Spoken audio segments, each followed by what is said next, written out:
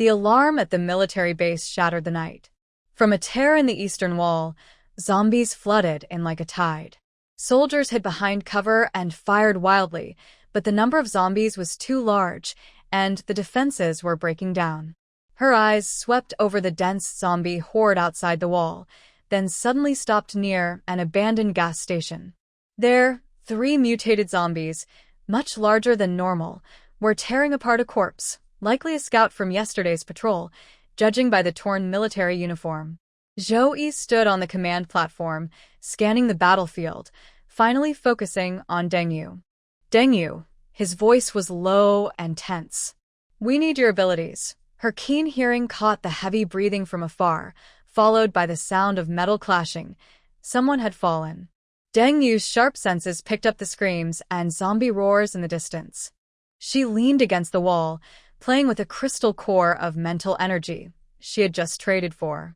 She looked up at him with a cold smile. "Oh, Captain Zhou, are you asking me to work for free?" The officers in the command center exchanged glances.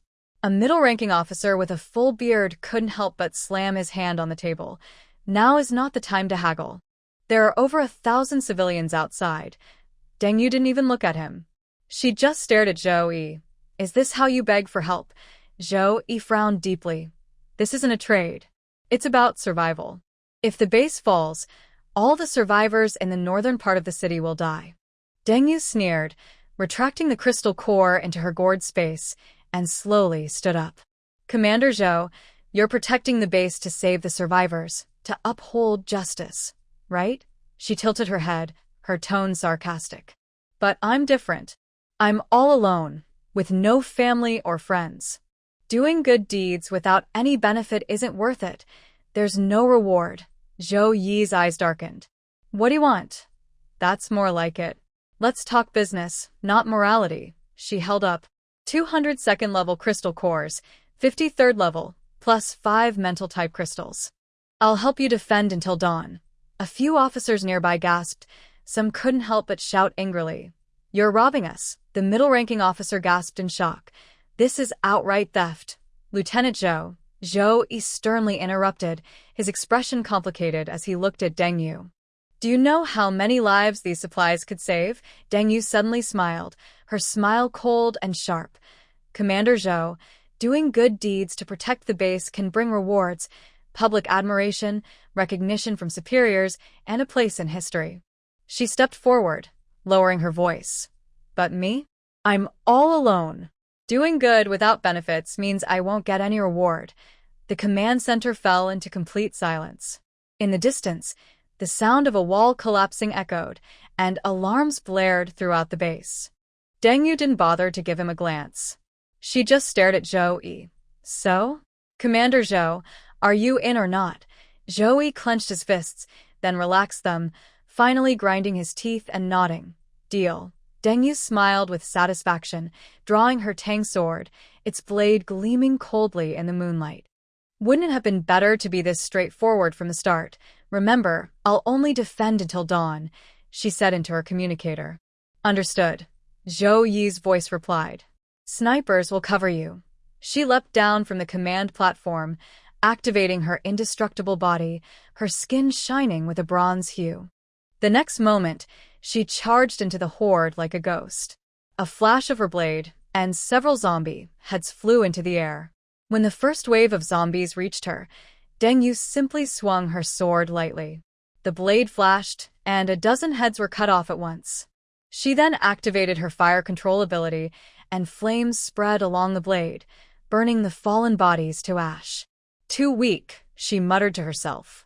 Zhou watched her back with a complicated look in his eyes. The deputy couldn't help but whisper, "Captain, this woman is too dangerous. Can we really trust her?"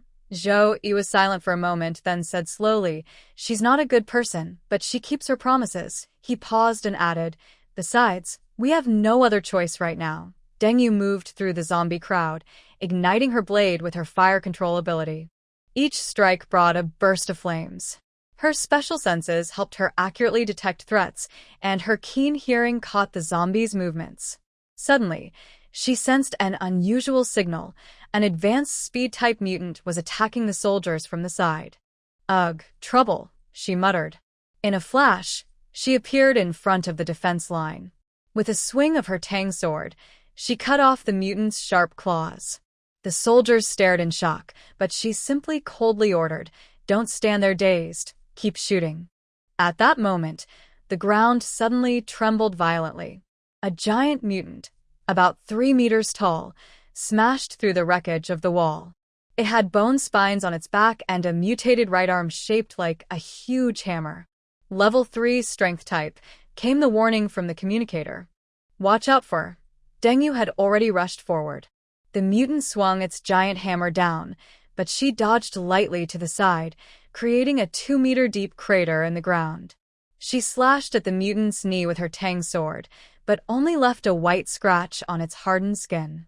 Ugh, interesting, she said. She jumped back to create distance and activated her water control ability. Moisture in the air condensed into countless ice spikes, shooting like a rainstorm into the mutant's eyes. While it was distracted by the pain, she infused her fire ability into her sword, turning the blade bright red. This time, the blade finally pierced through the mutant's defenses. Hot black blood gushed out, and the mutant roared loudly. So noisy. Deng Yu frowned. Suddenly, she took a quick step forward, stabbing her tang sword into the mutant's open mouth.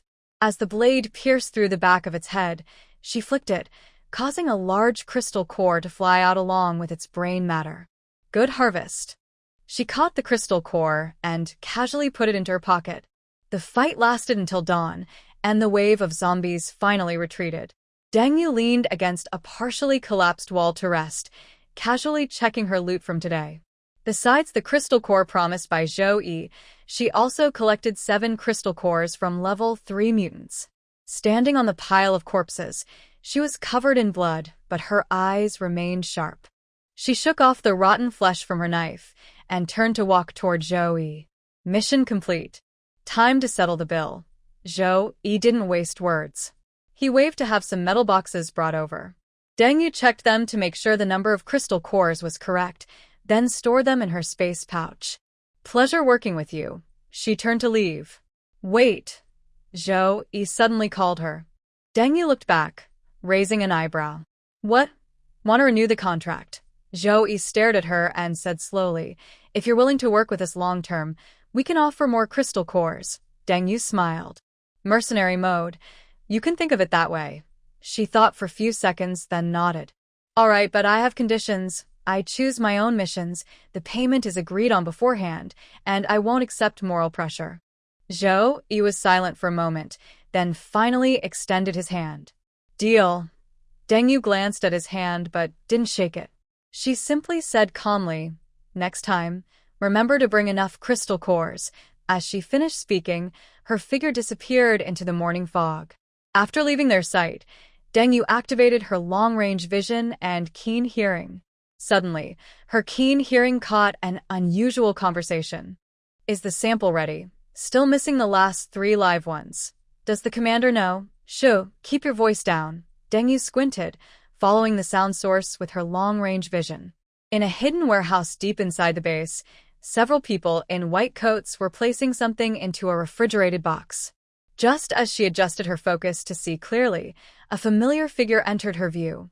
Zhou Yi's deputy, handing a test tube filled with purple liquid to one of the researchers. Interesting, Deng Yu whispered to herself. Zhou Yi stood in front of the holographic command map in the command center, his dark blue face showing he hadn't closed his eyes for over 36 hours. On the map, red dots representing the zombie horde were forming an encirclement in the northern part of the city. Lieutenant Lei handed over the electronic tablet and said, but our crystal core reserves are only 23%. Zhou Yi paused his signing and asked, where is the adrenaline Deng Yu brought last time? It's been distributed to the medical team, but Lei hesitated. The underground 3rd-floor laboratory has requested 5 more samples. Which laboratory? Zhou Yi suddenly looked up sharply. Lei's expression froze. Zhou Yi caught this subtle change precisely and grabbed his subordinate's collar. This is the last time I ask. What laboratory? Suddenly, alarms blared throughout the base. Red warning lights spun, turning the command center blood red. Soldiers' frantic shouts came through the communicator. Experiment subject breach containment. Repeat, experiment subject breach containment. When Zhou kicked open the airtight door on the third underground floor, the scene before him made his stomach tighten. 20 cylindrical incubation chambers were arranged in the center of the lab, each floating with a humanoid creature, some still showing human features, others mutated into monsters. Labels on the chambers showed dates and numbers, with the earliest dating back to 3 months before the zombie virus outbreak. This can't be. Zhou Yi's tactical flashlight illuminated the project name on the wall, Human Potential Activation Program. The signature was from the National Defense Science and Technology Committee, and the approving signature was his direct superior. Suddenly, all the incubation chambers opened simultaneously, and pale green liquid gushed out. From the closest chamber, a gaunt boy crawled out, with 3 tubes inserted into his neck. When he looked up, Zhou Yi saw his pupils were the grayish-white typical of zombies. Help! Help! The boy stretched out a deformed hand, and in the next second, his head suddenly exploded. Zhou Yi quickly raised his gun and turned around, seeing Lei standing at the door, holding a smoking silenced pistol. "Sir, you shouldn't be here," Lei said steadily, aiming his gun at Zhou Yi's heart. "This is a top-secret project." Deng Yu was still outside, slowly hunting zombies and walking back. Almost at the same time, a satellite phone rang. The caller ID showed a string of garbled characters, but Deng Yu's sharp hearing immediately recognized the heavy breathing. "Don't go back to the base." The voice crackled with gunfire and screams. "They are researching supernatural powers." The call suddenly cut off. Deng Yu looked down at the glowing crystal core in his hand and suddenly understood something. Zhou Yi leaned against the operating table in the pool of blood, with a gunshot wound bleeding from his left abdomen. Lei's body lay about 3 meters away, his neck twisted at an unnatural angle. This was the last close combat move he learned as a special soldier. The monitor showed that 7 test subjects had escaped the laboratory and reached the ground. Among them, a giant mutated creature called Reaper was tearing apart the turret of an armored vehicle. Ordinary bullets had no effect on it. Zhou Yi struggled to pick up the communicator. "All units, pay attention. Activate. Orange plan." Blood foam seeped from his mouth with each word. "Priority. Evacuate.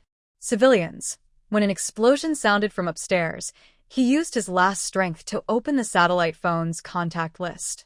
His fingertips hovered over the name, Deng Yu, for a long time before finally moving to the headquarters alarm button. Suddenly, the ventilation duct burst open. Zhou Yi aimed his gun, but saw Deng Yu emerge from the smoke, a purple liquid still dripping from her tang sword. "You're quite a mess, Officer Zhou," she said, kicking aside Lei's body and crouching to check his wound. A penetrating wound, but no damage to the internal organs. "He won't die. Why? Come back." Zhou Yi's voice was hoarse and terrifying. Deng Yu took an adrenaline shot from her space gourd and injected it into his neck. "Because someone owes me a crystal core." Her gaze swept the laboratory. "By the way, do you know that these monsters you raised can talk?" Zhou Yi closed his eyes. "I don't know. This laboratory, I believe you," Deng Yu said decisively, tearing open his combat uniform to bandage his wound. "But the civilians outside don't believe. They only know the army is doing human experiments." Deng Yu cursed and hoisted Zhou Yi onto her shoulder. "Can we walk?" Zhou Yi struggled to stand. "East corridor leads to the civilian shelter." As they rushed into the corridor, a loud tearing metal sound came from behind. The 3-meter-tall Reaper squeezed through the security door, its spine protruding with the purple glow of a crystal core. Its head, however, was fully human, a man in his 40s. "Teacher," the mutant uttered indistinctly, its cloudy eyes fixed on Zhou Yi. "Why?" Zhou Yi's body trembled violently. "Professor Li?" Deng Yu's tang sword was already drawn. "Time to end the reunion." She pressed a level 3 crystal core into Zhou Yi's hand, saying, "Use it to restore your strength or wait to die." In front of the shelter's iron door, a blood-covered soldier aimed his gun at them. "Stop." Experiment subjects are not allowed inside. Zhou Yi staggered forward. I am Commander Zhou Yi of the 7th Special Task Force. Open the door immediately. The soldier's gun remained steady. Sir. Is the person behind you an experiment subject? Deng Yu finally noticed her pupils turning orange. She had activated her third form. She suddenly burst into loud laughter, her voice echoing in the narrow corridor. Amazing, this is really amazing. Commander Zhou, it looks like we've both been tricked. With 2 minutes left on the countdown, Zhou Yi made a decision. He pressed the military terminal on his wrist, transferring the highest authority to the deputy commander, then turned to face the Reaper. Go ahead without me, he told the soldier. I'll hold them off. Deng Yu rolled her eyes and quickly pushed him into the shelter. Save your heroism, she said. I'll handle your old professor. As the heavy explosion-proof door closed, Zhou Yi looked at Deng Yu one last time. Her eyes had turned completely purple, but she still wore that familiar mocking smile. Remember to prepare the crystal core. Mercenaries don't get credit. The monitor room's screen glowed coldly, showing 17 different views of a disaster in the underground 3rd-floor laboratory. Deng Yu's fingertips brushed the last console button. After confirming all cameras had turned to blind spots, she activated her water control ability. The moment her water power was triggered, scattered water droplets instantly turned to mist. The entire corridor was filled with thick white fog, reducing visibility to just 30 centimeters. On the monitor, only a blurry milky white remained, with faint blue lightning swimming like deep-sea fish. The security system has been activated, a mechanical female voice echoed through the fog. Experiment subjects E07 to E13 in elimination mode. Deng Yu's military boots silently crushed broken glass on the floor. Her keen senses picked up 7 different heartbeat signals, 3 crawling in the left ventilation duct, 2 wandering in the right side laboratory, and the remaining 2 hanging upside down above the fire sprinkler system on the ceiling. I found you, she whispered with a smile, a trail of ice crystals forming as her Tang sword was drawn. The first to attack was the canine-shaped mutant codenamed E07. It used to be human, but now it crawls on all fours like a stripped Doberman, with its spine piercing through its back skin, forming jagged bone blades. In the thick fog, it makes a distinctive click-clack sound, the noise of its jaw dislocating and repeatedly opening and closing. Deng Yu did not hide. Her indestructible body stopped E07's sharp claws just 5 centimeters from her throat, producing a harsh metallic screech. She slashed her sword diagonally from bottom to top, and the icy frost wrapped around the blade flowed into the mutated creature's body through the cut. With a simple word, E07 suddenly exploded from inside. Countless ice spikes pierced its many wounds, pinning the approaching E08 against the wall. Deng Yu shook off the black blood frozen on her blade, then stepped on and shattered E08's attempt to regenerate its brain. The alarm in the control room changed tone. Warning, E09 has entered the 2nd stage of mutation. Suddenly, the white fog turned a strange green. The hunched figure of E09 crawled out from the shattered observation window of the lab. Its body was covered with tumor-like growths, each topped with bloodshot eyes. When it opened its mouth, a ghostly glow like phosphorescence lit up deep in its throat. Psychic contamination. Deng Yu raised an eyebrow. The gourd-shaped tattoo on her chest suddenly heated up. The eyes on its body oozed black blood at the same time, and E09 let out a scream like a baby's cry. The horror of the 2nd stage mutation was now fully revealed. All the eyes on the tumors burst simultaneously, and dark green pus shot out like a rainstorm. As Deng Yu dodged at the last moment, a honeycomb pattern of holes was etched into the 3-centimeter-thick bulletproof glass behind her. Troublesome, she muttered, controlling water with her left hand and fire with her right. Steam formed a shield in front of her, and the pus vaporized into a pungent green smoke upon contact. E09 lunged forward, but was suddenly trapped by an ice prison rising from the ground. Deng Yu's blade tip touched the ice prison. Do you know what ice and fire really means? Inside the ice prison, blue-white flames suddenly ignited. E09 twisted and distorted between absolute 0 and 3,000 degrees Celsius, eventually exploding into steaming shards of ice. For left, she suddenly turned her head, holding her sword horizontally. With a ding, she blocked E10's tail blade. This mutated creature, resembling a scorpion, had somehow circled behind her, and the venom dripping from its tail hook corroded the ground, leaving white smoke. E10's compound eyes reflected Deng Yu's suddenly vanished figure. In the next second, its 6 limbs broke apart. Her invisibility ability was perfectly suited for the fog. When it struggled to spray venom, it discovered that its tail needle had somehow been frozen into the fire sprinkler on the ceiling. Goodbye. Deng Yu snapped her fingers, activating her fire-controlling ability to ignite the alcohol disinfectant inside the pipe. E10 turned to char in the blue flames. Suddenly, the ventilation duct collapsed. E11 attacked at a speed faster than the eye could see. It was the only one of the 7 test subjects still resembling a human, even wearing a torn white coat. But its hands had transformed into 2 bone knives, which made sharp cracking sounds as they swung. Speed type. Deng Yu's Tang sword clashed with the bone knife, sparks flying. E11's attack was fierce, with dozens of afterimages created by the fog. Its most dangerous strike brushed her cheek, drawing a thin line of blood. Her nearly invincible body was actually pierced. Deng Yu licked the blood at the corner of her mouth and suddenly smiled. Interesting, she removed all her defenses and relied solely on her physical speed to fight E11. Their weapons collided 17 times in just a tenth of a second, creating a high-pitched ringing of metal. When E11's bone knife struck for the 18th time, Deng Yu's pupils suddenly glowed purple. Too slow, the Tang sword bent back in a strange, impossible angle, its blade wrapped in a metallic energy that vibrated with a sawtooth pattern. E11's right arm was cut off at the shoulder, but it surprisingly caught the falling bone knife with its left hand and continued attacking.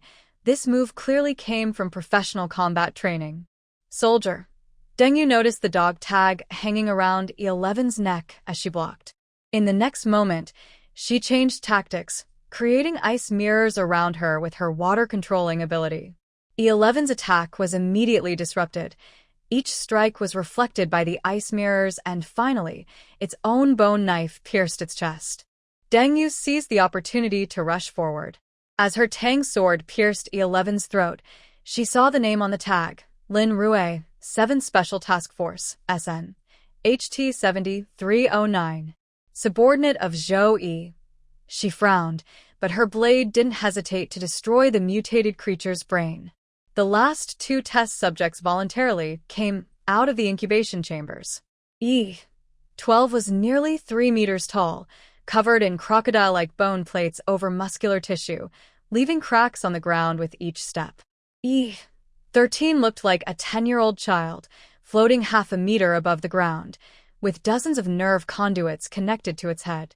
Power type plus mental abilities. Deng Yu moved her neck. Finally, some challenge. E13's eyes suddenly lit up with blue light as it charged forward.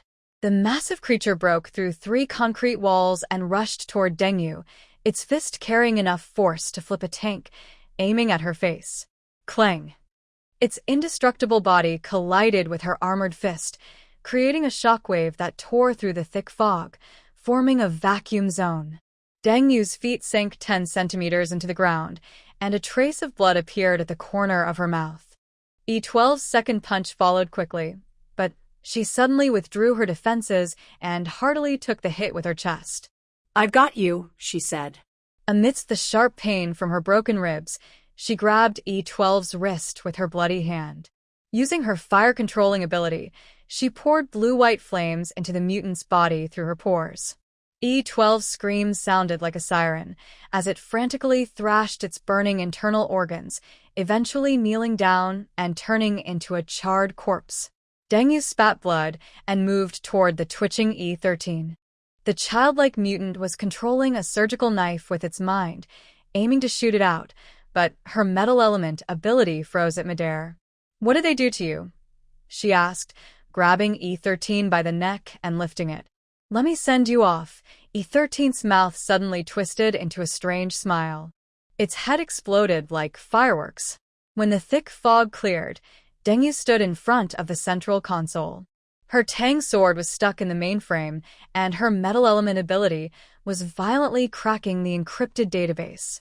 The screen displayed rapidly scrolling data. As she turned around, the door to the surveillance room was blown open by a rocket, and 12 fully armed purifiers rushed in. The leader, wearing a gas mask, said, "Miss Deng, we are grateful for your help, Commander Zhou." Deng Yu's sword tip dripped with a mixture of blood and other fluids. "I have no patience left," she said, dropping her Tang sword. Without hesitation, she unleashed her fire-controlling ability with all her strength. She slowly raised her hands, her mouth puffed up as if about to spew a torrent of flames like a dragon's breath, sweeping across targets within 100 meters. The air twisted, and the blazing white flames poured down like a celestial river, melting steel and turning concrete into glass.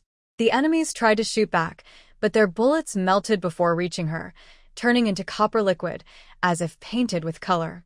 She kept spraying flames, plunging the entire area into a sea of fire.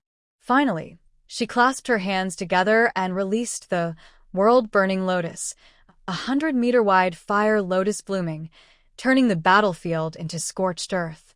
The laboratory and the 12 heavily armed guards were reduced to ashes.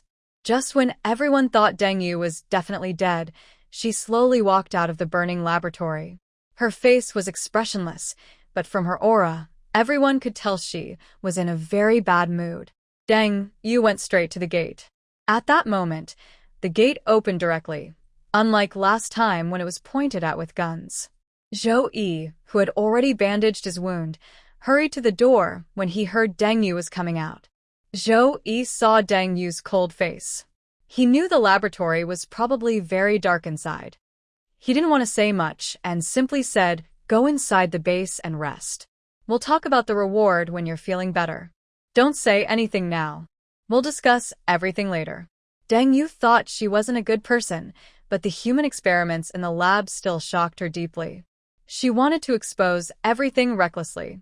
But just now, she realized she had to burn the lab down. It was shameful, and if she exposed it now, there would be no benefit. The already fragile system of the base might collapse immediately. She thought that the lab's problems should stay inside the lab. Still, she wanted to ask Zhou Yi what kind of person he was. "Zhou Yi, just now you wanted to be the one to hold the line. What do you plan to do?" Zhou Yi was surprised. He didn't expect Deng Yu to ask such a question. "I would use TNT and explosives to everything up," he replied. Deng Yu understood Zhou Yi's answer. He seemed to have principles, but risking his life to cover for others was a bit foolish. Deng Yu wouldn't do that. Her main reason for burning the lab was simple: trash should all die. Burn it completely. Following Zhou Yi, Deng Yu smoothly entered the northern base. The tall concrete walls, dense machine gun towers, and patrol soldiers all showed how heavily guarded this place was. The outer wall allowed people to enter easily. Inside, there were checks to prevent zombies from affecting the queue. Infected people wouldn't be allowed to enter and infect the residents inside. All newcomers need to register and undergo a health check, Zhou explained. This is to prevent infected people from sneaking into the base. There was a long line at the registration desk. Deng Yu didn't need to wait. After her check, she entered the inner city. Suddenly, she heard a familiar but unpleasant voice. "Yeah? Is that really you? Mom misses you so much." Deng Yu froze completely, then slowly turned around and saw a fake, pretentious face, Lin Meiji, the lady of the Deng family, her biological mother, and one of her abusers. At this moment, Lin Meiji no longer looked like a noble lady. Her designer clothes were dirty, and she wore a fake smile. Behind her stood Deng Zhangwo, leaning on a cane, along with 4 sons who were all disabled, and in the middle, Deng Wan, the pretend daughter loved by everyone. "Yeah, we've been looking for you for so long." Lin Meiji excitedly tried to hug Deng Yu, but she sidestepped. "Ma'am, I think you have the wrong person," Deng Yu said coldly, her voice quiet but loud enough for everyone nearby to hear. I don't remember any mother locking her own daughter in the basement for 3 days without food just because she accidentally damaged Dangwon's clothes. Lin Meiji's face instantly turned pale. You. What are you talking about? Need me to remind you of more? Deng Yu sneered. Like when I was 17, Dangwon falsely accused me of stealing her necklace, and you immediately whipped me 20 times with a belt, leaving my back torn and raw, so I couldn't even attend gym class. People in line around them started whispering, their eyes filled with contempt as they looked at Lin Meiji. And my dear father, Deng Yu turned to the pale-faced Deng Jiangwo. At a business dinner, you publicly called me a hillbilly from the countryside, saying I wasn't worthy to be part of the Deng family. Do you remember? Deng Jiangwo's face flushed with anger. Rebellious girl. That was because of your improper behavior. Improper behavior? Deng Yu laughed loudly. Are you talking about me refusing to give Dangwon the family heirloom, or about me exposing fourth brother Deng Yu for bullying classmates at school? Her 4 disabled brothers looked shocked. Deng Qin stepped forward, ready to hit her, but Deng Yu shot him a look that froze him in place. Big brother wants to relive old memories? Deng Yu said softly. Like when you locked me in the basement and only gave me a bowl of spoiled rice every day. Too bad your legs are now disabled. You probably can't catch me. The crowd's whispers grew louder, and some even spat at the Deng family members. Enough! Zhou Yi suddenly appeared, stopping the chaos. Miss Deng was personally invited by me as a special guest. She doesn't need to live in the common area with you. Please stop bothering the important members of the base. A hint of jealousy flickered in Dangwon's eyes, but she quickly forced a gentle smile. Captain Zhou, Deng Yu has loved to lie since she was a child. Don't be fooled by her. Our family loves her very much. Really? Deng Yu interrupted her. Like during the zombie outbreak, did you leave me behind to run away? I was locked in a room, begging for help, but you told me to let the zombies bite me to death. Do you want me to show more proof of love? Dangwon's face turned pale. She took a few steps back and hid behind her mother. Zhou Yi looked at Deng Yu with a hint of sympathy. Miss Deng, I will take you to a special residential area. These people won't bother you anymore. Deng Yu nodded and glanced at the Deng family members, who looked ashen. Let me give you some advice. In the end times, debts must be paid. We have plenty of time ahead. Led by Zhou Yi, Deng Yu left the registration office and headed toward the high-end villa area at the center of the base. She could feel the resentful gazes from the Deng family behind her, but at this moment, her heart was filled with a thrill of revenge. This is just the beginning, Deng Yu thought coldly. How they treated me in my past life, I will make them pay 100 times over in this one. Zhou Yi arranged a small, independent house for her on the edge of the base, with a wide view that made it easy to observe the outside world. It's a bit far from the main city, but it's very quiet, Zhou Yi explained. Considering your abilities, I thought you wouldn't like a noisy place. Deng Yu nodded. Thank you. This suits me perfectly. About your family. Zhou Yi hesitated. If you need, I can arrange for them to stay away from you. No need, Deng Yu sneered. Let them live in the civilian area.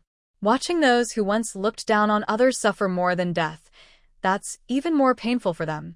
Zhou Yi looked at her thoughtfully, but didn't ask further. There will be a safety meeting at the base tomorrow.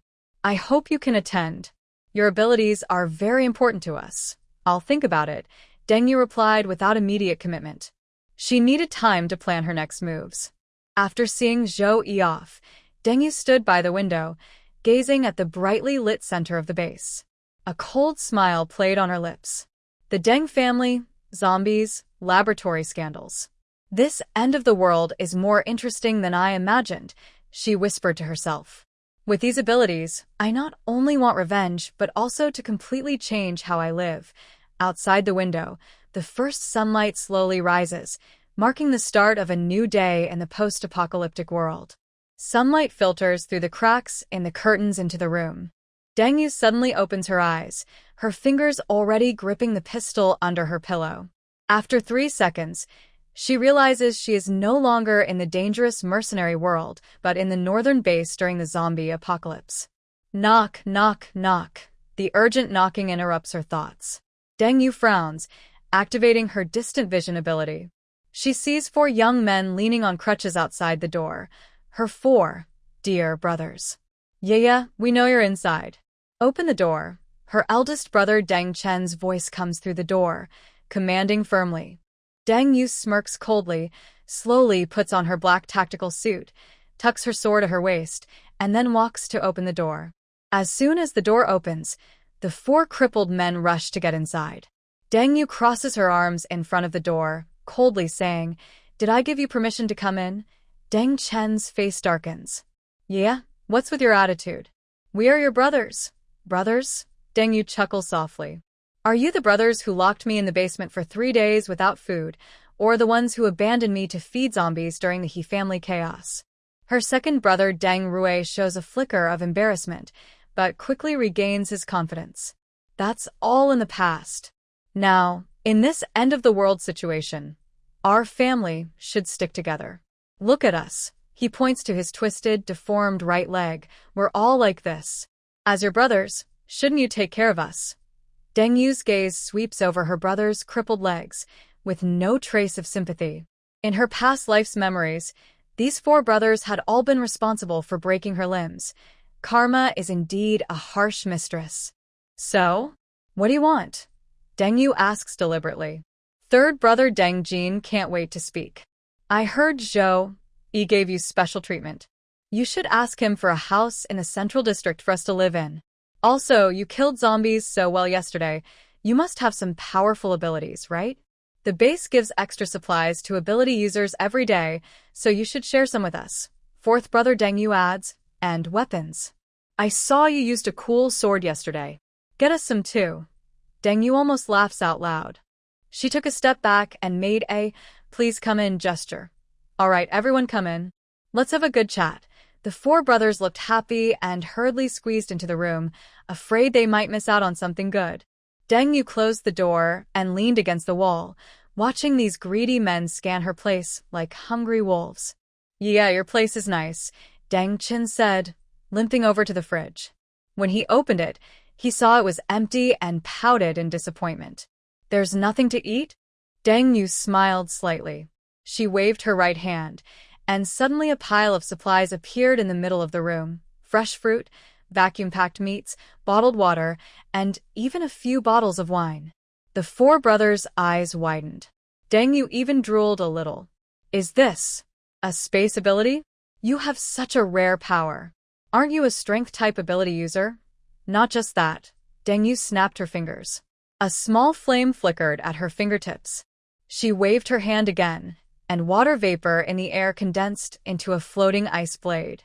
The brothers' expressions changed from shock to joy. Deng Rui excitedly patted his thigh. "Great. With such a powerful sister, we can walk around the base freely from now on." "Really?" Deng Yu retracted her abilities, and the supplies instantly disappeared. "Unfortunately, none of this is for you." The room fell silent. The four brothers' faces froze as if paused. "What do you mean?" Deng Chen's face turned pale. Deng Yu stepped in front of Deng Chen, close enough to smell his unwashed scent from days. "It means I won't give you a single hair. You're ungrateful." Deng Chen raised his hand to hit her. Deng Yu easily caught his wrist. With a slight force, Deng Chen fell to his knees in pain. "Big brother, you're still so hot-tempered. Do you remember that year? You hit me because I accidentally knocked over your model. You slapped me so hard that my left ear was perforated. Do you remember?" She released his hand, kicked Deng Chen away, and turned to Deng Rui. "Second brother is the gentlest. He never hits me himself, but he likes to mention other mistakes I might have made when our father punishes me, making the punishment worse." Deng Rui's face turned pale, and he took a few steps back. Deng Yu looked at Deng Jin again. "Third brother is very clean, always says I'm dirty. Every time I sit on a chair, he wipes it 3 times with alcohol. In the end, he won't let me sit on any furniture at home." Finally, she looked at the youngest, Deng Yu. "As for fourth brother, you're the most special. You like to sneak into my room at midnight to check if I secretly bring a man home, claiming it's to protect my innocence." Deng Yu's face turned red. You lie. Whether it's a lie, you all know the truth in your hearts," Deng Yu said as she walked to the door, opened it, and said, "Now, get out of my place. If you dare to bother me again, I won't mind breaking your legs. The four brothers looked at each other. Finally, Deng Chen gritted his teeth and said, Deng Yu, you'll regret this. Without family support, you won't survive long in this world. Deng Yu laughed loudly. Look at you. For lame dogs talking about support. Here's good news. The longer I live, the more pain you'll feel. Because every day I survive, I remind you that your sister, once trampled under your feet, is now someone you can't reach. She pushed the four men out the door. Just as she was about to close it, Deng Yu suddenly pressed against the door. Wait. At least. Give us some food. We haven't eaten well for 2 days. Deng Yu tilted her head and thought for a moment, then smiled sweetly. All right. She tried to take out a moldy bread from her space, but there was none. Instead, she threw out a fresh loaf, stomped on it, and said, Here, this is much better than the rotten food you used to give me. Bang. The door slammed shut, leaving the four men outside, furious and helpless. Deng Yu leaned against the door and took a deep breath. The taste of revenge was sweeter than she imagined. But this was just the beginning. The Deng family still had many others who would pay the price. She walked to the window and saw her four brothers limping away, cursing under their breath. Suddenly, her keen hearing caught Deng Chen's low voice. Tell Xiao Wan not to worry. Once we get that thing, let's see how long she can keep acting tough. Deng Yu squinted. That thing? What was Deng Wan planning? Was she still thinking about the gourd pendant? As she pondered, the doorbell rang again. Impatient, Deng Yu activated her distant vision, but unexpectedly saw Zhou Yi standing outside, looking serious. She quickly adjusted her expression and opened the door. Captain Zhou, is there something so early in the morning? Zhou Yi looked around and whispered, Can we talk inside? It's important. Deng Yu turned sideways to let him in. After closing the door, she immediately set up a soundproof water curtain. This was a new use she discovered for her water-based abilities. The laboratory has a problem, Zhou Yi said directly. Someone is using live people for ability transfer experiments. Deng Yu raised an eyebrow. So what? In the end of the world, isn't that common? The problem is, most of the test subjects are innocent civilians from the civilian areas, while the beneficiaries are the relatives of the high-ups in the base. In the photo, a high-ranking official lay inside a device, with tubes inserted into his arm, connected to a thin, gaunt young girl. The girl's eyes were empty, like a walking corpse. Deng Yu's pupils shrank. In her past memories, she remembered that after the apocalypse, many abilities suddenly awakened among the high-ups in the base. Now she understood how it happened. Why are you telling me this? Deng Yu asked. Zhou Yi looked into her eyes. Because last night I saw your abilities, and I also saw the conflicts between you and your family. I need someone who isn't controlled by the base's power and has enough strength to help solve this. Solve it? How? Gather evidence, expose the experiments, but don't cause chaos in the base, Zhou Yi said with a bitter smile. In a zombie siege, internal chaos is like suicide. We need to eliminate the troublemakers without alarming the ordinary people. Deng Yu thought for a moment. She wasn't interested in saving the world, but if the lab's issues got out of control, it could threaten the stability of the base and her living environment. Moreover, some high-level officials were involved. This was a perfect opportunity for revenge. What can I get out of this? Her mercenary instincts made her ask the most important question directly. Zhou Yi seemed prepared. 202nd level crystal cores, 23rd level cores, and complete freedom of action, without any restrictions from the base. Deng Yu's eyes lit up. High-level crystal cores were exactly what she needed, and the freedom would allow her to take revenge on the Deng family without interference. Deal, she said, extending her hand. But I have conditions. Experiments must stop, victims must be compensated, and the mastermind must pay the price. The specific method. I will decide. Zhou Yi hesitated for a moment and nodded. As long as it doesn't cause a large panic. The two people shook hands and reached an agreement. Tonight at midnight, I will disable the guards in the Western District, Zhou Yi whispered before leaving. You have 2 hours. Deng Yu nodded and watched him go. After closing the door, she immediately started studying the blueprints. As night fell, Deng Yu changed into a black stealth suit, activated her invisibility ability, and quietly left her home. Using her far-seeing and listening skills, she easily avoided patrols and reached the laboratory at the northwest corner of the base. Outside the lab, a sign read, Medical Research Center, and there were 2 armed guards at the entrance. Deng Yu circled around the building, silently cut open the ventilation duct with her metal powers, and slipped inside.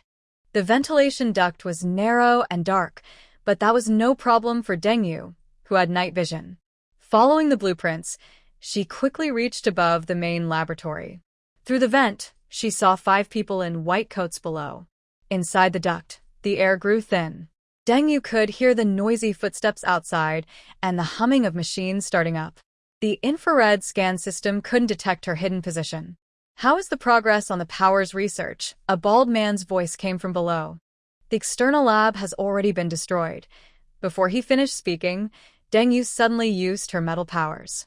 The metal shell of the ventilation duct twisted and deformed, tearing open like an invisible hand had ripped it apart. She leapt down right in front of the bald man, but he couldn't see her, only feel a gust of wind. "Who?" The man gasped in fear, eyes wide. Before he could shout, Deng Yu struck him with a hand chop to the neck. He collapsed like a pile of rotten mud. Other researchers in the lab screamed and ran away in panic. Deng Yu didn't chase them. Instead, she quickly headed to the control console, uploaded the evidence she had collected onto the computer, and connected to the base's public broadcast system. "Zhou, if you're listening, now is the time," she said into the walkie-talkie she found on the bald man. 3 seconds later, the entire base's broadcast system automatically turned on. The surveillance footage and evidence Deng Yu gathered appeared on screens throughout the base. Footage of high-ranking relatives receiving powers transplants, a list of test subjects, financial records. All the dirty dealings were exposed. "What's going on? Who's operating the broadcast system?" came the chaotic shouts over the walkie-talkie. "It's Minister. He and those researchers are conducting experiments on living people. Oh my, that's my neighbor's daughter. They say she was bitten by a zombie and died." Angry shouts erupted all around the base. Deng Yu smiled slightly, about to leave the laboratory when she suddenly heard a click, the sound of a gun being cocked behind her. "You ruined everything," said the soldier who was with Minister. He aimed his gun at Deng Yu. "I want you dead." Deng Yu didn't turn around. Instead, she raised her right hand, and a water shield instantly formed behind her. The bullets hit the shield, slowed down, and eventually floated harmlessly in the water. The soldier's face changed color. He kept pulling the trigger until his gun was empty. All the bullets were stopped by the water shield. Deng Yu then turned around. The water shield turned into countless water droplets, along with the bullets, falling to the ground with a tinkling sound. "Do you know," Deng Yu said as she slowly walked toward the pale soldier, "I hate 2 kinds of people. Bullies who hurt the weak, and traitors who turn their backs on others." She suddenly sped up and punched the soldier in the stomach. "And you've done both." The soldier hunched over and fell down, like a cooked shrimp.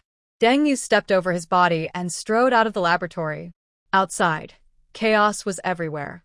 Civilians gathered in the square, angrily demanding harsh punishment for the high-ranking officials involved. Deng Yu concealed her presence and quietly returned to her home.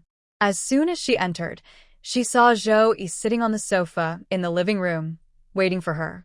"Very efficient," Deng Yu said, dispelling her invisibility and taking a bottle of mineral water to drink. "What happened to Minister's people? They've been controlled." Zhou stood up, his eyes shining with admiration. "You did better than I expected. Not only did you solve the problem, but you also showed the public the base's determination to handle this." Deng Yu shrugged. "I just hate those who use human lives as experiments." Zhou nodded. About that. "The high-ranking relatives as beneficiaries should also be punished. But they claim they were forced and what? The base also needs fighters. We plan to assign them to the front lines. If they can work hard, they can make up for their mistakes. We don't plan to purge them," Deng Yu sneered. "Do you think you can control everything? Are you sure they won't rebel and bite you back?" She put down her water bottle and said, It seems you are all too idealistic. Zhou Yi hesitated and asked, the situation outside is still very chaotic. Can we unite all possible forces? Deng Yu's eyes flashed with a cold light as she replied, the more chaotic it gets, the more we need to know what can be done and what cannot. You will regret it. Half an hour later, Deng Yu arrived at District D, the busiest area in the civilian zone. The houses here are small and old, the streets narrow and dirty, a sharp contrast to the tall buildings in the center. According to the address Zhou Yi provided, Deng's family lives in an old apartment on the edge of District D. Before reaching the door, Deng Yu's sharp hearing caught Deng Zhengwo's voice. We must protect Xiaowan. She is our only hope to stand firm in the base. That rebellious girl Deng Yu can't be trusted. But, sir, Lin Meiji's voice was tearful. Xiaowan has been talking with the officers in the base. But now Deng Yu is more useful to us. Shut up, Deng Zhengwo roared. Xiaowan was forced. It's for our Deng family. As long as we stay united, our family will rise again. Deng Yu sneered, canceled her invisibility, and deliberately walked heavier toward the Deng family's door. The door was unlocked, so she pushed it open and entered directly. In the living room, everyone from the Deng family was there. Deng Zhengwo sat like a fallen king. Lin Meiji and Deng Wan stood behind him. Four brothers sat on a broken sofa in the corner. Seeing Deng Yu suddenly appear, everyone jumped up as if they had seen a ghost. You. Eh? Lin Meiji was the first to react, forcing a smile. Why are you here? Deng Zhengwo quickly regained his dignity, straightening his posture. You still know to come back. Don't you even ask how your father is? Deng Yu looked around and noticed that although the house was old and worn, Deng Wan was still dressed beautifully, and there were fresh fruits on the table, something very rare in the civilian zone. It seems that although the Deng family has fallen on hard times, the young lady's treatment hasn't changed. Deng Yu mocked, her gaze fixed on Deng Wan. I wonder if those friends who supply you with resources have ever tasted such good fruit after the end of the world. Deng Wan's face turned pale, and she hid behind her mother. I didn't know that they sent it to me. Rebellious girl. Deng Zhengwo suddenly slammed the table. How dare you slander one like that? Slander. The end of the world has come, and supplies are very scarce. Isn't it obvious how she obtained her supplies? Deng Yu sneered coldly, as rare resources in the apocalypse are hard to come by and shouldn't be falsely accused. The room was silent. Deng Wan looked ashen, and Deng Zhengwo's face was grim. This must be their doing. Deng Zhengwo finally roared. Xiaowan would never do such a thing. Deng Yu didn't bother to argue. Instead, she asked, I heard you're organizing merchants to do something with the laboratory. Deng Zhengwo thought she was softening and immediately adopted a preachy tone. Yes. Yeah, it's time to contribute to the family. You have influence at the base, so you should stand up and reveal the darkness of the laboratory, then help the family gain benefits. Remember, family honor comes first. Family honor? Deng Yu suddenly laughed mockingly. Deng Zhengwo, do you know what I hate most about you? It's this fake face you put on. Deng Yu's voice turned as cold as ice. Do you remember when you hit me with a belt? You still want me to give you my shares in the group for free? Deng Zhengwo's face changed drastically. You're talking nonsense. That was for your own good. Lin Meiji started to cry. Yeah, how can you hold a grudge like this? Families argue sometimes. Argue? Deng Yu sneered. Is that what you call an argument? She turned to Deng Zhengwo. Speaking of family honor, I want to ask, do you want to also brag about your glorious deeds at the beginning of the apocalypse in the base? A flicker of panic appeared in Deng Zhengwo's eyes. What do you mean? It means, Deng Yu raised her voice to make sure the neighbors outside could hear. Who was it that pushed the bodyguards and servants out the door to buy time while you ran away during the first zombie attack? Who abandoned their own daughter and ran off with a fake daughter? You only need to open the door for the He family, but instead I was left to feed zombies. Isn't that right?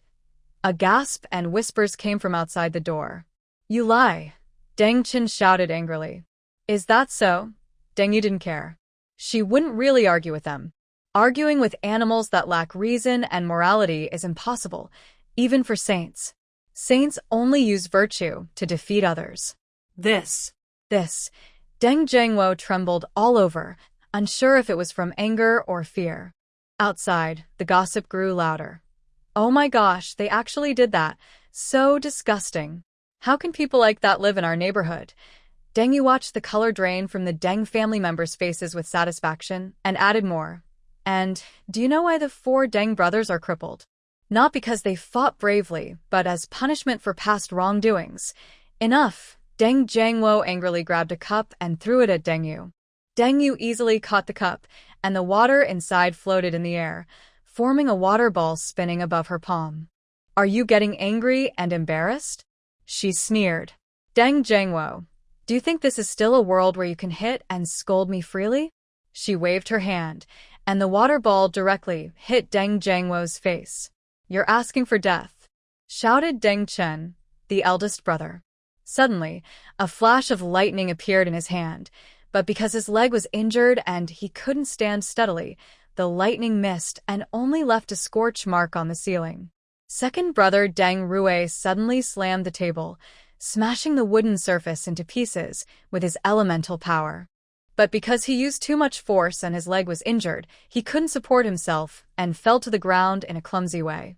Third brother Deng Jin tried to activate his ice powers, but because he was too emotional, he only formed a thin frost around himself, making him shiver.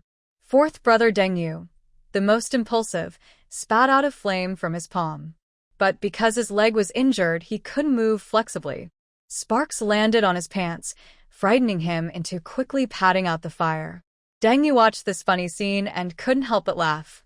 Look at you. 4 crippled dogs claiming to be elemental users. From today on, Deng Yu looked at everyone in the Deng family. I want you to remember, every time I see you living poorly in this base, I will be happy.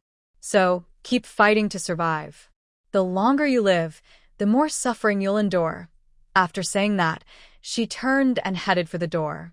The neighbors watching automatically made way, some even clapping. A few steps after she left, she suddenly felt a stabbing pain in her back, killing intent.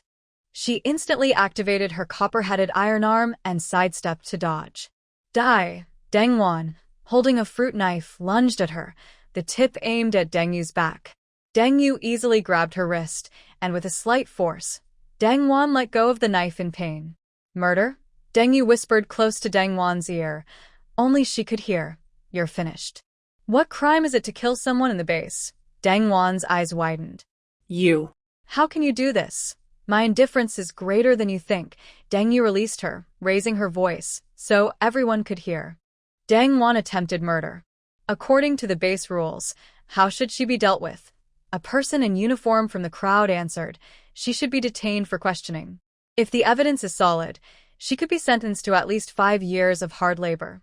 Deng Wan collapsed to the ground, crying as she clung to Deng Jiangwo's leg. Dad, save me. I don't want to go to hard labor. Deng Jiangwo's face changed, and he finally gritted his teeth. Deng Yu. She's your sister. Your family. Can you show some mercy? Deng Yu looked at the man who once made her predecessor afraid, now begging for mercy, like a poor beggar.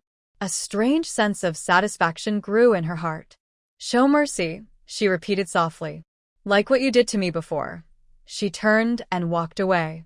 Behind her, Deng Wan's frantic crying and Deng Jiangwo's curses could be heard. But soon, these sounds were drowned out by the accusations of the onlookers. Back at her home, Deng Yu had just finished her shower when Zhou arrived. I heard you caused quite a stir in District D today, he said, handing her a box.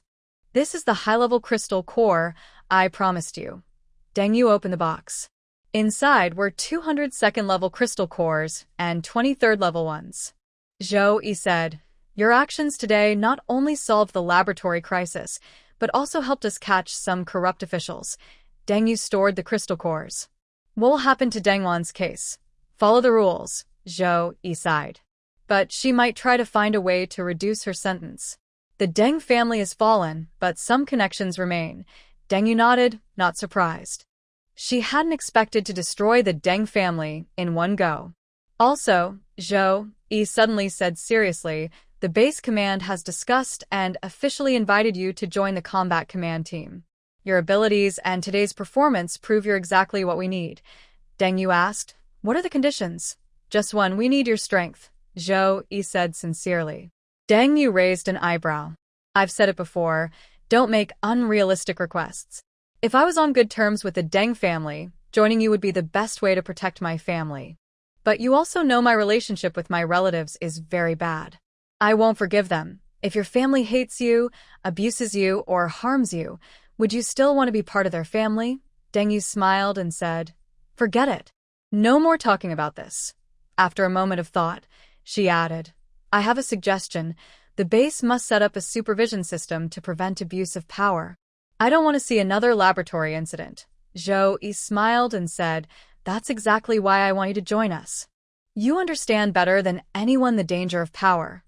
Deng Yu thought for a while but decided to stay independent. However, she didn't want to be too distant from the base. She said, "I'm used to working alone. Keep in touch with me via satellite phone. You gather the crystal cores, I handle the personnel. We can discuss any task."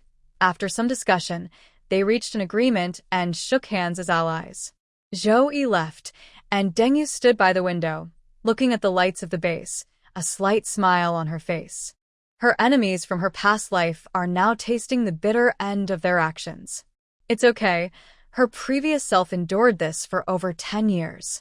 In a dark corner of the base, Deng Wan whispered to a group of dissatisfied people. Her abilities came out of nowhere. I saw her suddenly become stronger. She must have used some forbidden technique. 50,000. At least 50,000 zombies are heading toward the northern base. In the war room, the scout's voice trembled clearly. The projection on the wall showed images from a drone, a dense horde of zombies like a black tide, slowly but relentlessly advancing toward the base. Deng Yu leaned against the corner wall, arms crossed, watching the panic among the high-ranking officials. Zhou Yi had invited her to this meeting yesterday for a fee of 5 second-level crystal cores, and now it seemed the money was well spent. "We must activate the highest defense plan immediately." An elderly general with white hair slammed his hand on the table. "Recall all patrol teams outside. Concentrate forces to defend the walls." "I agree," a middle-aged woman with glasses nodded. "At the same time, we should evacuate residents from the outer civilian areas to prevent large-scale casualties if the walls are breached." There was a chorus of agreement around the table.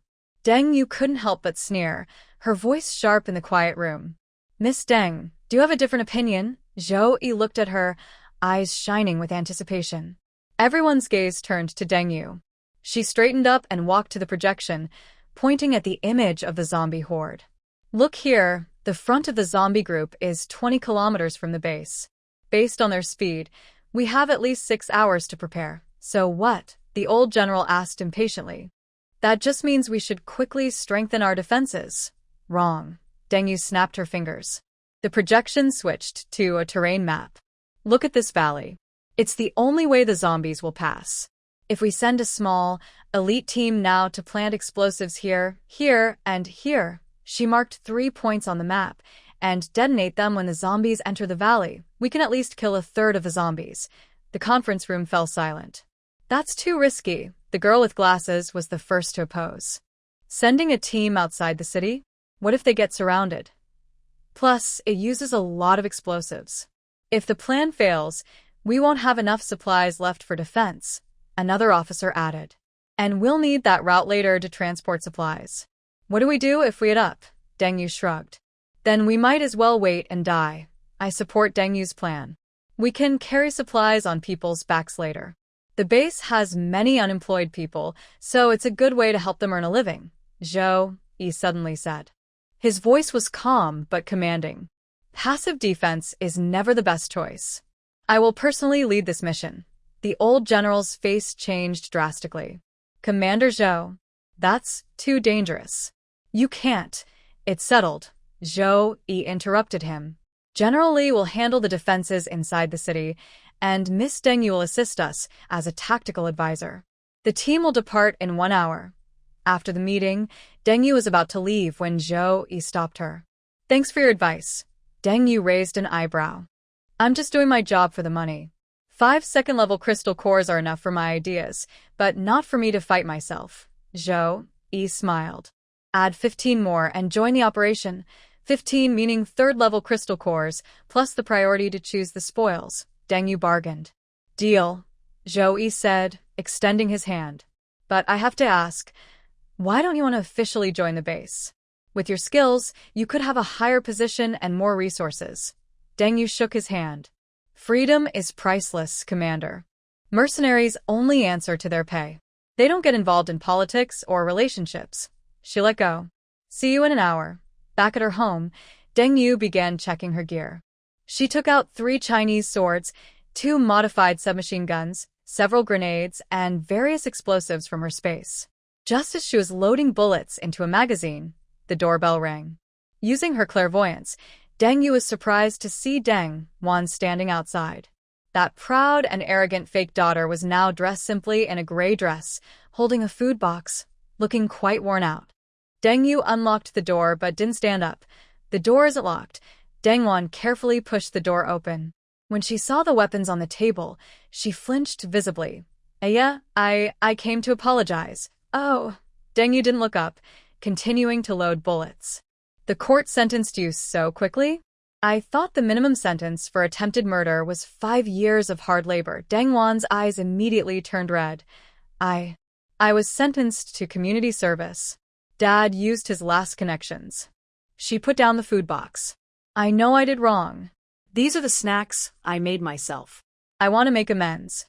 As the heroine, she only needed to do community service in this end-of-the-world scenario. Others would probably be sent to a labor camp. Deng Yu finally looked up, sizing up the woman who had caused her death in her past life. Deng Wan looked a lot thinner than last time, with dark circles under her eyes, clearly having a tough time recently. Put it down. You can leave now, Deng Yu said coldly. But Deng Wan refused to leave. Yeah, I really know I was wrong.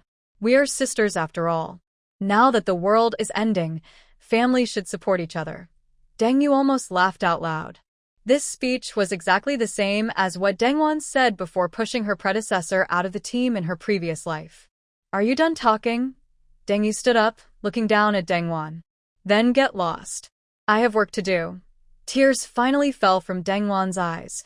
At least have some tea. I brewed it just for you. She took a thermos from the food box and poured a cup of fragrant tea. Deng Yu took the cup, noticing Deng Wan's fingers trembling slightly and her gaze flickering.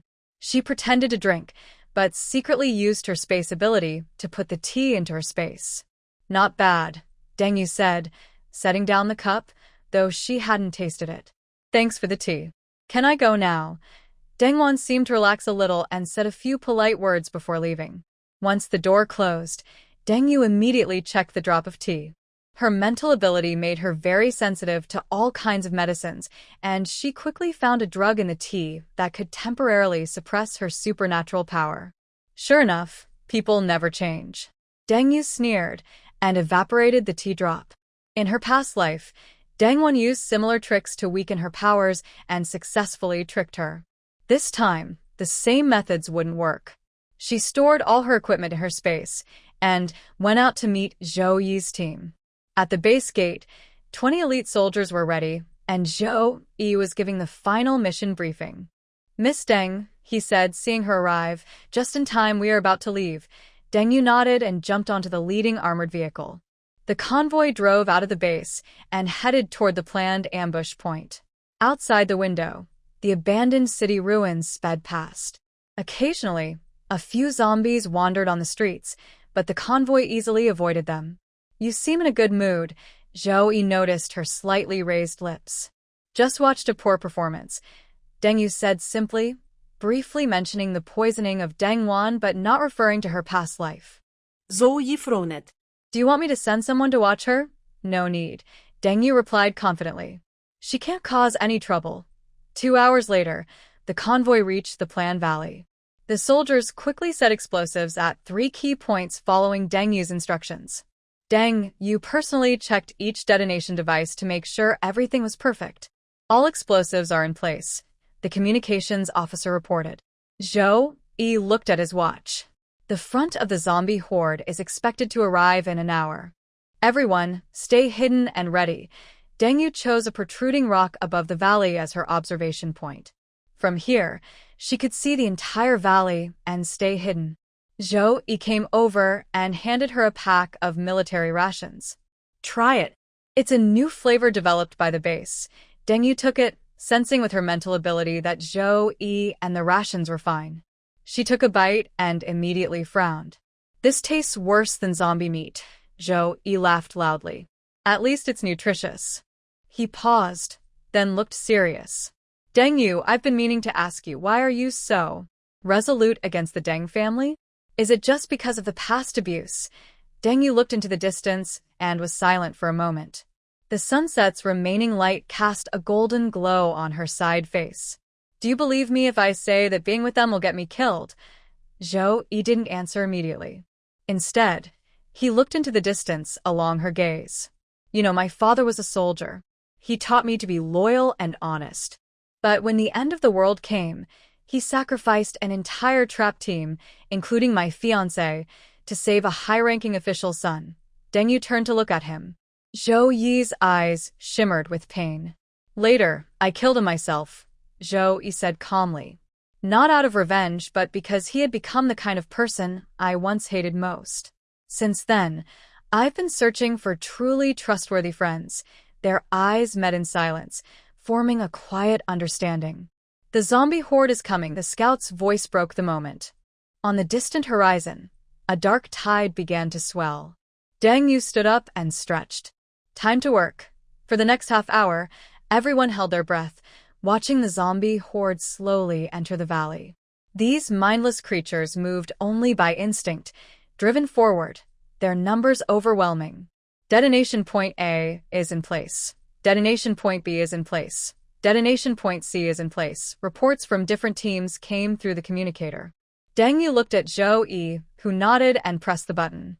Detonate. 3 deafening explosions rang out in succession. Rocks on both sides of the valley collapsed under the shockwave, and tens of thousands of zombies were blown apart or buried alive. Thick smoke and dust billowed into the sky, blocking out the sun. It worked, the soldiers cheered. But Deng Yu remained alert. Her keen hearing caught unusual sounds. Something's wrong. There are still a lot of zombies coming from the west side. Sure enough, after the dust settled, at least 20,000 zombies had avoided the explosions and were rushing from the west side of the valley toward them. Retreat. Everyone, retreat immediately, Zhou Yi shouted. The soldiers quickly gathered at the vehicles, but the zombies were faster than expected. The closest ones were less than 100 meters away. It's too late. Deng Yu drew her twin knives. Prepare to fight. She charged into the horde first, her blades flashing like silver lightning, decapitating zombies wherever she went. Zhou Yi and the soldiers also opened fire, but there were too many zombies. Soon, several soldiers were overwhelmed. Zhou Yi. To the left, Deng Yu shouted. Zhou Yi turned around and saw 3 mutated zombies rushing toward him. He fired his gun, hitting 2 of them, but the third was already very close. At the last moment, a wall of fire suddenly appeared in front of Zhou Yi, burning the zombie to ashes. Deng Yu had already come beside him, her left hand still burning with unextinguished flames. Thanks for the help, she said with a grin, then turned and charged back into the zombie crowd. The fight lasted nearly half an hour. With Deng Yu's special powers helping, they finally defeated the zombie team. When counting the soldiers, only 5 had been lost, which was a miracle for such a large battle. That was all thanks to you, Zhou Yi said sincerely on the way back in the car. Back at his place, Deng Yu just finished washing when someone came outside. She opened the door to see a hooded person. The hooded figure slowly pulled down his hood, revealing a scarred face. Under the dim light, the scars looked unnaturally purple-black, as if burned by some corrosive substance. My name is Chinamo. I used to be a material in the laboratory, he said in a hoarse, harsh voice, as if his vocal cords were damaged. Until Minister's people threw me away like trash. Thank you for destroying the lab. Deng Yu's tang sword pressed steadily against his throat. Get to the point. Chinamo took out a test tube from his pocket, filled with a strange purple liquid. This is an antibody extracted from my blood. It can fight the zombie virus. But more importantly, he lowered his voice. It can temporarily boost the abilities of mutants. What's the cost? Deng Yu asked sharply, sensing a trap. Chun Mo's mouth twisted into a grim smile. Smart. The cost is that after use, there will be a 24-hour period of weakness, and the powers will temporarily disappear. Deng Yu sneered and pushed the knife tip forward half an inch. Do you think I'll believe some stranger's medicine? You wouldn't, Chun Mo said without backing down. But tomorrow, the main zombie tide will reach the city walls, and some people plan to sabotage parts of the defenses at a critical moment, causing the military to suffer losses. You can use this medicine to save yourself then. Deng Yu's eyes narrowed slightly. Troublemakers? Many people in the base are unhappy with the current situation. They think the military's treatment is poor and you are too dangerous. Chun Mo placed the test tube on the table and said, use it or not, it's up to you. I only have one condition. If you survive, help me destroy all remaining research data in the lab. After speaking, he put his hood back on, climbed out the window, and disappeared into the night. Deng Yu stared at the purple liquid, thinking for a long time. Finally, she stored it in the most hidden corner of her space. She wouldn't use this unknown substance easily, but it's always good to be prepared. The darkness before dawn is the deepest. Deng Yu stood on the city wall, watching the approaching black wave. Even after yesterday's ambush, the zombie tide is still huge. Soldiers on the wall nervously checked their weapons, and a tense, fearful atmosphere filled the air. Are you nervous? Zhou Yi suddenly appeared beside her, dressed in full combat gear. Deng Yu shook her head. Just feels like a waste of time. We should attack first, before they fully gather. No, Zhou Yi interrupted her unexpectedly. We took a risk yesterday. Today, we must stay on the wall. The base can't afford to lose its main forces. Deng Yu pouted but didn't argue. As a mercenary, she only needs to complete her contract, not worry about the overall strategy. Zhou Yi seemed to see her thoughts and softly said, after this crisis is over, I have a proposal to discuss with you. What proposal? About forming a special forces team under your command, specifically for outside missions. Zhou Yi's eyes sparkled with anticipation. That way, you can stay independent and still get full support from the base. Deng Yu raised an eyebrow. Sounds good, but it will be expensive. Zhou Yi smiled. I never doubted that. Suddenly, an alarm sounded, interrupting their conversation. The zombie tide is now in its final charge. Get ready, everyone, Zhou Yi shouted, pressing his hands against the wall. His earth element ability activated, causing sharp stones to rise outside the wall, turning the first wave of zombies into minced meat. The soldiers cheered and opened fire. Gunshots, explosions, and zombie roars filled the air. Deng Yu jumped to the highest point of the wall. With a wave of her hands, fierce flames erupted from her palms, forming a wall of fire that burned dozens of zombies to ashes. Next, she activated her water control ability, turning the water in the moat into sharp water blades that swept across a wide area. The battle lasted for 2 hours, and the bodies of zombies piled up under the city wall. Although Deng Yu's power was strong, she was starting to feel tired from continuous use. Just as she was about to rest, she suddenly heard a strange loud noise. East wall section has been breached. Repeat, east wall section has been breached. A panic shout came from the communicator. Deng Yu's clairvoyance immediately focused on the east side. She saw a section of the wall collapse for some unknown reason, and a large number of zombies pouring through the gap. I'll handle it, she shouted to Zhou Yi. Before he could respond, she leapt off the wall, activating her invisibility midair, and quietly landed in the middle of the zombie horde. Once visible, Deng Yu used her super strength and her copper-headed, iron arm ability to fight. Her dual knives flashed with silver light, cutting down zombies like wheat. However, the gap was too big, and there were too many zombies. She couldn't stop them all alone. Do you need backup? Zhou Yi's voice came through the earpiece. Not for now, Deng Yu replied through gritted teeth. She then used her mental powers to control a few zombies, turning them against their own kind. This was a new way she had discovered to use her abilities, but it drained her mental energy quickly. But the situation was getting stranger. These zombies seemed to understand fighting tactics. The ones attacking her were mostly tough, strength-type zombies. Deng Yu sensed something was wrong. Usually, speed-type zombies would rush at her first, then be cut down with a few strikes. Just as she was about to further explore with her mental powers, she suddenly felt a sharp pain in her head, an ambush. Deng Yu spun around quickly and saw a masked person holding both hands to her temples, launching a mental attack. Looking for death, Deng Yu's body was protected by her indestructible body and mental defenses. She then kicked the attacker away with a swift kick. The masked attacker hadn't had time to retreat before Deng Yu appeared suddenly, grabbing her by the neck.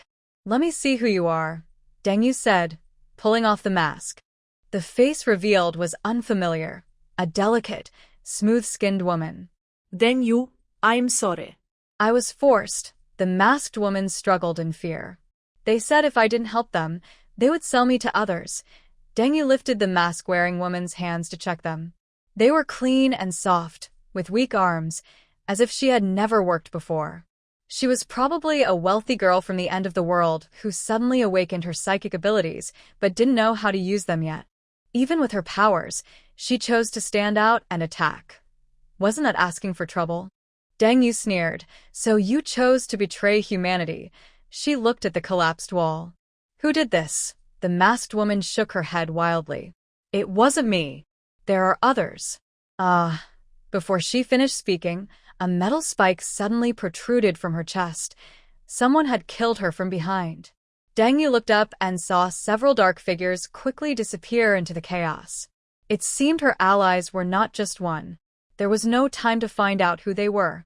The zombies had already broken through the defenses and were flooding into the base.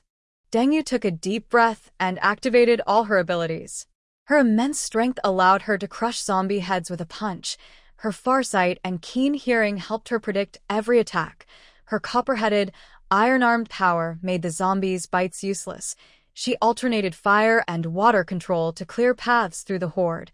Her mental powers even made dozens of zombies turn on each other. Most astonishing was her new use of the treasure gourd. She could directly store a zombie whose hand she had cut off into her space, then refine it inside the gourd.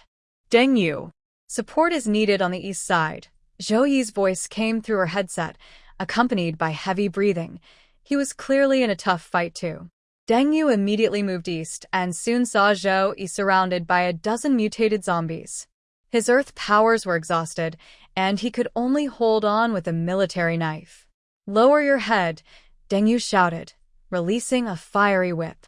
Zhou Yi ducked just in time, and the fire whip swept over him, setting 3 zombies on fire. Deng Yu seized the chance to rush into the circle and stand back-to-back with Zhou Yi. "It looks like you owe me twice now, Commander," Deng Yu teased, stabbing a surprise attack zombie with her water blade. Zhou Yi panted and smiled. "This time, I can offer my body in return." "Forget it, just pay in cash," Deng Yu said, both hands releasing flames and water simultaneously, creating a path in front of them. Their teamwork was smooth, gradually stabilizing the east side. Reinforcements finally arrived, using heavy firepower to suppress the zombies. With the last mutated zombie slain by Deng Yu's sword, the battle finally ended. The wall was a mess, but everyone's faces showed the joy of victory. Deng Yu's abilities played a decisive role in the battle, and the soldiers looked at her with almost admiring eyes. "Report on casualties," Zhou Yi said, still maintaining his commanding presence despite being exhausted.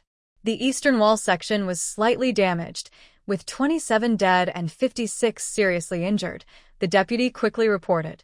"No casualties in the civilian area."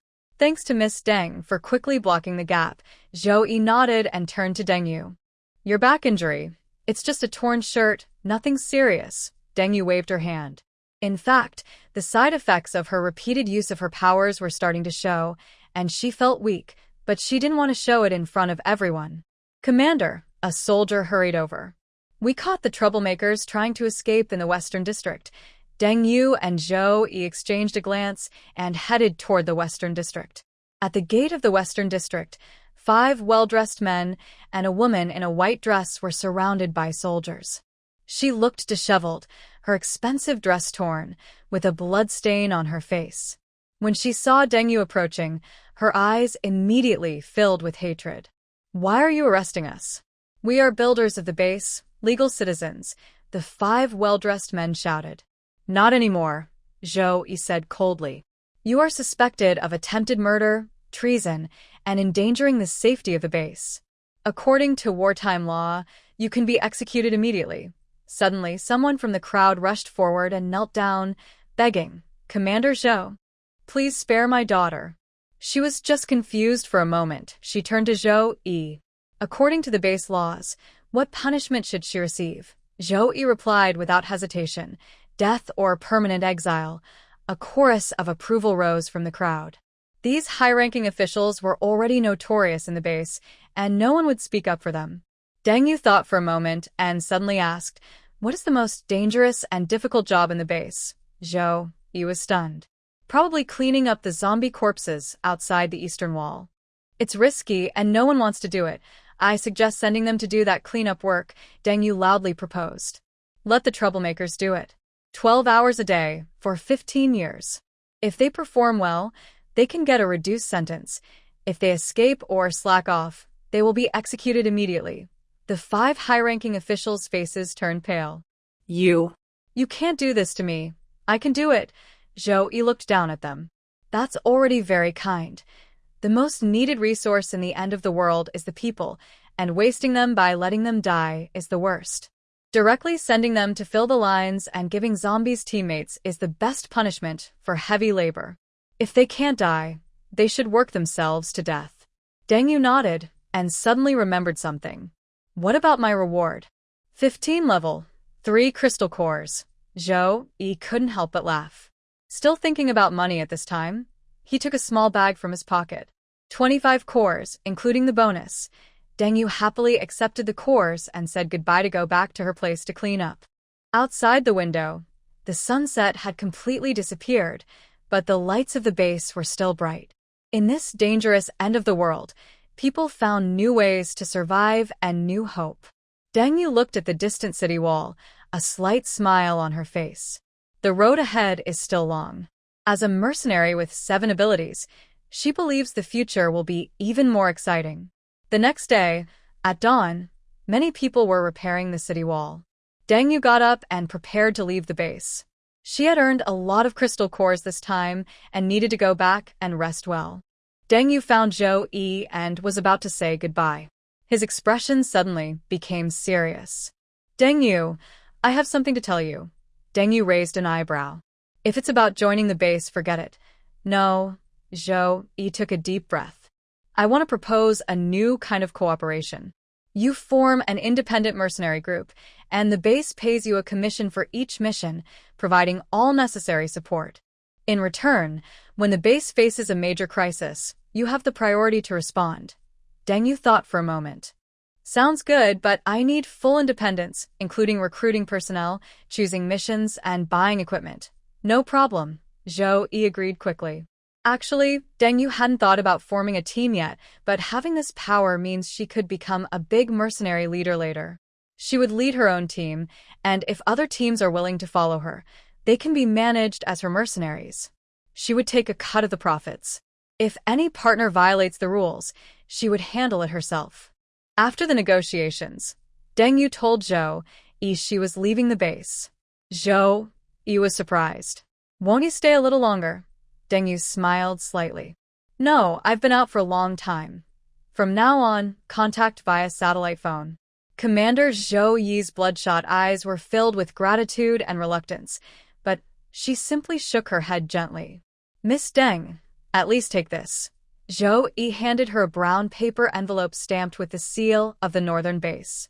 "Wherever you go, as long as you're near our base, this letter can help you." She took the envelope and casually stored it in her gourd space, which was filled with various weapons and supplies. "You can ask me for help with a crystal core." That was her last words. She saw Deng Yu off at the door. Deng Yu directly took out a motorcycle in front of Zhou Yi, started it, and sped away into the distance. Zhou Yi watched her figure disappear down the road. His comrade nudged him with his elbow. "Why didn't you keep her?" She's so powerful, Zhou. He looked speechless. You said she's so strong, so why stay here? A true dragon doesn't dwell in shallow waters. At this moment, Deng Yu stood at a highway break 10 kilometers from the base. The once busy road was now only twisted guardrails and rusted vehicle wrecks. Under the moonlight, those abandoned cars looked like metal corpses, telling of chaos and despair when the apocalypse arrived. She activated her long-distance vision, her pupils faintly glowing gold. The scene 3 kilometers away instantly became clear. An outline of an abandoned city flickered in the night, with a few fires indicating survivors were still there. Being so close to the base, it was either patrols or people who couldn't enter for some reason. Suddenly, her keen hearing caught a strange noise. She spun around sharply. 3 mutated zombies were climbing out of a drainage ditch beneath the road. They were taller than normal zombies, with abnormally developed muscles, purple-black veins on their exposed skin, and unnatural red eyes. Level 3 power-type mutants. Deng Yu squinted, her right hand forming a fist. A sharp-edged tang sword appeared instantly from her gourd space, its blade gleaming coldly under the moonlight. The first zombie let out a piercing roar and lunged at her at an incredible speed. Deng Yu remained still, activating her copper-headed, iron arm ability, her skin instantly shining with a metallic sheen. The zombie's claws slashed at her neck, only sparking a shower of sparks. Deng Yu's lips curled slightly, and she swung her tang sword. Infused with her golden element ability, the blade shimmered with a faint golden glow. The sword cut through the zombie's waist effortlessly, splitting it in half. Dark purple internal organs and rotten blood spray out, but just before they touch her, an invisible shield deflects them. This is another use of her water control ability, forming a water shield on her body for protection. 2 more mutated zombies rush toward her at the same time. Deng Yu swings her left hand, and a ball of hot flames appears out of nowhere, wrapping around the zombie on her left. The creature screams loudly, stumbles a few steps, and turns into charred remains on the ground. The zombie on her right takes the chance to get closer, but Deng Yu suddenly disappears. Her invisibility ability activates. The zombie, confused, stops moving and turns its rotting head from side to side, unable to find her. Here I am, she says. Her voice comes from behind. Just as the zombie turns around, Deng Yu's sword is already stabbed into its eye socket, with the tip piercing through the back of its head. She flicks her wrist, tilting the blade, splitting the zombie's head in 2. The fight ends quickly. Deng Yu brushes off the rotten flesh and brain matter from her sword, then uses her water control power to form a stream of water to rinse the blade. She's used to fighting at this level. Compared to the thousands of zombies she faced at the base before, these 3 mutated ones are just a warm-up. She squats down, uses the tip of her sword to pry open the zombie's head, and takes out 3 crystal cores. The cores shimmer with strange light under the moon, like frozen blood. The quality is average, but they can still be used to restore energy. Deng Yu puts the cores into her space. These cores from the mutated zombies are key resources for ability enhancement and valuable currency in the apocalypse. She continues forward, keeping her clairvoyance and keen hearing active. In the end of the world, the greatest danger isn't zombies, but humans who lose their humanity in desperate times. Zombies only want you dead, but humans might make you wish for death and be unable to die. 2 hours later, Deng Yu stands on the roof of an abandoned gas station at the edge of the city. From here, she can see most of the area. The once lively city is now silent, with broken glass on tall buildings, abandoned vehicles scattered on the streets, and some buildings still burning with thick smoke rising. Her eyes lock on a building in the city center marked First People's Hospital. There are faint lights inside, but the number of zombies around is strangely low, not too many, but too few. Interesting. Deng Yu activates her invisibility and jumps down from the gas station roof.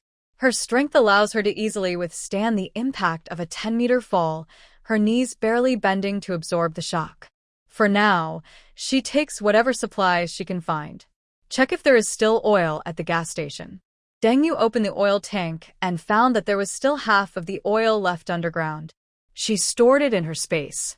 She then entered the store at the gas station, but unfortunately, it had already been thoroughly searched.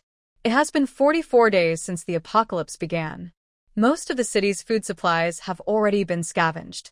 Since she cannot go out to find food, she would have starved within 7 days. From now on, supplies cannot be stored. They won't fit in her space. Food and resources outside will spoil after 2 or 3 years. Walking through the ruins, Deng Yu moved like an invisible ghost. Occasionally, scattered zombies appeared, but they didn't notice her presence. An hour later, she stood on the top floor of a commercial building across from the hospital, using her long-range vision to carefully observe the hospital. In front of the hospital's main building, 3 modified military trucks were parked on the square. The trucks had the words, "New Era," painted on them.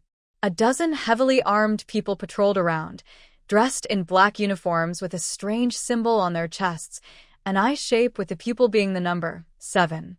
The New Era organization. Deng Yu frowned. She had heard of this mysterious group at the northern base.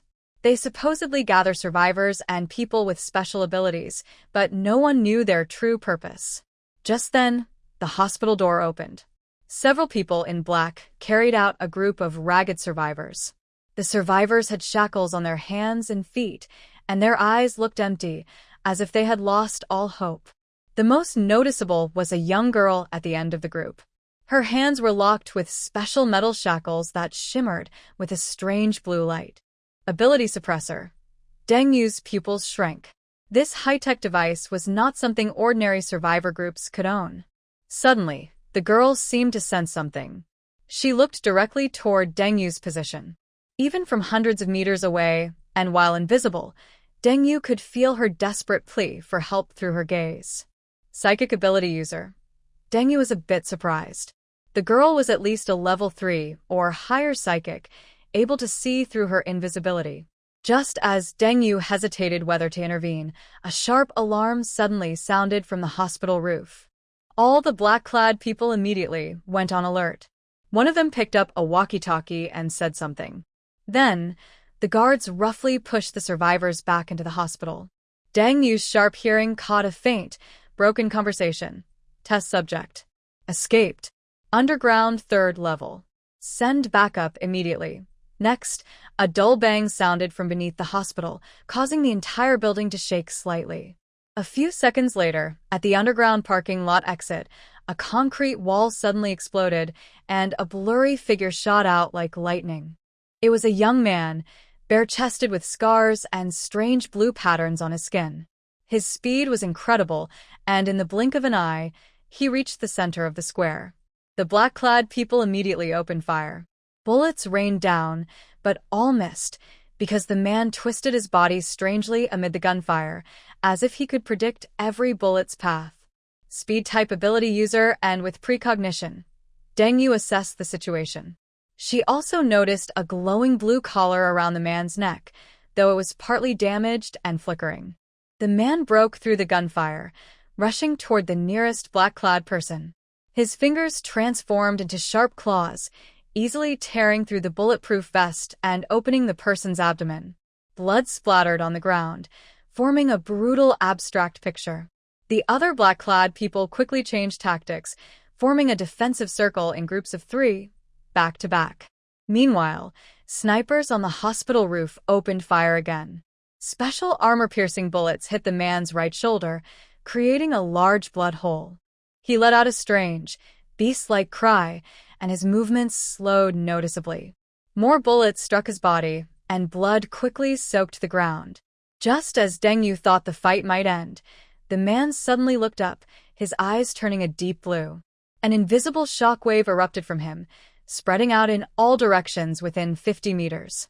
All the black-clad people nearby covered their heads and fell to the ground, bleeding from their eyes and noses.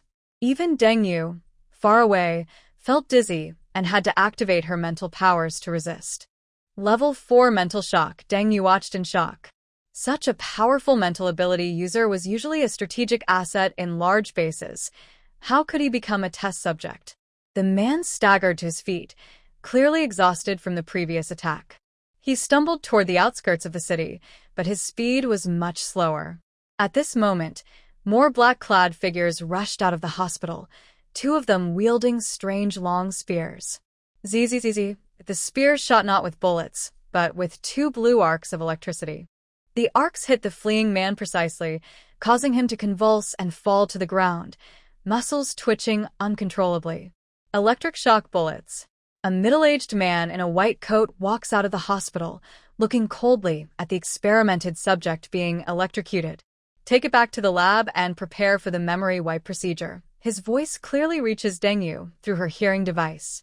Notify headquarters that experiment number 7 has shown unexpected evolution. Request permission for in-depth dissection research. Dengyu clenched her tang sword.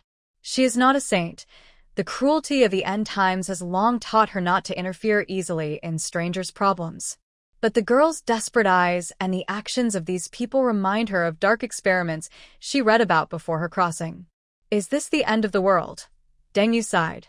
Her dormant system cannot give her advice, but her intuition tells her that there is definitely a conspiracy or darkness behind this new era organization. Time to stir things up. Seeing the black-clad people about to drag the man back to the hospital, Dengyu made her decision. She took a deep breath, activated her fire control and invisibility abilities, and leapt from the top of the building. It's time for these self-proclaimed masters of everything to see what true superpowers really are. Dengyu's body blurred into a faint shadow midair, her invisibility blending her into the night. The howling wind around her was automatically filtered by her hearing device, leaving only the chaotic footsteps and hurried breathing of the black-clad men below. When she was about 10 meters from the ground, she waved her right hand, gathering a blazing fireball in her palm. Her fire control ability activated, splitting the fire into 7 blue-white flames that circled around her. Who's there? The black-clad men on the ground finally sensed something unusual and looked up at the sky. But all they saw were 7 strange flames suddenly appearing, like falling stars. A slight smile appeared on Dengyu's lips. Just before landing, she canceled her invisibility. Her figure suddenly appeared in midair, her black coat fluttering in the wind, and her tang sword reflecting the cold moonlight. The well-trained black-clad men quickly spread out, forming battle formations in groups of 3. But Dengyu didn't give them time to react. The 7 fireballs scattered and flew toward different targets as if alive, while she herself shot forward like a cannonball, her tang sword slicing through the air with a golden arc. Pop! Pop! Pop! 3 heads flew into the air, their surprised expressions frozen on their faces. Dengyu didn't stop. She quickly turned her blade and cut the electronic shackles binding the experiment subject.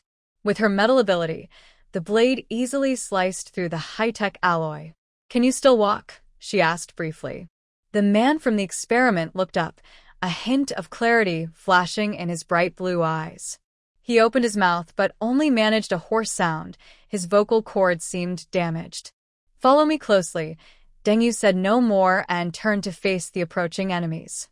More black-clad people rushed out of the hospital, some holding long guns that could shoot arcs of electricity. Dengyu squinted, her sharp eyes instantly locking onto all threats.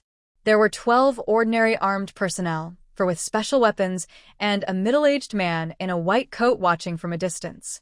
Zzz. The electric arc gun fired first, blue lightning tearing through the night sky. Dengyu didn't dodge or block. She waved her left hand, summoning a water screen to block in front of her.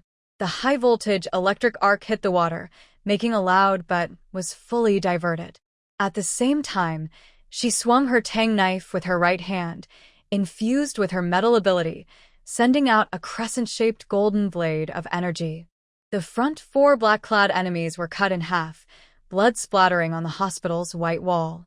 Superpower user. At least level 4. Someone shouted in fear. Dengyu sneered. Her body suddenly disappeared, her invisibility ability activated again. The black-clad enemies looked around in panic, unaware that death had already entered their midst. Screams echoed as Dengyu moved like a ghost through the crowd. Every time she appeared, a flash of her blade, and a life ended. She deliberately avoided enemies with special weapons, focusing on clearing the regular armed personnel first. After 10 seconds, only 6 black-clad figures remained on the square, standing back-to-back in a circle, nervously watching all around. Deng Yu's figure slowly appeared under the moonlight, standing just 3 meters away, her blade dripping blood. "Put down your weapons and answer my questions, and you might live." Her voice was as cold as ice. The man in the white coat suddenly clapped his hands and stepped forward slowly. Amazing, truly amazing. His eyes shone with fanaticism. Such a perfect combination of abilities, such efficient killing arts. "You must be the famous Grim Reaper from the northern base, right?" Deng Yu frowned slightly. She had never heard that nickname before. "Doctor, be careful," a man in black shouted. The white coat waved his hand, signaling his subordinates to relax. "Miss Deng, there's no need for hostility. The New Era organization is dedicated to human evolution research. Someone with your perfect abilities is our most valued partner." Deng Yu slightly raised her knife tip. "Release those test subjects." You mean these failed specimens?" The doctor shook his head regretfully. "They can't control their powers and only threaten social order. Our research aims to help more ability users evolve safely." "Nonsense." Deng Yu suddenly erupted, swinging her tang sword directly at the doctor's throat. Just as the blade was about to touch his skin, the 7 badge on the doctor's chest suddenly glowed with strange blue light. Deng Yu felt as if her blade hit an invisible barrier, and a strong rebound made her wrist go numb. "Such a pity," the doctor sighed, flicking his finger lightly. A powerful force hit Deng Yu's chest, knocking her several meters away. Her ability to turn her skin into metal activated automatically, giving her skin a metallic shine, but this still made her feel dizzy and weak. Deng Yu adjusted her posture in midair and landed steadily.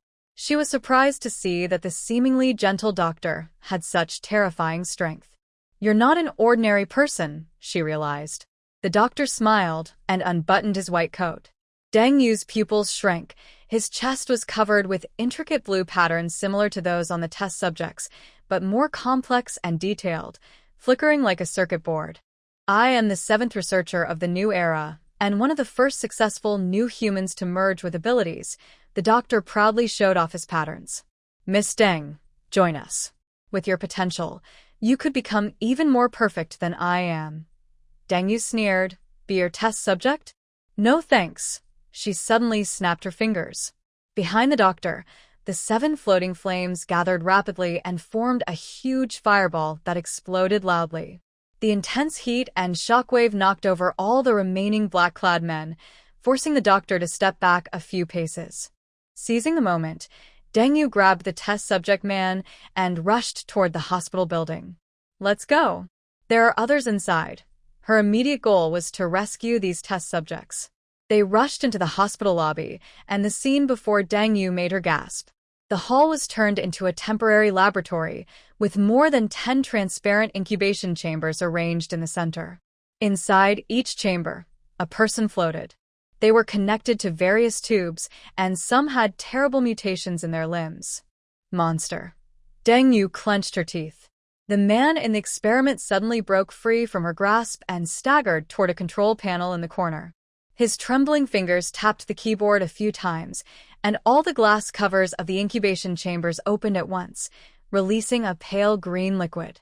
People inside the chambers fell out, most of them barely alive, with only a few still struggling to breathe. Deng Yu noticed that they all wore blue collars around their necks, but they were not glowing. "Underground. 3rd floor." The man struggled to say, pointing toward the elevator. "More. "By way." "Important." Deng Yu nodded. "You stay here and free them." "I'll go underground." The man looked at her gratefully, then staggered to help the other victims. Deng Yu rushed to the elevator, but found the power had been cut. Without hesitation, she turned toward the emergency exit, holding her tang sword, carefully moving downward. The stairwell in the hospital was dark and damp, with dried bloodstains and scratches on the walls. Deng Yu's keen hearing caught faint moans and the clinking of metal below. She quickened her pace and activated her clairvoyance to see through the darkness. The scene on the 3rd underground floor made her stomach churn. It had been turned into a prison, with more than a dozen iron cages lined up in the spacious basement. Each cage held a person, mostly injured and with hollow eyes. The innermost cage was especially reinforced, containing a small, curled figure, the girl she had exchanged glances with earlier. "You've come," a clear voice suddenly echoed in Dengyu's mind. "I knew you would come." She shook her head and looked at the innermost cage. The girl had already stood up, gripping the bars with her hands, her clear eyes directly meeting Dengyu's. Even covered in dirt, her delicate features and unique aura could not be hidden. "Are you a mental ability user?" Dengyu asked as she approached. The girl nodded, and her voice rang directly in Dengyu's mind. "My name is Bai Wei. I have level 5 precognition and telepathy. They want to use my abilities to predict the future and find the path of evolution." White Wei's eyes flashed with intense emotion. This is the future of the end times. The new era believes that the apocalypse is a chance for human evolution, and those with special abilities are the new humans who have evolved. The doctor said, "Whoever can develop these abilities can become the god of the new world." Dengyu was shocked. "Are you using your abilities to predict whether the experiment will succeed? Is that something you do willingly?" "Forget it, let's leave here first," she said, cutting the cage lock with her blade. White Wei staggered out, still wearing a glowing blue collar around her neck. "This is a suppressor for abilities. It can't be opened without a special key," she said weakly. "And I want to help make this world better, to improve this sad world." Dengyu tried the Tang sword but found it couldn't cut through the collar. She thought for a moment. "Using space abilities might allow me to directly store it in my space." "The space isn't an ability. It's a system-provided gourd space, much more advanced. It's modeled after the first Chaos innate gourd vine, made into a magic tool. Based on what we know, it should be a treasure from the later stages of cultivation. But the biggest problem now isn't the collar, it's White Wei's mind. She must have been brainwashed." Dengyu thought for a moment and said, "I'll remove the collar for you." White Wei nodded without hesitation, feeling it was an insult to her. She believed she was doing everything for the organization and humanity. There was no danger involved. Dengyu placed her hand on the collar and then stored it into her gourd space. Dengyu looked at the quiet girl. Although she was silent, her eyes showed unease. Like any child faced with strangers, she was afraid. She knelt down to face White Wei directly. "Now tell me, why would someone who is used as a test subject willingly help them?" White Wei's eyes flickered briefly, then became firm. "It's not help, it's cooperation," the doctor said. "Our research is to save humanity. The end times need a new order, and the new humans who have evolved to lead." "Ha," Dengyu sneered. She took out a tablet from her space and pulled up a file she had copied from the laboratory. "Take a look at this." The screen displayed a document titled Human Gene Recombination Experiment Records, detailing how zombie virus fragments were implanted into the genes of living test subjects. In the attached photo, a dozen or so distorted human bodies are locked inside special containers, their skin covered with dark purple veins. "This can't be." Bai Wei's fingers trembled as she swiped across the screen. "The doctor said we were developing a vaccine." Dengyu pulled up another video. In the footage, a girl around Bai Wei's age is strapped to an operating table, while several people in white coats inject a blue liquid into her spine. The girl screams loudly, almost piercing the ears. Her eyes start bleeding, then the camera shakes violently, finally focusing on her twisted, deformed limbs. Subject 42, Psychic Ability Level 3, lost control after being injected with the evolution serum. Executed. Dengyu read the video notes coldly. "Is this what you call saving humanity?" Bai Wei's face turned pale.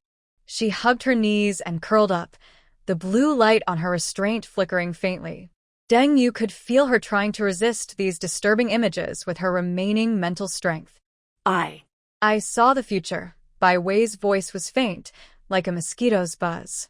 "Without the intervention of the new era, humans will go extinct." Dengyu put away her tablet and suddenly grabbed Bai Wei's wrist. "Then look at the present me. Use your ability. Tell me what you see." Surprised, Bai Wei looked up, her bright blue eyes meeting Dengyu's gaze. A mental connection formed. Deng Yu deliberately relaxed her mental barriers, allowing Bai Wei to sense more deeply. A few seconds later, Bai Wei suddenly pulled back her hand, as if electrocuted. 7. 7 colors of light. And she shook her head in confusion.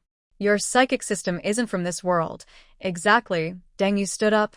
So your prediction about human extinction might have missed a variable, me. Or maybe more than just me. Your view is always limited to the lab, and your psychic abilities are probably based on the powers given by the lab. Deng Yu thought for a moment, then explained in a way a young girl could understand. You're just a level 5 psychic. The destruction you see might be the lab's destruction, but your ability is too weak to see the end of all humanity. Plus, the lab's destruction and humanity's destruction are two different things. Now, try to predict what will happen to this lab, Deng Yu said, gently patting Bai Wei's head. Although Bai Wei didn't understand, she obediently used her supernatural power and said, "It seems like this hospital is collapsing." Deng Yu was surprised.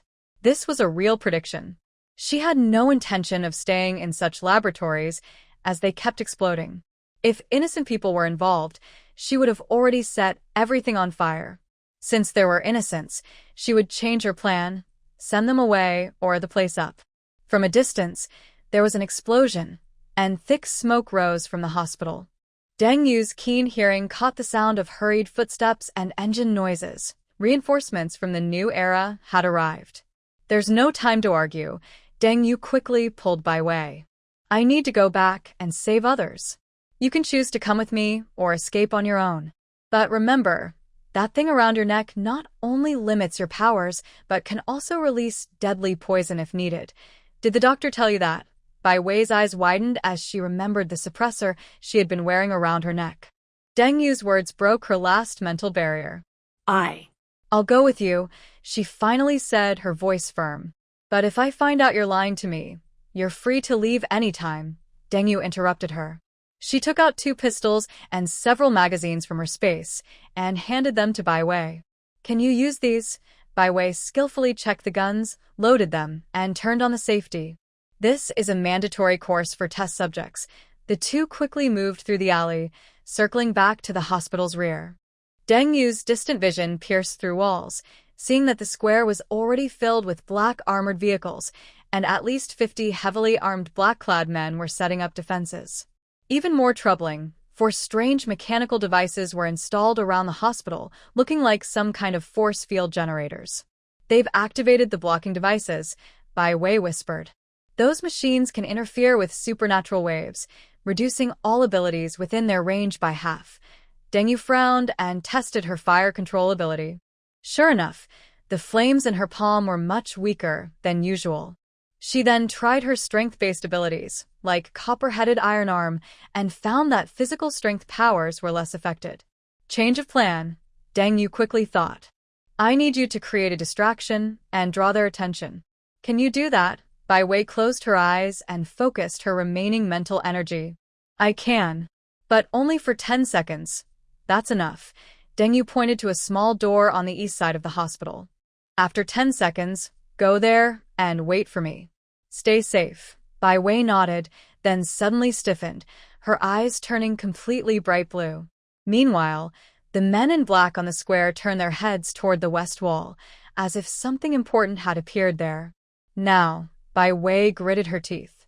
Deng Yu shot out like an arrow, using her invisibility to rush toward the hospital's main entrance under the cover of night.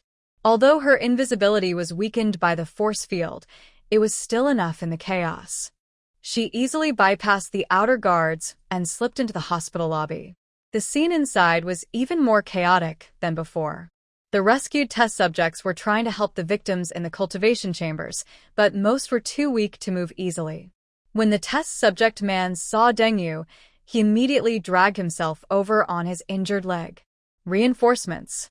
Too many, he said with difficulty. We can't escape. Deng Yu quickly assessed the situation. There were over 20 survivors, most unable to move on their own. The front door was blocked, and the back door was heavily guarded. The force field generator had weakened her abilities, making it almost impossible to break out with so many people. She immediately used her long-range vision to scan around. Underground, she suddenly said. There must be an emergency exit in the laboratory. The man shook his head. The exit. Needs the doctors. Biometric access. Deng Yu sneered. Then I'll borrow it. She quickly directed those who could still move to help the injured, then rushed toward the underground passage. Her strength allowed her to easily break open the reinforced metal door, and she descended 3 floors along the stairs. The underground laboratory was brightly lit, clearly hastily evacuated. Various instruments were still running, and complex data scrolled across the screens. Deng Yu unceremoniously stored all valuable equipment and documents into her space. Her system's storage was unaffected by the force field. In the innermost isolation room, she found what she was looking for, a corpse dressed in a white coat. From the gunshot wound in the chest, it was likely a researcher killed during the resistance by the test subjects. Deng Yu efficiently cut off the corpse's right hand and packed it into a disinfected bag, then put it in her pocket. When she returned to the lobby, the situation was even more urgent. The men in black outside began to advance in an organized manner, and gunfire shot into the hall, smashing glass and equipment. Everyone listen up. Deng Yu raised her voice. Those who can walk help those who can't, and follow me to the basement. There's an exit there. She looked toward the lobby door. Bai Wei hadn't returned yet. Just as she was about to go out and look for her, a sudden intense headache struck. This was a warning signal sent through a mental connection by Bai Wei. Deng Yu rushed to the side door and saw a dangerous scene. Bai Wei was cornered by 3 men in black, one holding a long spear that could shoot electric arcs. Bai Wei's mental attacks seemed to have little effect on them. Her forehead was bleeding, clearly from overusing her powers. Let her go. Deng Yu shouted loudly and charged out, canceling her invisibility. The men in black immediately turned their guns toward her, but Deng Yu's speed was faster than they expected. Fully using her strength, her skin shimmered with a metallic shine as she bravely faced the bullets. With her sword, she cut a golden arc, and the black-clad man with a special weapon had his arm cut off at the shoulder. The other 2 hurried to retreat, but Deng Yu waved her left hand. Though her fire control was weakened, she had already stored a few bottles of gasoline inside her space. The bottles shattered, spilling gasoline on the ground, which was then ignited by a spark. The blazing fire blocked their escape route. Run. Deng Yu grabbed Bai Wei and pulled her back into the hospital. Bai Wei looked pale, nose bleeding nonstop, but her eyes were clearer. They showed me a video of your fight. She panted, but they didn't tell me. You're so powerful. Deng Yu didn't answer. She quickly helped Bai Wei join the other survivors. Everyone struggled to move to the basement. Deng Yu used her broken hand to pass biometric recognition, and sure enough, a hidden escape route opened. She took out 2 boxes of compressed biscuits and 3 boxes of water from her space, giving each person a tang sword. Follow this tunnel. At the end, you'll reach the city's sewer system. Deng Yu pointed to the dark passage. Go north for 5 kilometers. There's an exit near an abandoned factory. From there, continue north to reach the northern base. If you can't get in, tell the guards you were rescued by Deng Yu. Since you have special abilities, they should help you settle in. The experimenter man frowned. Aren't you coming too? Deng Yu shook her head. I need to cover the rear to make sure they can't catch up. And she looked at Bai Wei. She's coming with me. Bai Wei looked up in surprise. You're taking me with you? Unless you prefer to go to the base with them, Deng Yu said calmly. Bai Wei looked at the other survivors and then at Deng Yu. Finally, she stood beside her. I'll go with you. After sending off the survivors, Deng Yu turned to Bai Wei. Now, help me with something. She took Bai Wei back to the core area of the laboratory and began systematically collecting all research materials and equipment. Although Bai Wei was weak, she knew the lab layout well and guided Deng Yu to several hidden data storage points. These are all research records. Bai Wei looked at Deng Yu storing rows of hard drives into the space, her voice trembling, including mine. Deng Yu paused and looked directly into Bai Wei's eyes.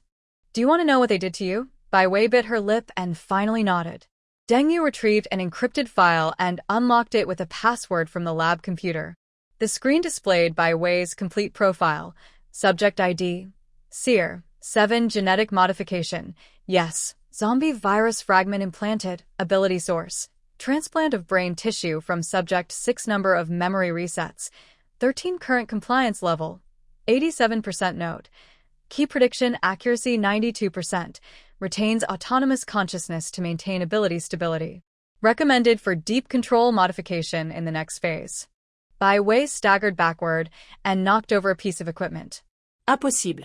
I've been in the organization since I was a child. My parents died from zombies. Memories can be altered. Deng Yu closed the file, her voice unusually gentle. What matters is that you now know the truth. Tears welled up in Bai Wei's eyes, but she quickly wiped them away. These Monsters, she said through clenched teeth, her voice filled with unprecedented anger. Deng Yu patted her shoulder. Anger is better than blind obedience. Come on, there's one last thing. After they gathered all valuable items, Deng Yu placed explosives throughout the lab. She led Bai Wei out through the escape route and pressed the detonator from a safe distance. A deafening explosion caused the hospital floor to collapse entirely, flames and thick smoke rising dozens of meters high. The shockwave shattered nearby windows, and the ground trembled slightly. Now they can't find anything, Deng Yu said contentedly, admiring her work. Bai Wei looked at the burning ruins with a complex expression. There are some subjects that haven't been destroyed in time. Deng Yu was silent for a moment. Sometimes death is a form of relief. In the end times, not everyone gets a second chance. She turned to Bai Wei. But you do. Now, come home with me. Home, Bai Wei softly repeated this unfamiliar word. Deng Yu didn't explain, just led her toward the city. They avoided main roads and used Deng Yu's abilities to dodge several zombie groups. Although Bai Wei was weak, her body was clearly strengthened, allowing her to keep up with a fast march. Deng Yu intentionally didn't bring any transportation to see if this little girl could keep up. After 3 hours, they arrived at a residential area near the university city. It was a 32-story building with 2 apartments per floor, mostly rented by students. Deng Yu's building was mostly occupied by locals. She bought a floor and transformed it into a shelter. When they reached the 32nd floor, Deng Yu said, "Welcome to my shelter," and signaled Bai Wei to go inside. Inside, Deng Yu showed her around. The shelter was safe and comfortable. One room was for her, and the other was for Bai Wei. The space was cleverly divided into living, training, storage, and medical areas. Walls displayed various weapons, and in the corner, some electronic devices were running. There was even a small water recycling system. "This is incredible," Bai Wei said, surprised as she looked around. "Did you build this alone?" She went to the master bedroom, collected rainwater into a gourd-shaped space, then took out a bed, mattress, bedding, and quilt from the space. There was a wardrobe and a bedside table. She found some children's clothes that fit Bai Wei, bought earlier from foreign stores and supermarkets, all kinds of ordinary clothes. Watching her room take shape, tears slowly welled up in Bai Wei's eyes. "Done," Deng Yu said, helping her settle in. "Go take a shower and change into new clothes. You're free now." Suddenly, Bai Wei burst into tears. Years of brainwashing, false memories, and a controlled life, all collapsing at this moment. She curled up and cried silently. Deng Yu rarely did this, but she handed her a cup of water with a few drops of spiritual spring water and sat nearby, waiting. This was another survival skill she learned in the apocalypse. Sometimes, the fastest way to heal is to let the breakdown happen. After a long while, Bai Wei looked up, her eyes red but clear. Why? "Did you save me?" Deng Yu thought for a moment. "Maybe because I've seen too many people like you. Maybe because I need a partner who understands my abilities." She paused. "Or simply because I can." White Wei wiped away her tears and suddenly asked, "What is your power?" "Ability." Deng Yu raised an eyebrow. "You sensed it." "It's faint, but very strong. Like the source of your power." White Wei looked at Deng Yu with curiosity. "That's another story." Deng Yu stood up. "Now, you need to rest. The bathroom is over there and there are clean clothes in the closet. Dinner will be ready in an hour." She turned to leave, but was stopped by White Wei grabbing her sleeve. "Big Sister Deng." Wai Wei used this close nickname. Thank you for giving me a second chance.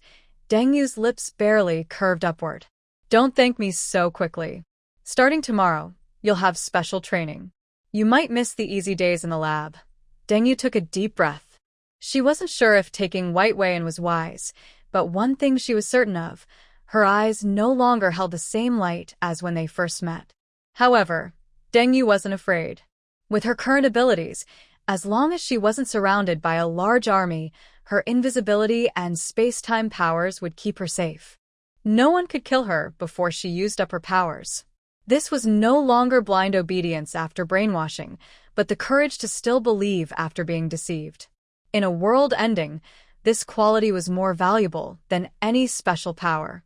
Deng Yu walked toward the kitchen to prepare dinner for both of them, but for some reason, she felt her heart flutter slightly, like she had just woken from a brief dream. Looking at the comments, I'll stick to a lone wolf mode, but I need to write a lot. I must introduce a butler-type character. Or Deng Yu can't be outside fighting alone with no one at home. There's too much to do. So, I'll add a character to act as a butler. The rain fell like silver needles, stabbing the ground and hitting the glass windows with a sharp, dense sound. Deng Yu stood in front of the floor-to-ceiling window of her 32nd floor apartment, watching the city outline blurred by the heavy rain. Occasionally, distant screams echoed. Those were the sounds of wandering zombies in the rain. This rain is really heavy, she muttered to herself, lightly tapping the window frame with her long fingers. The world outside had become unrecognizable, but inside her shelter, it was warm as spring. She is a tall woman, about 1.75 meters, with neat short hair. Although it is the end of the world now, she still keeps the tidy habits she developed as a mercenary. Her military green work pants are ironed straight, and her black tight-fitting top shows off her well-trained body. Time to eat something hot, she murmured. Before the apocalypse, she collected food and supplies from all over the country, and now they are stored in this otherworldly space. Deng Yu took out a copper 9-grid hot pot from the space and gently placed it on the prepared electric stove.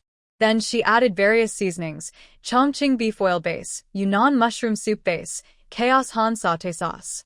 She kept pulling ingredients from the space like magic, and soon the cooking area was filled with different delicious foods. Just as she was about to prepare the hot pot broth, a slight noise came from the door. It was the girl she had rescued today. Are you finished washing?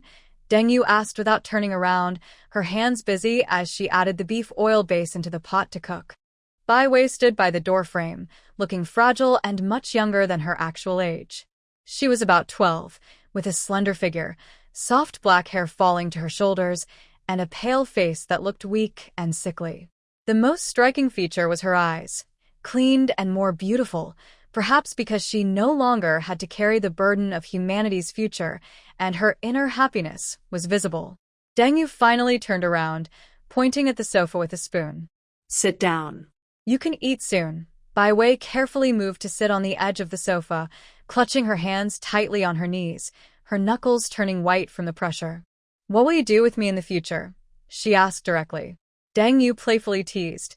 Use your abilities to see what I want you to do. Bai Wei didn't smile, but became more cautious. I saw you want to do experiments on me. Do you want to perform human experiments too? Are you just like them? Impressive. Deng Yu nodded, no longer joking. I won't make you do any human experiments. I will have you purify zombie crystal cores and produce medicines. These medicines can help mutants upgrade or recover by drinking them directly. Bai Wei's body stiffened noticeably, but quickly calmed down. But I don't know how. It's okay. You have the ability to foresee. We will learn together when the time comes. Deng Yu turned around and continued preparing the hot pot. The aroma was already filling the room. Although those people in the new era are bad, I can't say they're unskilled. Their use of you has helped me understand your potential development path. The beef tallow in the hot pot had completely melted. Deng Yu added broth, and the red soup base immediately started boiling, releasing a strong, rich smell. She then took out various ingredients from her space: marbled beef slices with clear textures, thinly sliced tripe, tender shrimp paste, and a variety of mushrooms, vegetables, and bean products. She placed a plate of perfectly marbled beef on the table. Imported from Inner Mongolia, Bai Wei's stomach unexpectedly growled, and she shyly looked down. Deng Yu pretended not to hear and said simply, "Let's eat hot pot together. Rainy days are perfect for hot pot. Did you store so many fresh ingredients?" Bai Wei looked surprised at the abundant ingredients on the cooking station. In this end-of-the-world situation, it was almost unbelievable. "Thanks to my space ability," Deng Yu pointed to herself. "Time inside is frozen, so whatever you put in stays the same when you take it out." She paused. "Go wash your hands. We can eat soon." Bai Wei hesitated but then got up and went to the bathroom. Deng Yu heard the water running and took the opportunity to retrieve 2 cans of chilled beer and a bottle of juice from her space. When Bai Wei returned to the living room, the hot pot was fully prepared. Different flavors of broth were boiling in the 9-grid cooker, surrounded by various ingredients. Deng Yu was already sitting there, with an open beer can in front of her. "Sit." Deng Yu gestured to the seat opposite. "I don't know your favorite flavor, so I prepared 3. Spicy, mushroom, and tomato." Bai Wei slowly sat down, her eyes fixed on the boiling hot pot, her expression complicated. A lightning bolt streaked across the sky, followed by a loud thunder. The rain pounded harder against the window. Soon, the aroma of beef tallow mixed with the spiciness of Sichuan pepper and chili began to spread in the rainy night. Bai Wei took a deep breath. The familiar smell of food made her eyes water. She stared intently at the red soup gradually boiling. Steam from the hot pot rose before her, casting flickering shadows on her young face. "Me can go in now." Deng Yu used her chopsticks to pick up a slice of beef and gently placed it into the boiling soup. The bright red slice curled and turned white upon contact with the hot broth, releasing a burst of fragrant oil. Bai Wei mimicked her, clumsily stabbing a piece of beef with her chopsticks.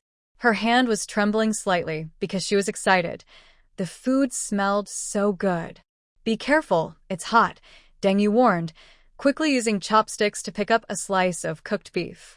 The meat was thin as a cicada's wing, coated with shiny chili oil, trembling at the tip of the chopsticks.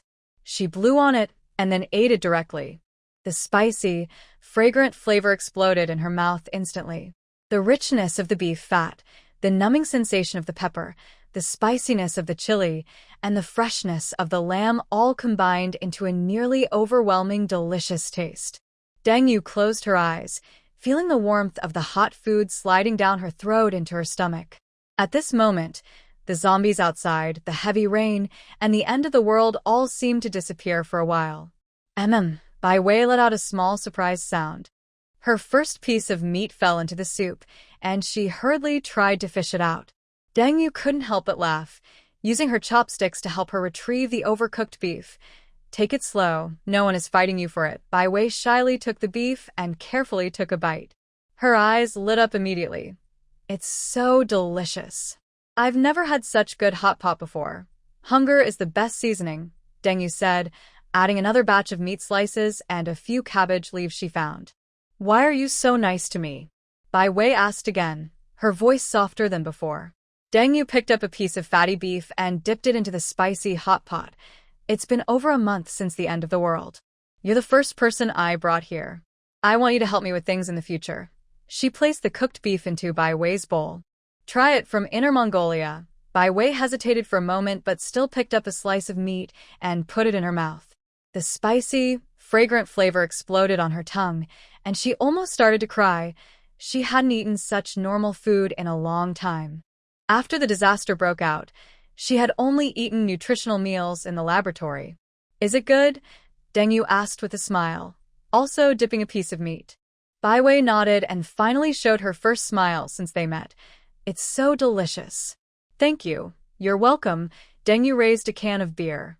"Cheers to our meeting in the end of the world." Bai Wei hesitated and looked at the beer can. I don't really know how to drink alcohol. There's juice over there," Deng Yu said. Bai Wei finally took the juice, carefully sipped it, and immediately frowned.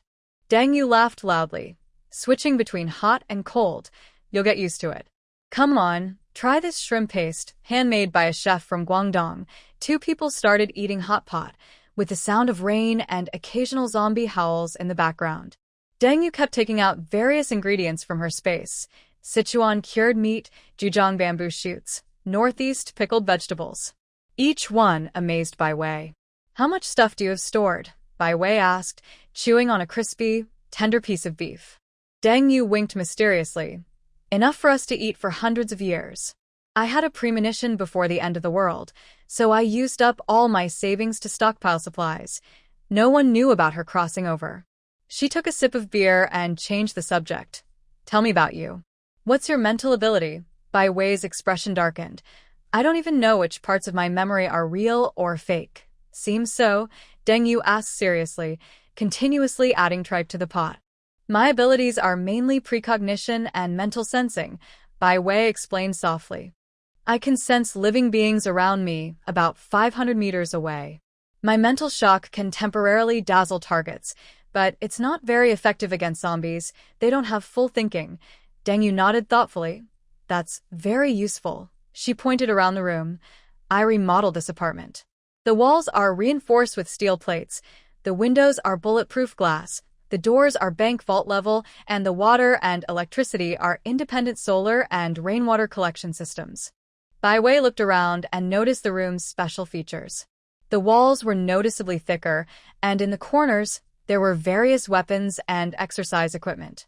Several cameras and monitors displayed real-time images from different parts of the building. You're very well prepared, Bai Wei said sincerely. Deng Yu shrugged. Always prepare for the worst. She added some vegetables to Bai Wei's plate. Can your abilities sense the zombies outside? Bai Wei closed her eyes, then opened them after a moment. There are about 20 or so downstairs, scattered around. The heavy rain makes them less active. She suddenly frowned. Wait. About 300 meters southeast, something large is moving. Not a zombie, it's very big. Deng Yu immediately put down her chopsticks and went to the monitor to check the camera in that direction. The rain blurred the image, but she could vaguely see a huge dark shape moving between the buildings. It's a mutant, Deng Yu cursed. Looks like the rain brought them out. Bai Wei watched the screen nervously. What is that? Animals infected with the virus, or hybrids. Deng Yu's voice became serious. They are 10 times more dangerous than regular zombies. Luckily, we're still far away, and it looks like they haven't noticed us.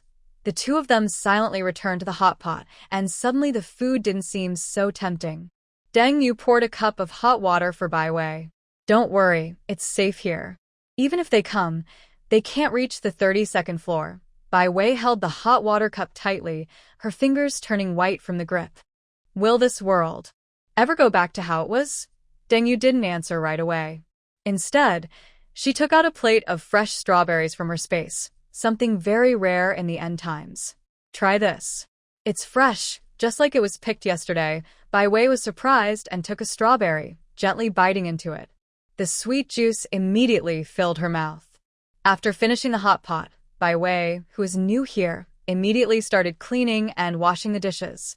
Deng Yu told her to sit down, but the girl was very determined, showing signs of gradually returning to normal. Deng Yu stood up to digest and walked to the floor-to-ceiling window. Rain pounded against the window of the 32nd floor, making a continuous cracking sound.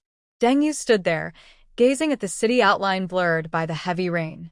There was no sign of the rain stopping. The low-lying areas had already turned into a vast flood, with occasional zombie bodies drifting along with the water. Bai Wei's voice came from behind, as she was rinsing dishes in the kitchen. This isn't normal. I detected a faint fluctuation of special energy in the rainwater. Has she already gotten used to using her mental abilities to scan? Deng Yu didn't turn around. Her fingers lightly traced the condensation on the glass. Strangely, the water droplets seemed to be attracted to her, flowing along her fingertips and forming tiny whirlpools. Since upgrading her water control ability to level 5, her connection with water had become more sensitive. After washing the dishes, Bai Wei shook her hands and said softly, "The new era won't give up on tracking us." Deng Yu withdrew her fingers. The water droplets instantly returned to normal. It's probably you, Seer 7. Bai Wei paused for a moment. Since removing her inhibitor, her precognition had recovered, and her fragmented memories were slowly coming back together.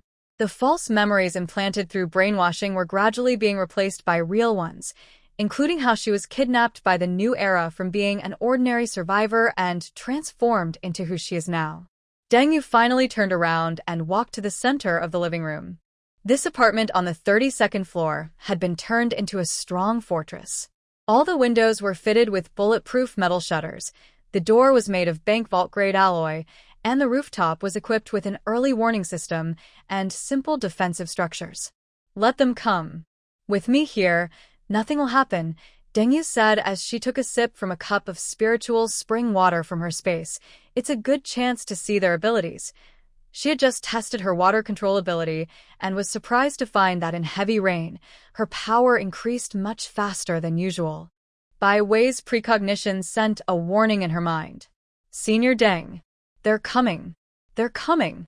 Very fast, Bai Wei's voice suddenly became tense. "They are supernatural fighters. At least 20 of them."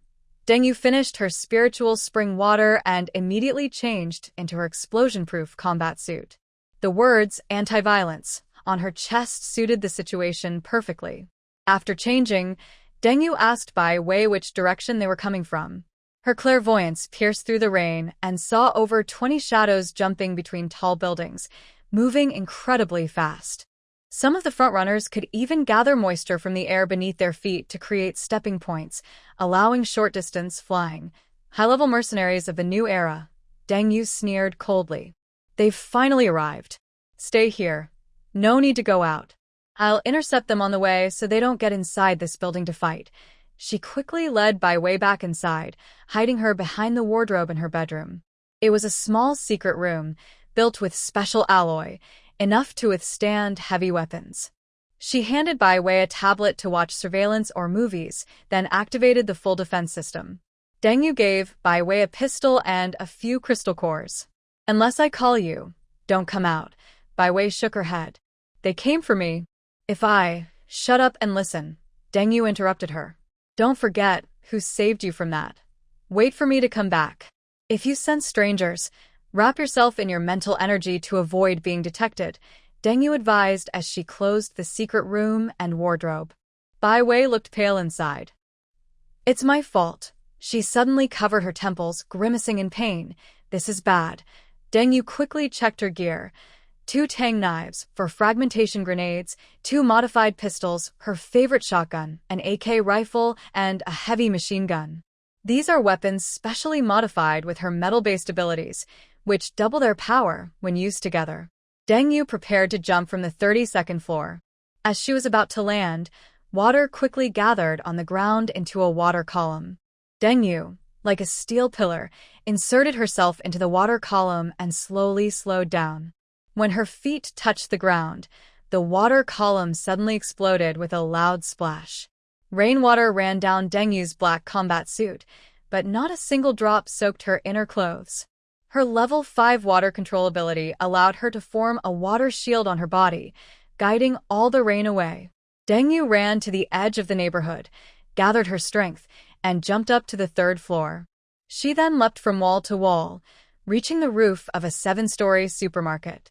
Standing on the abandoned supermarket roof outside the neighborhood, she looked at the dark figures approaching quickly in the distance, a slight smile on her face.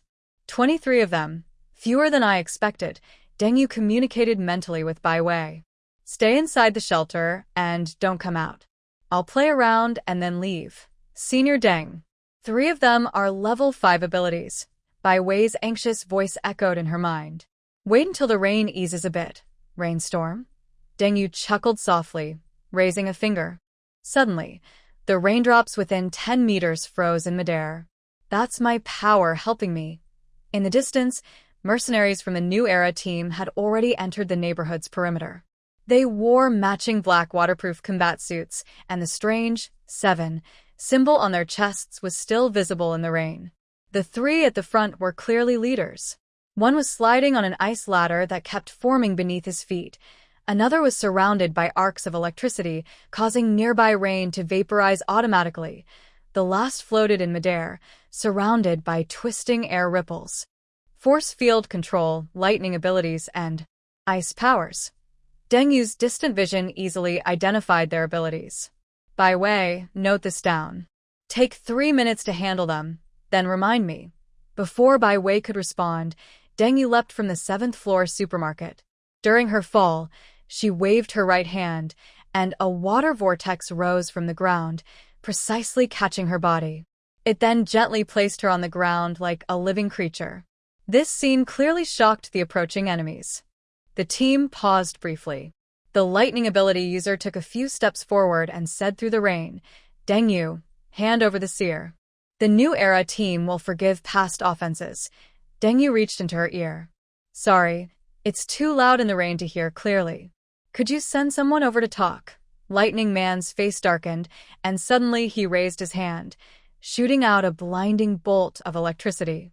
This high-voltage arc, powerful enough to cook a cow instantly, sliced through the rain but suddenly split into two about 3 meters from Deng Yu, being guided into the water sphere she was forming with her left hand. "You're so enthusiastic right from the start," Deng Yu said, tossing the crackling, electrified water sphere. "But we're not that familiar, so your enthusiasm isn't very polite." The enemy formation visibly stirred. 3 leaders quickly exchanged glances and launched their attacks at the same time. Lightning Man released an electric net to block Deng Yu's retreat. The Ice Girl created dozens of ice spears to shoot at her, and the force field controller pressed both hands down, trying to crush her with 10 times gravity. Deng Yu sighed. "Is that all?" She lightly stomped her foot. Using her level 4 immense strength combined with her indestructible body, she directly cracked the ground, creating a 5-meter-wide web-shaped fissure. The recoil shot her into the air like a cannonball, easily breaking through the gravity lock. In midair, she snapped her fingers with her right hand, causing all the incoming ice spears to vaporize instantly. With her left hand, she threw the electrified water sphere back into the enemy ranks. The water sphere exploded in the center of the enemies, and the high-voltage electric plasma, combined with water's conductivity, instantly knocked down 7 or 8 ordinary mercenaries. They convulsed and fell, their combat suits smoking. "I'll say one thing," Deng Yu said from atop a street lamp, looking down. "You guys are really weak," the Ice Girl shouted angrily, pressing her hands to the ground. Countless ice spikes shot up from the ground, spreading like a forest toward Deng Yu. Meanwhile, the remaining mercenaries opened fire, with various supernatural attacks and physical bullets forming a 3-dimensional barrage. Deng Yu didn't dodge or evade, just gently raised her hand. An incredible scene happened. Every raindrop and attack aimed at her suddenly changed course, forming a fast-spinning water curtain in front of her. Bullets and energy attacks hitting the water slowed down dramatically, eventually hovering about half a meter from her. The ice spikes coming from the ground within 10 meters melted quickly, turning back into ordinary water. "Not only are you weak, but you're also uncooperative," Deng Yu said, flicking her finger. The hovering bullets and supernatural attacks sped up and returned along the same path. "Let me teach you how to really fight." Amid screams, 5 more mercenaries fell. The remaining enemies finally realized the situation was bad and began to retreat in an organized way. But Deng Yu wouldn't let them succeed. "Since you're already here," she said with a smile, clasping her hands together, "try my new move." Within 100 meters, the rain suddenly stopped falling and floated in midair. As Deng Yu spread her hands apart, these water droplets quickly gathered into thousands of clear, needle-like water spears, each wrapped with a sharp energy created by a special metal-based power. "Rain of Pear Blossom." As she softly recited the move's name, thousands of water spears shot out simultaneously. These semi-transparent small weapons accurately avoided all obstacles and targeted the weaknesses of enemies to pierce them. In an instant, 8 more mercenaries fell to the ground, each pierced by at least 30 water spears, yet not a single drop of blood was shed. The water spear's energy sealed their wounds. "Don't you do reconnaissance before going out to fight?" Deng Yu strolled among the wailing enemies and fighting water control users in the rain. The remaining 3 team leaders stood back to back, their faces pale. They finally understood what kind of power they were facing. Who are you?" the Lightning Man stammered. "You're so strong. You can't kill us. Our parents are high-level officials of the new era." Deng Yu tilted her head. "Haven't heard of me?" She suddenly snapped her fingers. "Oh right, you're probably here just to die." The ice girl suddenly erupted in attack, channeling all her energy into her feet to create a giant 2-meter-wide ice spear aimed straight at Deng Yu's throat. At the same time, the Lightning Man unleashed a massive lightning storm, while the force field controller tried to compress the air around Deng Yu, attempting to crush her. Under these three powerful attacks, Deng Yu only lazily stretched. "Can you be a bit more serious? I'm in a hurry to go home and sleep." She controlled water with her left hand and fire with her right, drawing a perfect yin-yang symbol in front of her chest. The ice spear vaporized instantly after hitting this rotating energy field. Lightning was directed underground, and the compressed force field was countered by the recoil from the water and fire explosions. Then, Deng Yu made an upward motion. All the water on the ground lifted into the air, forming 8 water dragons that surrounded the 3 enemies. She then snapped her fingers lightly. The metal-based power created countless tiny metal threads within the water dragons. The remaining energy of the Lightning Man was guided into these threads, and Deng Yu also used her lightning ability for the first time, combining water control, fire control, and lightning. The 8 water dragons instantly turned into high-voltage water prisons, with the 3 inside emitting screams that sounded more like animal noises. 10 seconds later, Deng Yu released her ability. 3 smoking bodies collapsed to the ground, still with terrified expressions in their eyes. "Such a pity," Deng Yu said, feeling sorry for the 3. After expressing her sympathy, she immediately started to destroy the evidence. She dragged all the bodies together and threw them into a nearby shop. Then she released her fire control power, continuously spraying flames until everything was burned clean. Finally, she used her water control ability to spray and extinguish the fire. Deng Yu turned and walked toward the residential area, her back facing the messy scene behind her. Not doing background checks before accepting a mission. No wonder they died unfairly. She leisurely walked through the rain, with all the raindrops automatically diverting when approaching her. The fight lasted less than 5 minutes, and she hardly used her powers. When she reached the gate of the community, she suddenly stopped and said without turning around, "Tell the doctor, next time at least send a stronger ability user." She brushed off non-existent dust from her collar. "Otherwise, it's too boring." From a building rooftop in the distance, a hidden observer trembled and lowered his telescope, quickly disappearing into the rain. Deng Yu's clairvoyance saw the watcher fleeing, and she nodded with satisfaction. She deliberately left a witness to go back and report, just to let the new era know. Bai Wei is now her person. If anyone tries to take her, they should be prepared for total defeat. When the door of the 32nd floor shelter opened, Bai Wei rushed over, checking if Deng Yu was hurt. "Did you really handle everything alone?" "All of them?" Bai Wei looked at Deng Yu, who still had her hair perfectly in place, in disbelief. "That's the elite team of the new era." Deng Yu took a can of cola from her space and sipped comfortably. Correction, it was the former elite team. She pointed outside the window. "Remember to remind the property management to clean up the trash tomorrow. The entrance is a bit messy." Bai Wei opened her mouth but finally smiled helplessly. "There's no property management anymore." "You really are a monster. Thanks for the compliment," Deng Yu said as she headed toward the bathroom. "By the way, why didn't you set a timer for me?" Bai Wei was stunned for a moment, then remembered Deng Yu's joke before the fight. She rolled her eyes. Sometimes I really wish the new era would win just once, just to see you get embarrassed." Deng Yu turned back and showed a rare bright smile. "Then they'd have to find 7 level 6 ability users to form a team first." She closed the bathroom door and added, "And it has to be on a sunny day." The hot water washed over her body as Deng Yu closed her eyes, feeling the 7 types of energy flowing within her. Today's battle confirmed her suspicion. Under heavy rain, her water control ability nearly reached its peak level 5. "Big Sister Deng," Bai Wei suddenly knocked on the door. "I just saw that the new era troops will continue their mission tomorrow. I found out where their secret base is." Deng Yu turned off the faucet, a hint of excitement in her eyes. "It seems the new era group isn't willing to accept failure and is planning something big. Get ready to rest. Tomorrow, we will go to confront them," she said, drying herself. She took out 2 new sets of pajamas from her space.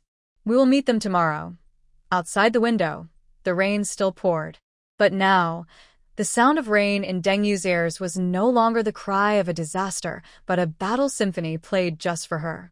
At dawn, the heavy rain continued to fall. Deng Yu looked at Bai Wei, who was still sleeping.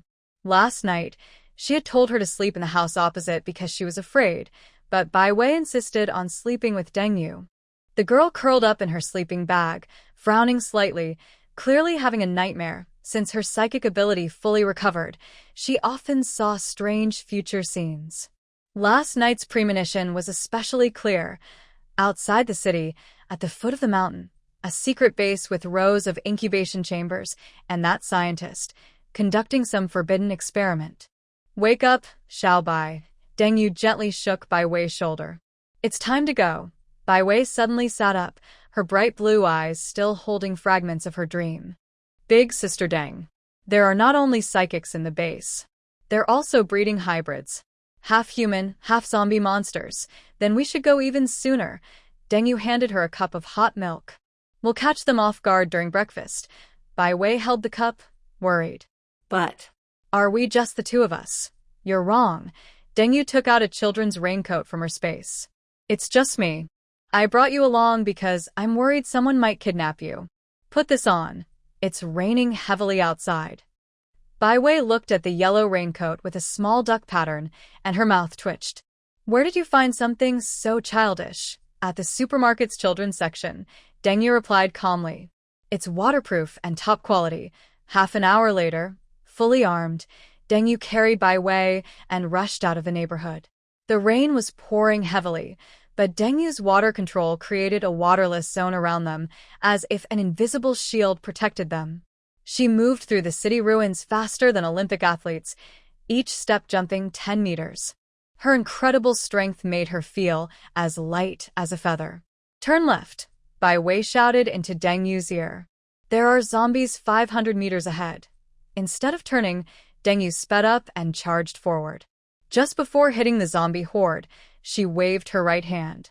Rainwater suddenly gathered into sharp water blades, slicing more than 20 zombies into pieces.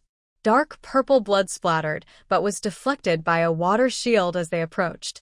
Why not go around? Bai Wei clung tightly to Deng Yu's neck. I'm practicing water control accuracy, Deng Yu replied casually, as if she had just cut a few watermelons. 2 hours later, they reached the mountains outside the city. Bai Wei pointed to a small, unremarkable hill.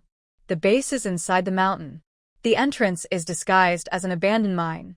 Deng Yu set Bai Wei down, found a flat spot, and released her modified titanium armor vehicle for her to hide inside and rest under a blanket. Stay here, and don't run around, she said. She took some snacks and a pistol from her space pocket, handed a walkie-talkie to Bai Wei, and added, if there's danger, protect yourself. The channel is set. Call me if needed. Bai Wei grabbed Deng Yu's sleeve. At least wait until the rain eases. The defense is inside. Deng Yu gently ruffled her hair. Don't worry, they can't beat me, she said confidently. Before Bai Wei could reply, Deng Yu turned and headed toward the mine. As she walked away, her figure gradually blurred and disappeared into the rain. At the abandoned mine entrance, 4 heavily armed guards stood. They wore the black uniforms unique to the new era, with A7 badge shining under the searchlights. Deng Yu's keen hearing caught their casual chatter. Did I heard the squad sent yesterday was wiped out? Is that female villain really that strong? The doctor is going crazy, demanding all experiments be accelerated. Deng Yu silently sneered and approached quietly. She didn't need weapons for such small fry. With 4 precise hand strikes to the neck, the guards collapsed without even raising an alarm. She dragged their bodies to a hiding spot, took their access cards, and strode confidently into the mine. The tunnel was narrow and dark at first, but soon widened and brightened. Modern lighting equipment and surveillance cameras are everywhere, but they are useless against Deng Yu in her hidden state. After walking about 200 meters, a heavy metal door blocks her way. Deng Yu swipes her card to enter. The scene before her makes her raise an eyebrow. The inside of the mountain has been completely hollowed out and turned into an underground base about the size of a football field. The three-level space has a living area on the top, a laboratory in the middle, and cells for holding test subjects at the bottom. In the central atrium, there is even a small helicopter landing pad. Quite luxurious, more than I imagined. Dengyu deactivates her invisibility and confidently walks toward the nearest surveillance terminal. Suddenly, alarms ring throughout the entire base. Intruder. Sector 7. That female villain. All personnel alert. Activate defense protocols. Dengyu calmly takes a light machine gun from her space and loads 100 rounds. When the first guards rush in, she presses the trigger just in time. Good morning, gentlemen. Have you had breakfast? Dengyu turns around. As the door opens, her machine gun, held in her right hand, spews flames. Let me send you some snacks. Bullets rain down like hail. The 7.62mm rounds precisely hit the foreheads of 2 guards, while others are shot into a swarm before they can shoot back. The last few guards react and start shooting, but all their bullets hover half a meter away from her. Thanks to a magnetic field created by her metal ability that captures all metal projectiles. Dengyu swings her knife with her left hand, and the bullets return at even faster speeds, causing the guards to scream and fall. First wave cleared, Dengyu explains to an imaginary audience as she moves to the next area. She steps over the bodies and casually picks up intact rifle magazines. She stores them in her space. These weapons and ammunition are now resources. The base's defense system fully activates. Automated machine guns drop from the ceiling but are cut into scrap by her water blades. Toxic gas from vents is instantly burned away by her flames. Even force fields created by 2 level 4 abilities are easily torn apart by her level 5 strength. Dengyu moves through the base like a death god, effortlessly using her various powers. She cuts open explosive doors with high-pressure water jets formed by her water control. Her remote vision and keen hearing keep her aware of enemy movements. Her indestructible body withstands rocket attacks without a scratch, and her invisibility allows her to vanish suddenly when needed and reappear unexpectedly. The following advances are like textbook CQB, close quarters battle, tactics. At every corner, she first uses her distant vision to scout for enemies. Ordinary soldiers use machine guns to fight, while those with special abilities use their tang swords combined with their powers. Whenever passing a key structure, she always leaves a timed remote-controlled bomb. The doctor watched the monitor, observing Dengyu's smooth and flowing combat movements. Suddenly, Dengyu turned around, pressed her machine gun against her shoulder, and shot through the ceiling vent. An ambushed fell down. When she reached the second floor, resistance suddenly increased. 6 soldiers in exoskeleton armor blocked the lab corridor, all aiming rocket launchers at Dengyu. Troublesome, she muttered, then quickly withdrew her machine gun into space and clasped her hands together. Heavy rainwater poured back through the vent, flooding the corridor. The rocket shells in water became useless, and the exoskeleton soldiers were knocked over by the high-pressure water flow. Taking advantage of the chaos, Dengyu rushed forward. Her tang sword wrapped with her metal-based powers, slicing through armor as easily as hot knives cut butter. The 6 heads fell within 2 seconds of each other. When she reached the central lab, she finally faced real resistance. 5 top-level special abilities formed a team, each with complementary powers: force field protection, fire jets, ice freezing, metal control, and mental shock.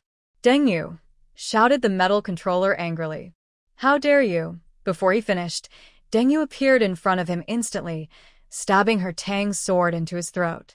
Too much talk. The remaining 4 launched their attacks simultaneously. But Dengyu easily blocked them with her water shield. When a mental shock wave hit, her second-level mental ability was not very high, but her system's special resistance only caused her to be stunned for half a second. Seizing the moment, a metal spear shot toward her. She countered with her indestructible copper head and iron arms, twisting the spear and turning its tip to pierce the thigh of the force field controller. Do you know? Dengyu kicked the ice-freezing ability user's knee. The gap in power is sometimes bigger than the gap between humans and dogs.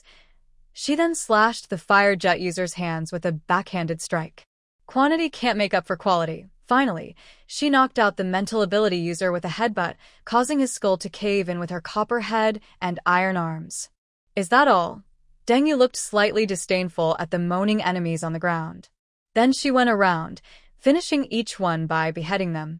Because in this zombie apocalypse, if you don't deal with the zombies properly, they'll turn into monsters or other creatures. Passing through the laboratory, she finally reached her main target, the supplies storage area. The heavy alloy door required 3 levels of verification, but for Deng Yu, who had metal powers, it was just a matter of a few extra seconds. When the door opened, she whistled. In front of her was a huge pile of supplies. Boxes of military rations, medicines, fuel, weapons, and ammunition, enough for 300 people for 3 years.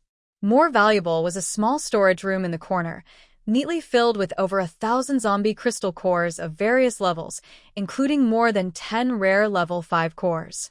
Lucky me, Deng Yu said bluntly as she stored all the supplies into her gourd space. As her ability improved, her gourd space had grown to be as large as a small mountain. Next to her, the experimental data room was even more of a treasure. It contained crystal core purification techniques, ability enhancement formulas, and even training plans for different powers. These materials were priceless in the apocalypse. Deng Yu pulled out the entire server cabinet and stuffed it into her space. Just as she was about to leave, a cold, familiar voice came from the broadcast. "Miss Deng, taking what isn't yours without permission is called theft." It was the doctor's voice. Deng Yu smiled. "You've killed so many people, and now you're worried about stealing? You're quite funny. Do you think you've won?" The doctor's voice crackled through the broadcast with madness. "Come see the real masterpiece." Hearing this, Deng Yu felt a chill. Someone unfamiliar might think they were filming a villain movie. But, well, scientists sometimes get a bit crazy, that's normal. Suddenly, the alarm in the base turned into a shrill scream, indicating an escalation. Deng Yu's remote vision pierced through walls, seeing the lower-level laboratory incubators opening one by one. The half-human, half-zombie hybrids staggered to their feet. "I knew it would come to this," Deng Yu sighed. She took out 20 kilograms of C4 explosives from her space and began installing them on the load-bearing pillars. 5 minutes later, when she reached the deepest core laboratory, the scene before her made even her stomach turn. Dozens of incubators floated with twisted creatures, some with multiple limbs, others stitched together from different species. In the largest central chamber, a researcher in a white coat was drawing blue liquid into a syringe. A 3-meter-tall monster was being injected. It had the doctor's face, but its body was so mutated it was no longer human. Perfect evolution. The mutated doctor tore open the glass of the incubator, splattering mucus everywhere. See? This is the future of new humans. Around the incubators, more than 10 half-human, half-zombie hybrids were awakening. Just in time for human experiments, Deng Yu shot her machine gun, smashing the nearest 3 growth pods. Foul, rotten liquid gushed out, so cliché. Deng Yu calmly observed the monster. 6 spider-like legs, 4 tentacles extending from its back, and a body covered in a zombie-like purple-black exoskeleton. Only its face still showed human features. "To gain power, you turned yourself into this," she said. The mutated scientist roared and charged at her, 4 tentacles like spears stabbing forward. Deng Yu didn't dodge or block. She pulled a machine gun from her space and aimed a prepared armor-piercing incendiary round at his glowing core in the chest. "Did you know?" she said as she pulled the trigger. "All villains die because they talk too much." The incendiary round hit the core, blue blood splattered. The scientist staggered back, but was caught in a water prison, Deng Yu predicted. Then, a flying sword spun through the air, pinning him to the collapsing wall. Next, Deng Yu kept firing her machine gun. The half-human, half-zombie creatures that had just appeared were shot in the head. After she finished, she saw no one else was standing. She put away her gun. "No, this is impossible," the monster struggled, watching Deng Yu walk toward the main console and insert a data theft device. "Thanks for the support," she said, pulling out a hard drive filled with research data. She glanced back at the dying scientist. By the way, your energy purification method should be useful. Then, Dengyu took out a new sword from her space, an enhanced sword infused with a metal element. She cut off the scientist's head. Last time, she was just eager to save people and didn't have time to play with him. Thinking a little strength made her powerful was a mistake. Dengyu started planting explosives throughout the base. With her far-seeing ability, she installed bombs on the entire structure. She didn't want to kill the non-combatants or researchers hiding inside. When the base collapsed, those who could survive would. Those who couldn't would die. While planting TNT, Dengyu gathered usable supplies and killed anyone she encountered. Once everything was ready, she ran back to the entrance, took out the detonator, and pressed it gently. The entire base exploded in a chain reaction.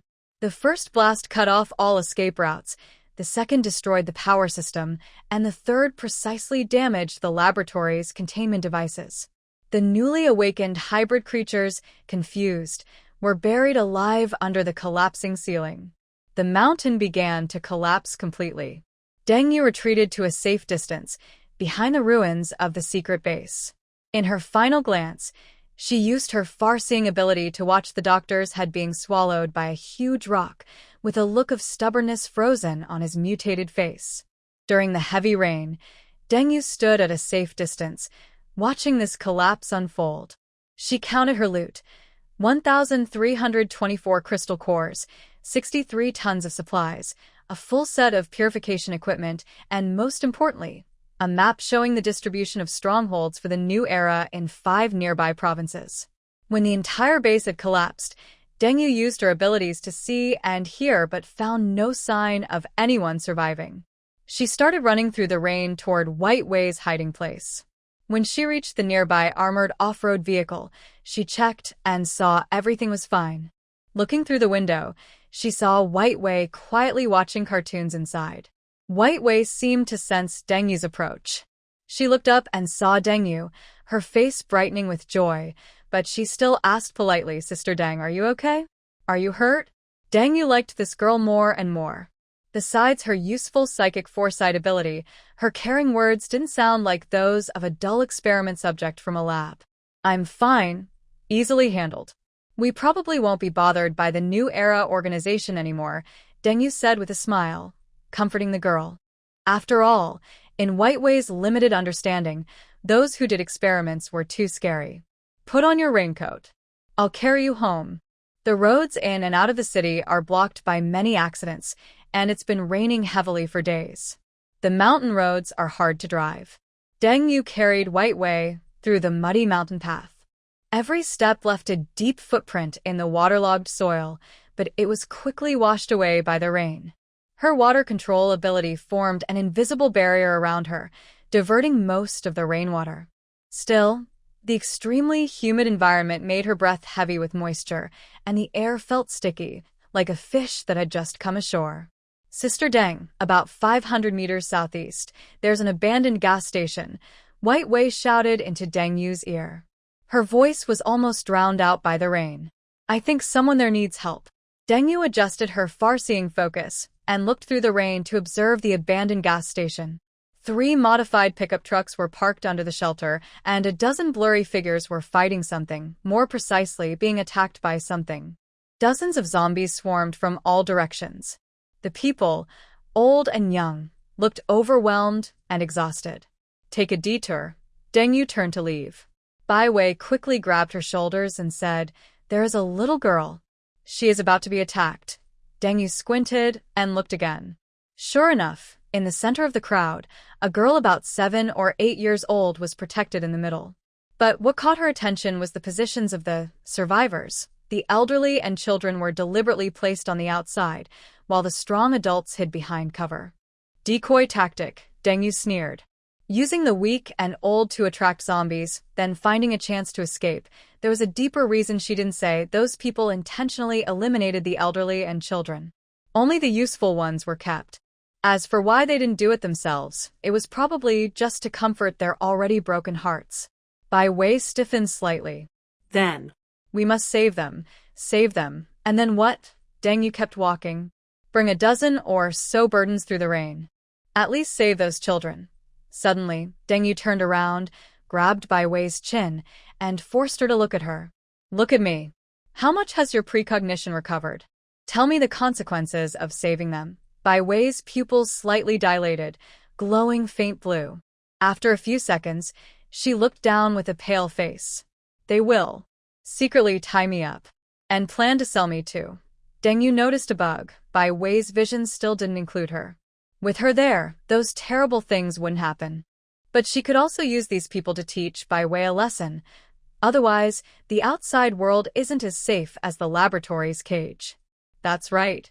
Deng Yu released her hand. Remember, in the end of the world, the first thing to beware of isn't the zombies, but living people, Bai Wei whispered. The two continued in silence, but after walking less than 200 meters, Bai Wei suddenly grabbed Deng Yu's collar. Sister Deng. That little girl ran out. Deng Yu didn't need to turn around.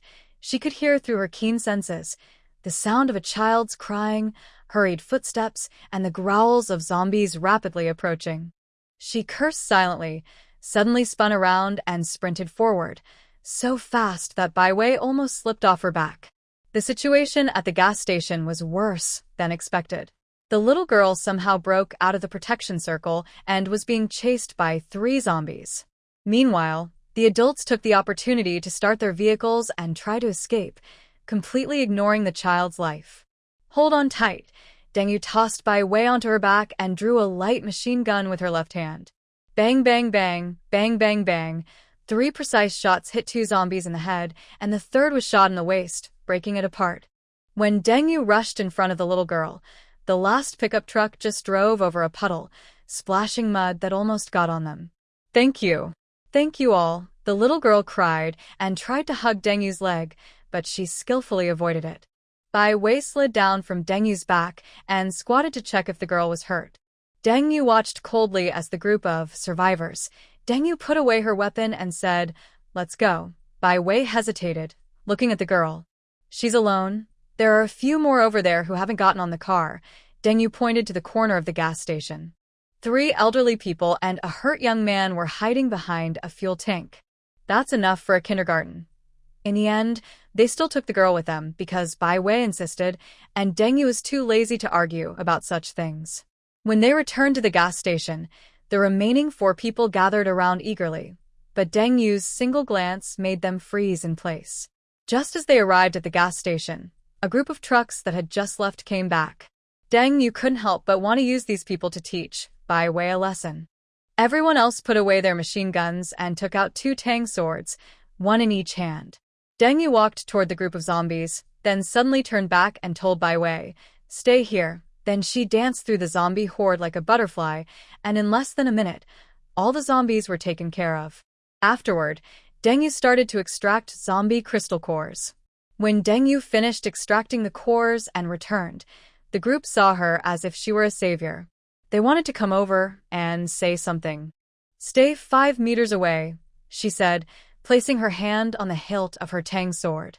"If anyone steps closer, I'll feed you to the zombies." The injured young man stepped forward and said, "Miss, we really—" "First, I'm not your miss," Deng Yu interrupted him. "Second, don't hide a knife in your sleeve and point it at me, or I'll make sure you understand what an amputation feels like." The young man's face changed drastically, and he immediately stepped back.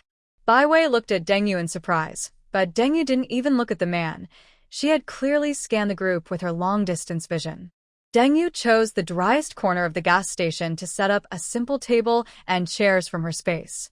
Bai Wei helped the little girl dry her hair and secretly gave her a piece of chocolate, but an old lady who followed and snatched it away. "Hey, do you have more? This old body of mine." The elderly woman's eyes flicked around as she looked at Bai Wei's pocket. Deng Yu chuckled softly, deliberately taking out cookies from her space and eating them openly, ignoring the eager looks. Only the injured young man wisely stepped back to tend to his wounds. "Miss, look at this child shivering from the cold." An old man pointed at the little girl. "Can't you?" "No," Deng Yu replied without looking up. Bai Wei felt a bit sorry and quietly took out a few pieces of cookies from her pocket. This act seemed to open the floodgates, and suddenly all the survivors crowded around, reaching out for food. My grandson is only 3 years old. I haven't eaten for 2 days. Why don't you share some more? Bai Wei was pushed back repeatedly, and the little girl was even knocked to the ground. Deng Yu kept eating her cookies, but she was closely watching the situation with her mental senses, ready to intervene if anyone hurt Bai Wei. This was a lesson for Bai Wei. Everyone, get out of the way. The injured young man suddenly pushed through the crowd. Have some shame. An old lady grabbed Bai Wei's raincoat and wouldn't let go. The young girl has a kind heart. If you could give some medicine, my husband. Bai Wei looked anxiously at Deng Yu, who finally finished eating and stood up slowly, walking over calmly. Exchange crystal cores for supplies. Deng Yu's voice made the air turn cold. 1 level 1 crystal core for 1 day's food, 2 level 2 for 3 days, and so on. We're all old, weak, sick, and disabled. How can we fight zombies? An old man angrily said. Deng Yu shrugged. Then keep starving. The young man hesitated for a moment, then took a small cloth bag from his underwear pocket. 3 level 1, 1 level 2. For food. The trade was quickly completed. Others, seeing this, either cursed and walked away or searched their bodies for hidden crystal cores. Surprisingly, the old lady who had grabbed Bai Wei's cookies pulled out a level 3 crystal core. Obviously, she kept some hidden. Bai Wei watched the redistributed food and quietly asked Deng Yu, what if they don't have crystal cores? There's some scrap metal at the gas station. Find someone to hammer it into a point, and it can be made into a weapon. Deng Yu deliberately raised her voice. If you want to make zombie-killing weapons in exchange for crystal cores, I'll teach you for free.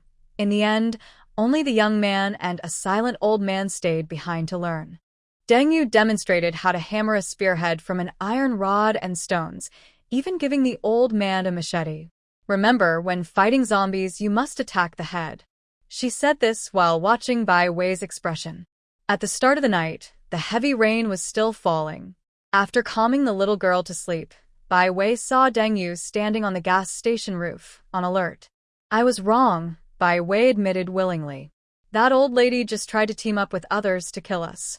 They planned to tie me up first, and then threaten you to surrender and give up supplies. Deng Yu handed her a piece of chocolate. So, what do you plan to do? I don't know, Bai Wei said, lowering her head. But I should be more careful. Deng Yu rarely ruffled her hair. Do you know why I stayed behind?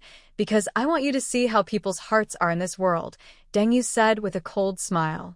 No matter how polite or humble they seem on the surface, they might already have hurt many people. That old lady probably tricked quite a few others with this tactic. Bai Wei's eyes widened, then she forced a small smile. I didn't notice at all. Learn slowly. I guessed, but I was right, Deng Yu said, looking at Bai Wei. Others want to kill you, and they want to kill me too. If we were just ordinary people, we might have been killed and robbed today. Plus, you helped them, so they still want to harm you. Those people. Seeing her hesitation, Deng Yu decided not to push too hard the first time. She gave her an escape route. That old lady and anyone who agrees with her, go teach them a lesson. Bai Wei was surprised. How do I teach them? Use your abilities. Surely not your fragile fists to fight. Bai Wei understood. Deng Yu wanted her to use her mental powers to attack. She had never done this before, but thinking about it made her feel angry. She didn't want to kill anyone, so she used her mental pressure slightly on those trying to rob them and on the old lady, especially targeting her. The old lady was on the ground, crying out in pain and shouting, headache. Seeing that things were almost settled, Deng Yu told Bai Wei to prepare her raincoat, and then left. Bai Wei hesitated and asked, what about them?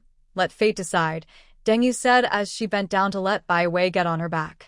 In this world, everyone must look out for themselves. Deng Yu and Bai Wei had already walked far from the gas station. Bai Wei couldn't hold back anymore.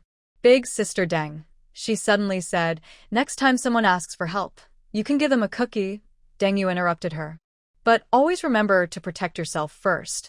Being kind isn't your fault, but in a doomsday situation, kindness might cost you your life. Your kindness must always start with protecting yourself.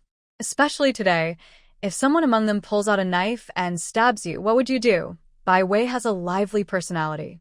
So, Sister Deng already knew to be cautious and not give people a chance to get close. Deng Yu pouted. With her current strong body, even a regular person's knife couldn't cut her skin. No, they smell too bad, she said. Thinking about it, in this doomsday world, how many times could those people wash? If it weren't for the rain, many of them probably wouldn't have a chance to clean themselves. All along the way, Bai Wei kept thinking about what Deng Yu said, what happened today, and what to do in the future. But Deng Yu had already given her an answer. It just depended on whether this young girl understood what Deng Yu meant.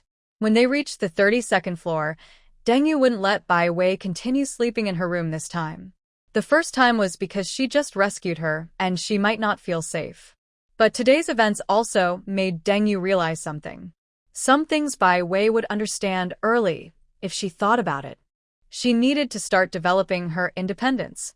Otherwise, Bai Wei wouldn't be able to help her and might even hold her back. Of course, Deng Yu was confident. Even if she was held back, she wouldn't be hurt.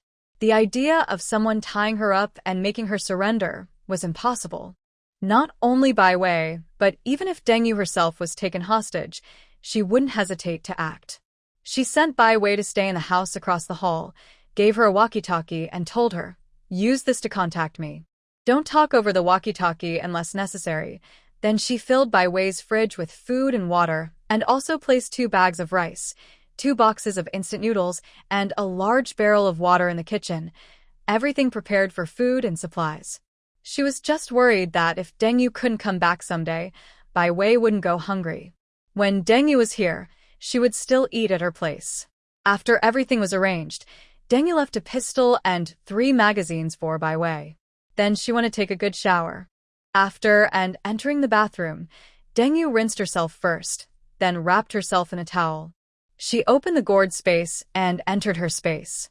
Seeing this familiar environment, the small house, the large gourd vine in front, there were still 7 gourds on the vine, looking a bit gray. But now it looks much better.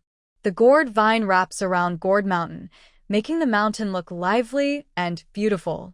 The other mountain ridges still seem bare and empty.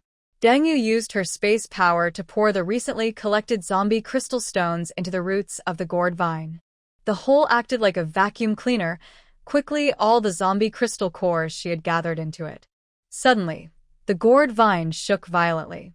Its tendrils grew rapidly, filling the entire space in the blink of an eye and spreading in all directions. Deng Yu felt dizzy, but once she stabilized herself, she saw that the space had expanded more than twice its original size. At this moment, the gourd vine released a powerful surge of energy. The energy flowed through 7 gourds, then suddenly rushed toward Deng Yu. The energy entered her body, washing over every cell in her limbs and bones. Gradually, the flowing light began to impact Deng Yu. She slowly lifted off the ground, floating in the center of the light cocoon. This time, the energy was especially abundant. It took about an hour to fully envelop and transform Deng Yu. Only then was she gently placed back on the ground. The 7 gourds, without any wind, shook off the gray dust from their surfaces, as if washed by rain. The gray appearance disappeared, revealing the original colors of the 7 colored gourds. Deng Yu immediately called up her system panel. Big Brother, Strength Enhancement Level 6, permanent increase in strength by 10,000 kilograms, improved physique, stronger power, muscle explosive force increased by 800%, duration, 4 hours, cooldown, 15 minutes, Second Brother, Clairvoyance and Super Hearing, Level 6, visual range up to 10 kilometers, hearing range up to 10 kilometers, Third Brother, Diamond Body, Level 6, skin hardness equivalent to 750 HV, twice the hardness of titanium alloy, immune to ordinary cold weapons, immune to antimaterial rifles, enhanced physique, increased endurance, Fourth Brother, Fire, Level 6, can spit fire with a maximum range of 150 meters, can use lightning with a range of 30 meters, duration, 20 minutes, Fifth Brother, Water Escape, Level 6, can spray water with a maximum range of 150 meters, underwater breathing for 180 minutes, can use lightning with a range of 30 meters, water flow propulsion speed, 40 knots, water invisibility, Sixth Brother, Shadow Step, Level 6, duration, 4 hours, cooldown, 10 minutes, Seventh Brother, Treasure Gourd, Level 6, 200 cubic meters of gourd space, time flow rate, 1/12, can store 5 living beings with minor resistance. My system's abilities display psychic powers at level 4, metal powers at level 5, maximum of 5 hours in the space world per entry, total 12 hours per day. Time does not stack. This upgrade used up the zombie crystal cores saved up this time, but it was worth it. Also, she experienced no pain during this upgrade, unlike when awakening her psychic powers, which almost caused her pain. Deng Yu immediately put on pajamas after entering the space. She also noticed that the gourd space had grown much larger. She must find out more. Call out the system. System, has the gourd space enlarged after this upgrade? Are there any new features unlocked? The system replied, yes, this upgrade has expanded the space with the gourd vine, and there will be more spiritual spring water produced each day. Deng Yu asked curiously, what is spiritual spring water? The system paused briefly before replying. Spiritual spring water is made from the spiritual energy captured by the gourd vine. As the vine grows larger and more numerous, the amount of spiritual spring water naturally increases. After understanding this, Deng Yu began to explore how big the space was. Using her clairvoyance, she suddenly noticed a place that seemed a bit strange. Remarkably, at the edge of the space, there was a pitch-black hole. Above it, crookedly carved, were the words, Monster Cave, in blood-red characters. Is that a snake spirit? Isn't it an enemy of the Calabash brothers? Deng Yu cautiously approached the hole, sensing a cold, damp atmosphere inside. She wanted to go in but was unsuccessful. Only the entrance appeared, while the rest of the area remained shrouded in fog. According to the sign on the cave, it was the lair of enemies from the cartoon, Lady Golden Snake and Scorpion Spirit. Could it be that monsters will be unleashed in the future? Deng Yu immediately became uneasy. She called out to the system. System, what's going on? Is this world just like the Calabash brothers' world? Are there monsters too? The system replied, sorry. Even the system doesn't know. Deng Yu was instantly annoyed. She didn't understand what that meant. If more monsters appear after future upgrades, she knew she was strong but also realistic. If she encounters monsters from the cartoon, she probably can't win. Small monsters she might fight, but if Lady Golden Snake or Scorpion Spirit appear, she could be captured easily. She was happily upgrading earlier, almost flying with joy. Now, discovering a monster cave, she wondered if unlocking a monster through an upgrade would affect her space. Deng Yu decided to ask differently. System, am I the ruler of this space? If a monster appears here, can I make it stay still? The system immediately replied, Host, you're the owner of this space. Unless someone with higher authority over the space appears, no one can act within your space without your permission. Deng Yu felt relieved. That's good. Although the cartoon features many magical tools, it seems there are no powerful space artifacts. Otherwise, defeating the Calabash brothers would only take a few episodes. In the first episode, they could just trap the Calabash brothers in a space where they can't move. After Deng Yu felt at ease, she took a deep look at the monster cave and immediately recalled the gourd vine. She took a cup to drink the spiritual spring water, which seemed even sweeter now. Through the cup, she saw tiny lights shining inside, like stars. The water's healing energy had become stronger. The amount of water also increased. She considered whether to give some to Bai Wei. After a brief thought, she decided it was not a good idea. First, Deng Yu prefers to act alone. Second, her main goal in bringing Bai Wei is to protect the home and study zombie crystals.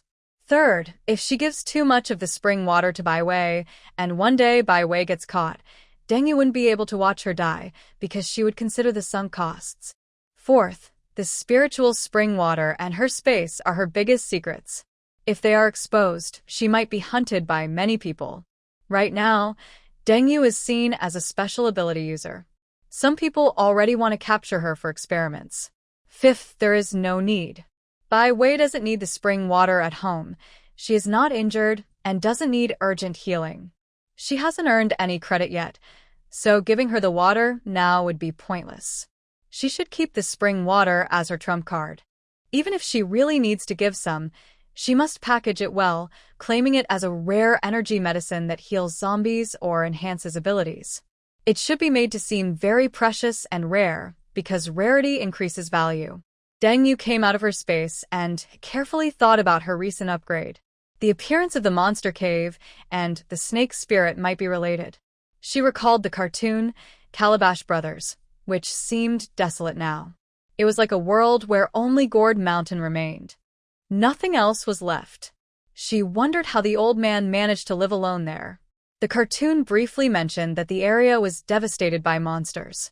But if she considers the real world, she thinks that if the mountain god is the last manifestation of the world consciousness, then why doesn't the mountain god act himself or call other gods for help?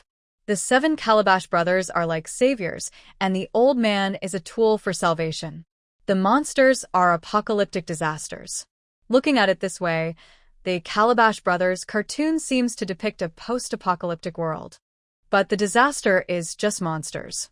In this world, the end-of-the-world threat could be zombies, ability users, or evolved plants and animals.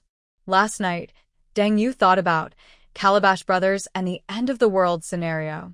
She fell asleep unknowingly. The rain was still falling the next day, but it had lessened. Deng Yu looked at the time, turned over, and after washing up, called Bai Wei to come for breakfast. She took out Guangzhou morning tea she had bought before the apocalypse from her space, filling the dining table for a week. As Deng Yu finished arranging the food, it immediately started to emit steam, as if just cooked. This was prepared a day before going to Guangzhou, with some items stored in the fridge. She was eating and collecting them into her space. When Deng Yu lifted the bamboo steamer, the fragrant steam with shrimp dumplings rose to her eyebrows. The semi-transparent skin trembled slightly, wrapping 3 pink shrimp tails, with green bamboo shoots visible through the thin skin. "Look at these folds," she said, pinching the ivory chopsticks to point at the 13 folds on top of the shrimp dumpling. The master's hands are more delicate than embroidery. Bai Wei was poking tiny red holes in the custard bun, causing the yellow filling to gush out like a honey-colored lake on a white porcelain plate. The flaky pastry of the barbecue pork pastry was cracking softly in her mouth, with amber honey dripping from her fingers onto the edge of the blue and white teacup. Seeing the lotus leaf-wrapped chicken, Bai Wei was about to peel back the leaf when Deng Yu suddenly held her wrist. "Be careful, it's hot." She then handed her a pair of chopsticks to use. The crab roe on top of the siu mai was trembling slightly with the steam, like dew turning over in the morning light. They looked at each other and smiled, their eyes shining with happiness. Seeing Bai Wei so happy, Deng Yu said, "Eat. Eat." As the braised chicken feet simmered in the pot, Bai Wei's silver spoon was scraping the last bit of milk skin from the double skin milk. Suddenly, Deng Yu pushed the sticky rice chicken to the center. "Try this." Bai Wei, with sesame seeds on her eyelashes from the pastry, carefully picked out a small piece of dried tangerine peel hidden in the rice. While they were happily eating, the satellite phone suddenly rang, piercing through the rainy night. Deng Yu instinctively looked at the living room, where the satellite phone was on the coffee table. Only 2 people knew this number, and only one would call in such weather. "Zhou Yi," she pressed to answer. "It's me." A deep, strong male voice came through, with faint electrical noise. The heavy rain affected the signal. To keep it brief, Deng Yu unconsciously tightened her grip on the receiver. "Zhou Yi, commander of the 7th Special Task Force, the youngest and most promising officer at this base.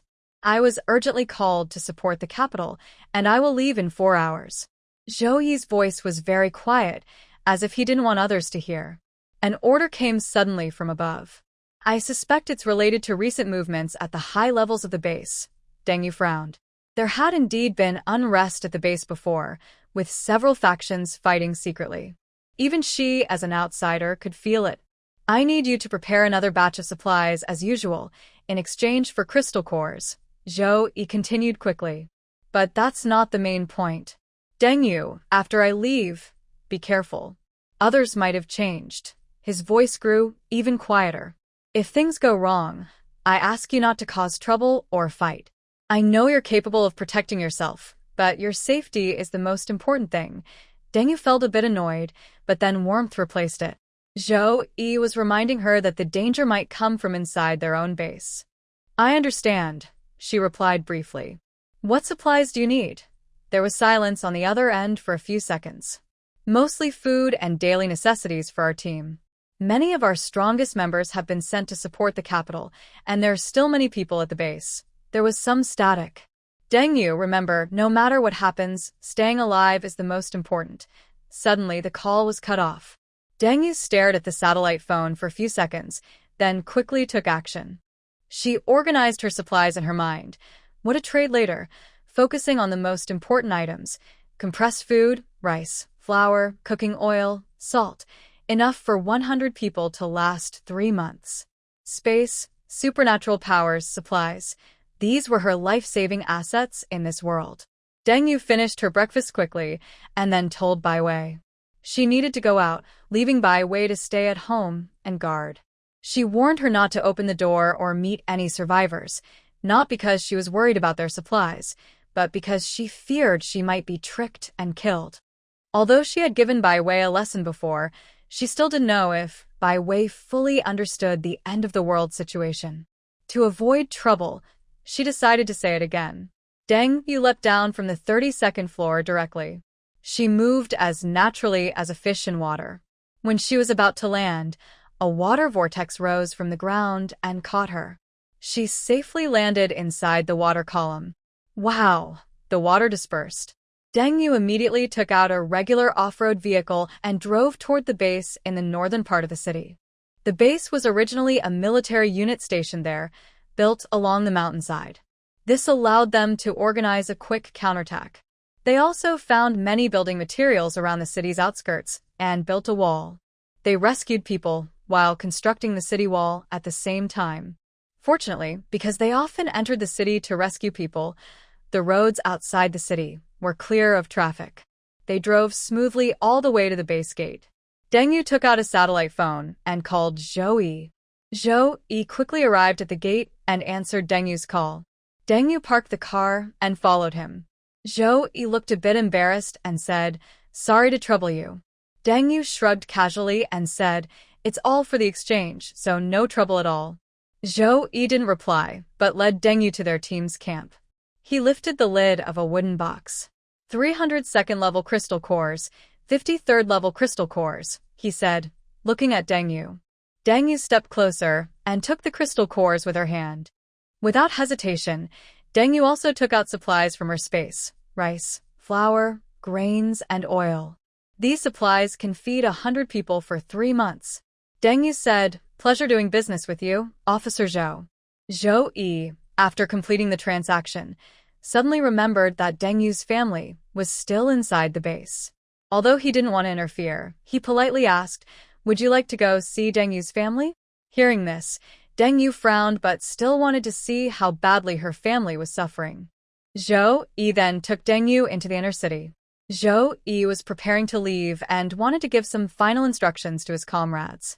This supplies exchange was also for his comrades' benefit, as others contacting Deng Yu might not be able to trade for supplies.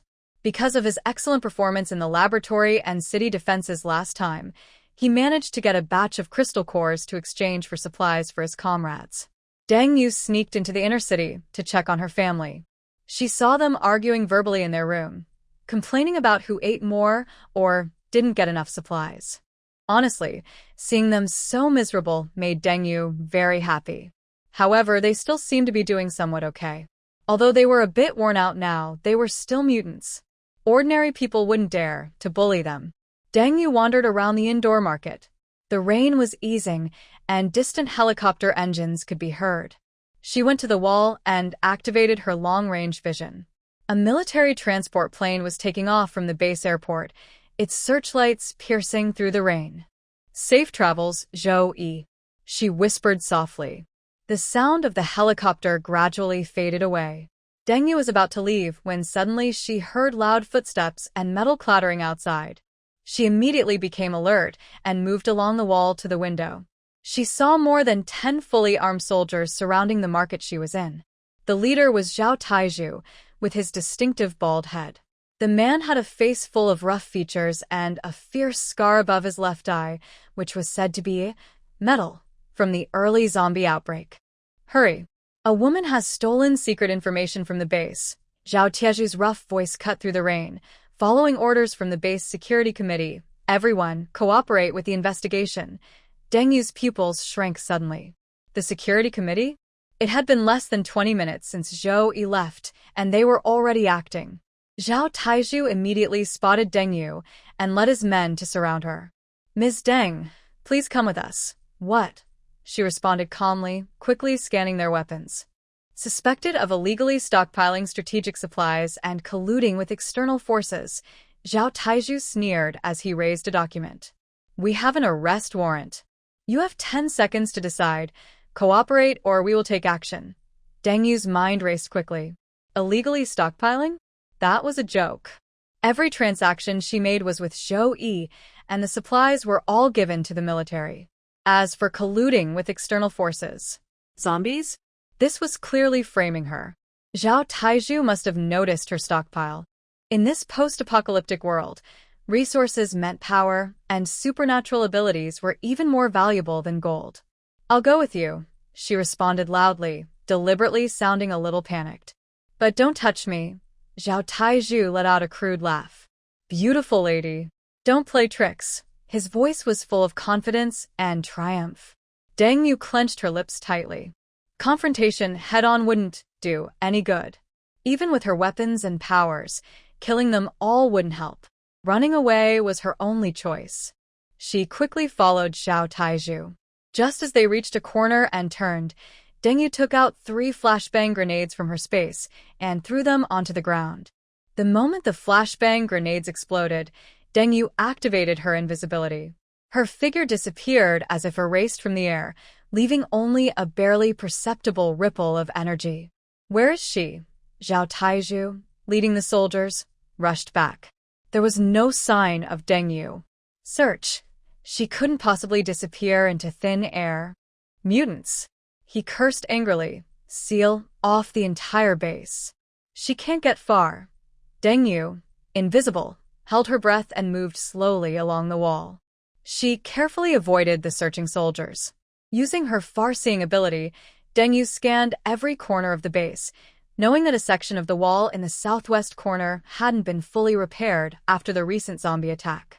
That was her only chance. She moved like a ghost through the camp, avoiding patrol after patrol. Finally, she reached the damaged section of the wall.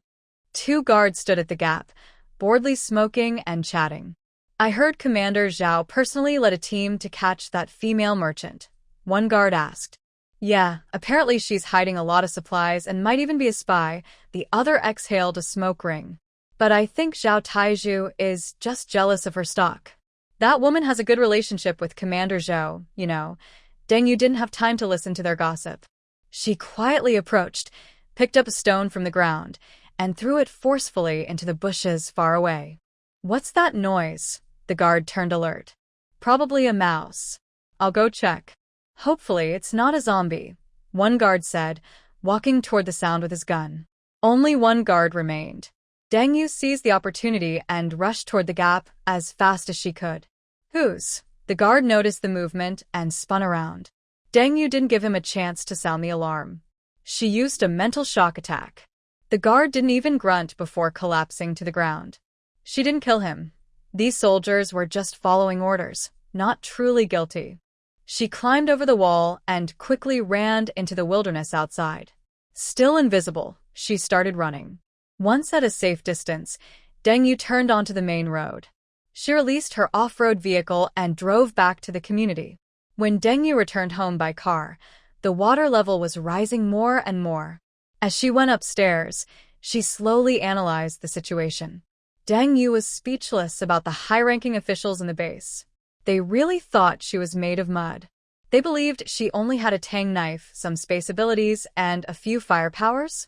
They even wanted to imprison her for the base's use. Although she didn't know their true intentions, their actions suggested they were mainly after her space abilities and supplies. Their first step was to transfer or recommend away officers close to Deng Yu. In this end-of-the-world situation, where is there no need for people?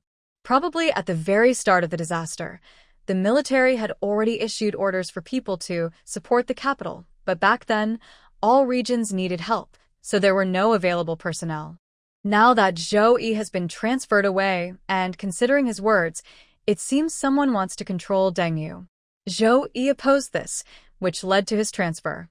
Deng Yu was muttering to herself, like polishing a tang sword handle. That kid Zhou Yi probably knows, but he won't say it openly. Maybe he's torn between his sense of justice and the responsibility to keep military information safe. The last deal for supplies might have been Zhou Yi's compromise. He made a quick trade, led Deng Yu into the base city, and even asked her not to hurt the soldiers. Thinking this through, everything becomes clear. That betrayed her, thinking he was clever, believing Deng Yu would be deeply loyal to him. But Deng Yu and Zhou Yi have only met 3 times. The first 2 times, Deng Yu saved him and arranged the supply trades. The incident at the laboratory doesn't count as Zhou Yi's fault. It was the base's disgrace, and Deng Yu cleaned it up. It seems the people behind the laboratory are still active. Or perhaps the people behind the laboratory have never truly fallen. They just kept a low profile by revealing some of their actions to Deng Yu and Zhou Yi, making them cautious. Then they sent Zhou Yi to make contact. Their ultimate goal is to control Deng Yu, using the laboratory supplies, space powers, and perfect experimental subjects, 4 birds with 1 stone. That group is truly shameless. If Deng Yu hadn't burned down the laboratory herself, saving their reputation, the base would have likely erupted in chaos. The people inside would have split apart. If Deng Yu hadn't gone to help defend the city, she might have been killed. Now they are using the kindness she showed to attack her personally. This is no longer just politics. It's a matter of betrayal and manipulation, dividing people into factions. They only see profit, ignoring human feelings and the development of events, only thinking about filling their own pockets. With the sound of footsteps approaching, Deng Yu's thoughts grew darker. The base is already rotten from within. Not just Deng Yu, Zhou Yi is also a victim of greed. His reputation and prestige have risen, partly because of Deng Yu's supplies, which made him command the troops and listen only to him. This made others feel threatened. So they transferred Zhou Yi away, and he could only take a handful of people with him. Most of his soldiers and comrades remain in the base, likely to be dismembered or replaced by new leaders. If the new leaders are capable, it might be manageable. A fool in this apocalyptic scene would surely die. From now on, there's no need for the satellite phone, unless Deng Yu wants to use it. Zhou Yi probably cooperated with the higher-ups to trap her. He likely just wants to control Deng Yu, so she stays focused on being a storage unit. When Deng Yu reaches the 32nd floor, she will have thought everything through. First, Zhou Yi is not trustworthy, he's fake. Second, this base has plans for Deng Yu. They want to control her. If he comes again, she will fight back. Third, in this end-of-the-world situation, no one can be trusted. People might betray others for some benefits, or use excuses like, "I'm doing this for your own good," to betray. Or they might slowly betray others with malicious intent. Forget it, no need to think about it anymore. Once she understands, it's enough. Deng Yu opens the door and enters the 32nd floor. She sees Bai Wei already eating instant noodles. She probably ate alone and was very hungry. But she hasn't cooked anything special before. It's better to have a good meal with Xiao Bai Wei. Deng Yu's voice is firm and leaves no room for refusal. Pour out the noodles. I'll bring you something good to eat. Bai Wei goes to the kitchen to pour the noodles, then enters Deng Yu's apartment. So, what do you mean by something good? Bai Wei leans back in a lounge chair. Deng Yu doesn't answer. Instead, she takes out a small teapot and 2 cups from the kitchen. Bai Wei notices the teapot is made of blue and white porcelain. First, have some tea. Rinse your mouth. The taste of instant noodles will ruin the flavor of the good food. Deng Yu pours a golden brown liquid. The aroma of tea quickly fills the balcony. Bai Wei takes the cup. The warm tea passes through the porcelain to her cold fingers. She takes a sip. The rich tea flavor spreads in her mouth, with a hint of sweetness. Is this pu'er tea? 30-year-old ripe pu'er. Deng Yu smiles and nods. I bought it when I was in Guangzhou having morning tea, so this is what you call something good? Bai Wei sways the cup. It's pretty good, even if I'm full. Deng Yu seems to enjoy teasing Bai Wei. She smiles mysteriously and suddenly stands up. Close your eyes, and count to 3. Bai Wei looks at Deng Yu with suspicion but cooperates and closes her eyes. 1, 2, 3. Open your eyes now. When Bai Wei opens her eyes, the scene before her almost makes her fall out of the chair. Deng Yu suddenly appeared with a bamboo steamer in her hand, steam rising gently from the edge of the lid. Even more strange, the steamer looked as if it had grown out of thin air. Is this magic? Bai Wei exclaimed, wide-eyed. It's not magic. Deng Yu carefully placed the steamer on a small table and lifted the lid. Inside were 6 clear, shiny shrimp dumplings, with thin, delicate wrappers wrapping pink shrimp and small green bamboo shoots inside. Bai Wei's stomach growled loudly. She forgot to ask how the steamer appeared and reached out to grab a dumpling. Wait, Deng Yu stopped her. Use these chopsticks. She then magically pulled out a pair of ivory chopsticks and a small plate from the air. Bai Wei watched closely. Deng Yu's hand moved as if unzipping an invisible zipper, and the utensils floated out of nowhere. Space powers. I guessed that long ago, Bai Wei said with a smirk. Good. Bai Wei is the smartest, Deng Yu said, picking up a dumpling and placing it on the plate in front of Bai Wei. Eat while it's hot. Bai Wei hesitated but took a bite. The sweet, fresh shrimp burst in her mouth immediately, perfectly balanced with the crisp bamboo shoots and soft wrapper. The temperature was just right, as if it had just been taken from the steamer. Oh my! So delicious, Bai Wei said, neglecting her manners and quickly swallowing the whole dumpling. Deng Yu smiled proudly. Of course, one of our store delicacies. One of them, Bai Wei caught the key phrase. What do you mean? Deng Yu took a deep breath, seeming to make a firm decision. Before the end of the world, I bought all the best foods from across the country, costing 100 million RMB. Most of it was cooked food. Bai Wei's chopsticks froze midair. Are you joking? Watch this. Deng Yu extended her hand and made a grab motion in the air. In her hand appeared a paper-wrapped package. She opened the paper to reveal 3 golden, crispy barbecue pork pastries, still steaming. Bai Wei's jaw nearly dropped to the ground. This. Try it. Deng Yu pushed the pastries toward her. Bai Wei carefully picked one up, and the flaky crust crumbled in her hand. As she took a bite, the sweet aroma of honey-glazed barbecue pork filled her mouth, with the layers of pastry melting instantly.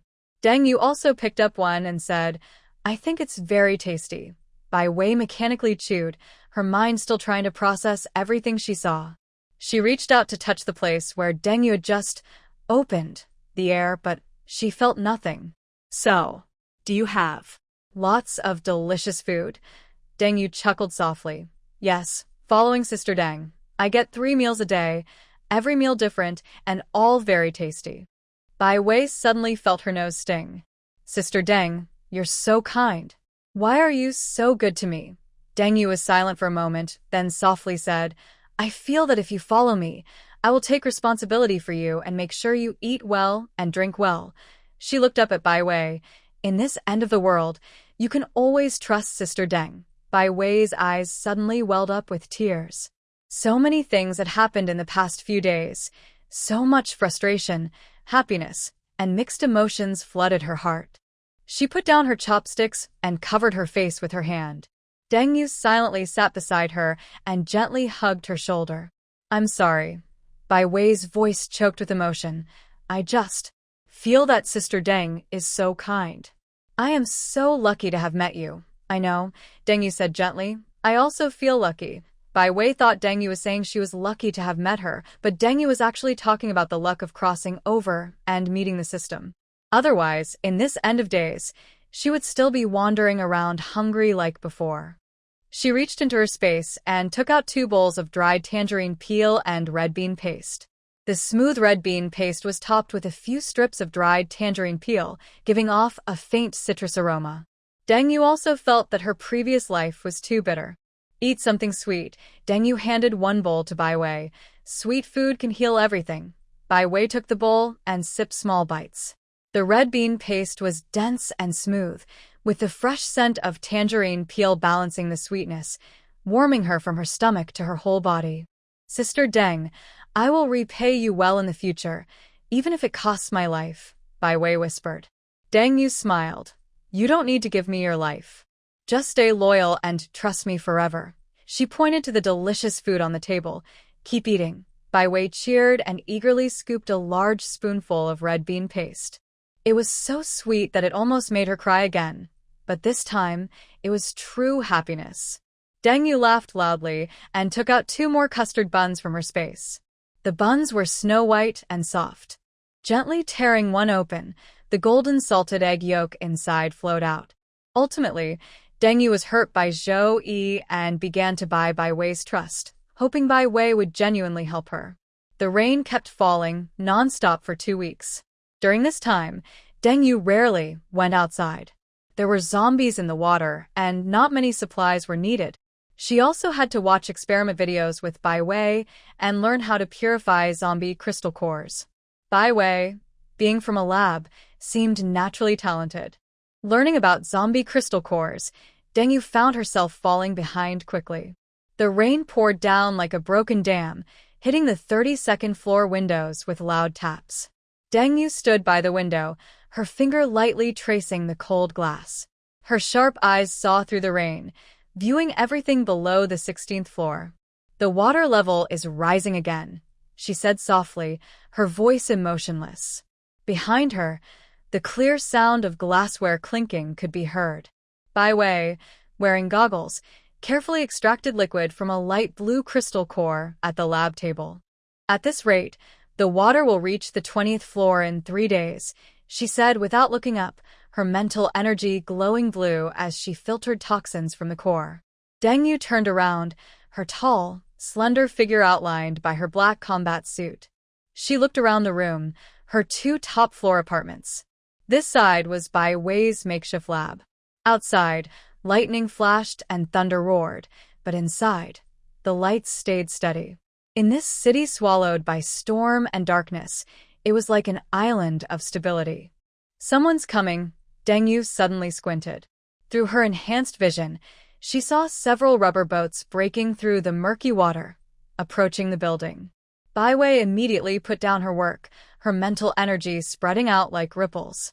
12 people with special abilities, she said with a worried look. They've found us. Deng Yu smirked coldly, reaching out with her right hand.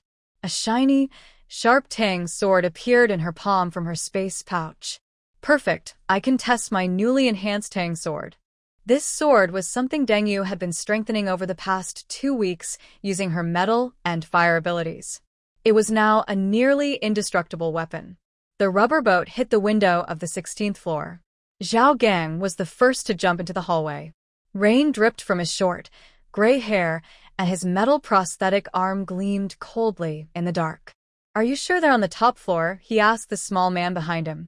Absolutely certain. Zhao Gang is the boss. The skinny man excitedly rubbed his hands. Eagle Eye, saw clearly.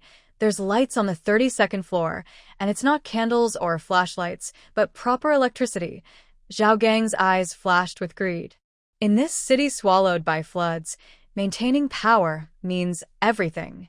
He knew this well, either they had rare generators or powerful energy-based mutants. Either way, he had to go there himself. Listen carefully, he said to his men turning around. The other side might have mutants. The usual rule, be polite first, then attack.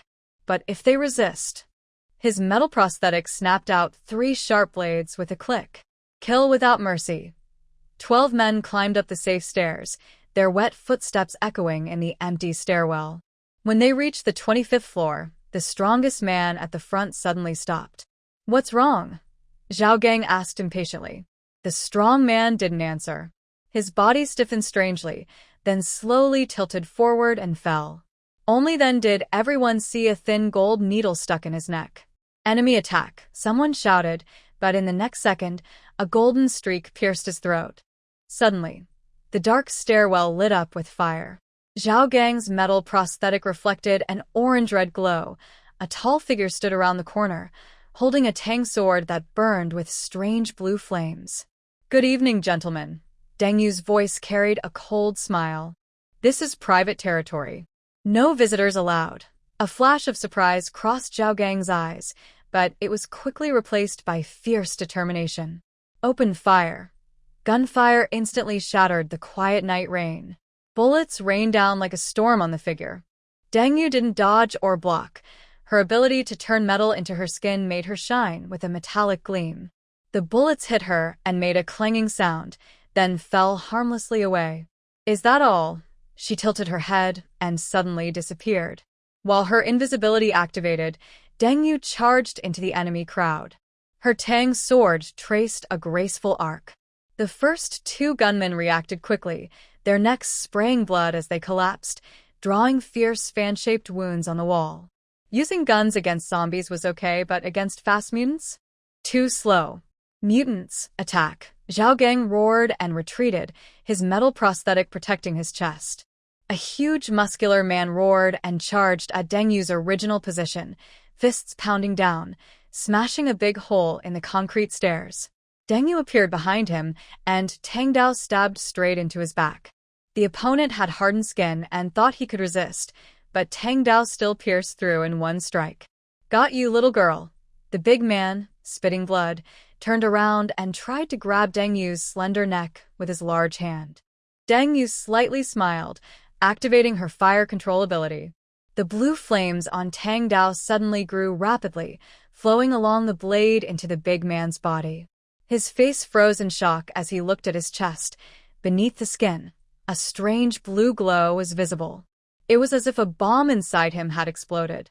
Suddenly, a hole the size of a bowl opened in his chest, and blue flames burst out from his 7 orifices. He knelt on the ground, eyes still showing disbelief. "Third brother," a red-haired woman screamed as she rushed forward. She waved her hands, and several ice spikes materialized out of nowhere, whistling toward Deng Yu. Deng Yu raised her left hand, activating her water control ability. The ice spikes suddenly changed direction midair, shooting back at the red-haired woman. She hurriedly raised an ice wall to block, but Deng Yu had already taken the opportunity to get closer. Tang Dao, like a venomous snake, pierced through the ice wall directly toward her throat. The clash of metal was deafening. Zhao Gang's prosthetic limb blocked the deadly strike. "Spread out. Don't let her get close," he shouted. The blades on his prosthetic limb suddenly extended, whipping toward Deng Yu's face. Deng Yu leaned back to avoid it, then reached out with her left hand, grabbing from the space inside her gourd. She pulled out a submachine gun and fired a burst into the crowd. Amid screams, 3 ordinary members fell to the ground. The remaining people hurriedly looked for cover, only Zhao Gang and the red-haired woman still standing. What kind of person are you? Zhao Gang gritted his teeth and asked, his metal prosthetic limb shifting shape into a small shield protecting him. Deng Yu's flames wrapped around her blade again, burning away the blood beads on it. "The boss," she replied briefly, then suddenly received a mental shock from her. At the corner of the 24th floor, a tall, thin man wearing glasses lowered his finger from his temple. "Her mental barrier is very strong," he told Zhao Gang. "My attack has been weakened by at least 80%. Then we attack together." The red-haired woman pressed her hands to the ground. The temperature in the stairwell dropped sharply, and frost spread rapidly around her. Deng Yu felt her feet freeze in place, while the mental shock from the man with glasses continued wave after wave. Even with her level 4 mental ability barrier, she felt the pressure. Zhao Gang seized the opportunity, transforming his prosthetic limb into a spear and stabbing directly at her heart. At a critical moment, Deng Yu activated her indestructible body. A spear pierced her chest, but only tore her combat uniform, leaving a white scar on her bronze skin. Zhao Gang's eyes widened, but before he could react, Deng Yu's tang sword swung down. Her metal prosthetic was cut off at the wrist, and Zhao Gang screamed as he retreated. Deng Yu seized the opportunity, aiming her blade at his throat, but at the last second, an ice wall blocked her. A red-haired woman stood in front of Zhao Gang, her face pale but her eyes firm. "Boss, run," she shouted, forming hand signs. Suddenly, a fierce snowstorm swept through the staircase, reducing visibility to zero. Deng Yu snorted coldly. Using her clairvoyance and keen hearing abilities, she could no longer be hindered by the snowstorm.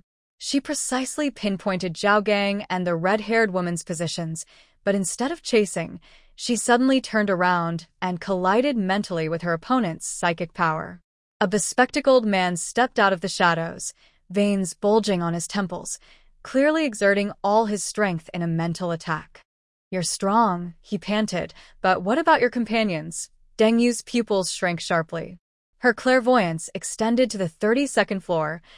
Two figures were sneaking toward her safe house. "Using a distraction to lure me away," she sneered. Clever, but not enough. Bai Wei was not just a pretty face.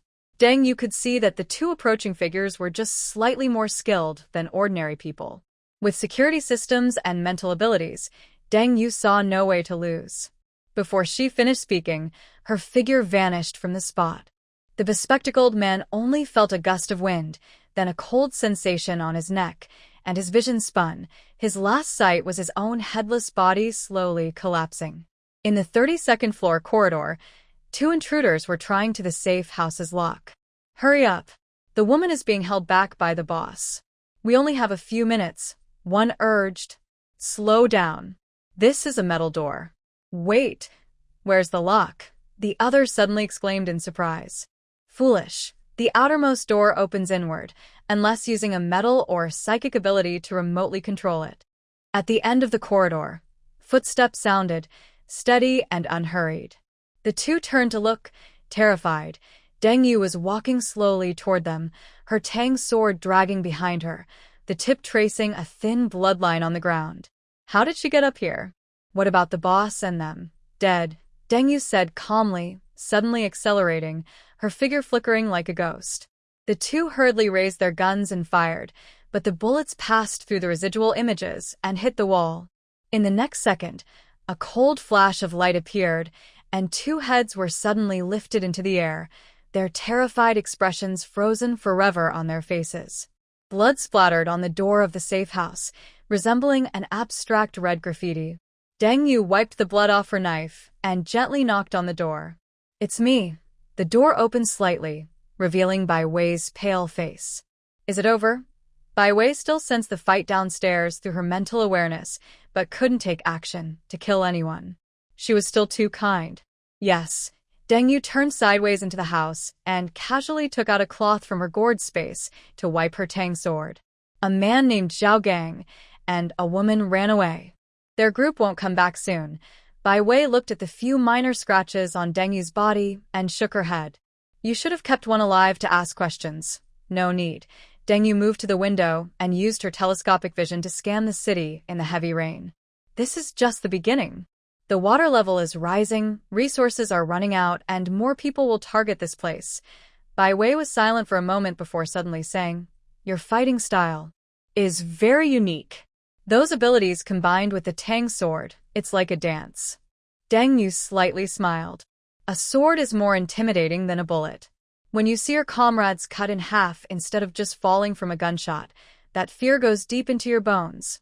She turned to look at the laboratory. "How is the purification research progressing?" "There's been a breakthrough." Bai Wei returned to the workbench, picked up a test tube filled with a slightly bluish liquid. "The crystal cores of level 2 zombies can now be purified of 80% of the toxins. Give me 2 more days." A lightning bolt lit up outside the window, illuminating half of Deng Yu's face and revealing more boats approaching this building from the distant water surface. She squinted, unconsciously rubbing her fingers along the hilt of her sword. The heavy rain continued, and the battle was only just beginning. Deng Yu went downstairs to clean up the mess, chopping off the heads of the corpses and burning them in the corridor. All usable weapons were stored in her space.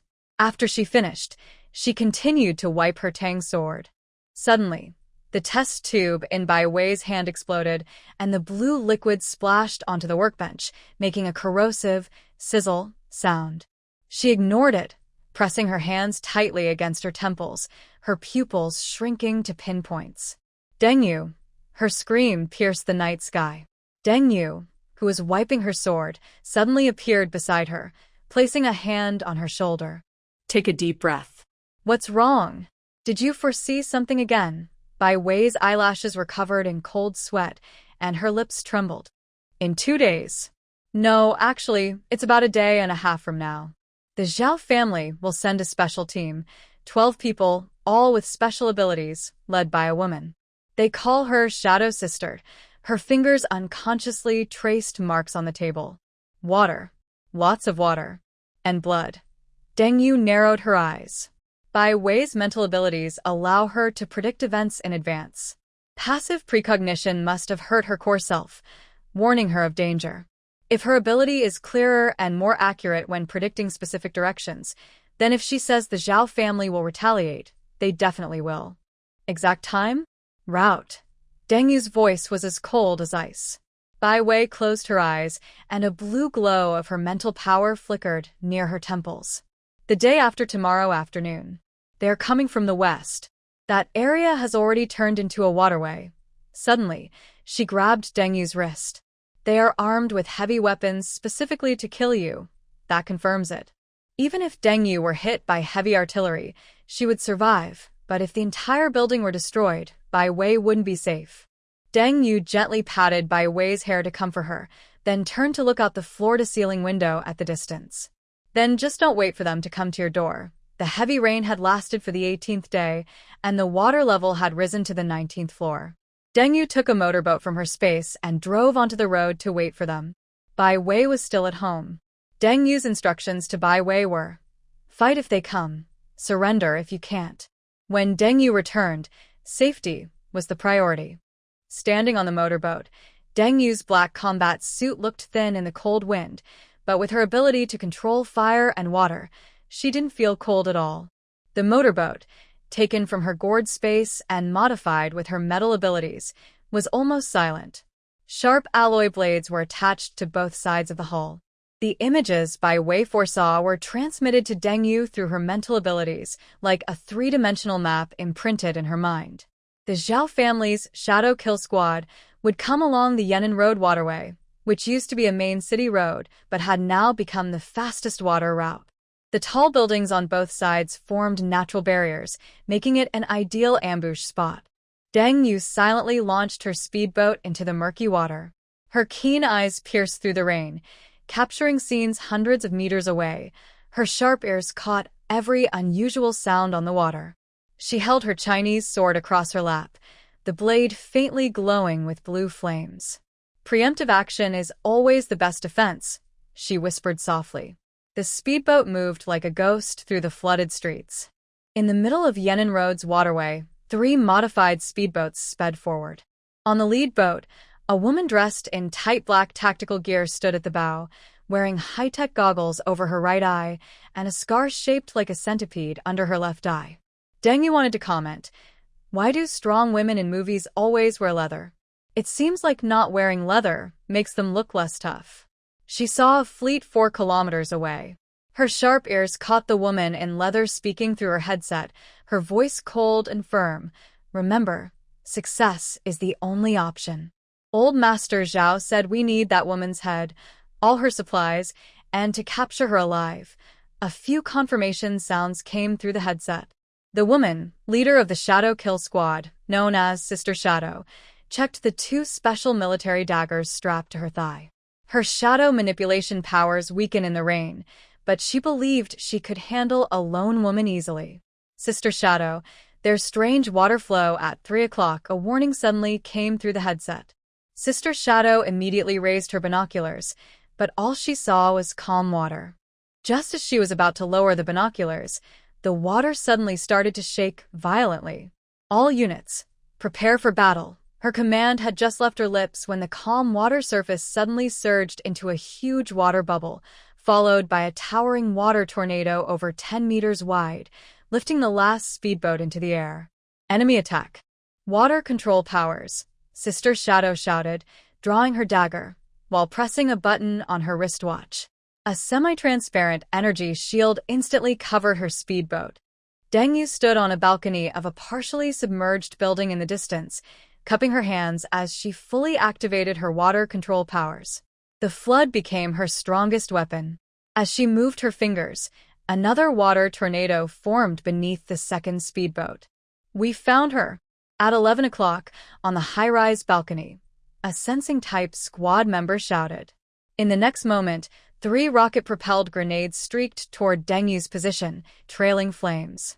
Deng Yu did not dodge or flash away. Instead, she sneered coldly.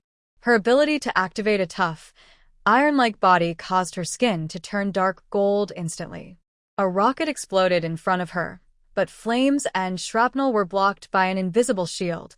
This was a new way she developed by combining her indestructible body with her metal-based powers. Before the smoke from the explosion cleared, Deng Yu leapt into the water. She activated her water control and invisibility abilities, disappearing from everyone's sight. She went underwater.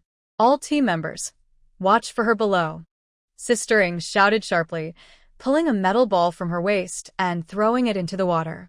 The metal ball expanded immediately upon contact, releasing a strong electric current. A school of dead fish appeared on the water surface, but Deng Yu's figure was nowhere to be seen. Where is she? Perception team. The perception-type ability user sweat coldly on his forehead. I can't find her. Her mental shield is too strong. Suddenly, the speedboat under Sister Ing shook violently. She looked down in horror to see a huge dark shadow rapidly expanding beneath the water. Everyone abandoned ship. She managed to shout just in time, as a giant dragon made of floodwaters shot up from below, swallowing her boat whole. The boat disintegrated midair, and Sister Ing, quick and agile, jumped onto a piece of floating debris. Just as she steadied herself, her hair stood on end.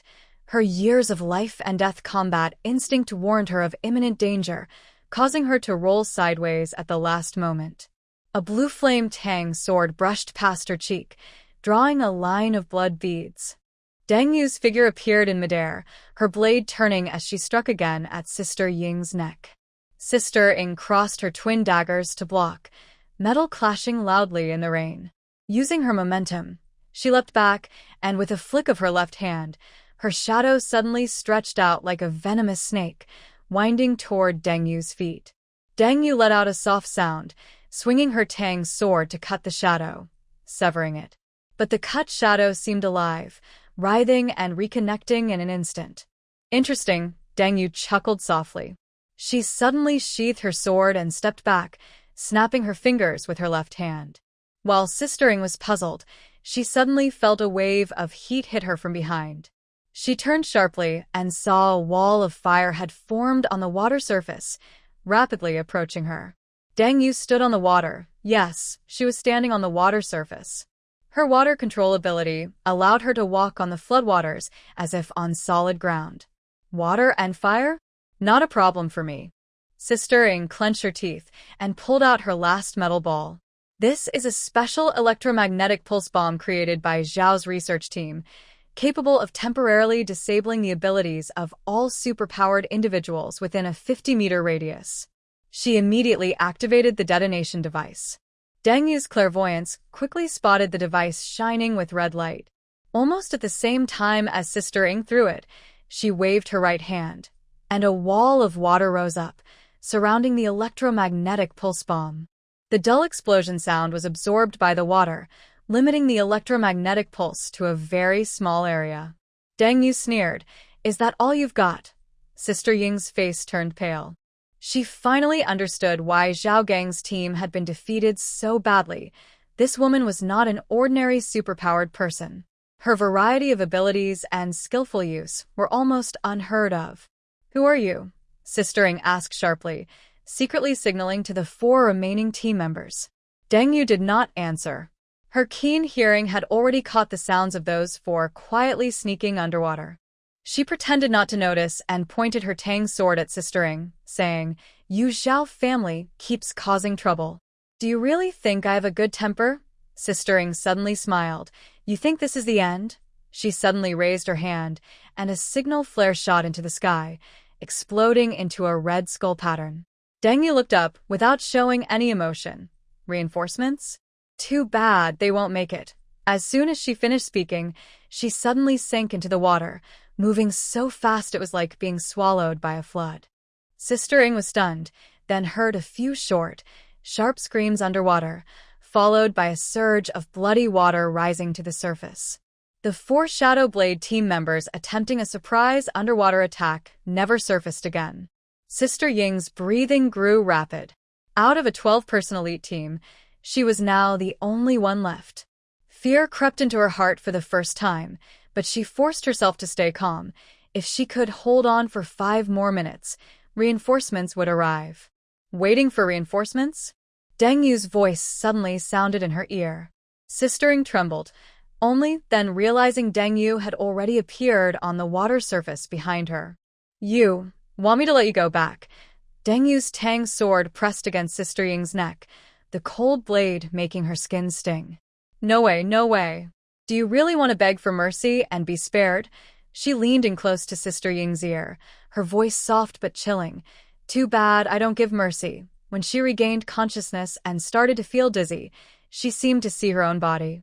Deng Yu had already disappeared, and only the faint hum of a distant motorboat engine was fading away. It was still raining, and debris from a speedboat and bodies floated on the water. Sister Ying's body was slumped on the only intact life raft. The Kill team had only completed 1 mission, but before they could feel despair, they were all wiped out. When Deng Yu returned to the safe house, Bai Wei was kneeling by the floor-to-ceiling window, pressing her hands to her temples, alert and guarding her surroundings with her mental powers. "Problem solved," Deng Yu said as she wiped her face with a towel. Her sword was placed on the weapon rack. "Your predictions were accurate. There really was a Sister Ying and there was a lot of blood." Deng Yu didn't expect her to bleed so much. If she hadn't used her water-controlling ability, she might have been splashed in the face. 5 peaceful days passed quietly, almost making Deng Yu forget about Zhao Gang. Suddenly, Bai Wei, who was conducting an experiment, spat out a mouthful of blood, staining the clear zombie crystal cores on the lab table. She clutched the edge of the table tightly, her knuckles turning white from the force.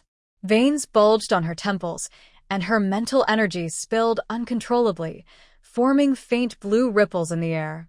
Deng Yu instantly appeared beside her, placing a hand on her trembling shoulder. "Take a deep breath. Don't resist the scene. The Zhao family. They're gathering." Bai Wei's voice sounded distant, her pupils dilating almost to fill her entire eyes. "All teams are being recalled. Over 100 people. In 3 days. A final attack." No wonder Bai Wei vomited blood this time. Over 100 people, if they were all mutants, and if some had powerful mental abilities, would be a heavy burden for her precognition. Deng Yu narrowed her eyes, unconsciously rubbing the hilt of her sword at her waist. "It seems I have to settle this once and for all." Her voice was as cold as ice. Deng Yu asked, "Can you see where the Zhao family is?" Bai Wei knew Deng Yu was angry, but she no longer felt sorry for those people. She replied, "To the west, the last place. Continue westward, there's a mountain. About halfway up, there's a manor. That's Zhao family's private base. This group of reckless fools, this time we must eliminate them completely," Deng Yu thought, reluctant to resort to violence when the experiment was close to success. However, if she didn't deal with them thoroughly, she couldn't focus on her research. Even in the end times, with so many places to explore, she wondered why they insisted on fighting her instead of searching the mall or gathering supplies. When Deng Yu reached 7 kilometers away from the Zhao family base, she stored her motorboat in her space and stepped into the water to rest inside a building, waiting patiently. The main building of the Zhao estate was brightly lit. 60-year-old Zhao Lao stood by the floor-to-ceiling window, gazing at the pouring rain outside, holding 2 jade balls that clicked softly as they collided. "Is everything ready?" he asked without turning around, his voice rough like sandpaper. 3 steps behind him, Zhao Gang, his distant nephew, knelt on one knee. His new metal prosthetic reflected cold light. "Yes, sir. All available forces have been called back. 120 psychic fighters, 20 armed ships, and 3 electromagnetic pulse cannons from the military." Zhao Lao slowly turned around, his eyes cold and sharp. "That female demon, she killed 20 of our elite soldiers, including the entire Shadow Assassin squad." The jade balls in his hand made a strained sound. If we fail again this time, you won't come back. Zhao Gang sweat nervously on his forehead. Sir, we are fully prepared. We have countermeasures for each of her abilities and… Report. A subordinate hurriedly entered. The rain outside has lessened, Zhao Lao frowned. Advance early. We can't let that woman notice us. 10 minutes later, 20 armed ships left the Zhao dock one after another. Each ship was manned with fully armed psychic fighters, with 3 leading ships equipped with electromagnetic pulse cannons, their dark muzzles aimed into the distance. Zhao Gang stood on the deck of the lead ship, transforming his metal prosthetic into a telescope. He scanned the waterway ahead. The rain had eased, but visibility was still poor. Stay alert, he ordered via radio. That woman is unpredictable, and she could appear at any moment. His words suddenly cut off. The ship shook violently as if a huge creature had brushed past beneath the water. Something underwater, the lookout shouted. Zhao Gang's metal prosthetic quickly shifted into a weapon form. All hands, prepare for battle. At that moment, the calm water suddenly rose up into a huge water bubble. Immediately after, a massive water tornado nearly 100 meters in diameter shot up into the sky, covering the entire fleet. That's the woman. Open fire. Fire at will. Zhao Gang shouted hysterically. The electromagnetic pulse cannon emitted a bright blue light, but it was too late. The water tornado expanded rapidly, instantly swallowing the first 5 ships. The ships were thrown into the air like toys, then shattered under the heavy pressure, and the people on board fell like dumplings. Deng Yu was underwater beneath the fleet, holding her hands in a cupping gesture, using her water control powers with all her might. As she moved her fingers, the water tornado grew more violent, heading toward the remaining ships. We found her. She's below our fleet, shouted a perceptive ability user on one of the ships. How to shoot the electromagnetic cannon at this position. Zhao Gang immediately yelled, drop the timed explosives. Set the timer for 15 seconds. Throw them on both sides of our ships. Quickly. Just as the explosives were thrown, Deng Yu immediately used water to hold the bombs and press them against the bottoms of each ship. The perceptive ability user saw this and was terrified. Captain Zhao, she's sticking bombs under our ships. Zhao Gang, the fool, had made a stupid move. He thought Deng Yu was a submarine and dropped deep water bombs. Abandoned ship. Everyone, abandon ship, he shouted hoarsely, activating the thrusters in his prosthetic limb, jumping toward the nearest ship that hadn't been bombed. Before others could react. Boom. Boom. Boom. Boom. A series of explosions erupted, and all the ships that Zhao Gang had just warned about were blown into the sky by their own bombs. The smoke from the explosions hadn't yet cleared when Deng Yu continued to strengthen her water control powers. The water began to spin clockwise. The ships that hadn't been blown up could only be carried along by the swirling water, colliding with each other. A group of people started rolling and tumbling on the ships. Some tried to use their water abilities to fight Deng Yu for control of the water, but unfortunately, they only developed water arrow or ice-shaping skills, or their abilities were too weak to do more than spray jets of water. It was impossible for them to take control of the water from Deng Yu. The water whirlpool spun faster and faster. In less than a minute, a huge vortex formed. All the ships and people were slowly drawn into the eye of the whirlpool. They struggled desperately inside, but it was all in vain. Unless someone had the ability to fly, no one could escape this massive whirlpool. The sounds of ships colliding and breaking apart echoed loudly. The ship disintegrated in the water, metal twisting with a loud, piercing sound that echoed through the sky. After all the ships were swallowed by the giant whirlpool, Deng Yu felt it was enough. She released her grip, and the whirlpool slowly shrank and disappeared. However, the entire fleet was already broken apart.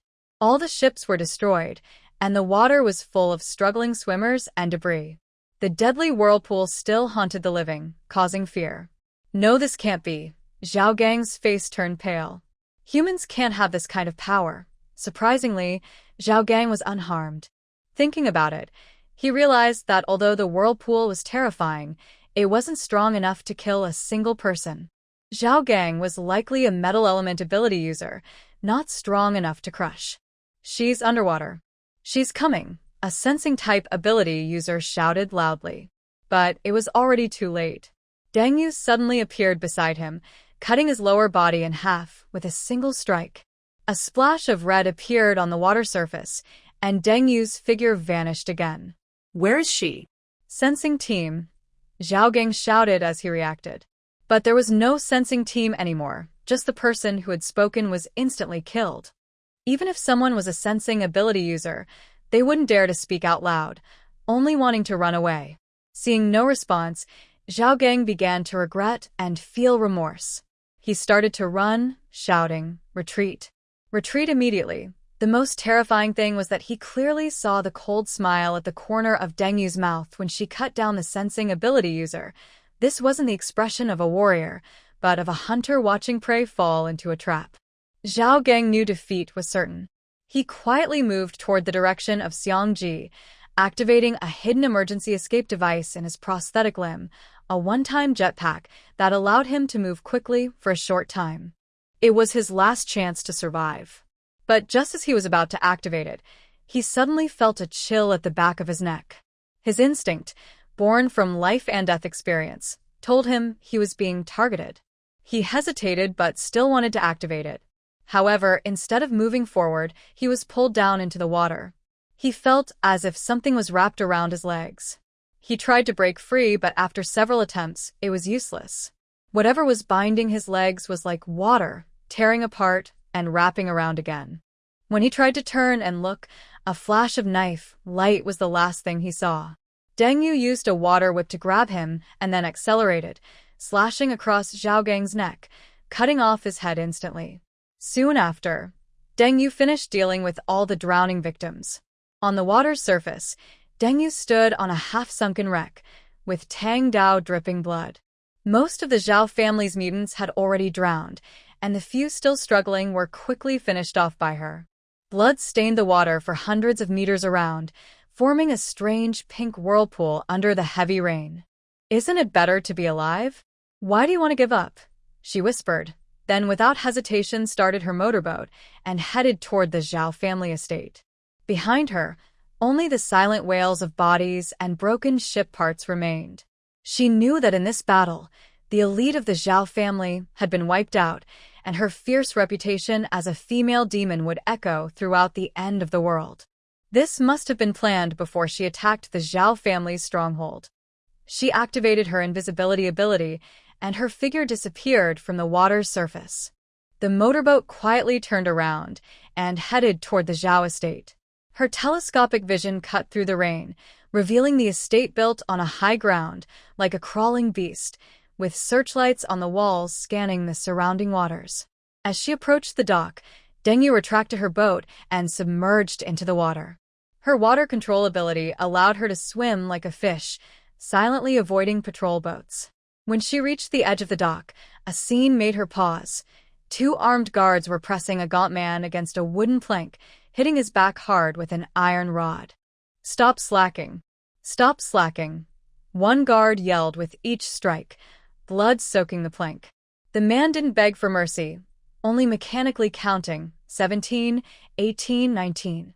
Deng Yu squinted, silently walking past them. The air was thick with the smell of rot and waste, a stark contrast to the clean environment of her safe house. Outside the estate was a chaotic shantytown, where ragged people moved like zombies, their eyes hollow. "Hurry up and move. The wall must be raised by half a meter before nightfall." A man with a red armband waved a whip, hitting workers who moved too slowly. Deng Yu followed the wall and discovered the estate was divided into 3 layers. The outermost was the area, the middle housed guards and low-level managers, and the core was a group of white villas where the Zhao family lived. Each layer was separated by high walls and armed guards, creating a strict hierarchy. She easily climbed over 2 walls and reached the core area. The environment here was completely different: clean roads, trimmed bushes, and even artificial fountains operating. Several young people in silk pajamas sit on the terrace drinking wine, with fresh fruit and grilled meat on the table. "Did you hear that Zhao Gang's fleet was completely destroyed? Only 2 people came back, A young man with blonde hair sways his wine glass. The old man is about to go crazy. His female companion giggles. I overheard him smashing things in the study earlier. Serves him right, the blonde young man scowls. He sends those useless people to die every day. It would be better to keep the resources for ourselves. Deng Yu walks past them, secretly adding a laxative to each bottle of wine. She got them from the hospital pharmacy earlier. She crosses the carefully maintained garden and reaches the main villa.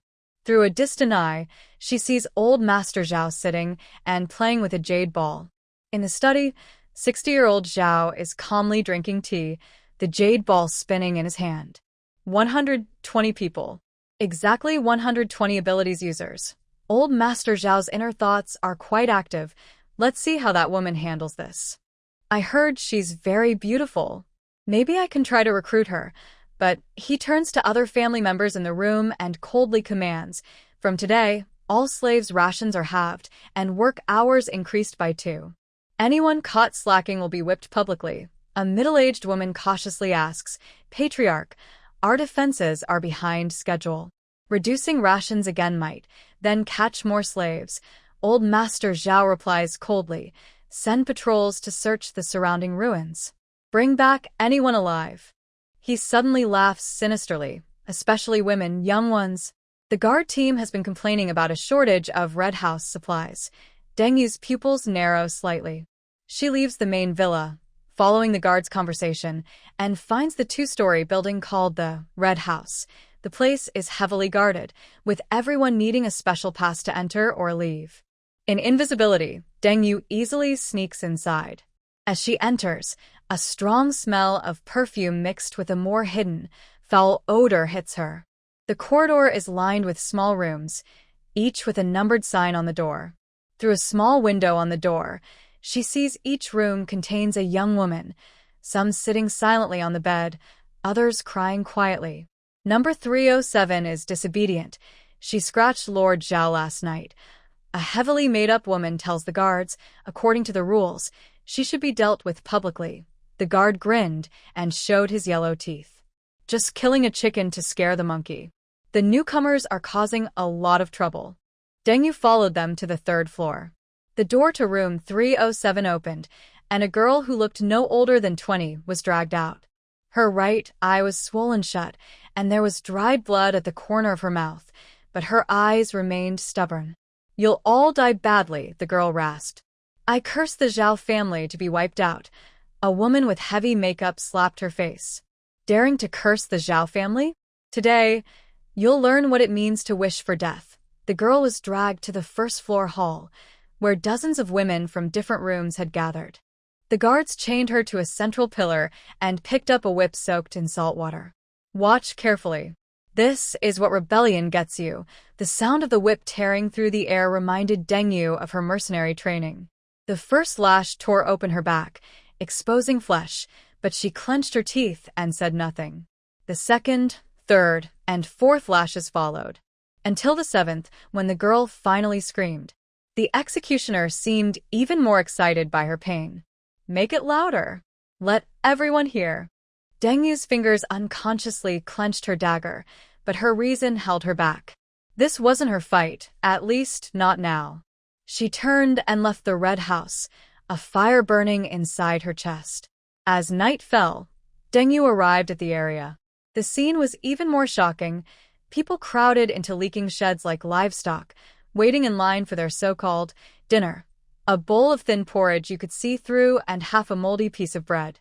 A mother divided the bread into 3 parts, giving 2 hungry children their share, while she licked the crumbs on her fingers.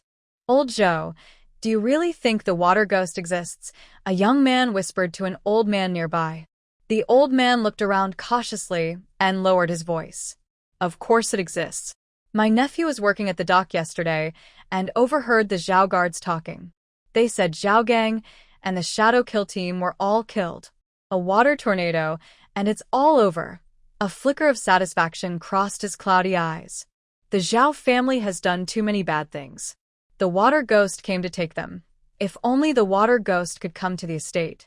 The young man said longingly. Sure. Don't say such things, the old man warned nervously. But Deng Yu noticed that he had secretly drawn a strange water ripple symbol in the corner of the wall. "Hold on a little longer," old Zhou said. "The Zhao family has offended the water ghost, and good days won't last long. We need to prepare. When the time comes." Before he finished, a siren suddenly sounded in the distance. Everyone immediately dispersed, pretending not to know each other. Deng Yu looked up and saw a drone rising from the center of the estate, its spotlight sweeping over the area. "Everyone listen," came a cold voice from the drone's loudspeaker. "From today, there is a curfew. No one is allowed outside after sunset. Violators will be whipped 30 times. The people in the shanties listen numbly, too exhausted to complain." Deng Yu stood in the shadows, watching everything. A long-lost feeling stirred in her heart. During the day, Deng Yu had explored the area with her remote vision, learning the layout and guard shifts, weapon storage, and underground rooms. A simple but feasible plan for rebellion was taking shape. She left the area and went to the estate's weapons warehouse. In invisibility mode, she easily sneaked in. She used her space powers to put each box of ammunition into her space, hiding a tiny bomb in each one. She made subtle modifications to the boxes, and all these devices were connected to her remote control in her gourd space, ready to be detonated at any moment. Deng Yu found a place to rest, planning to strike suddenly in the middle of the night. The best time for a surprise attack was always when people felt the worst, around 3 or 4 a.m. Suddenly, through her remote vision, she saw a man, Pei Siyuan, hugging a Zhao family girl, enjoying the moonlight. Oh. So, the Zhao family was the one Pei Siyuan's father wanted to marry into. That made her attack easier. Pei Siyuan seemed to sense something and looked in Deng Yu's direction, but it was just a wall, nothing there. In a corner of the area, old Zhou watched the complete water ripple symbol suddenly appear on the wall. His cloudy eyes flickered with a spark of hope. At 3:17 a.m., the estate's spotlight swept over the wall, as usual. 2 guards sat in the guardhouse, smoking and yawning. "I heard 2 women jumped from the red house last night," whispered the young guard. The older guard blew out a smoke ring. "Watch your mouth. These days, just staying alive is good enough." His words suddenly stopped. A nearly invisible breeze brushed past the guard post. The young guard suddenly leaned back in his chair, as if asleep. The older guard tried to push him, but his eyelids also drooped uncontrollably, and after a few seconds, he snored loudly. Deng Yu's figure appeared outside the guard post, holding a small gas spray bottle. She gently pushed open the door, arranged the 2 guards to look like they were dozing, then disappeared into the darkness again. She had already studied the estate's surveillance system, 7 blind spots and 12 short-term interference points. Deng Yu moved like a ghost, sometimes stopping briefly, leaving no trace. In front of the main storage room, a chubby guard was leaning against the wall, napping. Deng Yu quietly approached and struck him precisely on the neck with a hand chop. The guard grunted and fell to the ground. She took a keychain from his waist and gently inserted it into the lock. The door opened. Deng Yu slipped inside. The scene inside the storage room made her raise an eyebrow.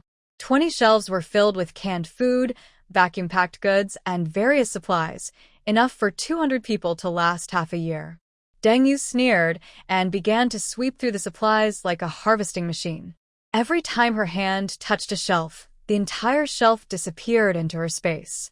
After 10 minutes, the storage room was completely empty, not even a grain of rice left. She drew a water ripple symbol on the wall, then turned to her next target, the underground wine cellar. The lock on the wine cellar was more complex, but to Deng Yu's metal powers, it was useless. She lightly touched the lock's core, and the internal metal structure seemed to extend from her hand. With a gentle twist, she opened it. Inside, hundreds of bottles of fine red and white wines, along with a few oak barrels, were displayed. Deng Yu took them all without hesitation. The granary was heavily guarded, with 4 fully armed guards patrolling. Deng Yu observed in the shadows for a while, then decided to try a different approach. She circled to the back of the granary, activated her metal powers, and silently melted through the steel wall with her fingers like a hot knife through butter. The opening was just enough for her to slip inside.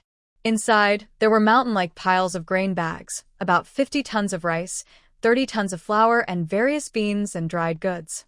It took Deng Yu 20 minutes to store everything in her space. Before leaving, she drew a large water ripple pattern on the ground where the grain was piled, then resealed the steel wall from inside, leaving no trace. The weapons room was her most interesting target. Zhao's family clearly looted nearby military supplies: 30 boxes of automatic rifles, 10 boxes of light machine guns, 50 boxes of grenades, 10 mortars, and countless rounds of ammunition. Deng Yu took everything.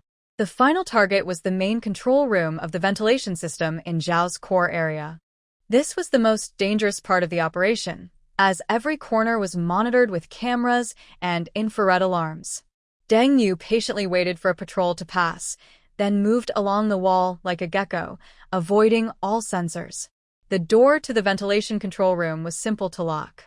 Her metal-based abilities allowed her to easily unlock it. Click, the lock opened. Inside, the room was filled with pipes and gauges. Deng Yu quickly found the branch pipe leading to Zhao's main bedroom, skillfully disconnected the interface, and connected 2 bottles of fluorine. This powerful anesthetic gas would circulate through the system, causing anyone who inhaled it to fall into a deep coma within 10 minutes. She set the release time, 4:20 a.m., when people were in the deepest sleep, and quietly left. There were 43 minutes before the fluorine was released.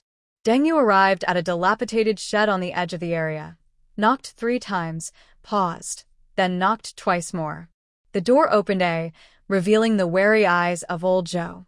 Deng Yu removed her invisibility, but covered herself with a black cloak, hiding her completely. The old man gasped sharply, nearly shouting out loud. "Water? Water, Ghost Lord?"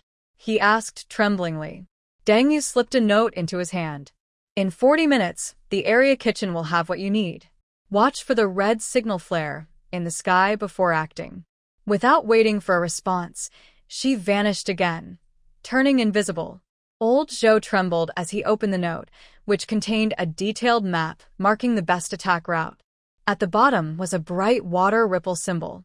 She left 30 intact rifles and 10 boxes of matching ammunition in the most visible spot of the kitchen, next to a water ripple made from shell casings.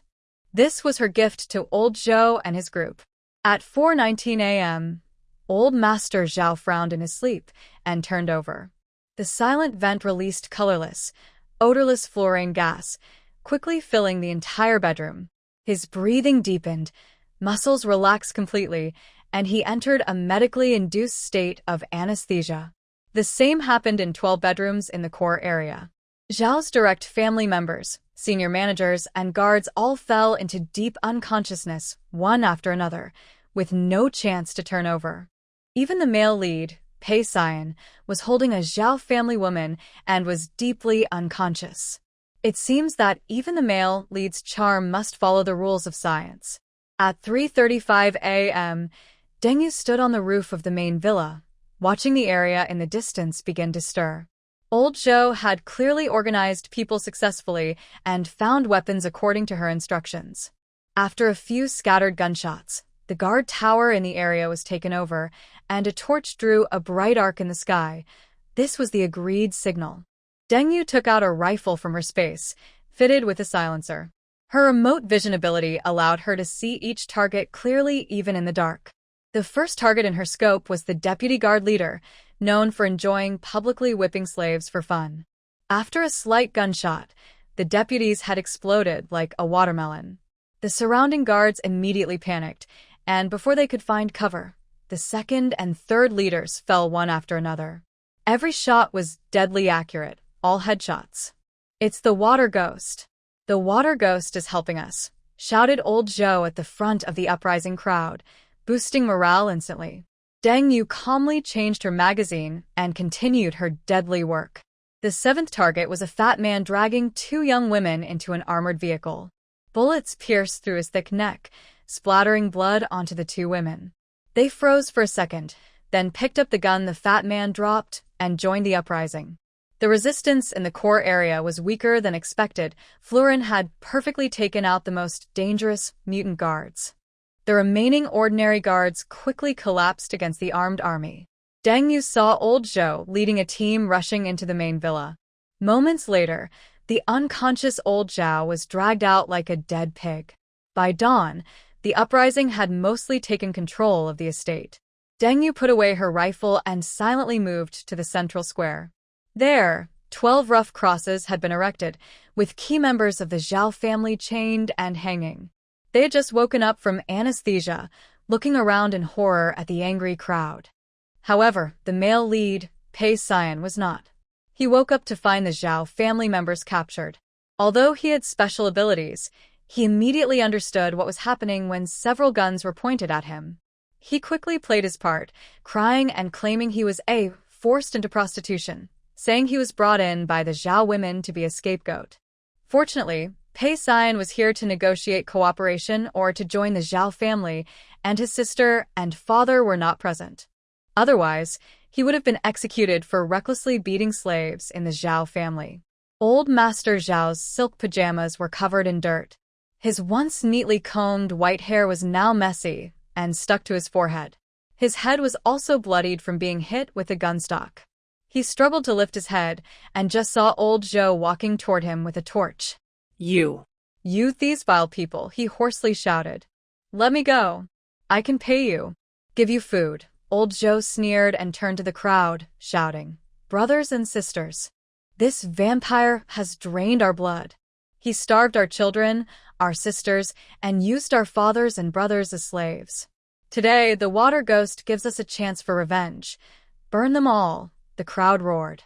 The torch touched the oil-soaked wood, and flames instantly burst out. Old Master Zhao let out a terrible scream, unlike any human sound. The other crosses were also ignited one after another.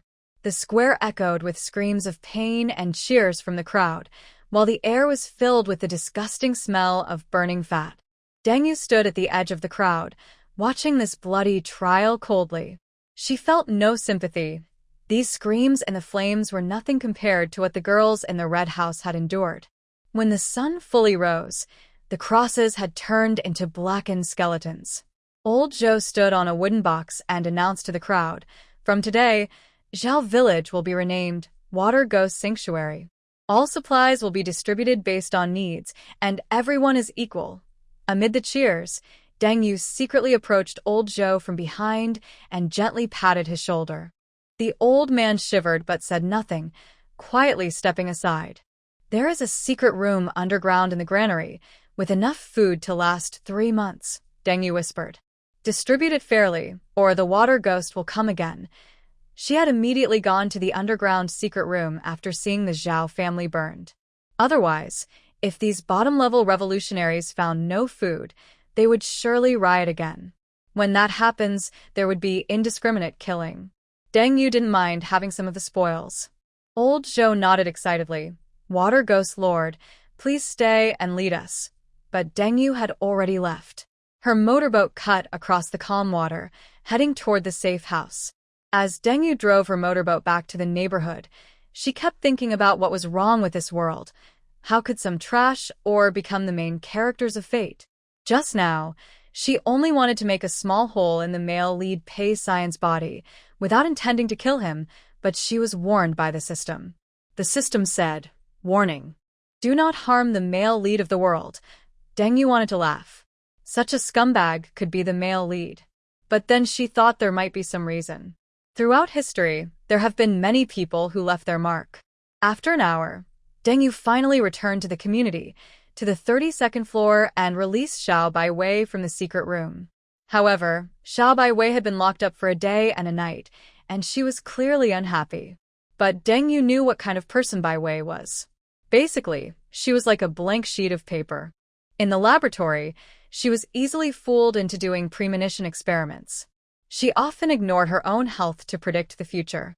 The results varied, sometimes good, sometimes bad. Her precognition improved quickly, which also boosted her mental abilities. But the bad side was that her physical strength was weak. Although she wasn't hungry in the laboratory, the nutrition meals weren't very tasty. Her body was still developing. Poor diet and hard work made things worse. If Deng Yu hadn't rescued her from the laboratory, she probably wouldn't have lived past 16. And she hadn't been out for long since she was rescued. Her understanding of human treachery was limited to her precognition hints. If her ability hadn't given her warnings, she might have been tricked and harmed. For example, if someone just wanted her food or only wanted her to share a little, without threatening her life, her ability probably wouldn't alert her. Then, when she was starving and someone showed their fangs, she wouldn't be able to resist. Deng Yu's safe house could block ordinary people, but it was very effective against powerful abilities. Bai Wei wouldn't attack with her mental abilities unless she chose to. She wouldn't even give warnings. She'd just sense the danger. If someone found out about the 32nd floor, they would only steal supplies. Bai Wei was in Deng Yu's secret room, and no one would find her. Besides, with so much food and only a bed, blankets, and clothes in the bedroom, no one would bother to search carefully. That's why Deng Yu thought it was necessary to lock Bai Wei up when she went far away. Otherwise, when she returned, Bai Wei might have been tricked, opened the door, and been killed, or captured and taken to a place like the Red House. Deng Yu looked at Bai Wei sulking and decided to win her over with good food. After all, she had only been gone for a day and a night. Although there was a bed, compressed biscuits, and water in the secret room, being locked up for a day and night was uncomfortable. Deng Yu gently patted Bai Wei's head and said, "Later, we will eat something delicious, a northern flavor you probably haven't tried before." Bai Wei was still upset, but her experiences had been different. While being brainwashed, her personality had also become a bit more mature. She understood why Deng Yu kept her safe and knew that the outside world was dangerous. Still, she was angry. It was a feeling of helplessness that couldn't be easily understood or trusted. But Bai Wei, being small, didn't know how to express it. She just felt very angry. However, she couldn't resist the temptation of delicious food. After being with Deng Yu for a while, she had enjoyed many good meals, big fish, meat, and all kinds of tasty dishes. She could eat whatever she wanted. Deng Yu had shown her how scarce supplies were during the end of the world. Deng Yu also showed her some apocalypse novels and movies. She realized how lucky she was to have enough to eat and drink now. She felt grateful and wanted to do something for Deng Yu. She worked researching zombie crystal cores. In just a short time, she had improved her extraction of the toxin from level 2 zombie crystal cores to 80%. She believed that soon she could fully develop the zombie essence extract. Once that was done, progress would be even faster. Right now, Bai Wei's research on zombie crystal cores was like having superpowers. She could predict whether her experiments would succeed, then make improvements step by step. When she had a usable extract, Bai Wei could quickly replenish her abilities. Her research would speed up. Deng Yu looked at the rainy weather outside and decided to prepare some warm food. She went to the kitchen to get everything ready. By the time she brought the food out, Bai Wei was already on the sofa. Well, it was just the two of them, so they didn't always have to eat at the table. Bai Wei curled up on Deng Yu's sofa, her toes tucked into fuzzy socks. A large cast-iron pot, about half a meter in diameter, was placed on the coffee table. The lid was steaming and bouncing with steam. Bai Wei hurriedly placed a heat-proof mat under it, while Deng Yu lifted the lid. Inside the bubbling golden soup, a whole small chicken floated among shiny potato chunks.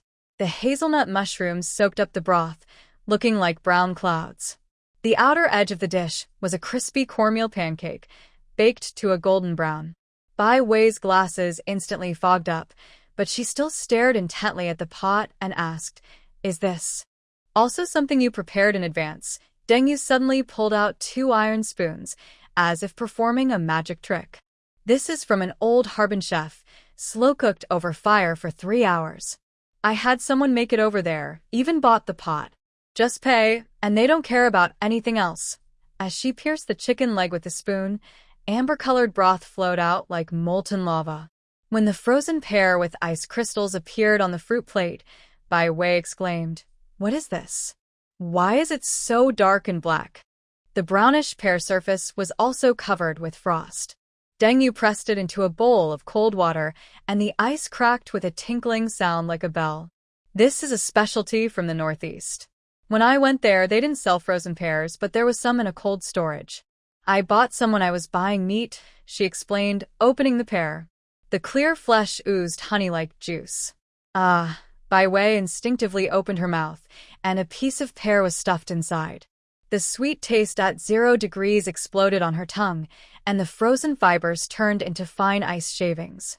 She squinted her eyes, making Deng Yu think of the yellow pear blossom cat sunbathing downstairs. How is it? Very sweet and unique, right? Yes, Bai Wei was instantly cured, clearly a little glutton. Deng Yu then took out an enamel basin from her space. The smell of fermented pickles quickly filled the living room, along with a plate of blood sausage. Bai Wei poked at the trembling blood sausage. What is this? She asked, not surprised that the girl was startled. Deng Yu explained to avoid misunderstandings. This is blood sausage, made from pork. You can eat it, it's tasty. She immediately picked up a piece and ate it to show Bai Wei. She was worried the girl might overthink again. Once Bai Wei confirmed it was real, she also took a piece and started eating.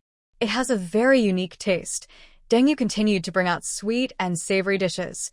Crispy pork, chicken stewed with mushrooms, and the 3 fresh vegetables. Feeling they had enough to eat, she stopped bringing out more food. Although they weren't lacking, she wouldn't waste food. Seeing Bai Wei eating so seriously, Deng Yu knew she loved sweets the most. Suddenly, Deng Yu pulled out a paper bag from behind her. She unwrapped it layer by layer to reveal 6 steaming sticky bean buns. Here, your favorite sweet, Deng Yu said, picking up one and biting into it. The red bean filling spilled out from the soft, sticky skin. Bai Wei saw that there was also a bun inside, and ate it too. When they had almost finished eating, Deng Yu sat on the sofa, and Bai Wei was half reclining, clearly full. Deng Yu looked at her, finding her quite adorable, a little glutton. She knew she had passed this test. Then she casually asked, "Is everything okay while I was out? Did anyone come by?" Inside the secret room, there was a tablet computer. Bai Wei also had psychic abilities, so she might see something boring when she was bored. Deng Yu just wanted to ask casually. However, Bai Wei said, "You just left and at noon, a boat arrived. They came here to search for supplies." Deng Yu immediately looked at Bai Wei. Seeing she wasn't lying, she didn't interrupt and let her continue. "They found this building, and I used my mental powers to scare them. I told them they could search other buildings, but not this one." Deng Yu didn't expect Bai Wei to take action on her own. Instead of being curious about who they were, she was more interested in why Bai Wei acted voluntarily and asked, "Why did you take action? Don't you feel sorry for them?" Bai Wei scratched her head and said, "I do feel sorry, but this is Sister Deng's home. Sister Deng isn't here, so I will protect the house. Plus, Sister Deng is very brave. She keeps making zombie crystal core extract to help people. I think I shouldn't hold her back." What was this girl imagining? Deng Yu's purpose in making crystal core extract was simple, to exchange it for zombie crystals or to drink herself for recovery. She didn't expect it to be so noble. But Deng Yu didn't want to explain all that. She didn't care what Bai Wei thought. Feeling a bit shy, she quickly changed the subject. "And those people? They seem to be ordinary people. When I used my mental powers, they just moved on to search other buildings and didn't come here." Deng, you still felt uneasy. "Do you know where they came from?" Bai Wei thought for a moment. "I sense that they said they came from a water trading market on the east side of the city." Deng Yu was surprised. "Is there such a water trading market here?" After a moment, she realized it. Probably, the water level has risen, and since there's a dock with boats on the east side, it's likely a barter market on a large ship. That's not easy to handle. It might be another faction from the end times. In chaos or the end of the world, whenever many people gather, there are always factions, and bigger ones tend to dominate smaller ones. Deng, you thought she should check it out. She was just a lone wolf, and this building wasn't very sturdy. If there was a fight, it would be better to handle it somewhere else. Plus, Bai Wei didn't have any warning or precognition right now, so probably no one would come here for a while. It was a good time to go see what's happening. Deng Yu stood by the floor-to-ceiling window on the 32nd floor of the apartment, gazing at the blurry outline of the city outside. The once brightly lit skyscrapers now only had a few faint lights, like the last breaths of a dying person. Rainwater distorted into winding streams on the glass, dividing the world into broken patches of color. Water levels are rising again. Bai Wei's voice came from behind. Deng Yu did not turn around because she wasn't very concerned about the water level issue. First, her previous self had survived in this building for a while, and after the disasters passed, her previous self saw that the building hadn't collapsed, which meant it was unlikely to fall in this lifetime. Second, even if the building fell, she was invulnerable and wouldn't be harmed. Third, she had a boat and a cruise ship in her space, so floating in water was no problem. Fourth, she had water control powers, so she could stay submerged for a short time without issue. But she couldn't tell Bai Wei these things. They were her secret cards. How could she say? Her clairvoyance pierced through the rain, seeing floating, swollen corpses on the water surface, 3 kilometers away. These weren't ordinary floating bodies. They had eerie bluish-gray nails, and their twitching limbs underwater indicated they were just in a dormant state. How is your purification crystal core extraction experiment going? Deng Yu twirled her wrist, and a Tang sword appeared out of thin air in her palm.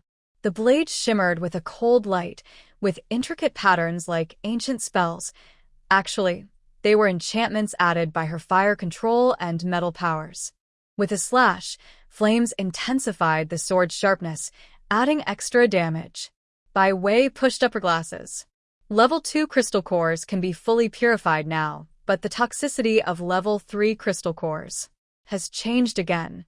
She suddenly stopped because Deng Yu suddenly turned around, the tip of her sword pointing directly outside the window. Something is coming. Deng Yu's keen hearing caught unusual water movements beneath the surface. At 12 o'clock, 300 meters away, moving very fast. Bai Wei immediately put down her test tube and took out her pistol from the drawer, chambering a round. Despite her delicate appearance, she was an excellent shot.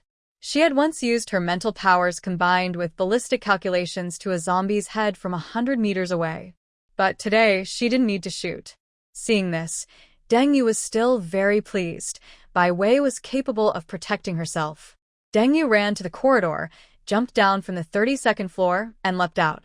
During her fall, her body gradually turned transparent until she completely disappeared.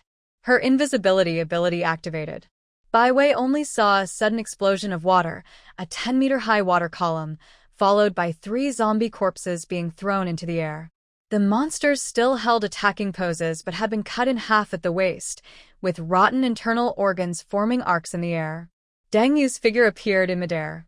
She used the falling corpse pieces for leverage, swinging her Tang sword in a perfect arc. As the blade passed, she first removed the zombie's core, then suddenly spat out flames, burning the scattered corpse pieces into ashes. This was a perfect combination of fire control and swordsmanship.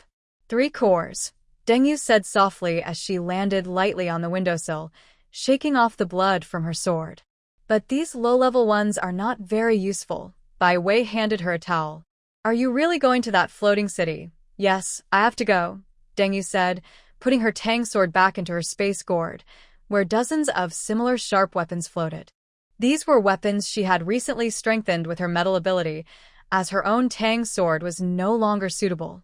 After her power grew, her steel sword was too fragile and could be easily broken. Now she used these reinforced weapons. She could use her metal ability without preparation, but creating a metal weapon in front of others would reveal her power, which was not smart. Deng Yu explained, "We need more advanced cores," and she squinted. The outside world is also something we need to understand. Otherwise, when they attack here, we won't have time to react. A motorboat sliced through the murky water. Deng Yu stood at the helm, rain hitting her face but automatically flowing away, an easy application of her water control ability. Bai Wei stayed on the tall building, continuing her research. After passing a half-sunken office building, they continued forward for a while and then saw the outline ahead. The scene made her frown instinctively. Hundreds of various boats were connected by iron chains, forming a floating land. There were luxury yachts, simple wooden rafts, and even platforms made from plastic barrels and door panels. In the center was a modified cargo ship with a machine gun turret on the deck. Stop the boat. Inspection. A speedboat approached, with a man on board holding a rusty rifle. He wore an eye patch over his left eye and had twin snake tattoos on his right arm, part of the Brother Revival Society. Old friends, so there was nothing more to say. Deng Yu did not slow down until the two boats were about to collide, then suddenly turned sharply. The jet ski tilted upright, almost vertical to the water surface, splashing water all over the other person. The one-eyed man was about to explode with anger, but suddenly froze.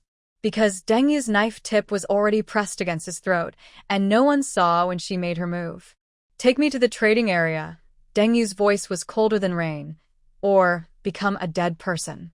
Choose one." The one-eyed man swallowed hard.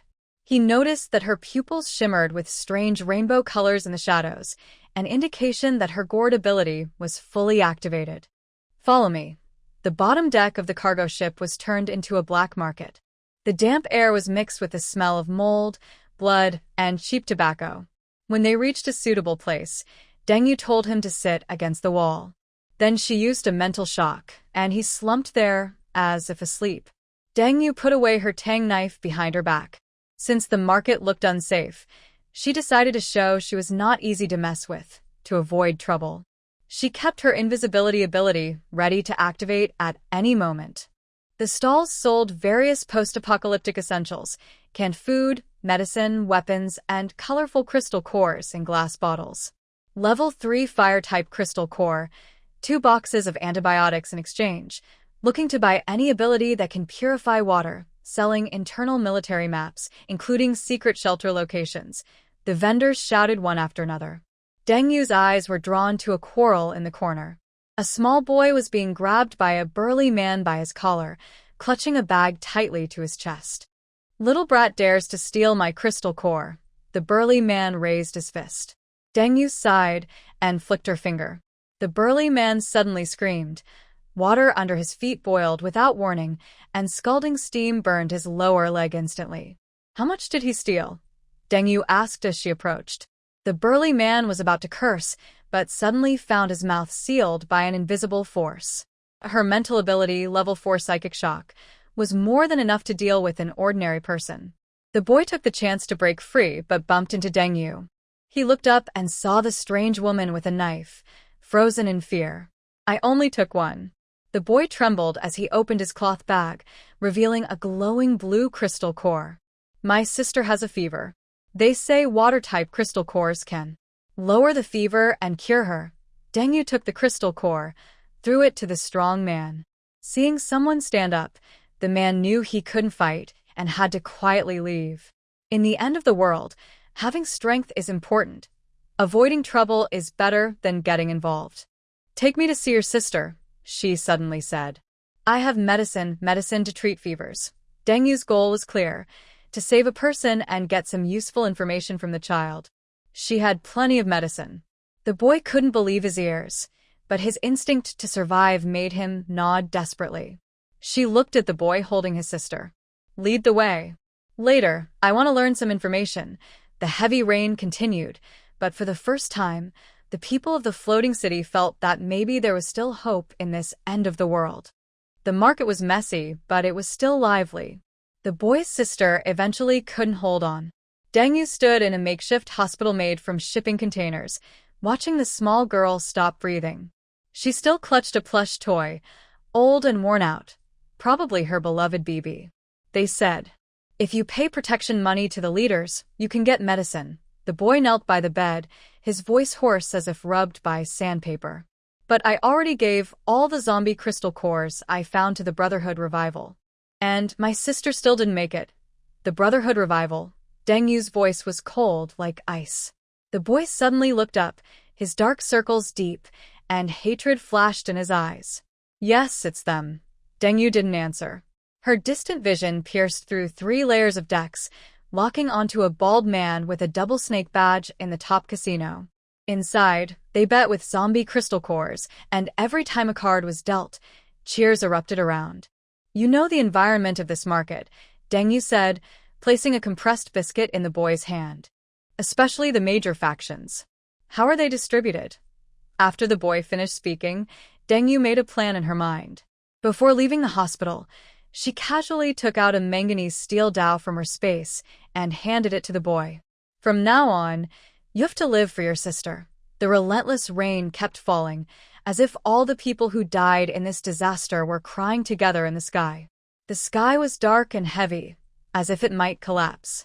Deng Yu stood on the patrol boat of the Iron Shark Gang, looking at the floating city controlled by 3 different groups. She learned some obvious information from the boy. The East District belongs to the Iron Shark Gang. Their symbol is a shark tooth necklace. They control most of the fishing resources and weapons trade in the floating city. Before the apocalypse, they were probably fishermen or smuggling groups. The West District is managed by the Medical Alliance. Their white coats are embroidered with red crosses. They monopolize medicines and supernatural healing. Before the apocalypse, they were likely a ship involved in transplants on the high seas. The central area, where the modified cargo ship and the surrounding rich waters are, is occupied by the Brother Revival Society. Their double snake tattoos shine coldly in the sunlight. Double snake badge, tattoo on the left arm, likes to attack and abuse humans and favors slavery, Deng Yu said, playing with a small double snake badge she just got from a member of the society. You just let such trash be your neighbors? Chen Tai, the second-in-command of the Iron Shark Gang, spat out his cigarette. Those lunatics have heavy weapons and 3 level 5 superpowers. He pointed to his mechanical eye. Last time we clashed, they took out my eye with their poison fang Sun Miao. His power is neurotoxin. The patrol boat passed a floating platform filled with cages chained up. Each cage held a ragged person with fresh cuts on their wrists. Labor force? Deng Yu squinted. Blood bank. Chen Tai's voice lowered. The society built a filtering machine to extract superpower users' blood and refine energy. The healthier ones can last 2 months, the weaker ones turn into dry corpses in half a month. Deng Yu's knuckles cracked loudly. Suddenly, she threw the double snake badge into the air. As her sword was drawn, a flash of blade light sliced through like a ribbon. The falling badge was precisely cut in half. I want to wipe out the Brother Revival Society, Deng Yu said, sheathing her sword. The 2 halves of the badge landed perfectly in her palm. The core belongs to me. You can have the territory. Chen Tai was stunned. He had never seen this girl before. She looked so clean. She must be a superpower user. But she immediately said she wanted to destroy the Brother Revival Society. While Chen Tai was still in shock, Deng Yu also revealed her own strength. Do you know Zhao's shadow kill team? I single-handedly killed them all. I even caused chaos in Zhao's family. Now Zhao's family is gone. Doing it was very simple, not much harder than this, Deng Yu said as she tossed the microchip onto the table in front of Chen Tai. Chen Tai's single eye fixed on the cut for 3 seconds, then suddenly grinned. The white coats of the Medical Alliance have wanted to act for a long time. But he lowered his voice. Their leader Zhou Yan is a level 5 spirit type. It said he can make people's brains boil. Chen Tai's idea was simple. As long as 2 people work together to hold Zhou Yan back, they can kill the others. The Brother Revival Society group has already gone crazy. A fight is inevitable sooner or later. Deng Yu also gave her assurance. Zhou Yan is mine. The groups quickly agreed. In fact, there had been many conflicts among the 3 sides, especially resentment toward the Brother Revival Society. They often fought with them and demanded hostages. If they didn't fight back, they would just be waiting to die. The battle meeting was held on the flagship of the Iron Shark Gang, the Breaking Wave. When Deng Yu entered the cabin, a dozen pairs of eyes immediately looked at her. The representative of the Medical Alliance was an elderly woman with silver hair, her white coat barely hiding a gun holster.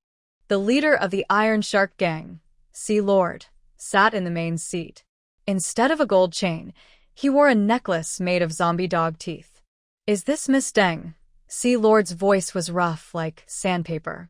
Chen Tai said you single-handedly took down the Zhao family over in Qingxi. Deng Yu didn't answer.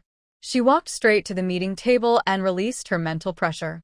At this moment, she suspected the old man wanted to negotiate or try to back out. But whatever his reason, Deng Yu wouldn't allow it. If necessary, she would fight. My conditions remain the same. Deng Yu looked around at everyone.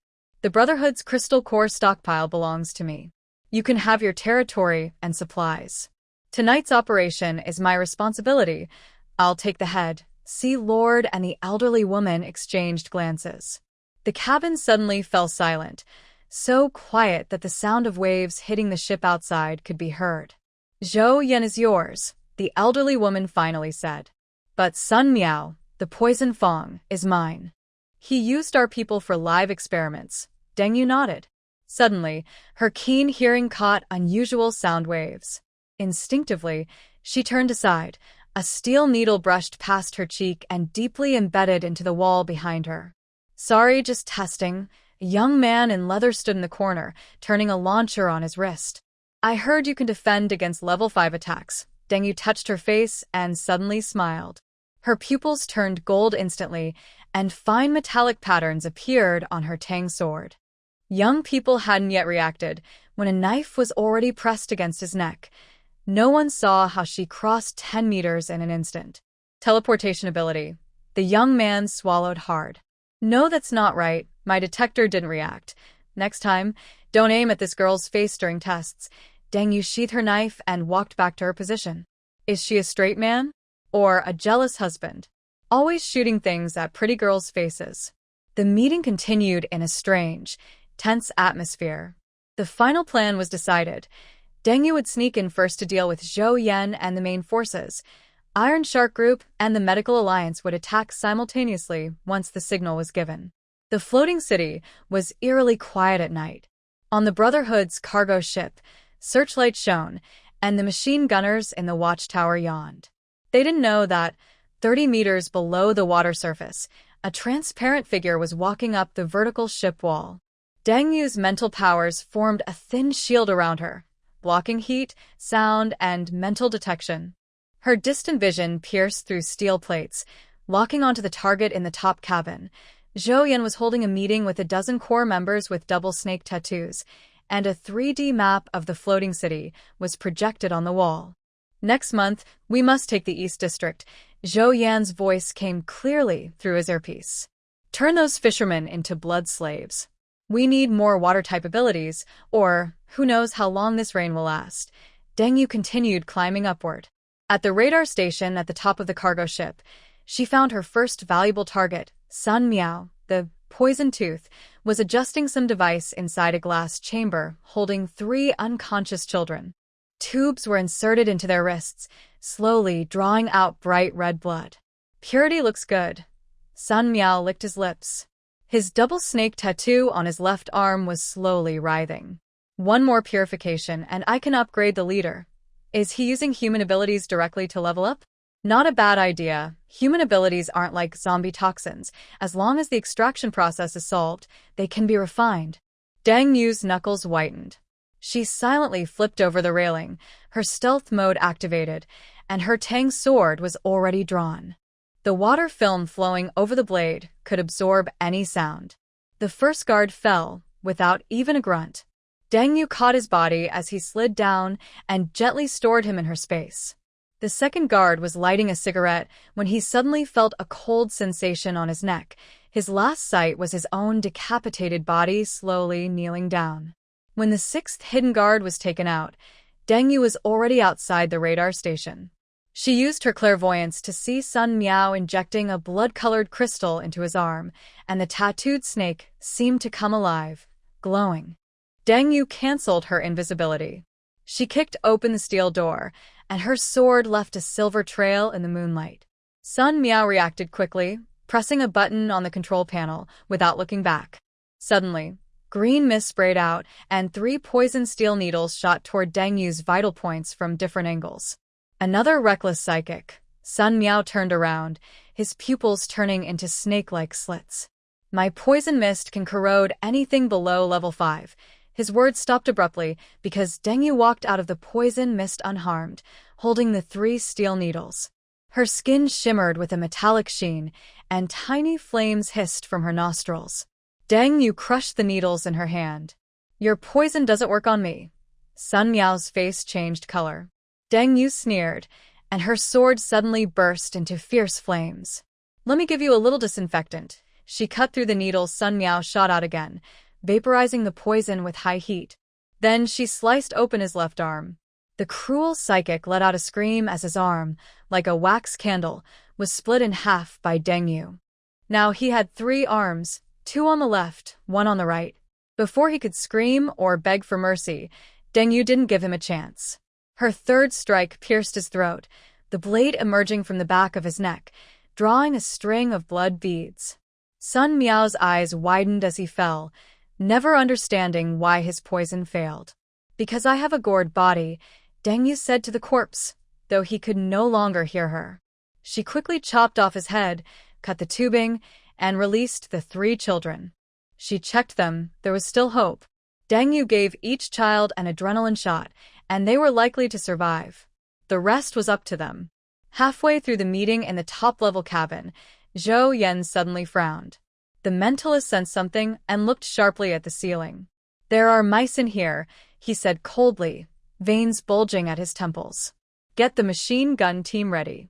Everyone else, follow me." Suddenly, the ceiling exploded.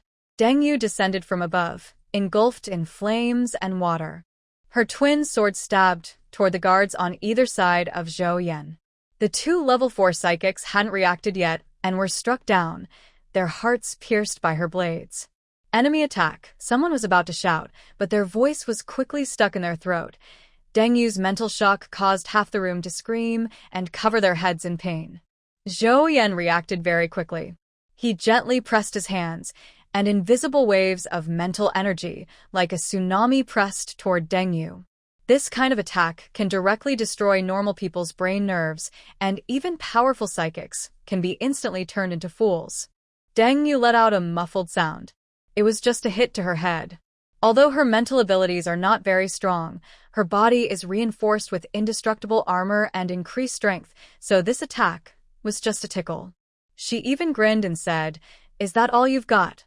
Zhou Yan finally changed color. His level 6 mental attack was enough to knock down a whale, yet this woman was still standing? Before he could launch a second wave, Deng Yu had already rushed in front of him, swinging her tang sword. The blade stopped just 3 centimeters from Zhou Yan's throat. A semi-transparent mental shield blocked the attack, but cracks were quickly spreading across it. "What kind of monster are you?" Zhou Yan retreated violently, releasing all his mental power. Metal objects in the cabin floated up and turned into countless sharp arrows shooting toward Deng Yu. Deng Yu didn't dodge or evade. Her skin instantly turned copper-colored, and the metal fragments hit her with a ringing sound. She activated her water control ability, causing the moisture in the air to freeze into ice crystals, freezing Zhou Yan's feet to the floor. "Unstoppable strength," Deng Yu shouted, bringing her tang sword down with immense force. The mental shield shattered like glass. Zhou Yan barely tilted his head to avoid a fatal, but his entire left ear was cut off. The intense pain triggered Zhou Yan's hidden potential. His eyes turned bloodshot, and the veins on his temples bulged like worms. A visible mental shockwave spread out in a fan shape. The others in the cabin bled from all 7 orifices and collapsed. Even the steel plates twisted and deformed. Deng Yu was finally pushed back 3 steps. She felt warm liquid flowing from her nose. Her indestructible body protected her brain tissue, but the mental shockwave still injured her internal organs slightly. Just as Zhou Yan prepared to launch a second mental attack, she suddenly disappeared. Her invisibility, speed, and mental cloaking abilities activated. Zhou Yan immediately opened his mental detection net, but Deng Yu's invisibility was a special ability granted by the system, making normal detection methods useless. Plus, she was wrapped in her own mental energy. When he sensed the airflow change behind him, it was already too late. The burning tang sword pierced through his chest, and the flames on the tip instantly ignited his suit. "No, impossible." Zhou Yan looked down at the smoking tip of the knife, his mental energy spiraling out of control. The glassware on the cargo ship kept exploding, and the gunmen in the watchtowers suddenly went crazy, shooting at each other. Deng Yu twisted the handle of her sword, ensuring she completely destroyed his heart. At the moment Zhou Yan took his last breath, the entire cargo ship suddenly fell silent, as if the raging mental energy had been paused. She drew her sword, swiftly cutting off Zhou Yan's head. Such a person wouldn't turn into a zombie. If he did, he would definitely be a mental-type zombie. She pressed the signal transmitter. 3 red signal flares shot into the sky, and the hidden Iron Shark Gang and Medical Alliance ships nearby simultaneously turned on their searchlights. Shouts and gunfire came from all directions. The members of the Brotherhood quickly realized their leader had turned into a charred corpse. Deng Yu used her far-seeing and invisibility abilities to reach the bottom of the ship. The metal door before her was indeed sturdy. She placed her hand on the lock and activated her metal ability. Level 5 metal powers can control the molecular structure of any metal. After 3 minutes, the vault groaned under the strain and suddenly burst open. The scene inside made the experienced Deng Yu gasp.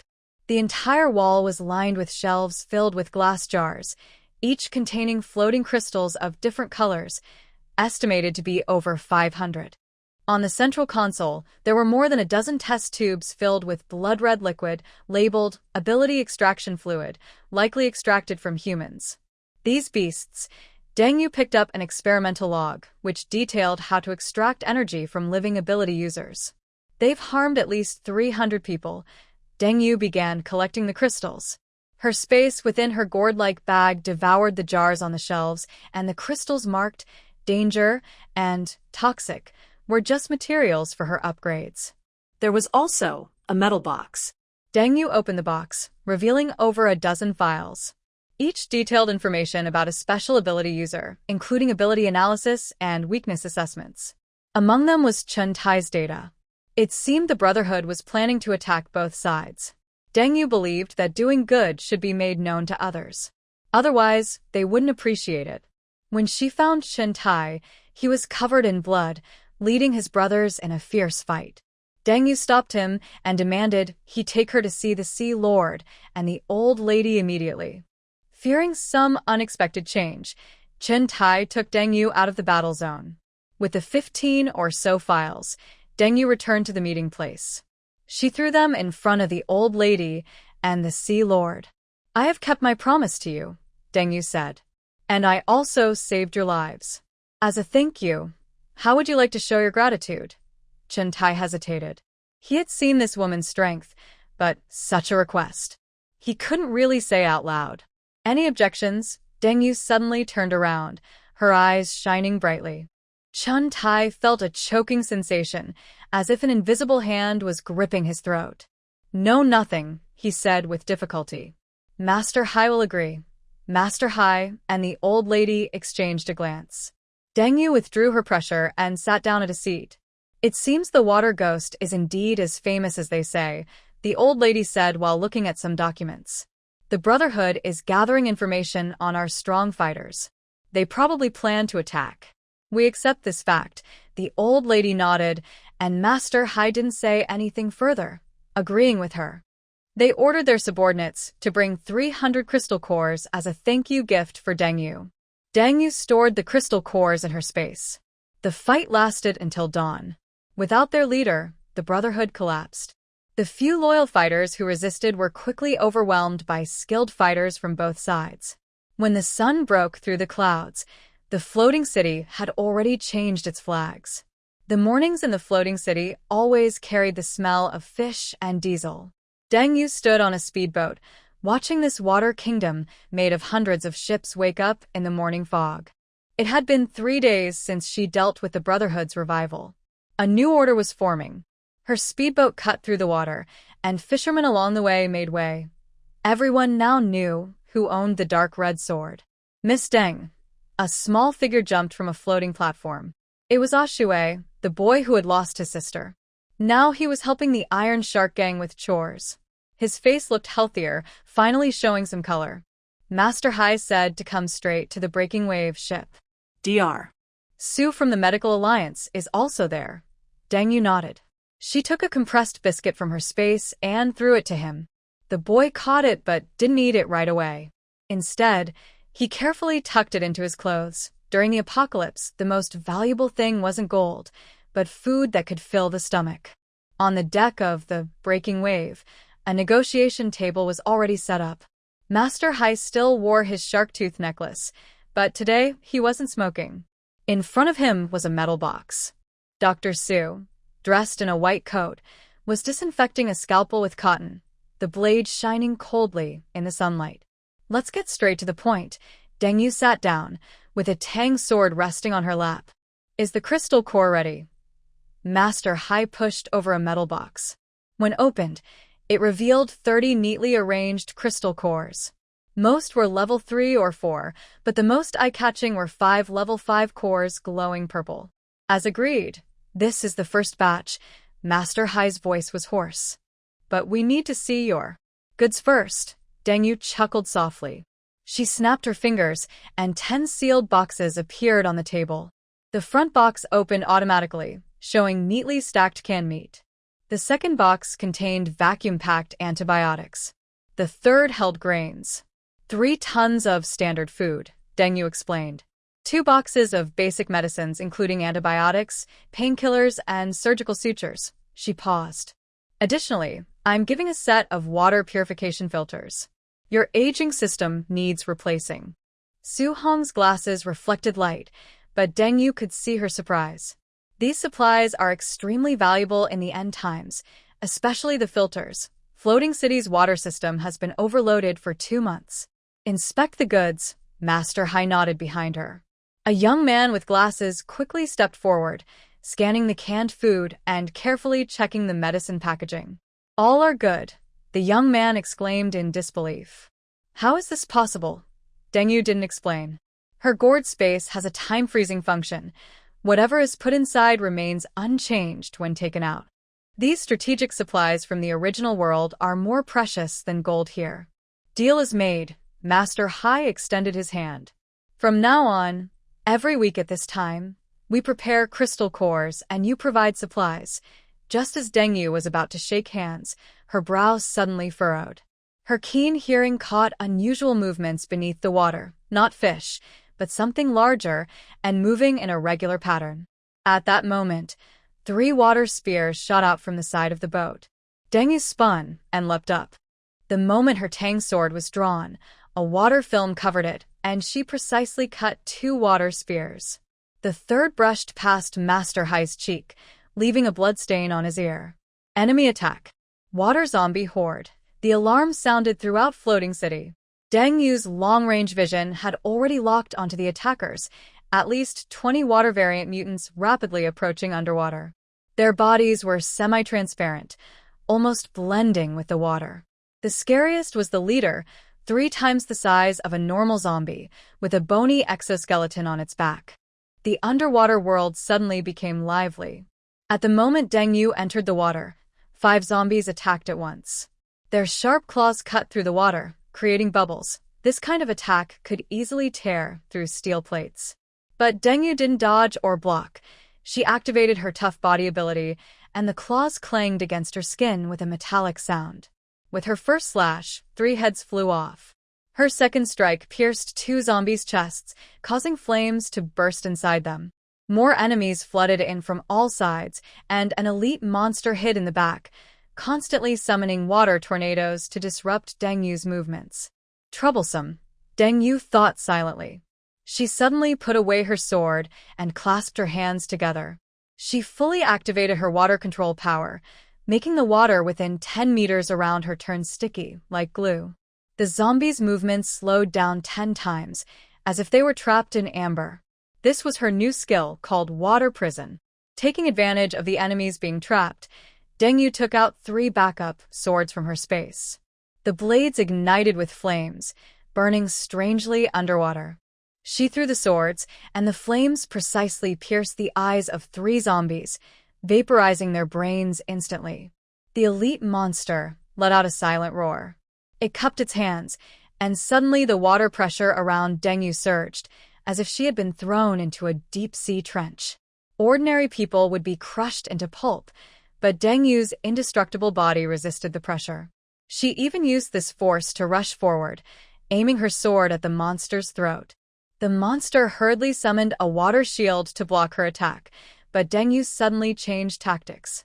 The flames on her sword went out, replaced by a layer of cold ice, another way to use her water control ability. The water shield froze instantly, and her sword pierced through the ice with a force like breaking through bamboo, creating a large hole in the monster's chest. Black blood gushed out, but the monster was not dead. It backed away wildly and ordered its remaining minions to attack. The bodies of 10 zombies swelled up at once, then burst like balloons. Their rotten flesh and poison contaminated the entire water area, reducing visibility to 0.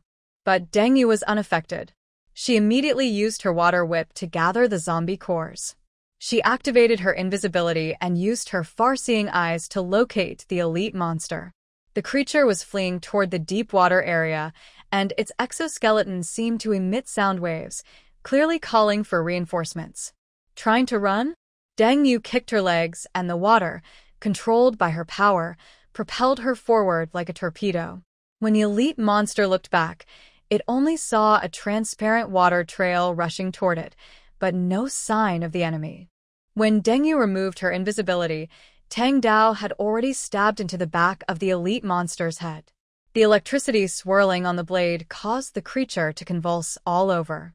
At the last moment, the monster surprisingly showed a human-like expression of fear, and a few vague sounds came from its throat. Ah. Ah. Ah. Deng Yu twisted the handle of her sword, ending its life completely. A large blue crystal core floated out from its shattered back of the head, with metallic thread-like patterns inside. She had just collected her loot when she suddenly felt a heartbeat. Something was watching her from the deep water area. It wasn't a zombie or a mutant, but something bigger and smarter. The urge to surface was very strong, but her reason told her to retreat. When Deng Yu jumped out of the water and returned to the breaking wave ship, the battle on board had just ended. The Iron Shark Gang had paid with 2 casualties, but finally eliminated the remaining threat. Your crystal core. The Sea Lord pushed a metal box over, now much more respectful. Also, we are willing to increase our offer by 50% in exchange for your protection. Deng Yu looked over the deck. Everyone was watching her, their eyes filled with awe, fear, and a hint of hope. In this end-of-the-world scenario, strength was the rule. Every time I go out, I take 40 or more level 3 or higher crystals. If I don't have enough, I use lower level ones. Deng Yu packed away the box. I will come for trade regularly. If you need to clear threats around the floating city, you can provide crystal cores. Suggestionen listet forward. We also found something while organizing the Brotherhood's files. She handed over a waterproof map marked with several red dots. These are the Brotherhood's activity routes over the past 3 months, all focused on the edge of the deep-sea area. Deng Yu examined it carefully. The marked points connected, pointing toward a trench at the edge of the continental shelf, exactly in the direction where she had sensed something unusual earlier. After the deal, the floating city became lively again. The purified water filters Deng Yu provided eliminated the rotten smell from drinking water. The food was simple, but enough to fill stomachs, and the medicines saved many injured lives. In return, crystal cores kept flowing steadily into Deng Yu's hands. A harpoon pierced the water surface, splashing a stream of muddy water. Deng Yu stood at the bow of the breaking wave, watching the fishermen of the Iron Shark Gang reel in their empty nets.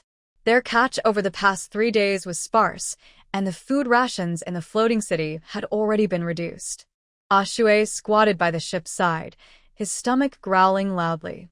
If this continues, even mice will become extinct. Chun Tai kicked an empty iron bucket, and the echo was especially sharp on the deck. The fish in the deep water area have all been scared away, and the shallow water area is. His complaint was suddenly interrupted by the blaring sound of sirens. A small fishing boat was rushing towards the floating city from the east, dragging a long trail of blood behind it.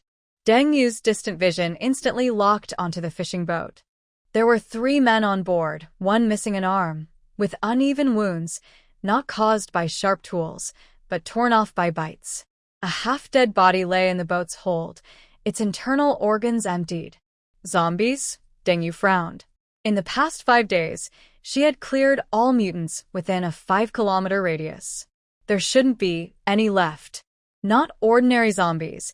As the fishing boat approached, the injured fisherman shouted, "It's the Navy. A whole ship of Japanese soldier zombies." Old Liu and the others went aboard to look for supplies, and then he raised his blood-stained arm, the wound glowing with an abnormal blue-gray color. The Sea Lord and his guards hurried over.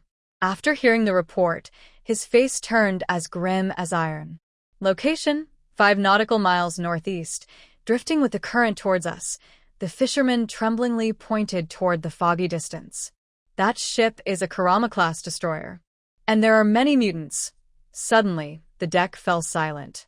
Those who were physically fit before infection became stronger as mutants, making these mutant zombies even more dangerous than 10 ordinary mutants. Deng Yu's Tang sword was already in her hand. She gently stroked the wrapped cord on the hilt, her eyes flickering with light. "Tell me more about that ship." The conference room was filled with the smell of blood and sweat. The injured fisherman, given double doses of painkillers, pointed at the sea chart. "It's a Kurama-class destroyer, rusty and seemingly unmaintained but not sunk." He gasped for breath every few words. "The deck is full of zombie soldiers in uniform. We thought they were just regular corpses." Su Hong was examining his wound sample. Under the microscope, the blood glowed with a strange green fluorescence. A virus mutation. Its aggressiveness is 3 times that of normal zombie viruses. "If we don't amputate, cut it off," the fisherman gritted his teeth. "Better than turning into a monster." Deng Yu stared at the sea chart. The ocean current markings show that the ghost ship will drift into the floating city within 3 kilometers by tomorrow noon at the latest. If it is filled with mutated zombies, crashing into the ship could cause great destruction.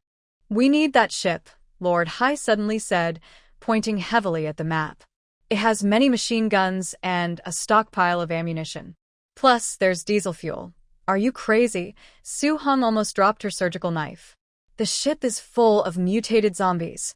That's why we asked Miss Deng to take action." Lord Hai turned to Deng Yu, his one eye shining with cleverness. "The floating city is willing to pay 300 level, 3 crystal cores, and 1,000 level, 2 crystal cores."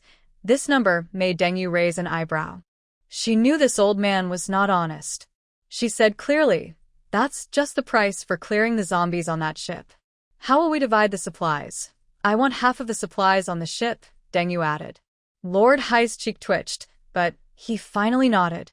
"Deal." The evening sea reflected a blood-red glow. Deng Yu stood on a modified speedboat, with 2 new Tang swords at her waist. Behind her, 10 elite members of the Iron Shark Gang, all volunteers for this dangerous mission, followed. 500 meters away, "Turn off the engine." Deng Yu raised her night vision binoculars. The rusted hull number of the Yuechi-class destroyer shimmered coldly in the light. The rusty Japanese destroyer looked like a sleeping steel giant, gently rocking with the waves. Shadows in torn military uniforms wandered on the deck, and occasional metallic clangs could be heard. "This is weird," Old Joe the helmsman muttered. "The dead Japanese soldiers can still move," Deng Yu replied. "When it comes to not being human, they sure have experience." Her keen hearing caught strange sounds from the ship. Besides the footsteps of zombies, there was a rhythmic tapping, like telegraph signals. Deeper inside. Was that engine vibration? The ship still had power. "Change of plan," Deng Yu suddenly said. "You stay on the boat to support me. I'll go alone." Before anyone could object, she had already jumped into the sea. She activated her water control ability, forming a bubble shield around her body, and shot toward the destroyer like a torpedo. When she got close to the hull, she stood on the water surface. She pressed her hands against the rusty steel, sensing the metal structure with her metallic ability, stabilizing her position. She used her far-seeing ability to see through steel and scan this massive steel beast, which weighs 5,000 tons normally and 6,800 tons fully loaded. The figures wandering on the deck wore Japanese Maritime Self-Defense Force uniforms, but their movements were stiff like marionettes. These were crew members transformed by the virus. Deng Yu frowned slightly. The Autumn Moon-class ship has a freeboard of 5 meters, but to Deng Yu, it was just a small step. She ran up the vertical ship wall and jumped over the railing in stealth mode. The scene on the deck was creepy. 4 twin-mounted 25mm machine guns had been turned into automatic defense systems, connected to a central control panel by cables. 3 zombies in protective suits moved mechanically nearby, clearly still remembering their past lives. Little Japanese. Deng Yu silently drew her tang sword. She struck the first zombie's head, cutting it off. The body, without instructions, spun around like a headless fly before falling. She then sliced off the top of the second zombie's head, and flames on her blade instantly carbonized its brain tissue. The third zombie saw this and let out a cry, and even as it fell, it seemed to want to shout. Suddenly, the entire warship seemed to come alive. Deng Yu sneered. Her goal was clear: first disable the deck weapons, then clear the internal warehouses. But she wouldn't miss the small fish and shrimp either. She chopped off zombie heads one by one with her sword, and with a quick strike, she collected their crystal cores. The -45 Malawian Kwacha's mod for 127mm stealth naval gun was the first dish. Deng Yu placed her hand on the turret base, and the massive 22-ton weapon instantly disappeared into her space. Her gourd space. 2 close-in weapon systems followed, leaving no ammunition boxes behind. First one done, she mimicked a Japanese accent and rushed toward the helicopter deck. There, a SH-60K anti-submarine helicopter was parked, with unused sonar buoys hanging from its rotor. As Deng Yu touched the landing gear, suddenly a zombie in a pilot uniform lunged out of the cockpit, claws aiming for her throat.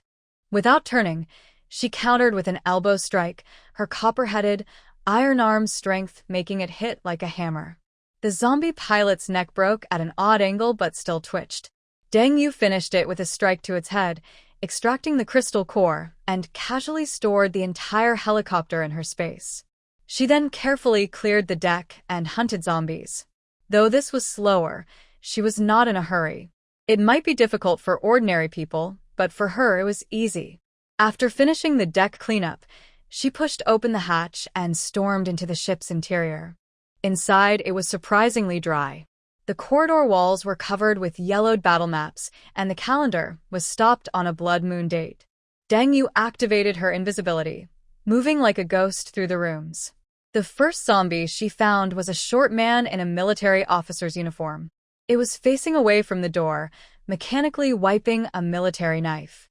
When Deng Yu's sword pierced its back of the head, the water element on the blade froze all its movements instantly. The corpse slowly fell, and she gently caught it. Deng Yu checked its faintly green crystal core and casually stored it in her space. The further inside she went, the higher the zombie's levels. At the staircase leading to the engine room, she encountered the first level 4 zombie. This one was wearing a gas mask, indicating it turned into a zombie later. The sharp clash between her sword and the rifle echoed loudly in the enclosed space. The zombie reacted incredibly fast, performing a tactical roll to dodge her strike. A zombie that knows how to use guns. Deng Yu sneered coldly, suddenly revealing her invisibility. Her mental shock hit its brain. During the half-second of paralysis, she swung her sword horizontally, and the head with the gas mask rolled to the ground. Level 5 agility. The door to the command cabin was welded shut from inside by some force. Deng Yu's psychic powers sensed at least 20 energy sources behind the door, one of which was particularly strong, a level 6 energy reaction. Trouble. Sure enough, there's a big one. More than 30 zombies in Navy uniforms wandered aimlessly inside the control room. Their movements were eerily synchronized, as if still carrying out their combat missions from before.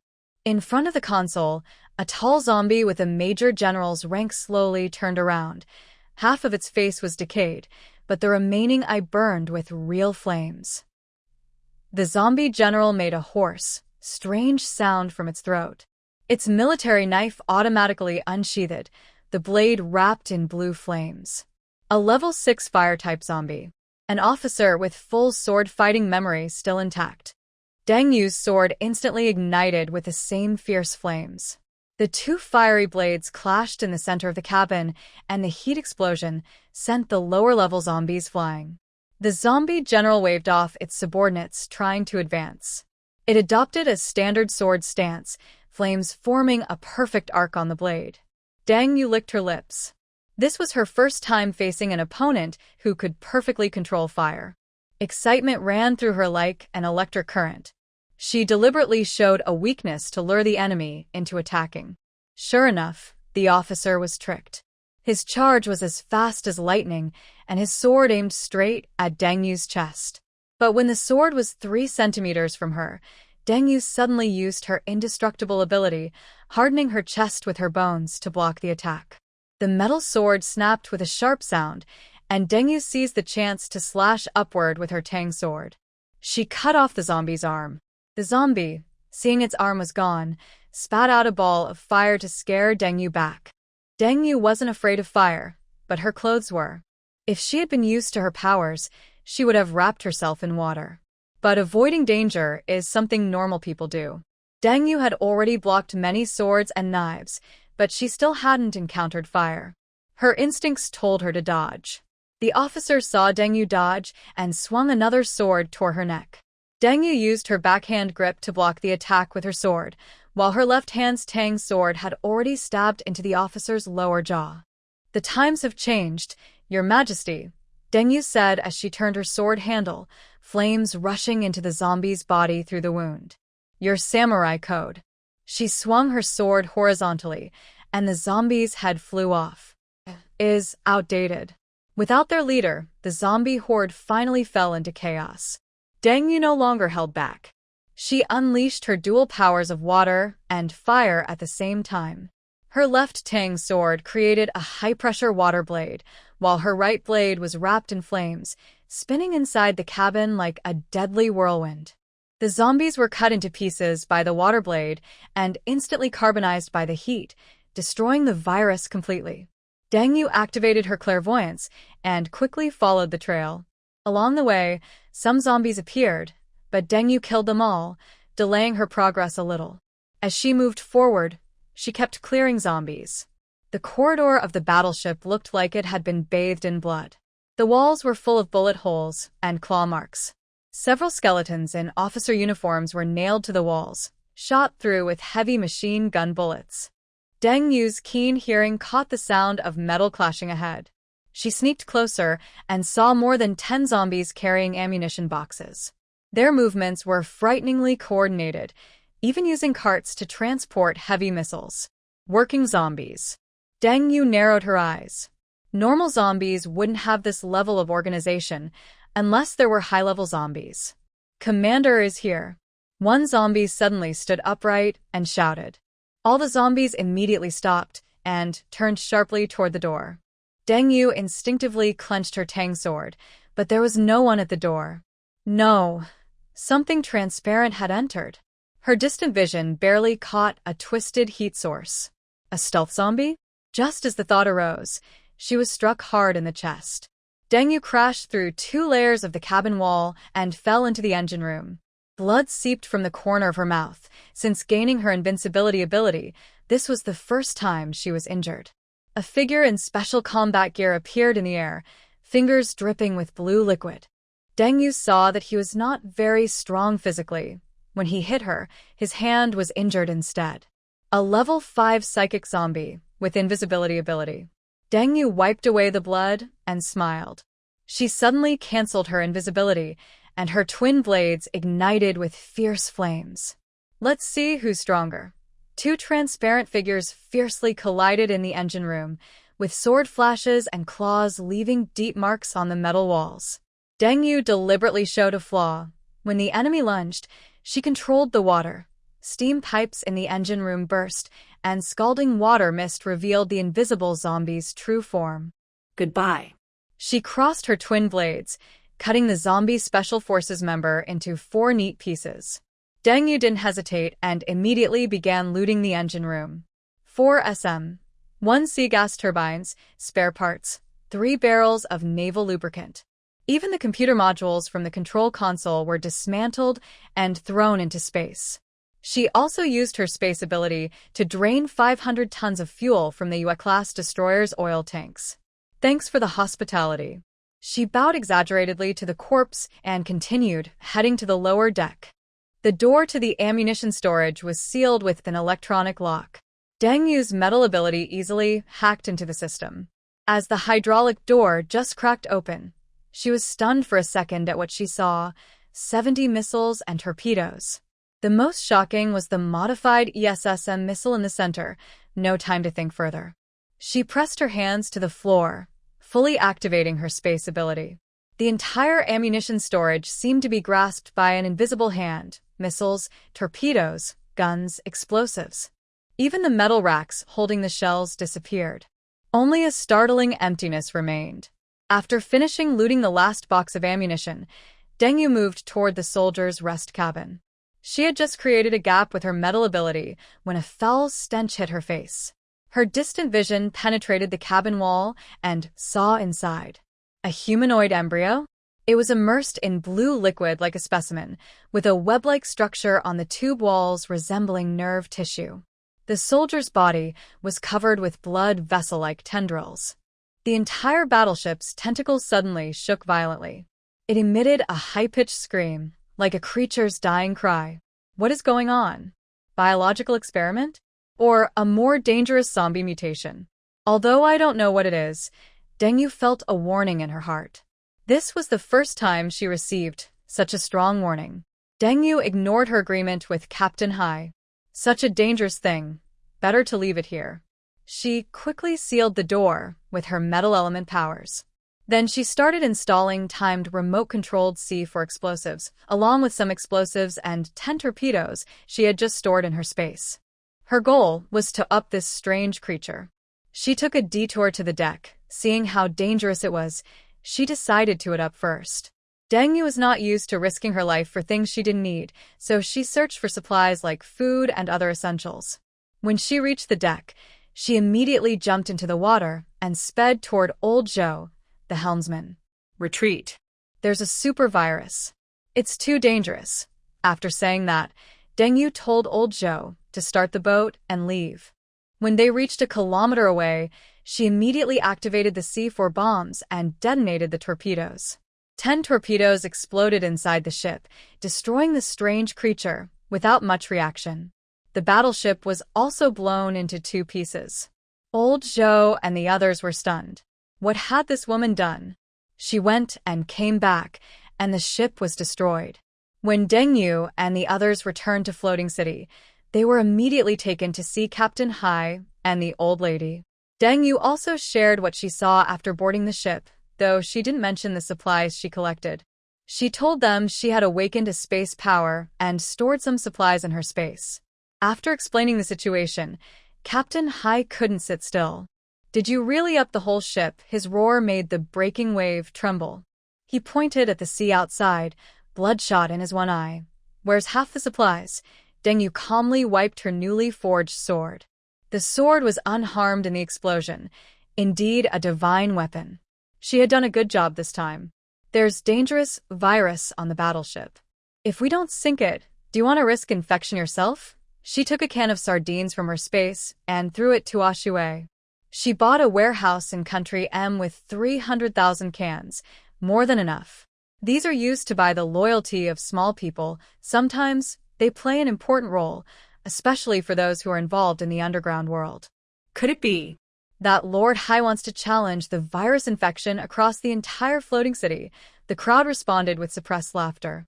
The fishermen had long been tired of Lord Hai's exploitation and were happy to see him suffer a setback.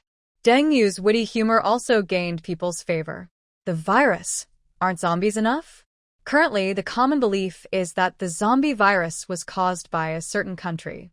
But Deng Yu has memories from her past and experienced the black mist and spiritual energy during the zombie outbreak. It's definitely not something a single country created.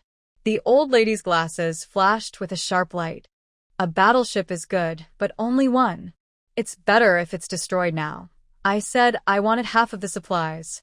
Since you can't do that, Lord Hai kicked over a wooden box in front of him. Then the crystal cores must be halved. Lord Hai's shark-tooth necklace snapped apart with a loud, and a blade pressed against his Adam's apple, drawing blood. Deng Yu had already moved behind him, and the flames on her Tang's sword seemed ready to burst out. 300 third-level crystal cores, she whispered in Lord Hai's ear. 1,000 second level. One less. The tip of her knife moved down, prying open his belt. And I'll hang your head on a flagpole. The crystal cores are just my payment for this. Deng Yu's eyes flickered with light. The contract says half of the supplies. So, if there are no supplies, you say it's half. Suddenly, Lord Hai drew his pistol and aimed it at Deng Yu's forehead. Almost at the same time, over 30 Iron Shark Gang gunmen appeared from behind cover, weapons cocked and ready. Hand over the supplies. Lord Hai's voice was as cold as ice. Otherwise, you won't leave the floating city today. He was sure Deng Yu had taken some supplies. Deng Yu smiled. She slowly drew another tang sword and cut off Lord Hai's pistol, along with a finger on his trigger finger. Lord Hai didn't dare to make a sound, seeing that bloodshed was imminent. He endured the pain silently. Then try it. Deng Yu's skin already glowed with a golden light. As soon as she moved, she would kill them all. Completely. At this moment, the old lady spoke again, important and commanding. I told you, Old Hai, since the crystal cores were agreed to be Deng Yu's payment, just give them to her. Isn't this just a misunderstanding? Xiao Yu, Lao is just joking with you. Look, you're too quick. Calm down. Let's put the knives away first. Deng Yu remained silent, only giving a cold smile. Lao also knew he couldn't back down today. He didn't expect this young girl to be so fierce. She drew blood immediately. A few days ago, she was helping the floating city fight zombies, occasionally giving candies to children, and handing out canned food and instant noodles to those starving. He thought he had control over Deng Yu, believing that even if he couldn't get the supplies, she would use her space to make up for it. But he didn't expect her to turn aggressive right away. Now, seeing Deng Yu still holding her knife against him, he had no choice but to say, Lao has wandered the world for a long time. I admit defeat. He waved his hand, signaling his men to put away their weapons. After they put away their weapons, Deng Yu still didn't move. The knife was still pointed at him. She asked, What do you want? Seeing him pretend to be confused, she reminded him, Core crystal. At this moment, Lao was bleeding all over the place and realized he couldn't hold on anymore. He immediately ordered someone to bring the core crystal. When Deng Yu saw the core crystal was brought and stored in her space, she finally lowered her knife. Lao, still trembling, sat back in the grand chair. Deng Yu didn't want to argue further. They had tried to bully her, so she simply left. As she turned the door, she looked back and said, Cowardly old fool, still trying mind games? If you have guts, fight me one-on-one. I challenge all of you. Ha ha ha. The members of the Iron Shark Gang looked eager to act. Deng Yu finished speaking with a smile and left. Lao's face turned red and white, shifting like a painter's palette. Bang. Lao slapped the table with his left hand. Lao was about to explode and say something, but the old lady immediately said, Do you think Zhou Yan is so impressive? Lao instantly deflated like a punctured balloon and slumped into his chair. Yes. If they had really fought, they might have been wiped out. He finally remembered Deng Yu's terrifying strength. Weakness had never been part of Deng Yu's vocabulary. Yes, she took many supplies from the warships, but that was only half of what she deserved. The other half sank to the bottom of the sea. Who told him he was just Lao, not the sea god? The core crystal was her expense, and the supplies stored in her space were her spoils. Deng Yu also passively saved the entire floating city. She was so good, yet Lao never remembered her. His view was so narrow, only seeing half the supplies. She is not a soft target. If someone wants to hurt her, they will have to pay a price. Deng Yu didn't want to stay long, and decided to go back to enjoy some good food. As the speedboat left the floating city, the sunrise just appeared above the sea. The boat cut through golden waves and sped toward the city. Behind her, the outline of the floating city gradually blurred. Ahead, a storm was gathering. The moment Deng Yu entered the 32nd floor safe house, warm, dry air immediately wrapped around her soaked body. She took off her black raincoat and hung it on the coat rack by the door. Water droplets automatically slid off the coat and collected in a special drainage slot. This was a small daily use of her water control ability. In the past, she often didn't wear a raincoat when rushing around, relying only on her water control power. But recently, because of more battles, she wore a raincoat to save her energy and avoid problems. Otherwise, water would get inside her clothes, and even though she could use her power to absorb it, it was always sticky and uncomfortable. Big Sister Deng. You're finally back. Bai Wei's voice came from the direction of the laboratory, followed by hurried footsteps. The girl, wearing an oversized white coat, ran barefoot through the living room, holding a test tube filled with green liquid, with some unknown chemical on her hair tips. Deng Yu frowned slightly. She flicked her finger, and the chemicals on Bai Wei's hair turned into tiny water droplets floating in the air. "Forgot to wear your protective cap again?" she asked sternly, but her eyes showed genuine concern. Bai Wei stuck out her tongue and casually put the test tube into Deng Yu's hand. "Look, the 7th successful purification of the level 3 zombie crystal nucleus. The toxin level in the crystal has dropped to 18%. Soon, we can also purify the level 3 zombie crystal." The liquid in the test tube shimmered with an eerie green glow under the light. Deng, you could feel the energy fluctuations inside. Carefully, she held the test tube up to her eyes. Her remote viewing ability activated automatically, allowing her to see through the glass and liquid into the molecular level. Those black toxins around the energy crystal had indeed become less dense. "That's amazing," Deng Yu exclaimed sincerely. She rubbed Bai Wei's messy hair and said, "I knew you could do it." White Wei's eyes sparkled like a happy puppy eager for praise.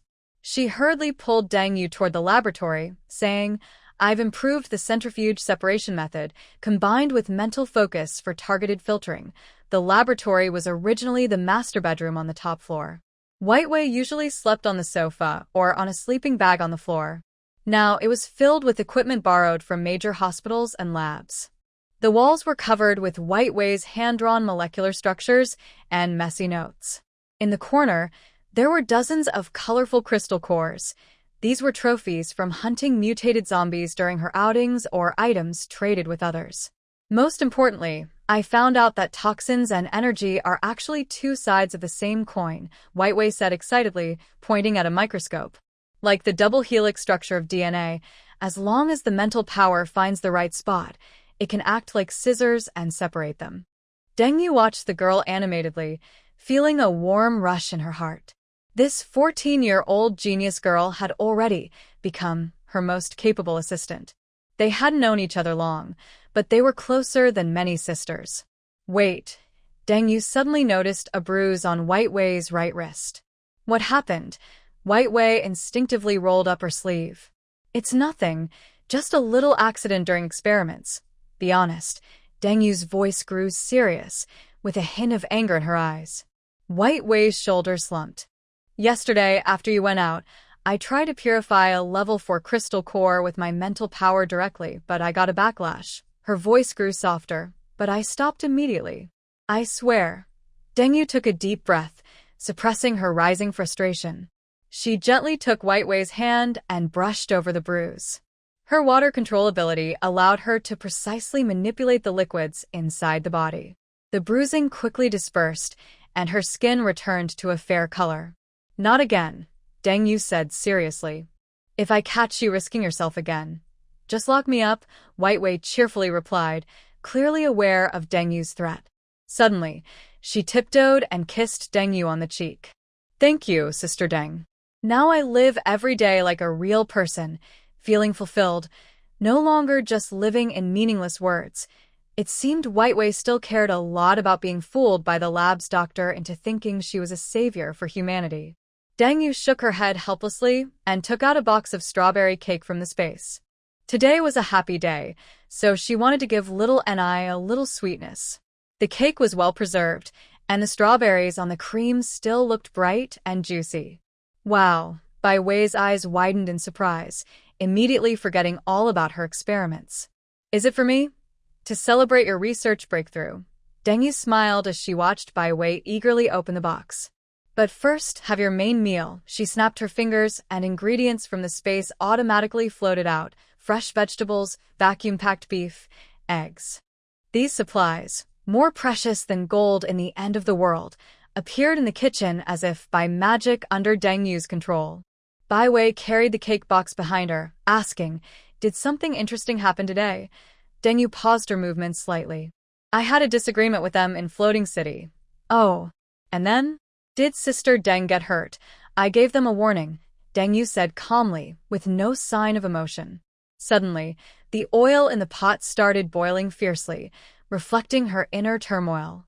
Bai Wei quieted down and leaned gently on Deng Yu's back. "It must be their fault."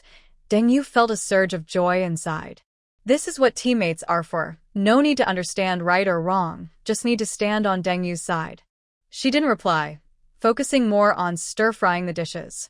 The two of them fell into silence for a while, with only the sizzling sounds of ingredients in the pot, as the delicious aroma began to spread. "By the way," Bai Wei suddenly remembered, "today I detected unusual electromagnetic fluctuations to the north. It might be the military moving." Deng Yu raised an eyebrow. "How far?" "About 15 kilometers. Based on the location of the base that Sister Deng mentioned, it's probably the military," Bai Wei said, scooping a spoonful of cake into her mouth, her eyes narrowing happily. So delicious." Deng Yu thoughtfully served the dishes. The military meant order but also constraints. She was sure she wasn't suited to live inside a military base, especially since she still had a blood debt to settle. Dinner was plentiful: green pepper beef strips, tomato scrambled eggs, seaweed soup, and Bai Wei's beloved strawberry cake. Deng Yu's space stored enough supplies to last them hundreds of years, but she still insisted on going out every day, partly to gather more supplies, as she couldn't stay put, and partly to train her abilities. "Big Sister Deng, have your abilities recently become stronger again?" Bai Wei asked vaguely with her mouth full of beef. Deng Yu nodded. "Something like that." She didn't mention that as her abilities improved, the special powers from the Calabash Kids were merging more deeply with her body. Sometimes she could even feel that her blood vessels were flowing not just with blood, but with a strange energy. Especially when using her indestructible power, her confident, invincible defense made her feel like she was unstoppable. But she knew the power of technology. Without the strength to withstand a nuclear blast, she shouldn't reveal herself. Otherwise, enemies' attacks would never stop, and one day she would be caught. After dinner, Bai Wei took the initiative to wash the dishes. She said she was washing dishes, but really she just put the utensils into an ultrasonic cleaner. If Deng Yu washed the dishes, she would use her water control ability to clean them. Deng Yu stood by the floor-to-ceiling window, watching the rain gradually lessen outside. Her clairvoyance pierced through the rain curtain, seeing faint flickers of fire from a few tall buildings in the distance. Those signals came from other survivors. Despite zombies, heavy rain, and danger, humans still managed to survive. Deng Yu didn't want to investigate the secrets of the survivors in the city. The next morning, after breakfast, Bai Wei continued her experiment on extracting and purifying crystal cores. Deng Yu practiced her swordsmanship and the use of her abilities in the corridor, or added other abilities to her Tang sword for self-training. "Big Sister Deng," Bai Wei suddenly exclaimed in front of the monitoring screen. "Someone is approaching our building." Deng Yu instantly moved to the screen. The footage was from a camera in the 25th floor corridor. Several damp figures were trying to pry open the security door. After the fight with Zhao's mercenaries last time, Deng Yu thought it was unsafe to leave Bai Wei alone at home. So she added an extra security door on the 25th floor, just in case someone tried to break in before reaching the 32nd floor. Deng Yu didn't mind, but Bai Wei only had a mental ability, which wasn't offensive. It was better to have more time to react. When she saw the faces clearly, Deng Yu's blood seemed to freeze and boil at the same time. It was Deng Zhengwo, her biological father, the man who once beat her so badly that his whip tore her skin open. Now he looked like a drenched rat, awkwardly twisting the water out of his soaked suit. Lin Meiji, the woman who knew her real daughter, was framed, but chose to stay silent. She was very cold to her past self, acting as if she was kind because she didn't take action. She was complaining in her sharp, familiar voice. In the past, she was a noble lady, but it seemed she was worn down inside the base. Deng Chun, Deng Rui, Deng Jin, Deng Yu, her 4 brothers, They once harshly beat her teenage self with a nasty belt and even attacked her on a rainy night. Now, each of them walks with a makeshift crutch, one leg unnaturally stiff, the result of Deng Yu shooting them with a rifle. And then there is her Dengwan, the fake daughter, the true heroine of the world. In her past life, during the 10 years of the apocalypse, it was this seemingly fragile woman who repeatedly set traps to harm her, and finally, she personally ended the life of the one who had tried to kill her. Deng Yu's fingers unconsciously clenched, and the metal console in her hand warped. Memories of her past flooded her mind. Being locked in a basement in darkness, hot soup accidentally spilled on her. The beatings her 4 brothers enforced, and Dengwan pretending to be kind with her. Explanations. Senior Deng, Bai Wei worriedly touched her hand. Do you know them? Know them? Deng Yu's voice was as cold as ice. They are my family, Bai Wei gasped, immediately understanding. Deng Yu had already told her about the true and fake daughters, and she knew Deng Yu had cut ties with those people, even regarded them as enemies. Should I drive them away? Bai Wei's eyes flashed with a fierce look. My mental attack can make them suffer terribly. Deng Yu watched the monitor, where Dengwan was pitifully wiping rain from her face. Suddenly, she smiled. No, let them in. They are my beloved family, siblings, and close friends. Deng Yu's voice was gentle but terrifying. Let me have some fun with them. Just stay here, and don't let them go upstairs. Use your mental energy to warn them. No need to show yourself. Bai Wei immediately understood, a clever glint in her eyes. Got it. I'll use my level 5 mental power to tell them what happens if they go upstairs without permission. Deng Yu went to the bathroom, took out a white silk dress from her space. It was something Dengwan used to envy her for, because Dengwan's figure couldn't support such a delicate, tailored dress.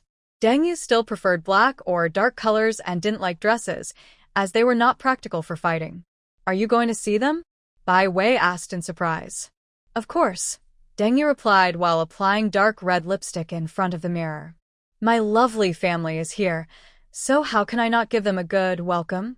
As she turned around, Bai Wei couldn't help but hold her breath. Deng Yu was stunningly beautiful but also dangerous, like a sharp sword unsheathed. Her white dress outlined her perfect figure, dark red lips contrasted with her fair skin, and the fiery spark in her eyes made her seem like a goddess of revenge.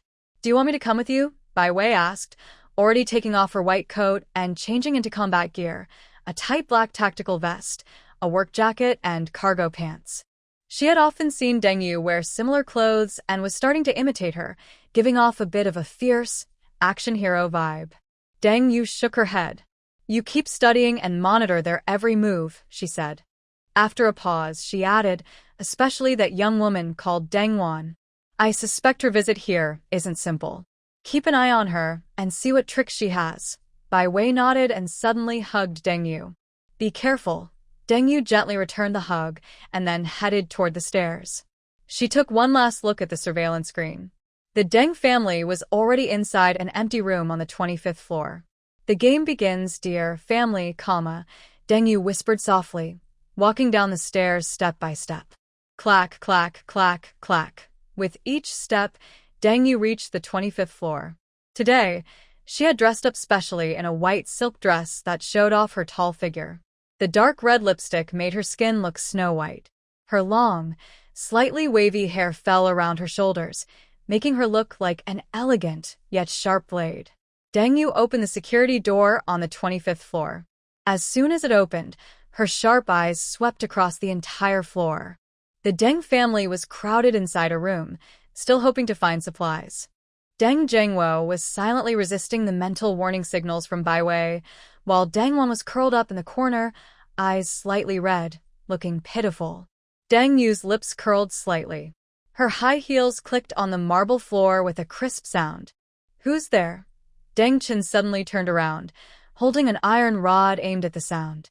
He was the eldest son of the Deng family, a lightning-type ability user, once a confident business elite.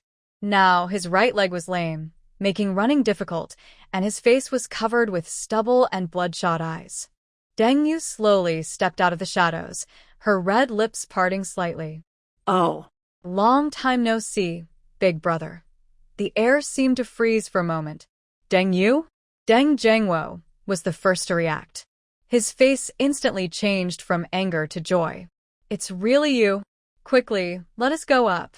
We came out this time just to find you. Deng Yu didn't move. She just stood quietly, scanning everyone's faces. Lin Meiji looked much more tired than before. Her expensive silk cheongsam was covered in mud, and her hair was messy, sticking to her face. Deng Rue and Deng Yu leaned on wooden sticks. Deng Rue's right leg was clearly injured, and he looked away shyly. Deng Jin stood at the back, silent, with a complicated look in her eyes. Deng Wan, the fake daughter who had personally hurt her previous self in her past life, was biting her lip, tears almost falling from her eyelashes, looking very aggrieved. Yeah. Deng Wan timidly spoke, her voice choked with emotion. We've been looking for you for a long time. She slowly walked in front of Deng Wan, looking down at her. Really? That must have been hard for you. But inside the northern base, it seems like you still want to hurt me, right? Did I remember wrong, Deng Yu? Deng Zhangwo frowned, using his father's authority.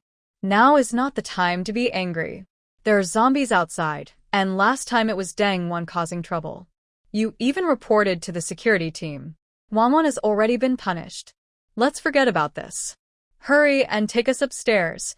Deng Yu finally looked at him. A hint of sarcasm flashed in her eyes. Why should I, you? Deng Zhangwo's face turned red.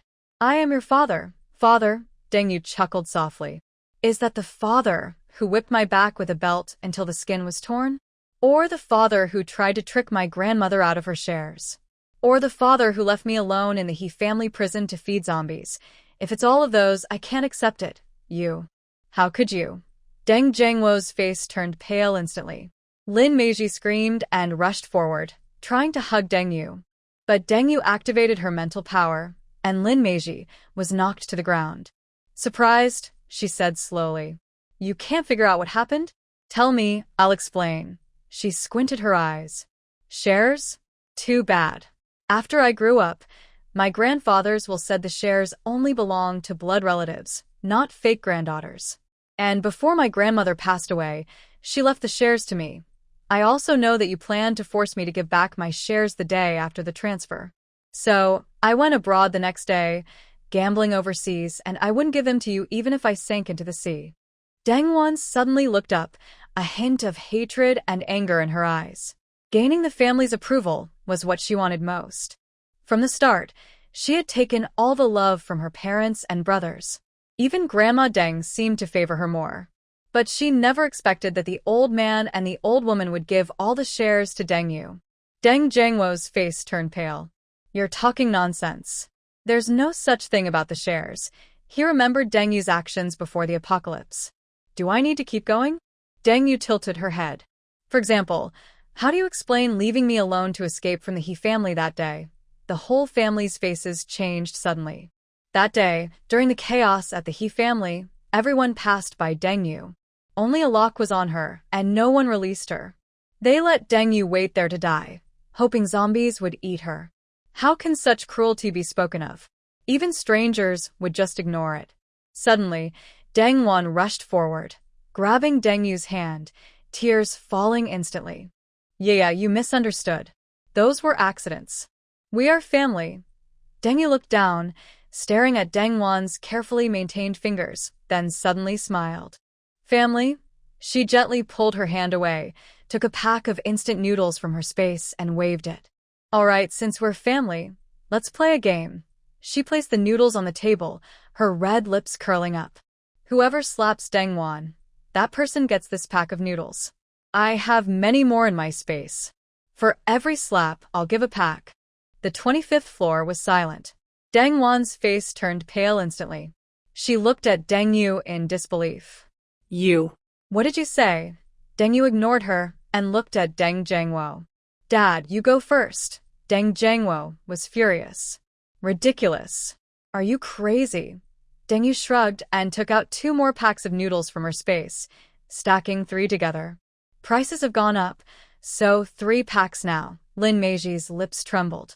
Deng Yu, you're too much. Wanwan is your sister. Really? Deng Yu chuckled softly.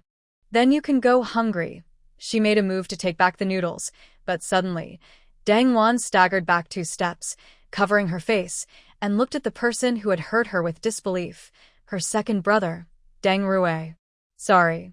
Deng Rue panted heavily, staring fixedly at the 3 packs of instant noodles. We haven't eaten anything for 2 days. Deng Yu raised an eyebrow and threw the noodles to him. Second brother really knows how to read the situation. Tears finally fell from Deng Wan's eyes. She trembled as she looked at the others. You all. Deng Jiangwo's face turned pale, but he said nothing. Lin Meiji turned her face away, pretending not to see. Deng Yu hesitated for a moment and whispered, Wan, just bear with it. Deng Yu watched Deng Wan's breakdown with a pleased expression and took out a few more packs of instant noodles. Continue. Deng Yu swallowed hard and finally stepped forward. Wan, I'm sorry. Then Deng Yu gently slapped Deng Wan, making no sound. Deng Yu would never let this happen. She immediately pulled out a gun and shot at Deng Yu's feet. Bang! Deng Yu retracted her gun. Fourth brother, how did you hit me back then? I hope you can teach Wan properly. Deng Yu looked at the gun in Deng Yu's hand with a pale face, gritting his teeth. Deng Wan turned her head away, blood seeping from the corner of her mouth. Deng Yu nodded with satisfaction and handed over the noodles. The atmosphere started to turn strange. The Deng family members' eyes flickered. They dared not look at Deng Wan but couldn't help staring at the food in Deng Yu's hand. Deng Jin remained still, standing at the back with his fists clenched tightly. Deng Yu noticed his unusual behavior and squinted. Third brother, wanna try? Deng Jin suddenly looked up, emotions swirling in his eyes. Enough. Oh. Deng Yu smiled faintly. Third brother, feeling sorry? Deng Jin didn't answer, just gritted his teeth tightly. Finally, Deng Jiangwo couldn't hold back. Deng Yu, what do you want to do? Deng Yu put away her smile, her eyes cold. I just want Deng Wan to understand how I feel. Is that wrong? Suddenly, she took out a whole box of instant noodles from her space and placed it heavily on the table. All right, whoever hits the hardest gets this entire box. Deng Wan backed away in horror. No please, Lin Meiji suddenly rushed over. Deng Yu, you're crazy. She's your sister. Deng Yu grabbed her wrist tightly, almost breaking the bones. She's not my sister and you're not my mother. She leaned close to Lin Meiji's ear and whispered, how you treated me back then, I will pay back little by little. Lin Meiji trembled all over and finally burst into tears. Deng Jiangwo's face darkened. Suddenly, he strode toward Deng Wan. Dad. Deng Wan looked at him in shock. Wan. Deng Jiangwo's voice was hoarse. For everyone's sake. Just bear it. This slap was even harder than the previous 2. Deng Wan was knocked to the ground, her face swelling quickly, and blood dripped from her lips. Deng Yu clapped her hands. That was great. She pushed a box of instant noodles in front of Deng Jiangwo, then squatted down to look directly at Deng Wan. Does it hurt? Deng Wan's eyes were full of resentment, but she forced a small smile. Yeah. If this can make you feel better. Stop pretending. You're a clever fox after all. Who are you trying to impress? We're all family here, Deng Yu softly said. I know what you're thinking. She stood up and looked down at the family. I personally welcome you to come ask me for food, but remember, every time you come, bring Deng Wan with you. Play the game often because happiness lasts forever. Her gaze sharpened. But if anyone comes to ask me for food without bringing Deng Wan, I'll throw you to feed the zombies. Also, you can only go up to the 25th floor. The ones above are my territory. After speaking, she turned and walked toward the elevator. The sound of her high heels was like a death knell, striking fear into the hearts of the Deng family. Back on the 32nd floor, Bai Wei was staring at the monitor screen with a frown. How is it? Deng Yu took off her high heels and stepped barefoot onto the carpet. Bai Wei pointed at the screen. Yuejia, look at this. On the screen, Deng Wan was curled up alone in a corner, while others were busy making instant noodles. Every time someone passed by her, her body would tremble slightly, and on the monitor, she looked pitiful and fragile. Did you find anything? Deng Yu squinted. Bai Wei nodded. It's strange. Every time her emotions fluctuate strongly, this energy appears. She paused. And I just noticed that when they were hitting Deng Wan, her energy was fluctuating strangely. Deng Yu's heart skipped a beat. Are you saying? I'm not sure. Bai Wei shook her head. But she is definitely not simple. Deng Yu thought for a moment and suddenly noticed another part of the surveillance.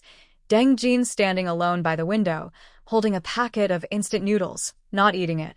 Bai Wei looked in the direction of her gaze. He didn't make a move just now. Deng Yu said nothing. In her memory, Deng Jin was the quietest of her four brothers. He rarely participated in mistreating her, but he also never helped her. During the apocalypse, he even performed surgeries and experiments on her, so he wasn't a good person. But just now, he was the only one who refused to act. Keep watching them, Deng Yu finally said. Especially Deng Wan. Bai Wei nodded and suddenly remembered something. By the way, Sister Yu, why don't you just... She made a gesture across her neck. Deng Yu walked to the floor-to-ceiling window and looked at the increasing rain outside. Death is too easy for them. She wanted the Deng family to experience the same suffering her past self endured: hunger, fear, betrayal, and the crushing despair of losing hope bit by bit. Especially Deng Wan. If not for the system warning her not to act, she would have already cut her into a pulp. But what was that fluctuation? Her inner calling system asked. System, what was that strange fluctuation when Bai Wei discovered Deng Wan being beaten by the Deng family? System. Master, it is because the heroine's luck is decreasing, so there is a fluctuation. Deng Yu showed a strange smile. I see. Now I know how to play this. The heavy rain continued for 3 days straight, and the water level had risen to the 23rd floor. The Deng family on the 25th floor huddled in a room still fit for living, their faces pale from hunger and cold. Deng Yu stood by the floor-to-ceiling window on the 32nd floor, lightly tapping the glass with her fingertips. Her clairvoyance pierced through the rain curtain, allowing her to see the faint glow of fires lit by survivors in distant buildings. Farther away, occasional strange blue flashes flickered. Those were mutated zombies moving about. Jia Deng, are you ready? Bai Wei's voice came from the kitchen, filled with excitement she couldn't hide. Deng Yu's lips curled slightly as she turned toward the dining room. On the table, a copper pot was bubbling with hot soup, red oil swirling inside, emitting a strong, spicy aroma. Fresh beef rolls, handmade shrimp balls, tender tofu, enoki mushrooms. All neatly arranged beside the pot, with 2 bottles of chilled beer and a drink nearby. Did you even chill the beer? Deng Yu raised an eyebrow. Bai Wei giggled as she opened a bottle. The power system still works, so why not enjoy it? Deng Yu tousled her hair and looked toward the door. She deliberately left it slightly open, letting the aroma of hot pot drift out through and spread down the hallway via the ventilation system. Can they smell it? Bai Wei whispered, her eyes sparkling with mischief. Deng Yu chuckled softly. Of course, she snapped her fingers, activating her water control ability slightly, causing the scent to spread faster. This was a new trick she had recently discovered. By slightly modifying her water control power, she could manipulate the humidity and even the airflow. Let's start, Deng Yu said, picking up a slice of fatty beef and swishing it in the red broth, intentionally making the aroma richer. Bai Wei mimicked her, eating with a mouth full of red oil. Both of them occasionally sighed contentedly, their sounds just loud enough for the listening device outside the door to pick up. 25th floor, Deng family's temporary residence. Deng Rue suddenly sat upright, sniffing the air. Did you smell that? Deng Yu swallowed hard. Hot pot. It's the smell of hot pot. Deng Zhengwo looked grimly at the ventilation vent. The strong spicy aroma was continuously flowing in, stimulating their hungry stomachs. It's Deng Yu. Lin Meiji gritted her teeth. She did this on purpose. Deng Wan curled up in the corner, half her face swollen, a look of hatred flashing in her eyes. Since that day she was beaten, she had been silent, only showing a obedient and understanding side when others paid attention to her. On her surface, the jade pendant had a tiny, faintly glowing with an ominous black light. Dad. Deng Chen spoke in a hoarse voice. We need to find a way to get upstairs. If we wait any longer, before the flood comes, we'll starve first. Deng Zhengwo looked at Deng Jin. third brother, right now you and Deng Yu are the closest. Go ask her. Deng Jin had been sitting silently by the window. Hearing this, he looked up, a trace of helplessness in his eyes. Clothes? Look at this. He pointed to the empty instant noodle bag. She's not sharing with me. She hates our whole family. They didn't think it was wrong to beat their former selves once, twice, or several times, almost causing her to suffocate. They all believed that Deng Wan was right, that Deng Yu was dishonest or intentionally hurt their beloved sister Deng Wanbo to seek attention. Because nothing worse happened after the apocalypse. In her previous life, Deng Yu remembered that she ran out of the university town and returned to the community. No family members came to pick her up. After many hardships, she finally returned home, only to be treated as the lowest servant by her family, beaten, scolded, and insulted. In the end, she was killed by her brothers after being abused and oppressed. But none of this happened now. They only remembered that they had hit Deng Yu a few times before, and it was all Deng Yu's fault. The He family's incident was also because Deng Yu was disliked and locked up. If Deng Yu hated anyone, it was the He family. They just didn't help open the door. Mainly because they all disliked this younger sister. In her previous life, Deng Yu was framed by Deng Wan. In this life, Deng Yu was disobedient and even sold her shares in the group to gamble everything away.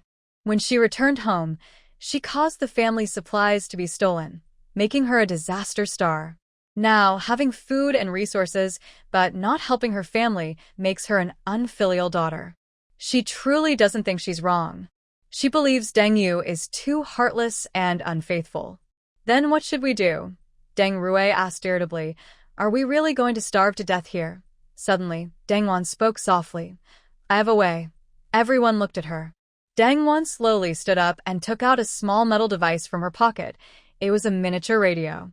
This is from the military base, she said gently. We can contact the outside world for help. Deng Zhangwo's eyes lit up. Who can we contact?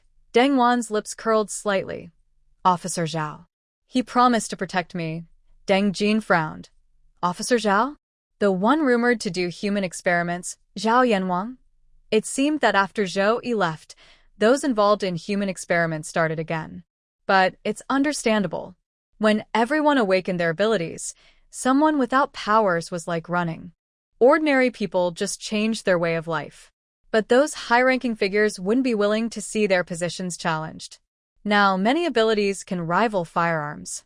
In the future, as abilities grow stronger, they could become humanoid self-propelled cannons. Maybe even withstand nuclear bombs. All those people are getting anxious. Better I betray the world than the world betray me. Deng Wan's face changed, then she quickly regained her gentle appearance. Brother Jin, you misunderstood. Officer Zhao is a good person. Enough, Deng Jin interrupted coldly. Dealing with a tiger is like playing with fire. It's a dead end. However, Deng Zhangwo snatched the radio. Trying is better than waiting to die. Deng Wan lowered her head, hiding a look of satisfaction in her eyes. She didn't tell anyone that this radio didn't need to be operated manually. It had been on the whole time. On the other end, Officer Zhao had already heard all the conversations. On the 32nd floor, Deng Yu and Bai Wei had just finished hot pot and were lazily watching a movie on the sofa. Suddenly, Bai Wei sat up straight. Sister Deng. There's a situation. Deng Yu instantly shed her lazy attitude. Her clairvoyance activated, her vision piercing through multiple floors. She saw the scene on the 25th floor. Deng Wan was secretly using the radio, while Deng Zhangwo and others were gathered, plotting something. They're communicating with the outside, Deng Yu said coldly. Bai Wei closed her eyes, her mental powers spreading out like a web, capturing thoughts in the air. There's a person called Officer Zhao. They want to work together from inside and outside. Deng Yu narrowed her eyes. Is this Officer Zhao the same as Zhao Taizhu? If he's here, it's a good chance to settle old scores. Just as she was about to investigate further, her eavesdropping ability caught an unusual water sound. It wasn't rain, but the sound of some creature swimming in the water. Bai Wei, activate the defense system. Deng Yu quickly moved to the window. Her clairvoyance cut through the dark, rainy night, revealing dozens of dark figures rushing toward the building beneath the murky water surface. "It's water-type zombies," Bai Wei exclaimed.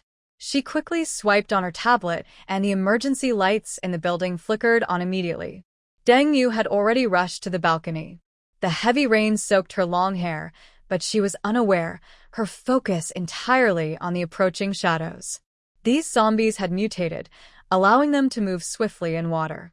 Their skin had evolved into fish-like scales, or they had exoskeletons, with webbed fingers and sharp teeth like sharks. In Floating City, she had seen a small fishing boat dragged into the water by these zombies. Without water powers, the team was instantly torn apart. "Sister Deng, on the 25th floor," Bai Wei shouted from behind. "Should we go down to save them?" Deng Yu clenched her teeth. Her reason told her this was a rare opportunity. Let the zombies take care of Deng's family members. She wouldn't even have to dirty her hands. But another voice questioned, "Can you really watch them be torn apart without doing anything?" Deng Yu sensed this thought and immediately suppressed it. Suppressed it. Suppressed it. Deng Yu felt she couldn't let them die so quickly. The end of the world had just begun. She took their supplies and broke their legs for a reason. Was it just to let them die? No. This end-of-the-world situation had to be a tough experience for them. If they were strong now, Deng Yu would cut off each of their hands again. But right now, they were all useless. She alone could defeat them all. Since the world's luck favored the heroine Deng Wan, she couldn't kill her directly. She only needed to know her targets and could kill them anytime. She wanted to see how they would suffer in this apocalypse. Only after settling the score with her past self, Deng Yu, would she feel at peace. In her moment of hesitation, the first zombie had already climbed the building's outer wall, its sharp claws piercing the concrete as it quickly moved upward. "Don't save them. I'll go down and kill the zombies. As long as I can keep them alive, that's enough," Deng Yu sneered. She suddenly spread her hands, leapt backward, and jumped out from the 32nd floor corridor, trusting her faith. At the same time, she activated her water control ability. The water molecules beneath the entire building instantly responded to her, forming a water column that caught the zombie queen. "Ah!" A strange scream echoed. Over a dozen zombies leapt out of the water, trying to pounce on Deng Yu midair to bite her, but they were shredded by a water vortex like a meat grinder. But more zombies kept coming. Deng Yu pulled out a tang sword from her space, stepped on the water, and fought the zombies. Bai Wei, try to use your mental power to interfere with the zombies on the 25th floor. If they attack Deng Wan, ignore it. If they attack Deng family members, help a little. They're dying too early, she communicated mentally with Bai Wei. Bai Wei had already started acting. Her mental barrier was like an invisible wall, blocking the zombies' lower bodies and trapping them, making it very difficult for them to move. From her distant vision, Deng Yu saw that the Deng family on the 25th floor finally noticed the danger. Deng Chen's lightning powers struck a zombie that had broken through the defenses, while Deng Yu's fire powers ignited the zombie that had broken through. That zombie was temporarily dealt with. Meanwhile, Deng Zhangwo and Lin Meiji were shouting and begging for help from inside the room. They were calling out to Deng Yu, whom they disliked the most, to come save them. Ah! Deng Yu, help! There are zombies! Come down and save us. Open the door quickly. Open the door quickly, Lin Meiji shouted desperately. It was Deng Zhangwo and Lin Meiji's ignorant screams as the zombies climbed upstairs and forced their way in through the window. Another zombie broke through the defenses, smashing the window on the 25th floor. Deng Jin used an iron rod to turn her ice powers into a sharp point and struck it forcefully on the zombie's head, but another zombie pushed her from the side and knocked her down. At a critical moment, Deng Rui used the iron rod to smash the zombie's head until it burst. These four brothers are now truly useless. Deng Yu was almost overwhelmed by a level 2 mutated zombie that was attacking a young friend, almost losing more team members. Send in a few more zombies to increase their challenge, Deng Yu whispered softly to Bai Wei through her mental powers while standing on the water surface. Bai Wei suddenly became overly compassionate again and said, "But Deng Jie, they are still your family, at least human. Deng Yu didn't expect Bai Wei's overly kind nature to flare up again. She immediately said seriously, kindness should be reserved for good people. They don't deserve it. If you release 3 zombies in front, Deng Chun and Deng Yu can handle 1 each. But then another one slips in, and according to Deng Wan's personality, she would definitely push someone out to block the zombies.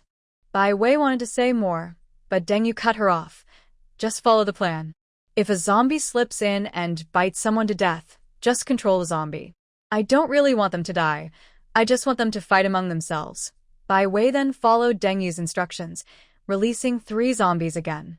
Sure enough, 1 zombie slipped in.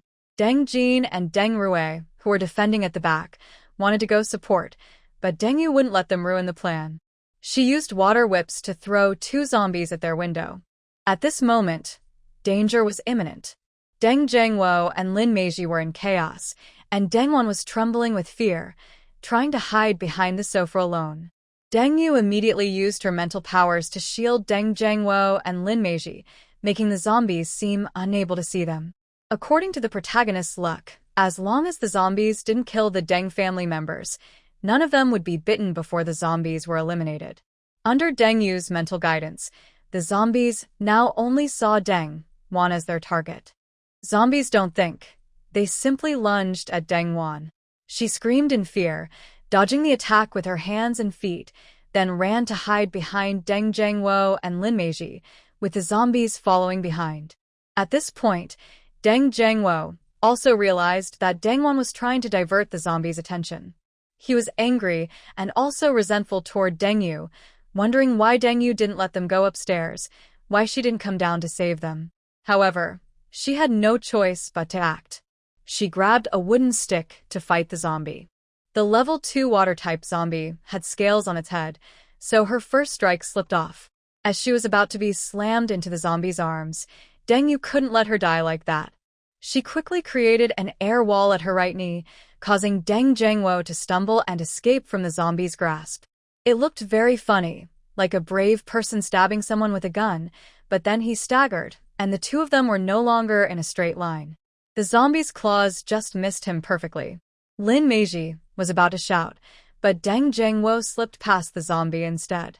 Now only she and Deng Wan were facing the zombie. Seeing Deng Wan trembling, Lin Meiji remembered how much she loved her daughter. She was no longer afraid of the zombie.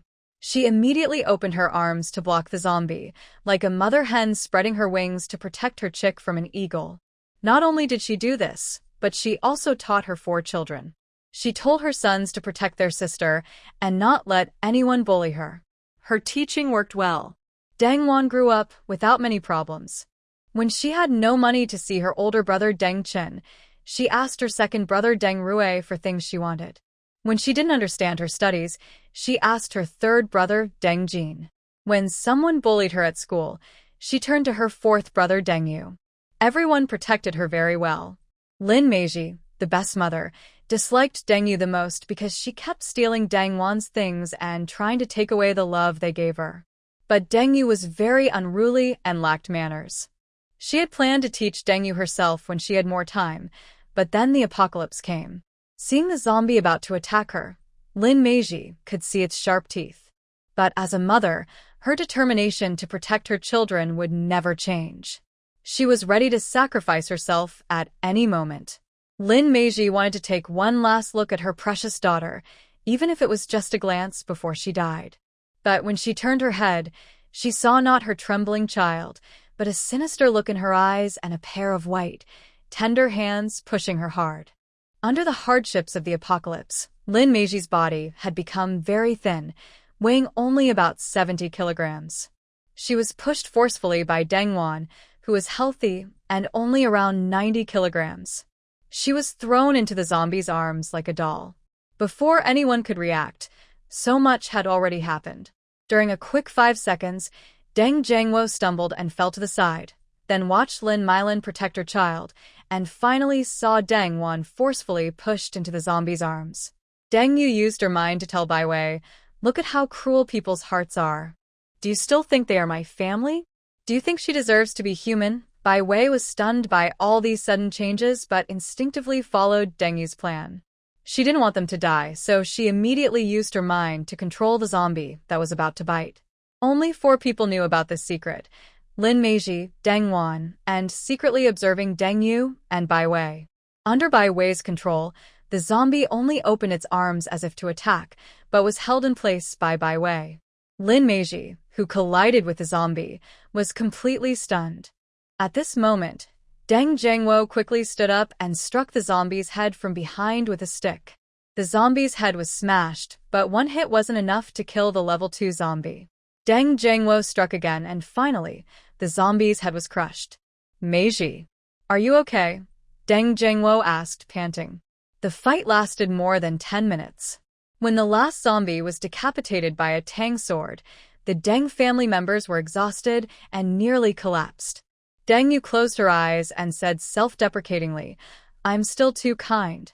After all the zombies were dead, Lin Meiji finally regained her senses. She trembled all over, turned to look at Deng Wan, and saw her daughter had a terrified expression. She rushed over and hugged her, crying, "Mom, you scared me to death." Lin Meiji felt like she was falling into an icy pit.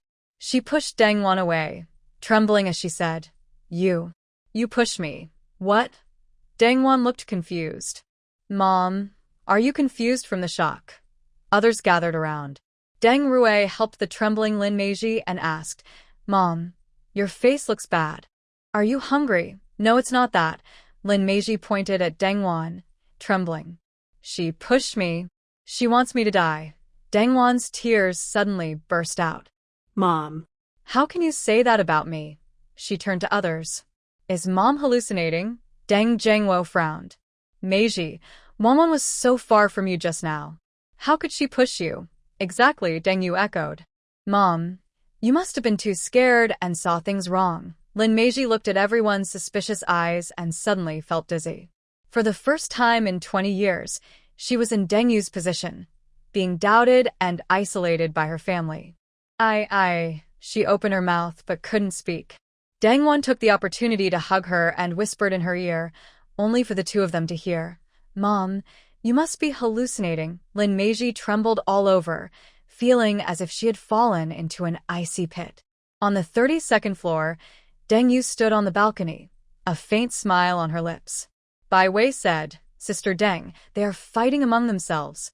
It seems Lin Meiji has discovered Deng Wan's true nature. Deng Yu raised an eyebrow, using her supernatural sight to see through the floorboards and witness the farce. The scene of Lin Meiji being doubted by her entire family made her feel a rush of pleasure. She coldly said, "She deserves it." She got what she had coming. But when she saw Lin Meiji sitting on the ground with an empty look in her eyes, that feeling of satisfaction was as refreshing as drinking a big glass of cold beer on a hot day. Deng Yu focused her gaze and saw Lin Meiji curled up alone in the corner, her eyes dull, muttering to herself. Meanwhile, Deng Wan was surrounded and comforted by the family, crying tearfully, "Mom, how could you say that to me? I am so hurt." Deng Yu withdrew her gaze and suddenly felt exhausted. "It's over. Let's go back inside," she said to Bai Wei. Bai Wei looked at her in surprise. "Aren't you going to check the 25th floor?" "No need." Deng Yu turned and walked inside, her voice cold. "Let them fight among themselves." Later, on the 25th floor, it was late at night. Lin Meiji curled up next to Deng Zhengwo, unable to sleep. Every time she closed her eyes, she saw Deng Wan pushing her.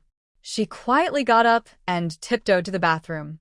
Looking in the mirror, she saw her haggard face and suddenly remembered how Deng Yu was also alone and unloved when the family accused her. Did no one believe her either? "Did you steal Wanwan's necklace?" she had asked Deng Yu that day. "I didn't," the young Deng Yu replied calmly, her eyes dead. Still denying it, she slapped her. Was it the dirty hands from outside? Now she wondered, were all the missing things in the house, like Deng Wan's necklace, Deng Jin's watch, Deng Zhengwo's treasured wine, really stolen by Deng Yu? Lin Meiji suddenly gagged, but only vomited some sour water. She sank to the ground, tears silently falling. "I was wrong. I was wrong," she muttered to herself, not knowing who she was speaking to. Suddenly, the bathroom door opened. Lin Meiji looked up in fear and saw Deng Jin standing at the door. Mom, he said hoarsely. Did Wanwan push you? Did she push you toward the zombies? Lin Meiji opened her mouth but finally nodded. Deng Jin's eyes became complicated. He was silent for a long time and then suddenly said, What about what you did to Deng Yu before? Lin Meiji shivered and dared not answer. Deng Jin gave a bitter smile and pointed to his injured right leg. It's karma.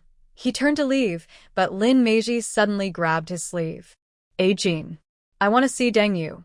Deng Jin shook his head. She won't see us. Please. Lin Meiji's tears fell like rain. I just want to say sorry to her. Seeing her mother break down, Deng Jin finally sighed. I'll try.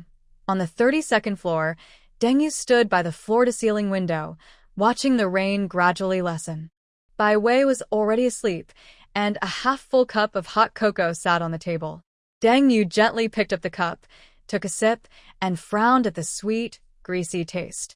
Suddenly, her keen hearing caught a conversation from the 25th floor, Lin Meiji and Deng Jin talking. Did I just want to say sorry to her? Deng Yu's hand trembled slightly and some hot cocoa spilled out. Over a decade. A full 10 years. Her previous self had waited too long for this apology. The former Deng Yu was gone now. She could no longer wait. But hearing this from the mercenary Deng Yu felt ironic, because her soul wasn't really Deng Yu. What was the point of delivering an apology on her behalf? The mercenary Deng Yu only wanted to settle her old debts with her former self, everything owed, with interest, even to the point of stripping and torturing. She put down the cup, walked to Bai Wei's door, and gently pushed it open. The girl was sleeping soundly, clutching a cartoon plush toy. Deng Yu's expression softened. This was the person she should protect. Bai Wei was a bit naive, but it wouldn't affect her. She might have opinions, but ultimately, Deng Yu decided whether to listen or not. Moreover, Bai Wei's abilities could be very useful for research. Her value might be great. Not those hypocritical family members. She gently closed the door and returned to her own room. The building in the heavy rain looks like an island. Inside the 25th floor, the Deng family sits together in a corner, sharing instant noodles they earned from Deng Yu. Mom, just one more bite.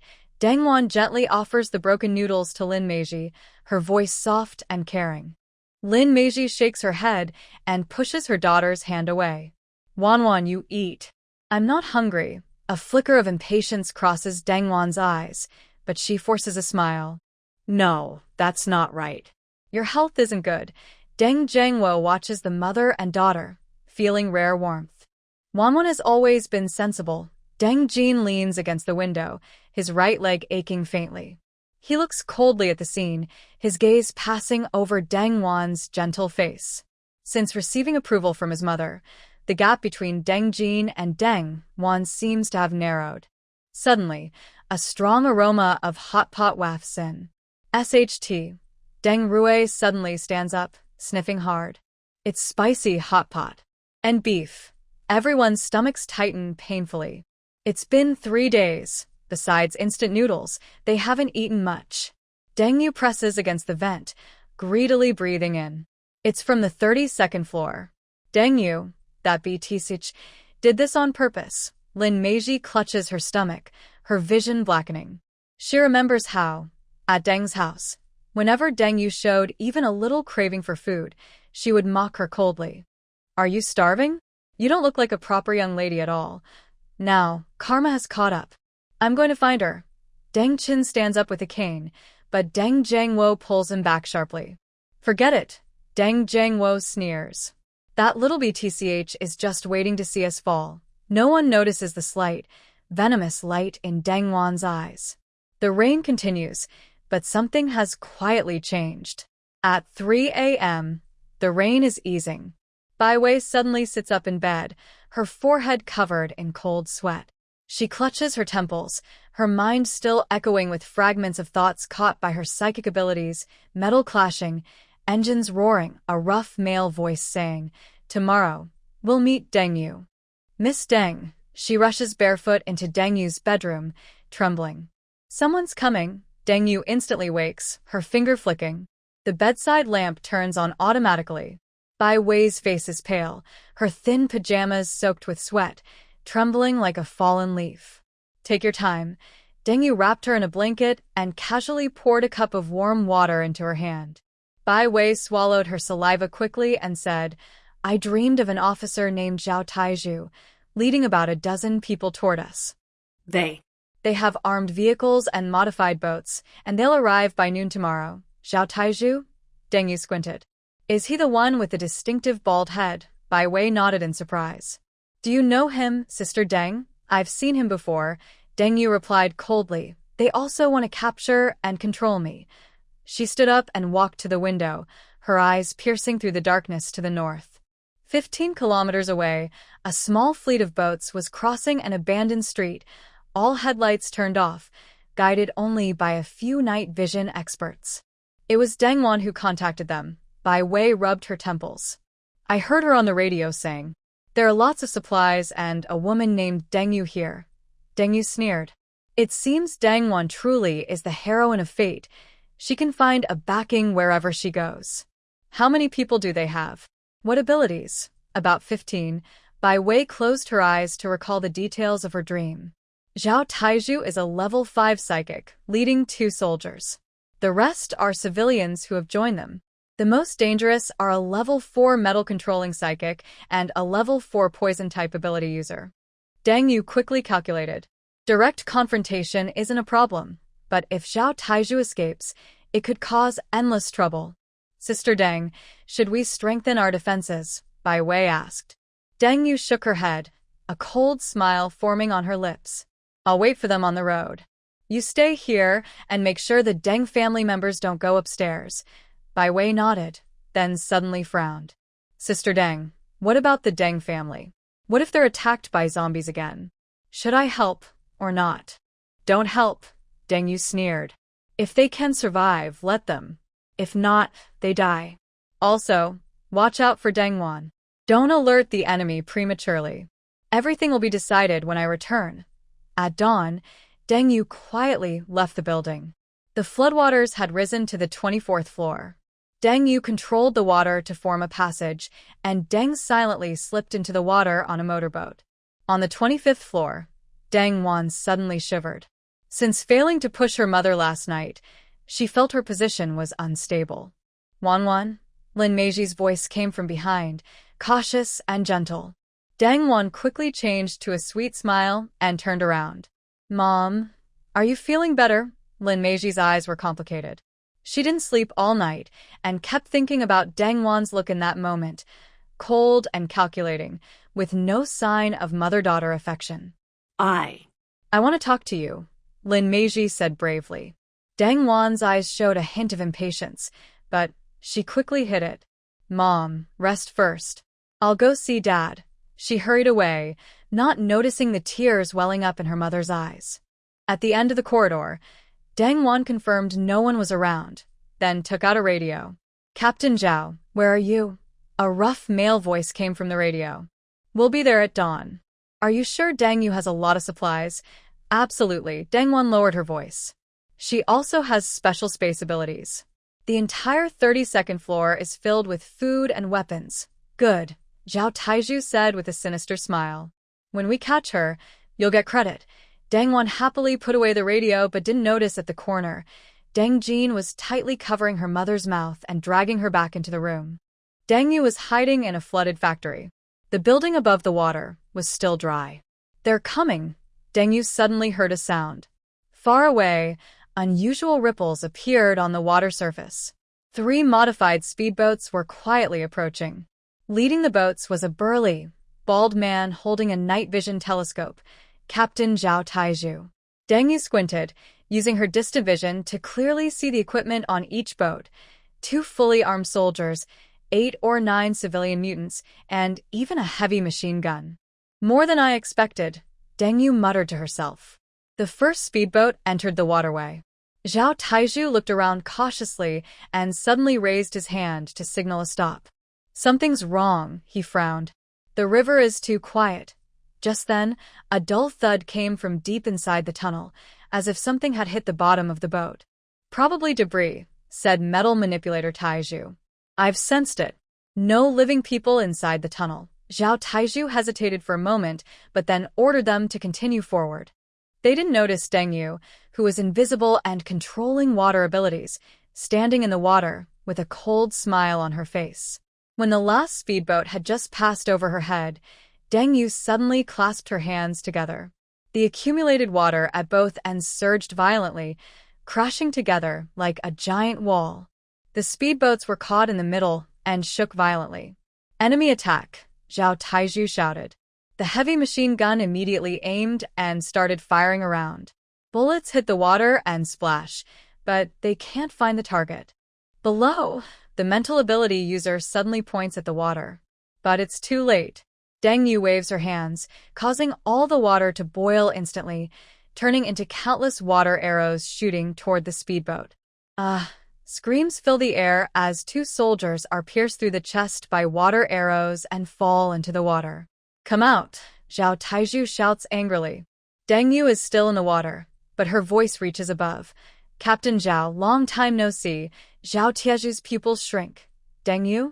You dare attack the army. You all dare to arrest me without reason. So why can't I fight back?" Deng Yu's voice continues. "Have you thought about how you'll die?"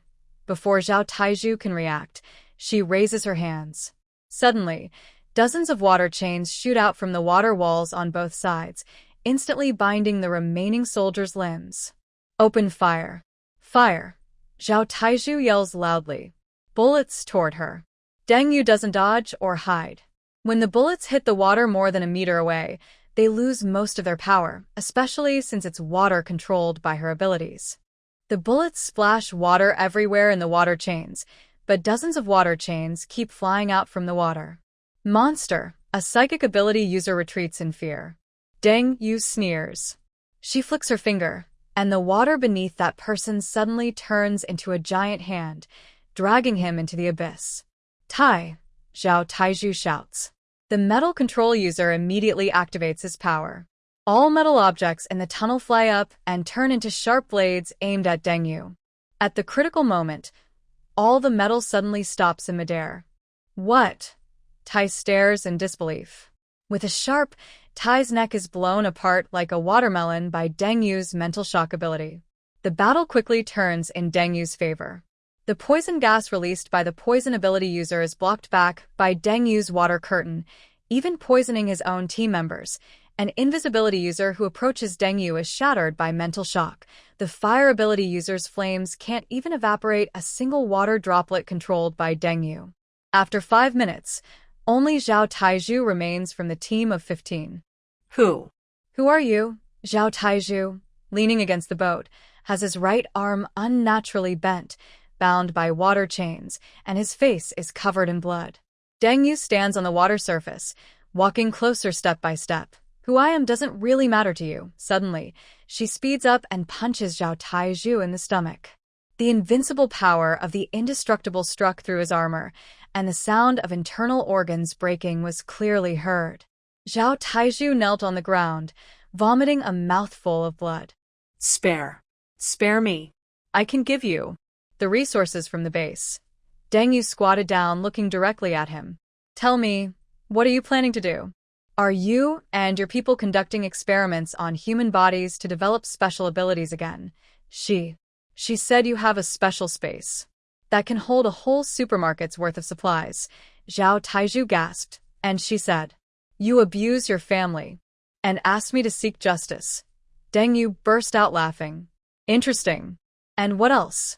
A glimmer of hope appeared in Zhao Tieju's eyes. I asked if you could spare my life. Say it and you'll die." Deng Yu replied coldly. "If you don't say anything, you'll be tortured to death. Your choice." Deng Yu then began to use her mental powers to invade Zhao Tieju's mind. The man let out inhuman screams, blood flowing from his 7 orifices. There are over 30 people in the base, mostly ordinary survivors forced to obey. Deng Yu frowned and increased her effort. But in the basement, there are a dozen female mutants being experimented on. Her eyes sharpened.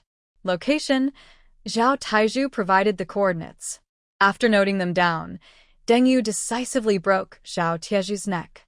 She then began to handle all the bodies, inspecting each one, decapitating them to prevent them from turning into powerful zombies. When the last head rolled into the water, it was already dawn. On the 25th floor, Dang Wan paced anxiously. Zhao Taizhu had promised to arrive by dawn, but now it was almost noon, and there was no response on the radio. Wan, what exactly are you waiting for? Deng Zhengwo asked with a frown. It's nothing. Deng Wan forced herself to stay calm. I'm just checking the water level. Lin Meiji stood in the distance, looking sad. Since last night's events, she seemed to have aged 10 years overnight, and her gaze at Deng Wan was no longer filled with her usual affection. Suddenly, the sound of a jet ski reached from outside. Everyone immediately tensed up. All the Deng family members hurried to the window and saw a beautiful and confident figure riding a jet ski toward the community. She was almost there. Everyone rushed to the 24th floor to wait for Deng Yu, hoping to rekindle their relationship with her. The Deng family still believes that Deng Yu is just throwing a tantrum and will be fine after some coaxing. After all, they haven't been reborn and don't know the experiences of her past self, Deng Yu. They think the previous conflicts were just sibling fights or family teasing. In short, they are too lenient. They can't empathize with the hardships her past self, Deng Yu, endured for a lifetime. Deng Yu directly arrived at the 24th floor, stored her motorboat, and stepped onto the water surface. This is the skill of a high-level supernatural user. It completely amazed the Deng family members, who had never seen Deng Yu's true strength before. They stared in shock, watching Deng Yu. They thought she only had power-type abilities. They heard from the base that her fighting skills were very strong, since Zhou Yi soldiers wouldn't reveal much, nor was it necessary. After coming out of the base and joining Deng Yu, they saw she also had space-based powers. Now they saw she had water-based abilities too. Their first reaction was to realize how powerful Deng Yu was. Deng Yu didn't want to show too much in front of them. Usually, she would use water to teleport herself to the 32nd floor. The only reason she openly appeared now was to get Deng Wan's radio transmitter. The heroine is truly clever, using some sneaky tricks on Deng Yu. Since Deng Wan is so lucky, she plans to play along slowly. Her current strength can easily overpower an infantry regiment. If she adds her intelligence and some secret tricks, based on her experience as a mercenary in her past life, she could even handle a whole infantry division. Unless the enemy has an armored division, their artillery and shells could Deng Yu into the air repeatedly. Even if she can hide and avoid infrared detection, there are many ways to detect people, not just infrared. But on individual weapons, infrared detection is the most advanced.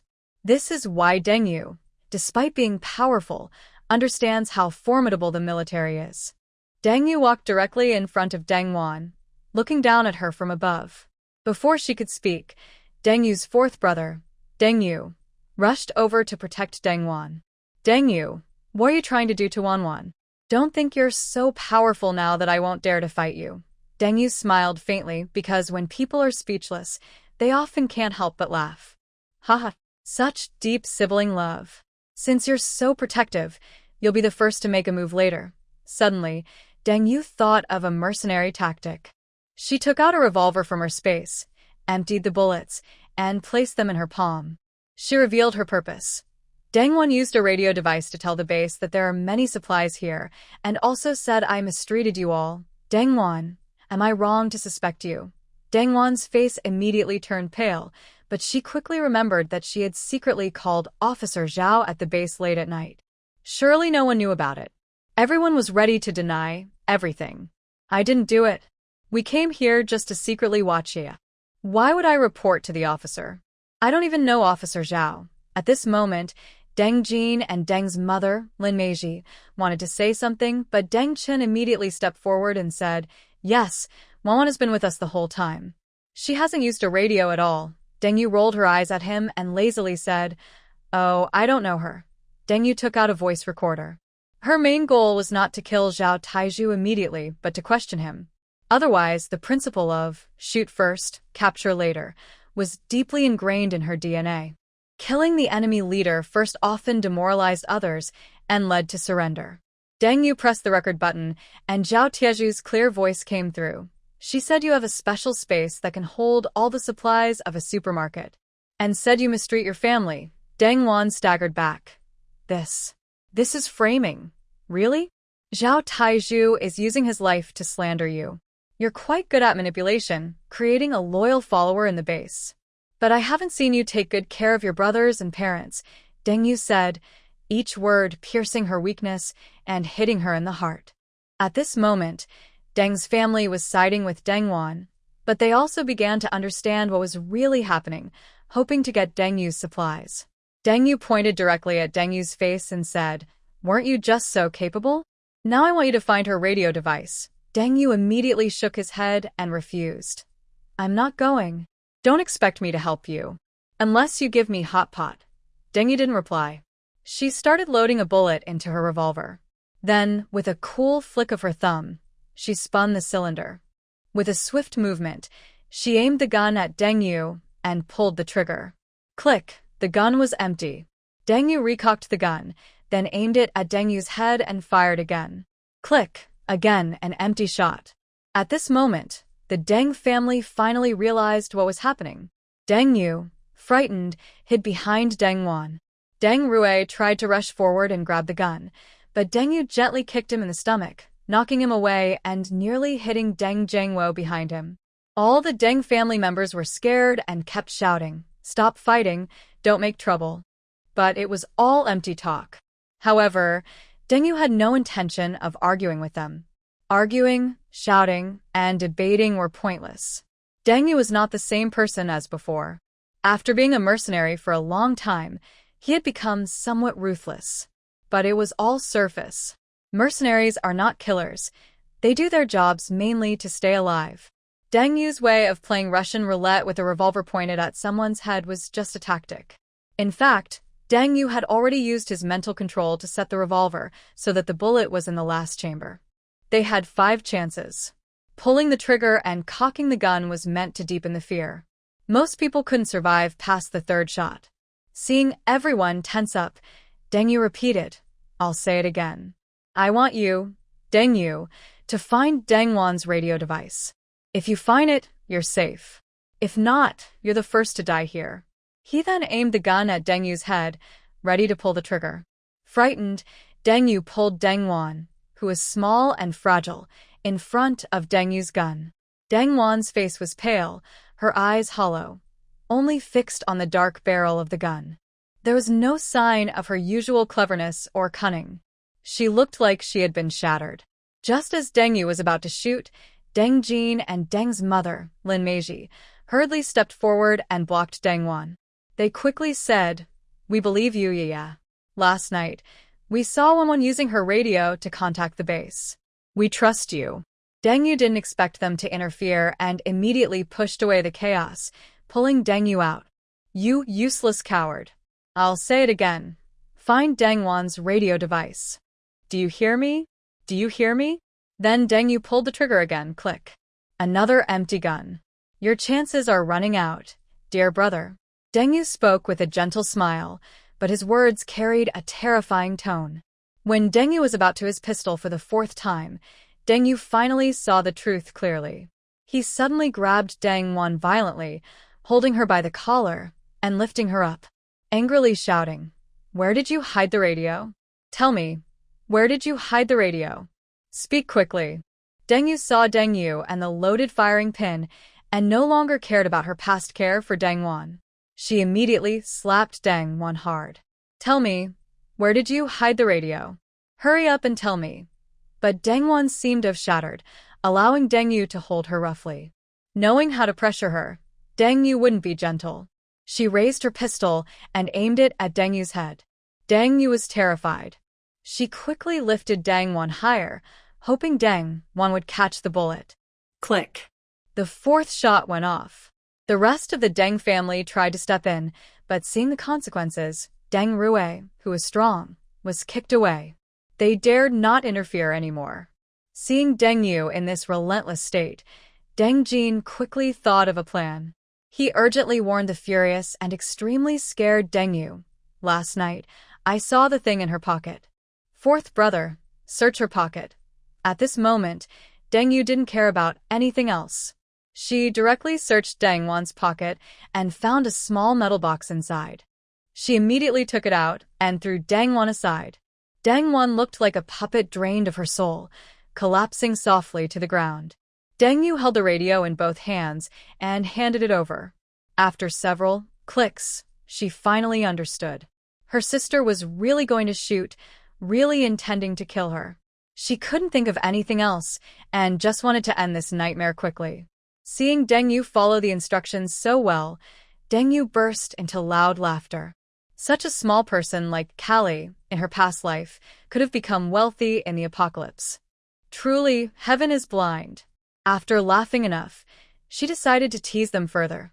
This gun needs a 6-shot to activate. I used a trick on the last round, so you actually have 2 more chances. Deng Yu took the radio and opened the door, planning to go upstairs. After entering, she turned back and said, "Even if I fire the last shot, I won't really shoot your head. You're my beloved family, my brothers and sisters." After saying that, she truly went upstairs. The sound of footsteps, stomp, Stomp. stomp, grew farther away, and the Deng family finally woke up from the chaos. The shock they just experienced was too great. They had never seen Deng Yu like this before. Outside, the rain was getting lighter, but their hearts were growing darker. Originally, I heard that Deng Yu was very powerful here and wanted to come and seek her help. I also saw Deng Yu use her space abilities to produce instant noodles and smelled her eating hot pot upstairs. They thought Deng Yu was just throwing a tantrum and that she would eventually be moved by them and accept her family. But now, seeing Deng Yu like this, they start to wonder if they still have a place in her life. After Deng Yu left, the 25th floor remained silent. Deng Zhengwo was the first to react. "Chao Taiju?" Deng Wan ignored him. Her face was already pale. Deng Zhengwo suddenly shouted, "Deng Wan, how could you betray your own people and team up with outsiders?" "What outsiders?" Deng Wan suddenly screamed. "Does Deng Yu consider you her family?" "I am the only daughter of the Deng family. Didn't you all say that before?" Lin Meiji trembled and suddenly stepped forward. "Wan, how can you do this? Last time, you even tried to push me to feed the zombies." "Shut up." Deng Wan slapped Lin Meiji across the face. "Old fool. I should have let you be bitten by zombies." The air instantly froze. Deng Zhengwo was struck like lightning. "Last time. Was it really you who pushed your mother?" Deng Wan realized she had slipped up. Her face changed, and she suddenly knelt down, crying, "Dad, I was forced." "Deng Yu, she threatened me." Deng Jin sneered and walked over to slap Deng Wan. "Stop pretending. Mom and I saw you contact outsiders with a radio, betraying your own people. Mom was so good to you and you pushed her to the zombies.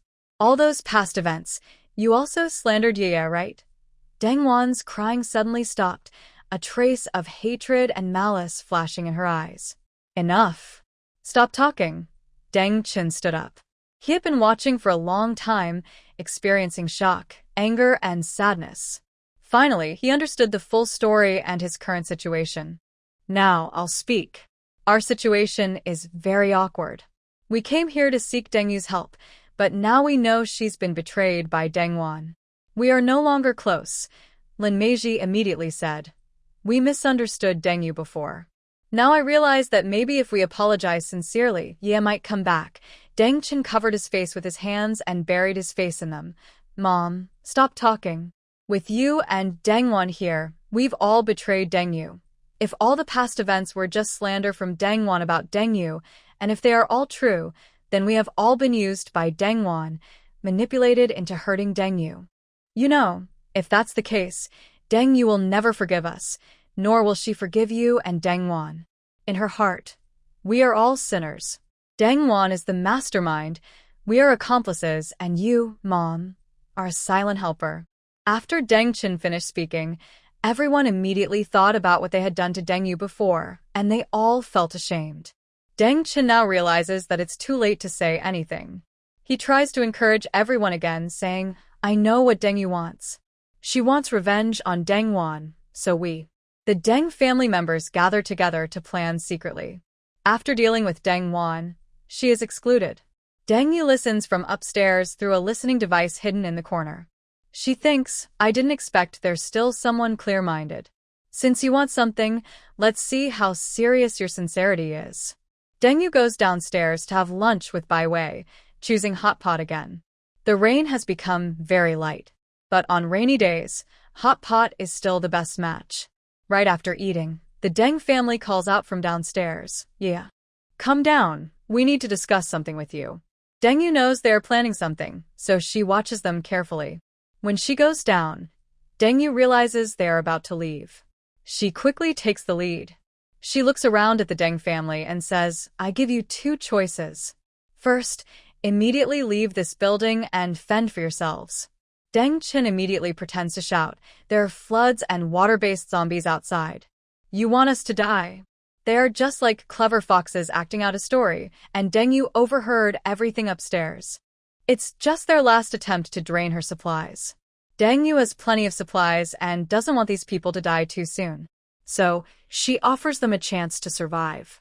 Second, Deng Yu's lips curl into a cold smile. Each of you must hit Deng Wan once. Be harsh and speak venomously. Those who do will be rewarded with a survival kit for the apocalypse. Then get out of this building. She takes out a bulging hiking bag from her space. Inside are food, compressed biscuits, vitamin tablets, water purification tablets, a 7-day water pouch, medicine, antibiotics, anti-inflammatory drugs, bandages, painkillers, weapons, a multi-purpose military knife, a set of pots and bowls, and a sleeping bag. This is a survival tool for wandering the wasteland in the apocalypse. She also pulls out a pack of instant noodles. For those who perform poorly, you get a pack of instant noodles. Deng Yu clearly understood their thoughts and intentions. Given such good conditions, they would be satisfied with Deng Yu. Deng Yu is not good at fighting the female lead, but others were not restricted. And since it wouldn't threaten her life, could there be a male supporting character or male lead forcibly stopping her? The Deng family members looked at each other, their expressions gradually changing. Deng Wan backed away in fear. You wouldn't do that. Dad. Mom. Deng Zhengwo's face turned pale. Deng Yu, you're going too far. She's your sister after all. Last time, old Bai fought just to get some instant noodles. Does he want to come to Deng Yu now and seek a good reputation? Really? Deng Yu sneered. So, you choose the first option, Lin Meiji suddenly spoke up. I'll go first. Everyone looked at Lin Meiji in shock.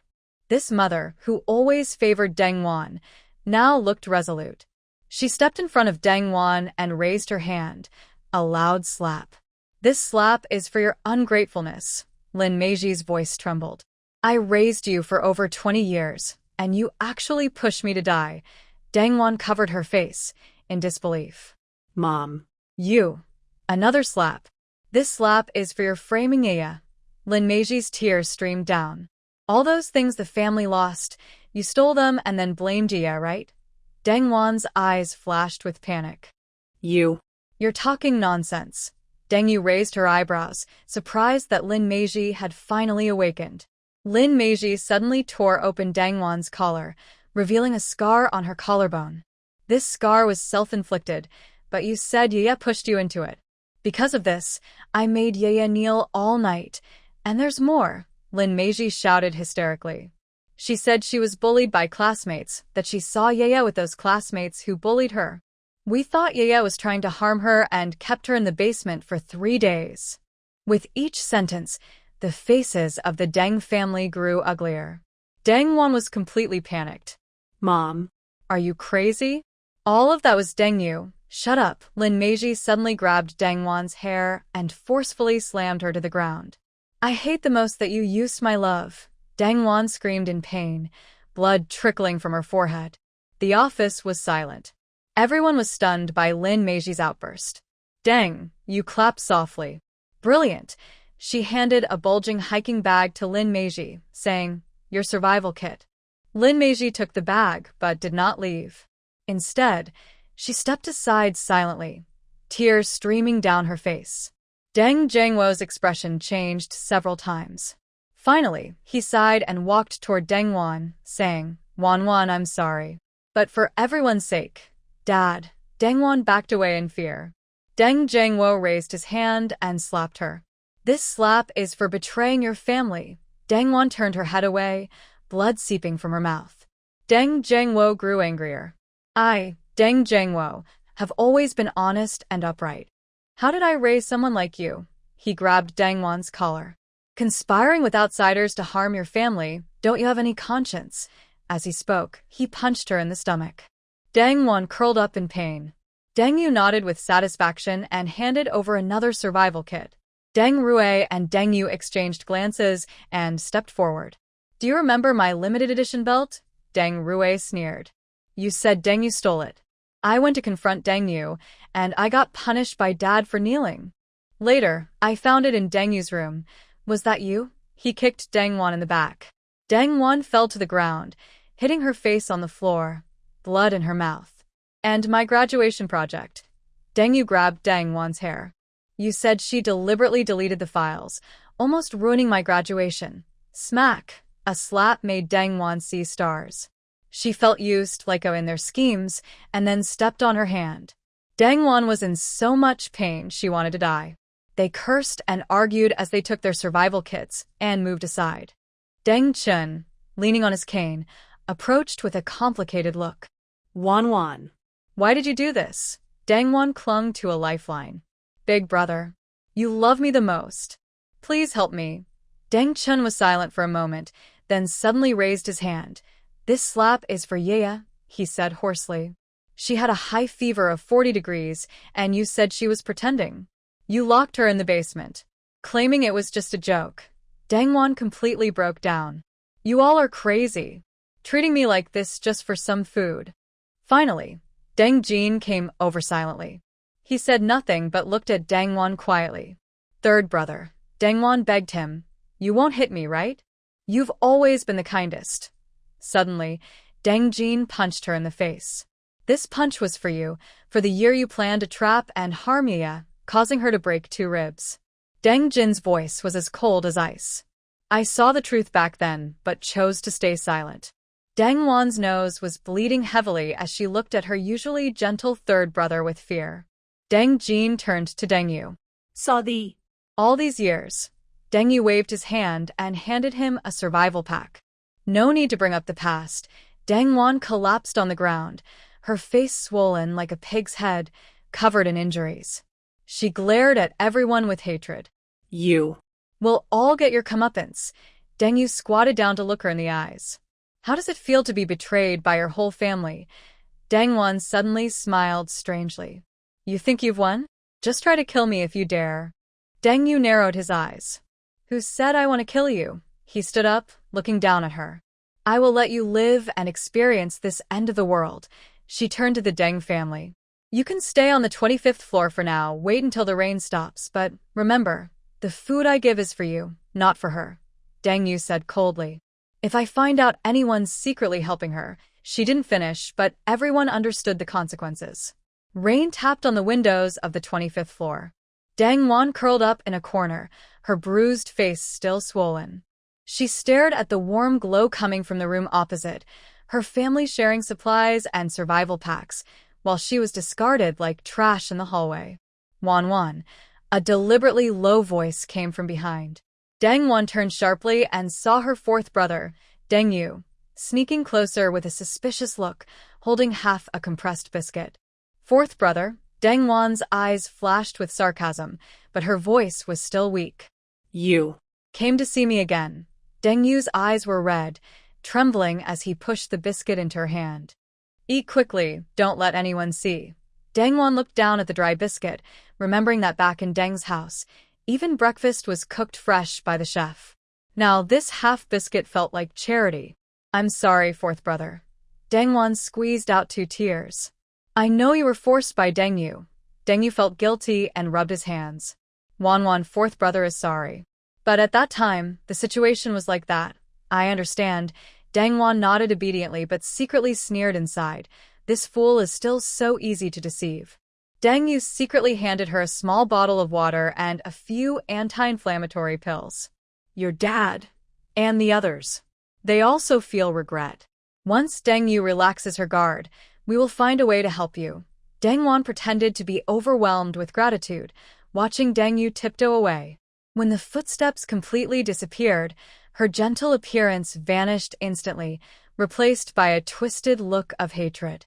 Good-for-nothings, she crushed the biscuit in her hand. As the crumbs were about to fall, she hurriedly picked them up again. On the 32nd floor, Deng Yu stood on the balcony, looking down at the receding floodwaters. The water level is dropping faster than expected, Bai Wei said, holding a notebook.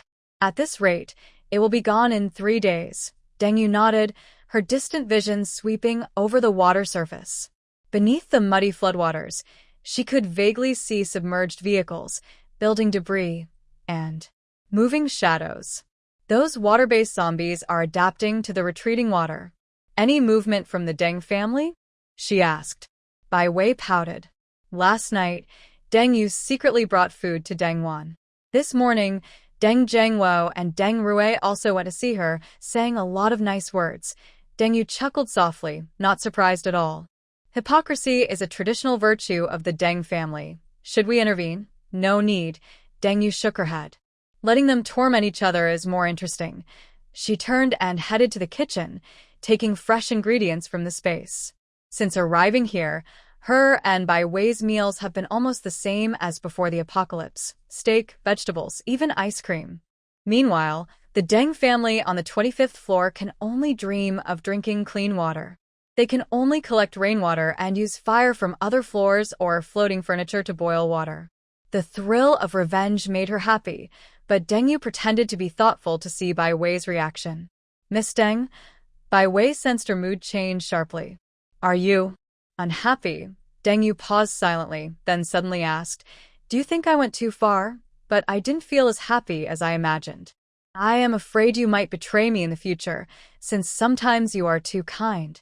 Deng Yu softly said, and seeing how they bow and scrape, I just feel disgusted. Bai Wei held her hand. Because you're different from them. They hurt you out of malice, but you retaliate with principles, and I will never betray Sister Deng. You're like my real sister. You saved me from the laboratory, took me in, protected me, taught me right from wrong, showed me how cruel people's hearts can be in tough times, fed me, and gave me a safe home. I will never, ever betray Sister Deng, not even in death. Deng Yu was pleased to keep Bai Wei close. This was just a small test of Bai Wei's loyalty. But gaining her loyalty was a good result. She then hugged Bai Wei to comfort her. Deng Yu gently stroked Bai Wei's hair without replying. Maybe Bai Wei was sincere, maybe not. She only knew that even if Bai Wei betrayed her, she wouldn't be hurt because she had not revealed her full cards. On the 3rd morning, the floodwaters had completely receded. The Deng family on the 25th floor prepared to leave, carrying the survival packs Deng Yu had given them, with faces showing unhidden excitement. Are you sure it's the old house in the west of the city? Deng Zhengwo asked Deng Chen quietly. Deng Chen nodded.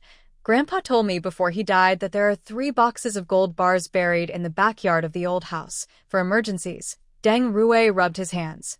Now, 1 gram of gold on the black market can exchange for 5 jin of rice. We're set. Lin Meiji kept looking back at the rooftop. Should we say goodbye to Yaya? Are you crazy? Deng Zhengwo scolded sharply. That rebellious girl Deng Yu has already cut ties with us. If not for her repaying the Deng family's kindness, she might have killed us. She's so good at pretending. She acts like a madwoman when she fires her gun. Right now, Deng Yu didn't kill them partly because of Old Lady Deng. After all, it was Old Lady Deng who gave her shares. She used those shares to exchange for money, stockpile supplies, and set up a safe shelter. As for the gourd space, Deng Yu wouldn't let her feelings be a burden on the Deng family. That was the kindness of her previous self, Deng Yu. Since she was reborn, she wouldn't play around. The mercenaries from Blue Star who came to work for her, Deng Yu would take over properly, stay alive, and teach those who bullied her in her past life a lesson. Deng Jin stood at the back, frowning. Dad, if we leave like this, what about Deng Yu? We said we don't need to care about her. Deng Yu said impatiently. Her giving us supplies was just to humiliate us. Do you really think we would beg her with a face full of shame? Deng Zhengwo patted his younger son's shoulder. Yuya is right. With gold, we can stand firm in the survivor base. Why should we care about that girl's attitude? They didn't notice that Deng Wan, standing quietly in the shadow of the corridor, was listening carefully to every word. Her nails had dug into her palm without her realizing. Good. Very good. Deng Wan silently smiled, revealing a non-human grin. The Deng family is full of fools. Still not close to Deng Yu. When I get the chance, I won't let any of them go. In the surveillance room on the 32nd floor, Bai Wei frowned at the screen. The Deng family is trying to run. Deng Yu lazily leaned on the sofa, not even bothering to lift her eyelids. Let them go. But they took the survival packs we gave them. Those packs were just for begging beggars. Deng Yu chuckled softly. Inside, besides the outer layer of food, everything else is expired compressed biscuits. Finding expired biscuits was really hard, but luckily Deng Yu didn't remember whether she had robbed a store or stolen supplies from someone else. She had lost track. Those expired supplies weren't like the family supplies of Deng, He, Pei, or Zhao families, which were stored carefully by each clan. Only the supplies collected by lone individuals were piled together. Bai Wei's eyes widened. Did you already expect they would run?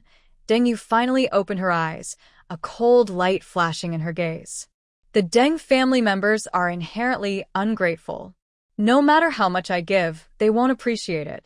They'll just think I have other motives. Like I said earlier, I gave them supplies to humiliate them. That's not wrong, but using supplies to humiliate people is really underestimating them. Deng Yu was capable of sneaking and striking from the shadows. She had injured 4 of her brother's feet, making them limping. Her previous self, Deng Yu, had already proven over 10 years of the apocalypse that these scumbags were blind and heartless fools. She wouldn't walk the old path again. She stood up and walked to the window. Outside, the Deng family was stepping carefully through the mud, moving westward toward the city. Deng Jiangwo walks at the front, leaning on his stick. Lin Meiji occasionally looks back, seeming to search for Deng Yu's figure. Should we go and see? Bai Wei asks. Deng Yu shakes her head. No need. But she pauses. I'm curious if Deng Wan will have any more good luck in the future. Deng Yu knows Deng Wan is the heroine, but she doesn't tell Bai Wei. At the old Deng family house in the west of the city, a 3-story villa flooded by a flood. The Deng family excitedly rushes into the backyard, starting to dig based on Deng Chen's memory. As dirt flies, Deng Jiangwo suddenly cheers. Found it. An old, rusty iron box is dug out. After opening the lock, shiny gold bars are neatly arranged inside. Rich now, Deng Rui picks up a gold bar and kisses it hard. Deng Jiangwo counts. 1 box has 20 bars. Each weighs 500 grams. 3 boxes are 30 kilograms. Lin Meiji looks around nervously. It's too quiet here. Let's take the gold and leave quickly. Why be afraid? Deng Yu says casually. Zombies were washed away by the flood. Now is the safest time. They don't notice that on the roof, a zombie lizard seems to be lying there, its tongue forked like a snake, licking the air for scents. Its eyes are completely cloudy gray-white, but it can clearly see the pulsing blood vessels on everyone's neck. It hasn't eaten fresh meat for a long time. Hunger floods over it like a tide. Deng Yu stands in front of the 32nd floor window, her keen eyes scanning the distance. Deng family members are slowly moving toward the west of the city. Suddenly, she thinks if she lets Deng family get the gold, wouldn't that make their lives better? But she just said it doesn't matter. How can Deng Yu let her proud, heroic self be stained in by Wei's mind? A slight smile appears on Deng Yu's lips. Xiao Bai, I need to go out. The flood just receded, and I need to scout nearby. You stay and guard the house. If someone forces their way past the 25th floor, you must act decisively. The railing on the 25th floor is there to give you time to react. She takes out a black combat suit from her space and puts it on, fastening 2 Tang swords at her waist. I'll be back soon. You stay and guard the house. Bai Wei pouts. You're leaving me at home again. Be good. I'll bring you ice cream. Deng Yu gently stroked her hair, then turned and walked toward the balcony. She leapt lightly, activating her water control ability. Water molecules in the air condensed into a water column beneath her feet, allowing her to land safely. This precise control of her power is the result of repeated practice. At the old Deng family house in the west part of the city, Deng Yu silently stood on a leaning phoenix tree, watching the family members in the backyard busy with their work. "Found it!" Deng Zhengwo shouted excitedly. The family members rushed over, digging through the dirt with their hands until they uncovered a rusty iron box. Deng Zhengwo tremblingly unlocked it. Inside, shiny gold bars were neatly arranged. "We're rich." Deng Yu grabbed a gold bar and kissed it fiercely. Deng Zhengwo counted. 20 bars in one box. Each weighs 500 grams. 3 boxes total. 30 kilograms. Right now, 1 gram of gold on the black market can exchange for 5 jin of rice. "We're set." As they cheered, Deng Yu's attention was drawn to the soil beneath the box. There was a faint blue glow. She adjusted her distant vision and saw it was a small jade box, deliberately buried under the gold. Interesting. Deng Yu narrowed her eyes. Ordinary jade that she could see through with her long-distance vision wouldn't emit this kind of glow unless... "Be careful," Deng Jin suddenly shouted. A mutated lizard, about 2 meters long, leapt out from the roof of a side room, crossing the ridge of the house. Its body was covered in dark green scales, with a spiny tail, and its eyes glowed unnaturally red, clearly infected with a mutated zombie virus. "Zombie lizard." Deng Rui backed away in terror, but tripped over a tree root. From her perspective, this lizard was probably a level 3 zombie at most. If the Deng family members cooperated, killing this zombie lizard would be very easy. The lizard opened its large mouth and lunged at Deng Yu. Deng Yu hurriedly raised her iron shovel to block, but the lizard swung its tail and knocked her flying, hitting the wall hard and already showing signs of injury. Deng Yu could have stepped in to help, but she didn't move. Instead, a cold smile appeared at the corner of her mouth. She raised her hand gently, activating her water control ability. Water molecules in the air silently condensed onto the lizard's scales, forming a slippery film. Deng Zhengwo grabbed an iron rod and swung it at the lizard, but because the scales suddenly became slick, the rod slipped off course and only left a dent on the wall. "What's going on?" Deng Zhengwo looked in horror at his missed attack. The lizard suddenly lunged at Lin Meiji. Deng Jin quickly blocked her with an iron shovel, but the lizard bit down on the shovel. Seeing this, Deng Wan turned and ran toward the back door without looking back, ignoring her family's safety. Deng Yu sneered and slowly jumped down from the tree, still invisible. She landed lightly near the pit and, taking advantage of the chaos, waved her right hand. Her space ability activated.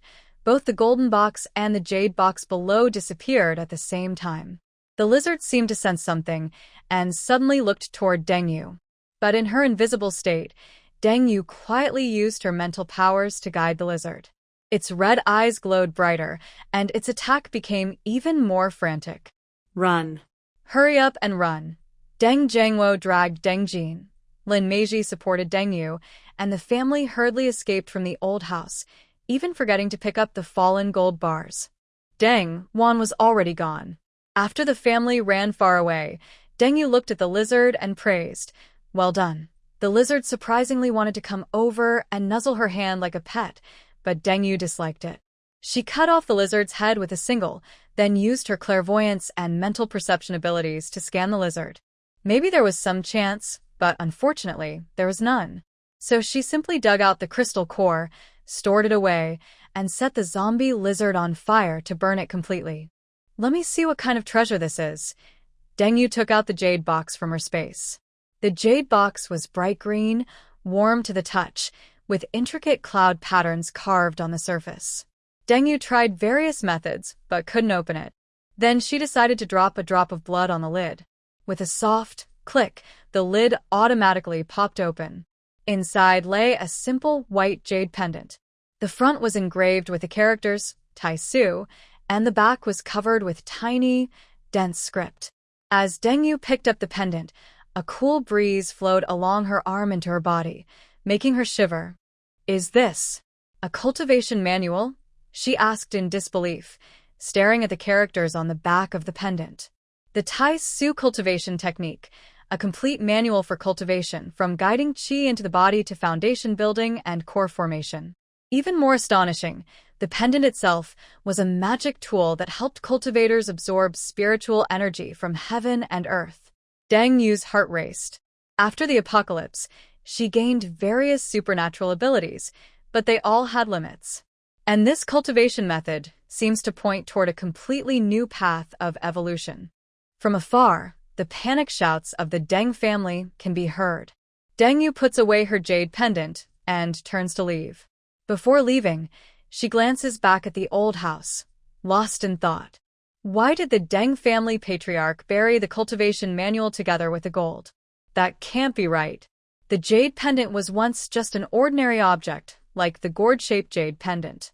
After the black fog, everyone started absorbing spiritual energy on their own and becoming magic tools? Only this explanation makes sense. With these questions in mind, Deng Yu begins her journey back. On the 32nd floor, Bai Wei is lying in front of an experiment table, studying zombie crystal cores. She jumps up when she hears the door open. "Sister Yu, you're back." Deng Yu takes a box of strawberry ice cream from her space and throws it to her. "I promised, so here you go." Deng Yu returns to her room and then releases her spiritual awareness into her space to carefully examine the jade pendant. Her expression becomes serious. She remembers the unusual speed at which the zombie virus spreads. She thinks of the Deng family jade pendant, the bracelet Deng Wan received, and the Pei family's ring. This apocalyptic event might hide a deeper secret.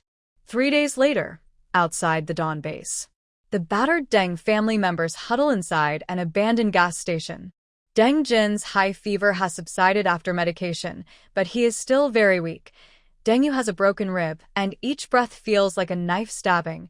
Deng Zhengwo injured his leg while fleeing, and now finds it hard to walk. Only Lin Meiji, elder brother Deng Chen, and second brother Deng Rui are relatively okay, though they look exhausted.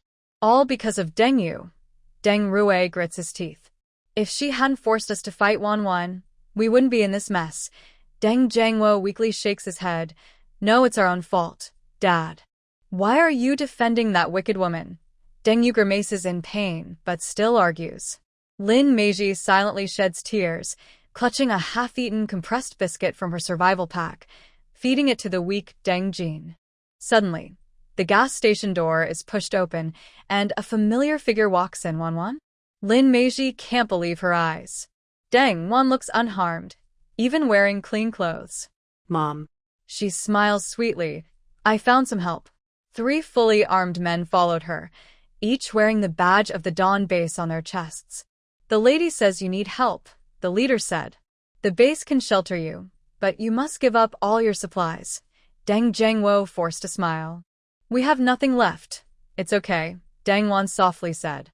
"I have already spoken with the base commander. As long as you're willing to work, you'll be protected." The Deng family was overjoyed and kept thanking her, but they didn't notice the cold glint in Deng Wan's eyes.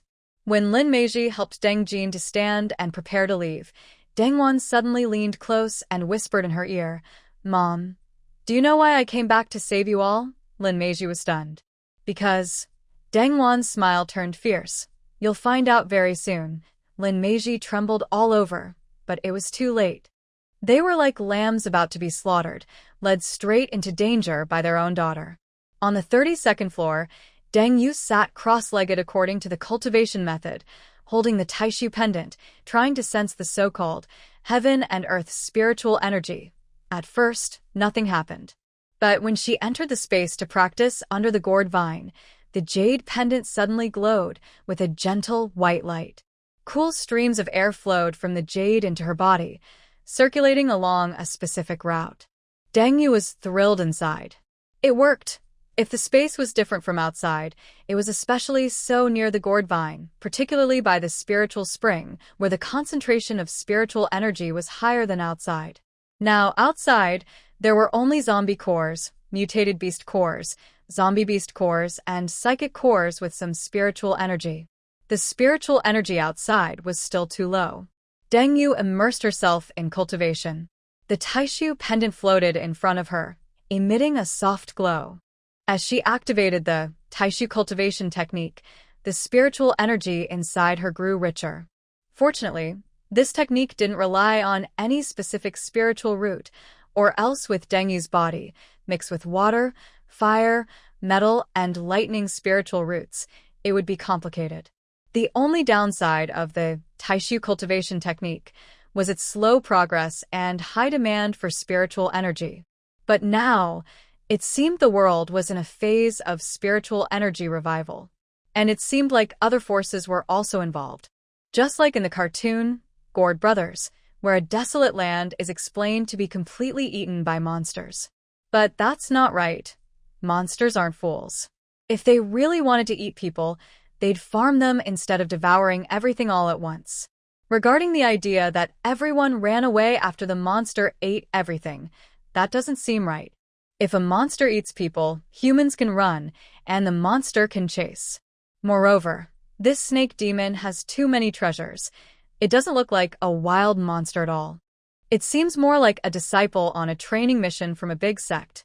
Otherwise, which wild monster would have so many spells and magic treasures? Only the scorpion spirit seems like a real wild monster. It only fought back and forth with a few moves. That is typical of wild monsters. Now, Dengyu is increasingly worried that the end of the world has problems. The disaster came early and suddenly with black fog. Many things have changed, but she can't think too far ahead now. She can only take one step at a time. Dengyu opened her eyes and was happy to find her body had become stronger again. "This is just the beginner level," she said, clenching her fist and feeling the spiritual energy flowing inside her. "According to the training manual, if I practice to a high level, I can summon wind and rain, ride clouds, and fly." Bai Wei suddenly thought of something. Wait, if this training manual is real, does that mean there are other cultivators in this world? Dengyu's expression grew serious. The zombie virus spreads unusually fast. This apocalypse might hide a deeper secret. But for now, it's best to focus on the present. The rain stopped, and the floodwaters receded. Because the water receded quickly, there wasn't much mud left on the roads. Survivors had already started to search for supplies in small groups within the city. Dengyu had only gone out once before. It was full of a foul smell, and because she obtained the Void Jade pendant, she had been studying cultivation techniques these days. She didn't want to go out again. As for the benefits of the Great Flood, there was one. It washed away most of the zombies in the city. After all, people still knew how to run. When the flood hit, the zombies could only be swept away by the water. Some water-type zombies weren't washed away, but most zombies were gone. Now, many people are coming out to find supplies. And trouble has found Dengyu again. She originally just wanted to survive the apocalypse peacefully, then meet her past enemies, revenge for old grudges, settle old scores. Today, a few members of the psychic team from the northern base of Donghai City came out to investigate Zhao Tieju's disappearance. Deng Jie, Bai Wei suddenly ran out of the house, holding a candied hawthorn stick. I sensed trouble coming. Dengyu put away her jade pendant, and her distant vision immediately activated. 2 kilometers away, 3 modified off-road vehicles were driving over a muddy road toward the neighborhood. The people in the cars were fully armed, but they wore casual clothes mixed with military gear. Not soldiers, Dengyu squinted. 6 mutants and 12 ordinary armed personnel. Bai Wei pulled up the farthest surveillance footage and zoomed in. They have the symbol of the northern base of Donghai City on their vehicles. Are they sent by the base? More like a rogue gang using the base's name, Dengyu sneered. Her sharp hearing caught their conversation. Boss, this time we need to make a big score. I heard Zhao Taiju disappeared nearby. That Zhao Taiju is full of nonsense. I'm here for supplies and women, not him. Last time, that girl dared to resist, and we accidentally killed her. Huh. Dengyu's eyes instantly turned cold. Bai Wei also sensed the malice through her mental powers, her face tense. Sister Deng, should we avoid them? No. Dengyu replied with a dangerous smile. Let them come. She turned and walked into the living room, took out 2 tang swords from her space, and hung them at her waist. She also put a light bulletproof vest on by way. Remember, no matter what happens later, don't make a move. Bai Wei nodded obediently, but a sly glint flashed in her eyes. She had recently made progress in her mental training and was eager to try it out. The investigation team swaggered into the neighborhood. The leader, a burly man, kicked open a unit door. Search. Search every room. The team members scattered, roughly kicking open each door. When they found signs of recent occupancy on the 25th floor, the leader, a bald man, licked his lips excitedly. Looks like the intel was right. Someone's here. Boss, there's more floors above, a yellow-haired man whispered. The bald man looked up at the stairs leading to the 26th floor and suddenly saw a cold woman walking down the stairs. Wow, quite the romantic scene, he sneered. A post-apocalyptic fashion beauty in work clothes. Looks like the person upstairs knows how to enjoy life. Though their leader spoke lightly, the group held guns and cautiously moved upward. What kind of place is this? The yellow-haired man swallowed nervously. After all this time in the apocalypse, people still live like this. The bald man's eyes flashed with greed and jealousy. Who cares? Today, everything belongs to me. He roughly pounded on the security door on the 26th floor. Open up. North Base investigation team of Donghai City. Deng Yu just looked at them silently. If you don't open the door, you'll be disobeying orders, the bald man threatened. We have the right to break in by force. Deng Yu still didn't respond. It opened. The bald man took a step back, signaling his men to set up demolition charges. At that moment, Deng Yu finally opened the door. She just wanted to see how far these people would go, not to see her door blown up. Inside, Deng Yu was dressed in black combat gear, with 2 swords on her back. Everyone in the investigation team was stunned. It had been a long time since they saw such a beautiful woman. She looked both elegant and fierce, making them want to go up and tease her. Thank you all for your hard work, Deng Yu smiled. Since you've traveled so far, would you like a glass of water first? The bald man was the first to regain his senses. He raised his gun and pointed at Deng Yu. Stop pretending. The North Base investigation team of Donghai City suspects you of being involved in the disappearance of Commander Xiao Taizhu. Deng Yu was annoyed by their recklessness. Where's the evidence? My words are the evidence. The bald man waved his hand. Search. The team members were about to rush in, but Deng Yu just wanted to tease them, to play with them, not to be overwhelmed by them. Since that was the case, she decided to resolve this quickly to prevent the building from being blown up. She still wanted to live here. Before the bald man could react, several knives suddenly flew out of the space, accurately stabbing into 2 team members' throats. Meanwhile, Bai Wei's eyes flashed with silver light. 3 armed team members suddenly screamed in pain, like thousands of needles stabbing their brains. Psychic powers. They are. The bald man's words cut off abruptly. Deng Yu had appeared in front of him, without him noticing. She lightly tapped her finger on his throat. A chilling spiritual energy entered, instantly freezing his vocal cords. Sure, Deng Yu smiled. Too noisy. The bald man was terrified to find he couldn't make a sound. He backed away frantically, trying to pull the trigger to shoot. But when Deng Yu was close, her metal element psychic powers had already taken control of everyone's triggers. They couldn't press them, and even if they did, they wouldn't fire. Is that all? Deng Yu shook her head in disappointment. Is this the best the elite of the North Base of Donghai City can do? The remaining team members were so frightened they ran away immediately. However, the door had already closed automatically, and no matter how they kicked or hit, it wouldn't open. Game over, Deng Yu said, clapping her hands. Water molecules in the air instantly turned into hundreds of ice needles, floating in front of each intruder. The sound of ice needles piercing flesh echoed continuously, accompanied by sharp screams. After 10 seconds, only 3 survivors remained in the corridor.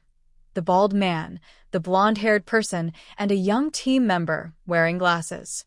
The bald man knelt on the ground, his pants soaked. He looked at Deng Yu in terror as she easily defeated all his subordinates, like crushing ants. Now, Deng Yu sat gracefully. Instantly, a sofa appeared beneath her. She reached out with her right hand, and a glass of red wine appeared. She took a sip and said, "Let's talk about the northern base in Donghai City." This impressive display shocked the three survivors. They had never seen such a powerful leader inside the base. They believed someone could instantly kill them, but having Deng Yu so well-equipped, beautiful, and confident was something they'd never heard of before. The man with glasses was the first to break down. "I swear. I'll tell you everything. We're not an official investigation team. Just a bunch of thugs pretending to be part of the base to rob people. Who is in charge of the base now?" Deng Yu asked. It's Mayor Qi," Huang Mao stammered. He used to be the mayor of Donghai City. Now, many military personnel have been reassigned, and he took over the base. Many families also cooperate with Director Qi. A cold light flashed in Deng Yu's eyes. Mayor Qi and some families, so now the base is in chaos. "One more thing." Deng Yu looked down at the three prisoners. "How many survivors have you harmed?" The bald man shook his head wildly. No. Just then, Bai Wei also came over. Deng Yu was about to say something, but she was used to these things and didn't want Bai Wei to see. Before Deng Yu could speak, Bai Wei seemed to understand what she was about to say. She immediately said, "Let me do it. I will face these things. Under your protection, I can learn. That's the best way." Deng Yu thought for a moment. She couldn't really keep Bai Wei forever confined on the 32nd floor. She had to go out and face this end of the world. Deng Yu understood that too much protection was just overindulgence. She finally spoke. "All right. But you must be mentally prepared." Deng Yu's water control ability strengthened, and the water, like a snake, bound the bald man. Bai Wei stepped forward and pressed down on the bald man. After a moment, Bai Wei suddenly spoke. "He is lying." She pointed at the bald man's temple. "Memory fragments here show that at least 5 women were tortured to death by him. I am the brother-in-law of Mayor Qi." The bald man suddenly threatened hoarsely. "Kill me, and you won't survive the end times." Deng Yu smiled. "Who said I want to kill you?" She snapped her fingers, and the 3 of them were instantly frozen in ice. Bai Wei read all their memories about the base. Deng Yu ordered, especially the defense plans and information about the mutants. Bai Wei nodded, her eyes shining with silver light as her mental power entered their brains. Amid screams, a lot of information was extracted. After finishing, Deng Yu slowly walked in front of the 3. "Thank you for cooperating." As a reward, she lightly touched her fingertips, making them experience despair. Deng Yu used water to cover their heads, watching them slowly suffocate and their eyes widen as much as possible. When these 3 died, Deng Yu turned to Bai Wei and said, "Didn't I tell you not to come down? How come you didn't listen? Killing them, do you think that's right?" Bai Wei had just seen their violent acts and finally understood Deng Yu's previous words about the evil of human hearts. She had already regarded Deng Yu as family. Now she knew that letting such live was really harming other survivors. Naturally, she wouldn't speak any saintly words. "No, Sister Deng, everything you do is right." Deng Yu was a bit surprised but felt comforted. That night, inside the northern base of Donghai City. Report. The 3rd investigation team is missing. Last located near a residential area in the university town, the communications soldier shouted anxiously. The duty officer, Qi Wu, Mayor Qi's younger brother, suddenly smashed his teacup. Who dares to attack my people?" Inside the safe house on the 32nd floor, Deng Yu and Bai Wei were organizing their gear. The base sent 48 people, Bai Wei predicted again. Deng Yu paused slightly while wiping her sword. "They're in a hurry. Mayor Qi's brother, Qi Wu, is commanding and wants to capture us alive," Bai Wei said with a sneer. "Disgusting guy. We can't start a fight in the residential area." Deng Yu suddenly said, "This is our base camp. Breaking things here isn't worth it." Bai Wei blinked and asked, "Then, should we lead them somewhere else?" Deng Yu slightly smiled and replied, 3 kilometers away is the university town. There are many ruins, complex terrain, perfect for hit-and-run tactics." Bai Wei immediately understood, exchanged a look with Deng Yu, and quickly made a plan. At 6 in the morning, the convoy headed toward the neighborhood. In the front vehicle, Qi Wu closed his eyes to rest, his fingers constantly rubbing his black jade ring. Since the end of the world broke out, the jade ring had grown and given him stronger power. Report. Target spotted ahead. Suddenly crackled over the radio. Chiwu opened his eyes sharply. Through the morning fog, a woman was standing in the middle of the road. It was Deng Yu. Chase. Don't let her escape, Chiwu shouted, clearly provoking her. Deng Yu looked startled, then turned and ran. Her speed was moderate, fast enough for the convoy to follow from afar but impossible to catch her. She's heading toward the university town, the driver yelled. Chiwu sneered. Fools, walking right into our trap. Notify everyone, surround the campus. Unaware of this, Deng Yu's lips curled into a mocking smile as she turned. At the east gate of the university, Deng Yu slipped inside. The campus was already abandoned, broken windows in the classrooms, weeds overgrowing the playground. After the flood receded, thick mud remained on the ground, crunching underfoot. They split up. Bai Wei's voice came through the earpiece. Team A enters from the east gate, Team B blocks the west gate, Team C flanks from behind. Deng Yu lightly leapt onto a large tree, observing the pursuers from above. Chiwu led 12 supernatural fighters through the main gate, while ordinary soldiers scattered around to encircle the campus. Take out the minor enemies first, Deng Yu whispered. Are you ready on your side? Anytime, Bai Wei answered playfully. Deng Yu jumped down from the tree, deliberately breaking a branch. Over there, shouted a fire-type supernatural, throwing a fireball that whistled through the air. Deng Yu pretended to stumble and roll away, then rushed into the nearest classroom building. The pursuers, suspicious, rushed after her. Just as the last one entered, the door suddenly closed automatically. At the same time, all the windows froze over, sealing the building into an icy prison. We've fallen into a trap, the wind-type supernatural leader shouted. Break the windows. But it was too late. Deng Yu and the others experienced their window-breaking moment. Standing on the second-floor corridor, they raised their hands, and water molecules in the air gathered wildly. Ice explosion. Boom! Instantly, the moisture in the entire building condensed into countless ice spikes, stabbing toward the intruders from all directions. Amid screams, 12 superpowered individuals lost half of their members. Chiwu, protected by a jade ring, barely managed to block the ice spikes. He looked in horror as Deng Yu moved through the corridor like a ghost, each strike precisely taking a life. Retreat! Quickly retreat! Chiwu shouted as he pushed open the back door and ran toward the artificial lake without looking back. Deng Yu did not chase but spoke into her earpiece. Bai Wei, Shimin. Stay safe. Shimin, from Team B, was nervously setting up defenses. I heard Team A was ambushed, a young soldier whispered. Shut up. Guard your position, the captain scolded, wiping sweat from his face. Suddenly, a sweet girl's voice sounded from behind them. Uncles, are you looking for me?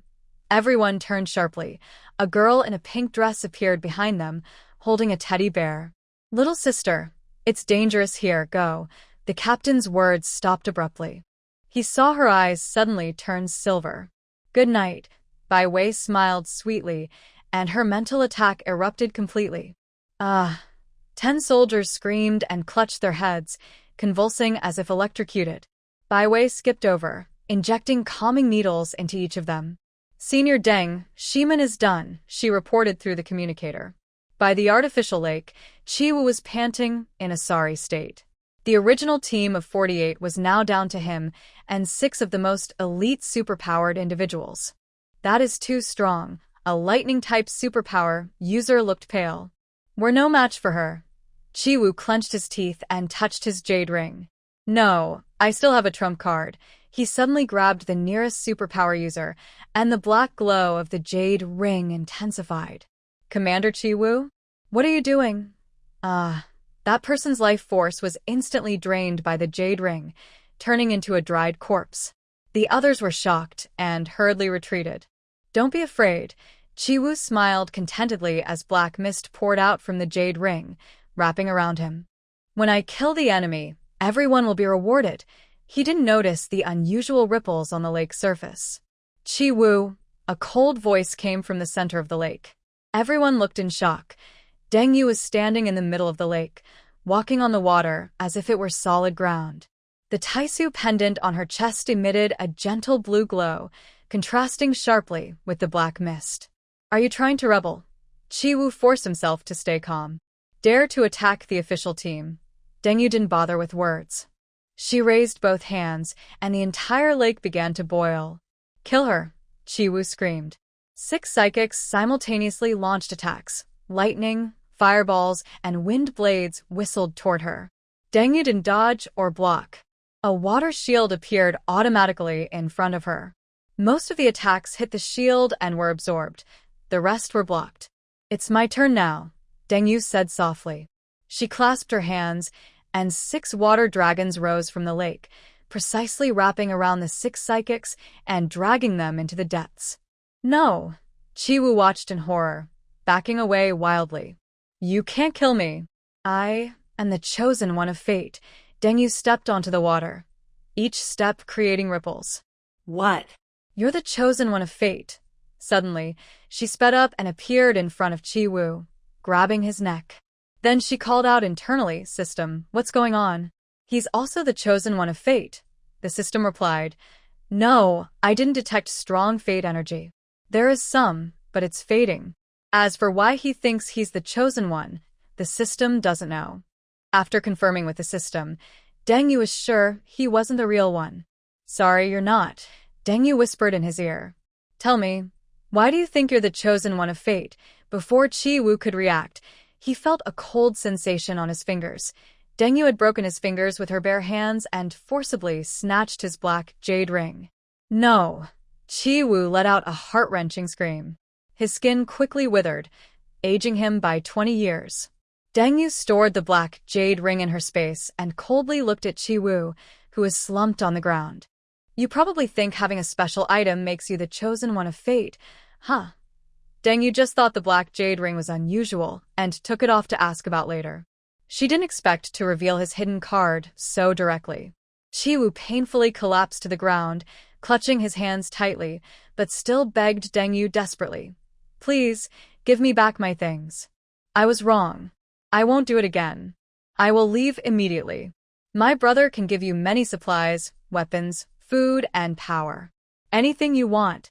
Deng Yu didn't speak, but said into the earpiece, Xiaobai, come here. Someone needs to be interrogated. After Deng Yu called Bai Wei immediately rushed over. Deng Yu quickly used her metal-type powers to create a few short spears. She controlled the spears to pin Chi Wu's limbs to the ground. Although this scoundrel looked very cowardly and weak, Deng Yu was used to being careful. She wouldn't celebrate prematurely. Mainly check how many powerful abilities are in the base, and see if there's any information about the dark jade ring in his memory, Deng Yu said to Bai Wei, keeping her eyes fixed on him and releasing her mental energy to prevent any surprise attacks. Okay, Bai Wei replied obediently. After she looked through his memories and was about to say something, Deng Yu immediately stopped her. No need to say anything now. We'll talk about it when we get back. Deng Yu continued her usual routine, collecting this person's weapons and supplies. Then she executed everyone with a headshot, followed by burning them all. She stored their supplies and weapons in her space. She also took their vehicle into her space.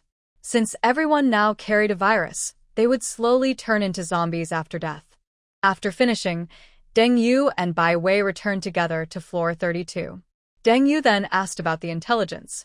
From Chi Wu's memories, Bai Wei learned that, according to the memories, the base has 347 ability users, of whom 123 are loyal to Mayor Qi. Bai Wei displayed a 3D map she made based on the memories on her tablet. The weapon storage is here. The food storage is in the northwest corner, separated by the laboratory in the middle. Bai Wei pointed at the map. Mayor Qi has stationed most of his forces at the main entrance and the inner gate. We can infiltrate through the sewer. Deng Yu immediately stopped her. You don't need to go. I can go alone. Suddenly, Deng Yu remembered the 20 or so test subjects she rescued earlier. At that time, Zhou Yi was still there, probably fine. Now, the base is controlled by the mayor and his family, not the military. If they are really doing human experiments, and considering the recent people searching for supplies, their quality is questionable. It can be imagined that inside the northern base of Donghai City, survivors are probably either becoming slaves or expendable resources. This made Deng Yu think of the Zhao family base. Perhaps there are private bases that can lead people to resist the zombie disaster while also managing their own desires. Deng Yu thought for a moment and seemed to understand why things turned out this way. It's similar to a company. If it's a state-owned enterprise, it might still follow labor laws, but private family businesses are less kind to outsiders. Moreover, in the end-of-the-world scenario, resources are scarce, and with the threat of zombies, people might become even more reckless, wanting to enjoy each day as it comes. In this crazy world, humans are also going mad. Deng Yu understood this. Since that's the case, Deng Yu decided to go a little crazy herself. Meanwhile, the northern base was shrouded in strange silence. In the command center, Mayor Chi stared at the surveillance screens, which showed the last radio signals from the vehicles. All their people had been killed, the surveillance went dark, and his brother Chi, Wu, hadn't returned either. It's easy to imagine that the 48 people sent out are also gone. His eyes were bloodshot. Are all the defenses in place? He asked hoarsely to his deputy. The deputy stood straight and answered, reporting, "Sir. The east gate has a high-voltage electric fence. The west gate is trapped with landmines, and all abilities are on standby 24 hours. Mayor Chi nodded in satisfaction. If that scoundrel dares to come, let's see how tough our base is. A mere ant trying to stop a chariot, Mayor Chi sneered as he pressed a button on the console, activating all the weapon systems. What he didn't expect was that Deng Yu and Bai Wei were already planning their move based on the intel provided by Chi Wu's memories. At midnight, in the sewer beneath the base, Deng Yu moved invisibly at the front, using her water control ability to easily part the murky water. She also used her mental shield to cover her footsteps. Using her clairvoyance, Deng Yu saw 2 guards at the sewer entrance. Her mental perception indicated 2 other ability users guarding inside. The base had indeed recruited many people. Abilities were stationed here. Even if ordinary people tried to fight tactically, they would likely be discovered. She made hand gestures, and wisps of water seeped out from cracks in the wall, freezing into ice beneath the guards' feet. When they slipped, Deng Yu struck like lightning, delivering 2 precise hand strikes to the back of their necks, knocking them out. It was done. She gently caught the falling guard to avoid making noise, then looked around to make sure no one heard her. She then directly twisted his neck and stored him in her space. At the east gate of the northern base, the guard was nervously scanning the horizon.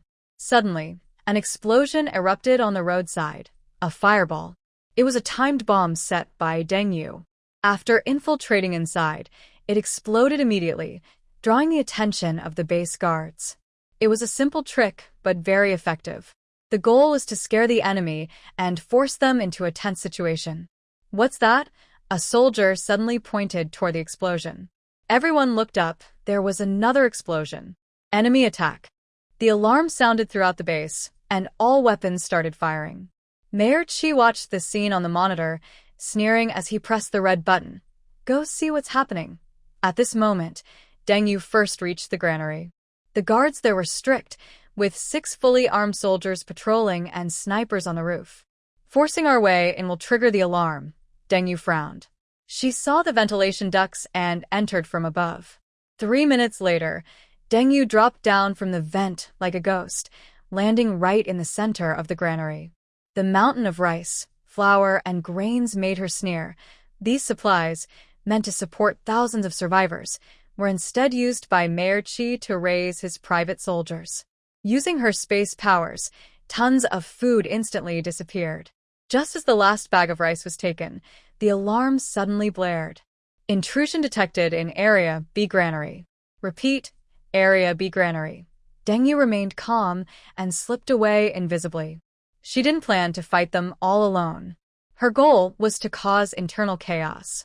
Once the supplies were gone and a riot broke out, she could step in and resolve everything. In the command center, the shrill alarm made Mayor Chi furious. "What's going on?" Didn't we agree to attack? Through the main gate, he angrily kicked over the control panel. Send the third special ability team to the granary. Deng Yu knew that the northern base was large, much bigger than the small bases she had raided before. If she went in alone, she would need at least a month of fighting to clear it out. But her plan was to cut off their supplies first, by stealing the food. The walls of the northern base looked like a sleeping giant. Deng Yu has already sneaked into the slum area and is now visible. She is dressed entirely in a post-apocalyptic wasteland style, wrapped in black and gray gauze, with windproof brown glasses over her eyes. Deng Yu's eyes shimmer with a faint golden glow. Her clairvoyance allows her to see every guard on the wall clearly. Strong defenses, but internal collapse can't be stopped by external protection, she whispers softly. The alarm inside the base seems unaffected here, as if these are two separate worlds, each going their own way. Deng Yu stands behind a woman with two children, listening carefully. Her keen hearing allows her to catch faint whispers within 100 meters. I heard someone in the West District died of hunger again. Quiet. Do you want the patrol team to take you to the medical department? I'd rather die than go to that place. Medical department? Deng Yu frowns slightly. It seems the base hides many secrets. Last time she dealt with a laboratory, now there's a medical department. District D is the outermost slum of the base, crowded with tents and simple wooden houses packed tightly together. The air is thick with the smell of waste and rotting food. As Deng Yu steps into this area, a few pale, thin children gather around her. Big sister, please give us some food. I haven't eaten in 3 days. My mom is sick, please. Her heart tightens. She reaches into her backpack, but sees a man in uniform waving a baton and rushing toward her. Get lost. You filthy commoners. The man strikes a small the back, and she screams painfully. Deng Yu's fingers move slightly, a strand of golden energy wrapping around her fingertips, ready to strike silently with a golden needle, killing instantly without others noticing. Too many have died in this wasteland. Sudden death is common. Stop, a clear female voice rings out. Deng Yu turns to see a young girl with a ponytail, about 20 years old, wearing faded jeans and a checkered shirt. She holds up an ID card. Lin Xiaoman, medical assistant in District B, the girl says firmly but quietly. I'll handle these children. No need for the patrol team. The uniformed man scowls. It's you again. Be careful you don't get caught up in this too. He glances at the children and walks away reluctantly. Lin Xiaoman sighed in relief and took out some compressed biscuits from her pocket to share with the children. Deng Yu noticed that she was alertly looking around while distributing food, moving quickly and quietly. Are you new here? Lin Xiaoman turned to Deng Yu, her eyes bright and alert. Deng Yu nodded. I just arrived a few days ago. Come with me, Lin Xiaoman whispered softly. You're not an ordinary person. I can tell. Deng Yu felt a shiver, but kept her composure. She followed Lin Xiaoman along winding paths to a half-collapsed warehouse. Lin Xiaoman knocked 3 long and 2 short signals on the door, and it opened.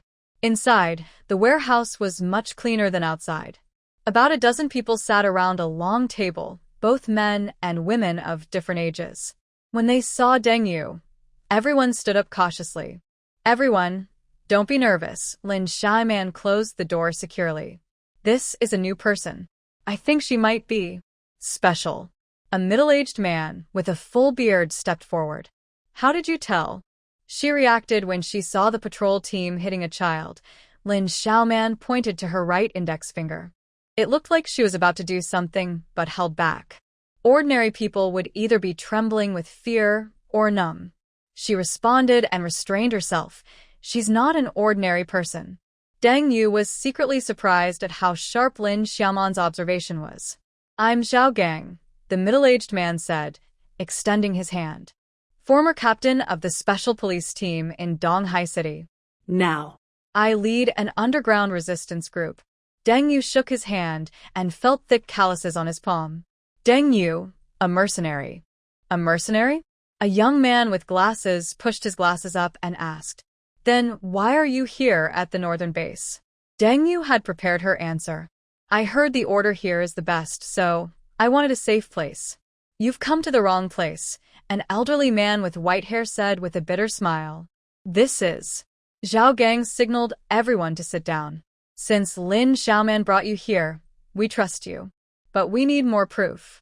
Do you know the real situation at the northern base? Lin Xiaoman dimmed the oil lamp and laid out a hand-drawn map on the table. The northern base has 4 zones. Zone A is where Mayor Qi and his close followers live. Zone B is for the military and those with special abilities. Zone C is for technical workers and valuable people. Zone D is where we, the undesirables, are. Every day, people in Zone D go missing, the young man with glasses added, in the name of mandatory labor, but in reality, human experiments, Deng Yu calmly said. The warehouse was silent. Everyone was staring at her. How do you know? Zhao Gang asked in a low voice. Deng Yu took out Qi Wu's ID card from her pocket, which was actually from her space bag. I've met Qi Wu, the younger brother of Mayor Qi. He mentioned the experiments before he died. She didn't say that Qi Wu died at her hands. Lin Xiaoman gasped. Qi Wu is dead? When? 1 day ago, Deng Yu replied. No wonder. Zhao Gang looked thoughtful. Since yesterday, the entire zone has been under strict control, but we in Zone D couldn't do that. Patrols are searching everywhere for suspicious women. Turns out, they were looking for you. Deng Yu's heart tightened. How did they know it was women? Apparently, a video was sent back by the armored vehicle on a mission, Zhao Gang explained. But don't worry, with your current disguise, they won't recognize you. Deng Yu secretly felt relieved that she had disguised herself. She pointed to a mark on the map. What is this place? The medical department, which is the human experiment lab. Lin Xiaoman's voice trembled. I worked there as a cleaner. I saw them tie live people to the operating tables and inject various drugs. Some turned into monsters, others died suddenly. I need more information about that lab, she said. It's too dangerous. The elderly man with white hair shook his head. There are mutants guarding it, plus surveillance and alarm systems. Deng Yu smiled slightly. I have my ways. After the meeting, Lin Xiaoman volunteered to take Deng Yu to her temporary residence. They walked along a dark alley, the night wind carrying a foul smell. Are you really going to the lab? Lin Xiaoman asked softly. Deng Yu nodded. Someone has to stop them. I can help you. Lin Xiaoman stopped, and her eyes sparkled in the moonlight. I have a pass, I know the shift change times, and I know the blind spots in the surveillance. Deng Yu looked at the girl, who was a few years younger than her. Why take such a risk? My sister was one of the first to go missing. Lin Xiaoman clenched her fists. I joined the resistance, so I could destroy that someday. Deng Yu remembered rescuing the people recommended to her, and the fierce smile Qi Wu had before he died. She reached out her hand and said, Good cooperation. I don't need your risks. Just tell me the shift change time, and you don't have to do anything else. Lin Xiaoman held her hand tightly and said, Tomorrow, I will check Zone B. Tonight, you can stay at my place. Lin Xiaoman's home was a simple shelter made of wooden planks and waterproof cloth, less than 10 square meters, but kept very tidy. On the wall, there were a few old photos, including one of Lin Xiaoman with a younger girl. That's my sister, Xiuyu. Lin Xiaoman noticed Deng Yu's gaze. She's 12, very smart, likes drawing. She was taken away, said to be for special education. Deng Yu didn't say anything, just gently patted Lin Xiaoman's shoulder. Late at night, Deng Yu lay on a simple mat, listening to Lin Xiaoman's steady breathing. She used her clairvoyance to observe the base. The last time she visited, it was a proper base, but in a short time, everything had changed. She saw the patrolling soldiers, hungry children curled up in their mother's arms, couples secretly mating in the corners. And in the distance, inside the high wall, the brightly lit Zone A, where people were celebrating wildly. Deng Yu withdrew her observation and sat up. Since she had a safe place to stay, she needed to act quickly. Hide, she whispered, her body gradually turning transparent until she completely disappeared into the air. Invisible, Deng Yu silently moved through Zone D toward the medical department in the center. On the way, she avoided 3 patrol teams and casually stole a pass from a confused soldier. The medical department was a 4-story, white building surrounded by electrified fences and armed guards. Deng Yu easily climbed over the wall, found an air vent, and used her metal powers to open a small gap. Then, with her incredible flexibility, she entered and returned to her original form. The ventilation duct was narrow and dark, but Deng Yu's clairvoyance allowed her to see in the darkness. She crawled along the duct, occasionally stopping to observe the rooms through the vents. Most rooms were empty until she reached the third floor. In a room labeled Observation Room, there were over a dozen iron cages, each holding a person. Some were sleeping, others convulsed in pain, emitting faint moans. Deng Yu's stomach clenched painfully. She continued forward and arrived at a surgery room. Although it was late at night, people in white coats were still busy inside. On the operating table was a young boy whose arm had mutated into a frightening tentacle-like. Subject 47, gene fusion rate 32%, an increase of 5% from last time, a scientist with glasses recorded data. Continue injecting the catalyst. The boy let out inhuman screams as his tentacles flailed wildly. A guard raised an electric gun and stunned him. Deng Yu clenched her teeth, nails digging into her palms. She forced herself to keep watching, recording every detail, number of guards, camera positions, escape routes. The innermost room was locked with 3 locks. It took Deng Yu 10 minutes to find a way in. When she looked down through the ventilation opening, her blood almost froze. It was a children's detention room. Over 20 kids under 10 years old crowded together. Most were sleeping, a few crying softly. In the corner, a little girl was drawing on the wall with charcoal. She had drawn a sun, with 2 small stick figures holding hands underneath. Deng Yu immediately thought of her sister in Lin Xiaoman's photo. She had to save these children, but not now. Going alone couldn't guarantee everyone's safety. She quietly retreated into the ventilation duct but bumped into something unexpected around the corner, a mechanical spider, about the size of a fist, with 8 red electronic eyes staring at her. She really ran into it. She had been overwhelmed by the tragic experiments and hadn't noticed. Suddenly, alarms blared throughout the building. Intruder. In the ventilation system, activate thermal scans, seal all exits. Deng Yu cursed and quickly crawled through the duct. She heard the clicking of the mechanical spider behind her, moving very fast and getting closer. At the corner, Deng Yu suddenly stopped, turned around, and held her palm up. Blaze fire. A burst of flames shot out, burning the 3 pursuing mechanical spiders into scrap metal. But more spiders were pouring in from all directions. Deng Yu closed her eyes, her mental power like sharp needles shooting out. Every living thing within 50 meters appeared as a point of light in her mind. She saw the guards' positions, the panicked scientists, and a strange energy source.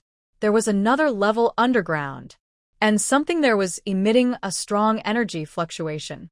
But now is not the time for exploration. Deng Yu found a way to the roof and moved quickly. Just as she was about to reach the exit, the metal of the ventilation duct suddenly twisted and bent, wrapping around her ankles like a living creature. The metal control ability. The opponent is at least level 5. Deng Yu instantly activated her metal element power to fight back. The 2 energies clashed inside the metal, making a harsh screeching sound. Taking this chance, Deng Yu kicked open the vent cover and jumped onto the roof. The night wind howled, and the moonlight was bright. Deng Yu removed her invisibility and ran toward the edge of the roof. Behind her, a dark figure swooped like a big bird. "Stop!" the figure shouted, and 3 metal spikes suddenly shot up from the ground, aiming at Deng Yu's back. Deng Yu flipped sideways to dodge and took out a tang sword from her space. The sword sparkled like snow, cutting the metal spikes that chased her. "Who are you?" The figure landed, a tall, thin middle-aged man with eyes that shone like metal. Deng Yu didn't answer. Suddenly, she raised her hand. A high-pressure water jet shot out from her palm, pushing the man off the roof. He screamed and fell down. Seeing an opportunity, Deng Yu quickly took out a magic-imbued fire tang sword from her space. She leapt from the high air and struck down. The tall, thin man hadn't reacted yet and was cut in half by Deng Yu's attack. Deng Yu didn't stay. She jumped onto the roof again, activated her invisibility in midair, then jumped down from another spot. After landing steadily, She quickly blended into the night. When she returned to Lin Xiaoman's shed, Deng Yu removed her invisibility at the door. She found Lin Xiaoman sitting on the bed, holding a dagger. "Where did you go?" Lin Xiaoman asked, surprised and happy. "I woke up and saw you were gone. I went to the medical department," Deng Yu said straightforwardly. Lin Xiaoman's eyes widened. "Are you crazy? That place, I know what's there." Deng Yu interrupted her. "Child, many children." One girl drew a sun and 2 people on the wall, short brown hair, a mole on her left eyebrow. Lin Xiaoman was struck like lightning, tears filling her eyes. Xiao Yu. "That's Xiao Yu. She's alive." She rushed forward, grabbing Deng Yu's arm. "Please, save her." Deng Yu held her shoulders. "I will, but not now. We need a plan and more people." Lin Xiaoman wiped away her tears and nodded firmly. "I will contact Xiao Gang.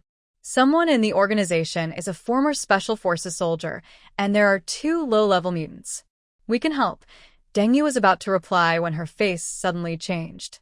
Her mental awareness detected a group of people searching door to door in Area D. "The patrol team is here, with mutants." Deng Yu quickly packed her things. "What are they looking for?" Lin Xiaoman's face turned pale. "They're looking for you. It must be that someone from the medical department has been infiltrated. They're searching every newcomer." Deng Yu thought calmly. "I can't let you get involved. Give me a place to hide." Basement. Lin Xiaoman lifted a false floor panel. Every block in Area D has underground tunnels dug by resistance groups, leading to abandoned sewer systems. Deng Yu nodded, about to go down, when she suddenly stopped. "If they can't find you, they will trouble me." Lin Xiaoman forced a smile. "I am at least a staff member in Area B.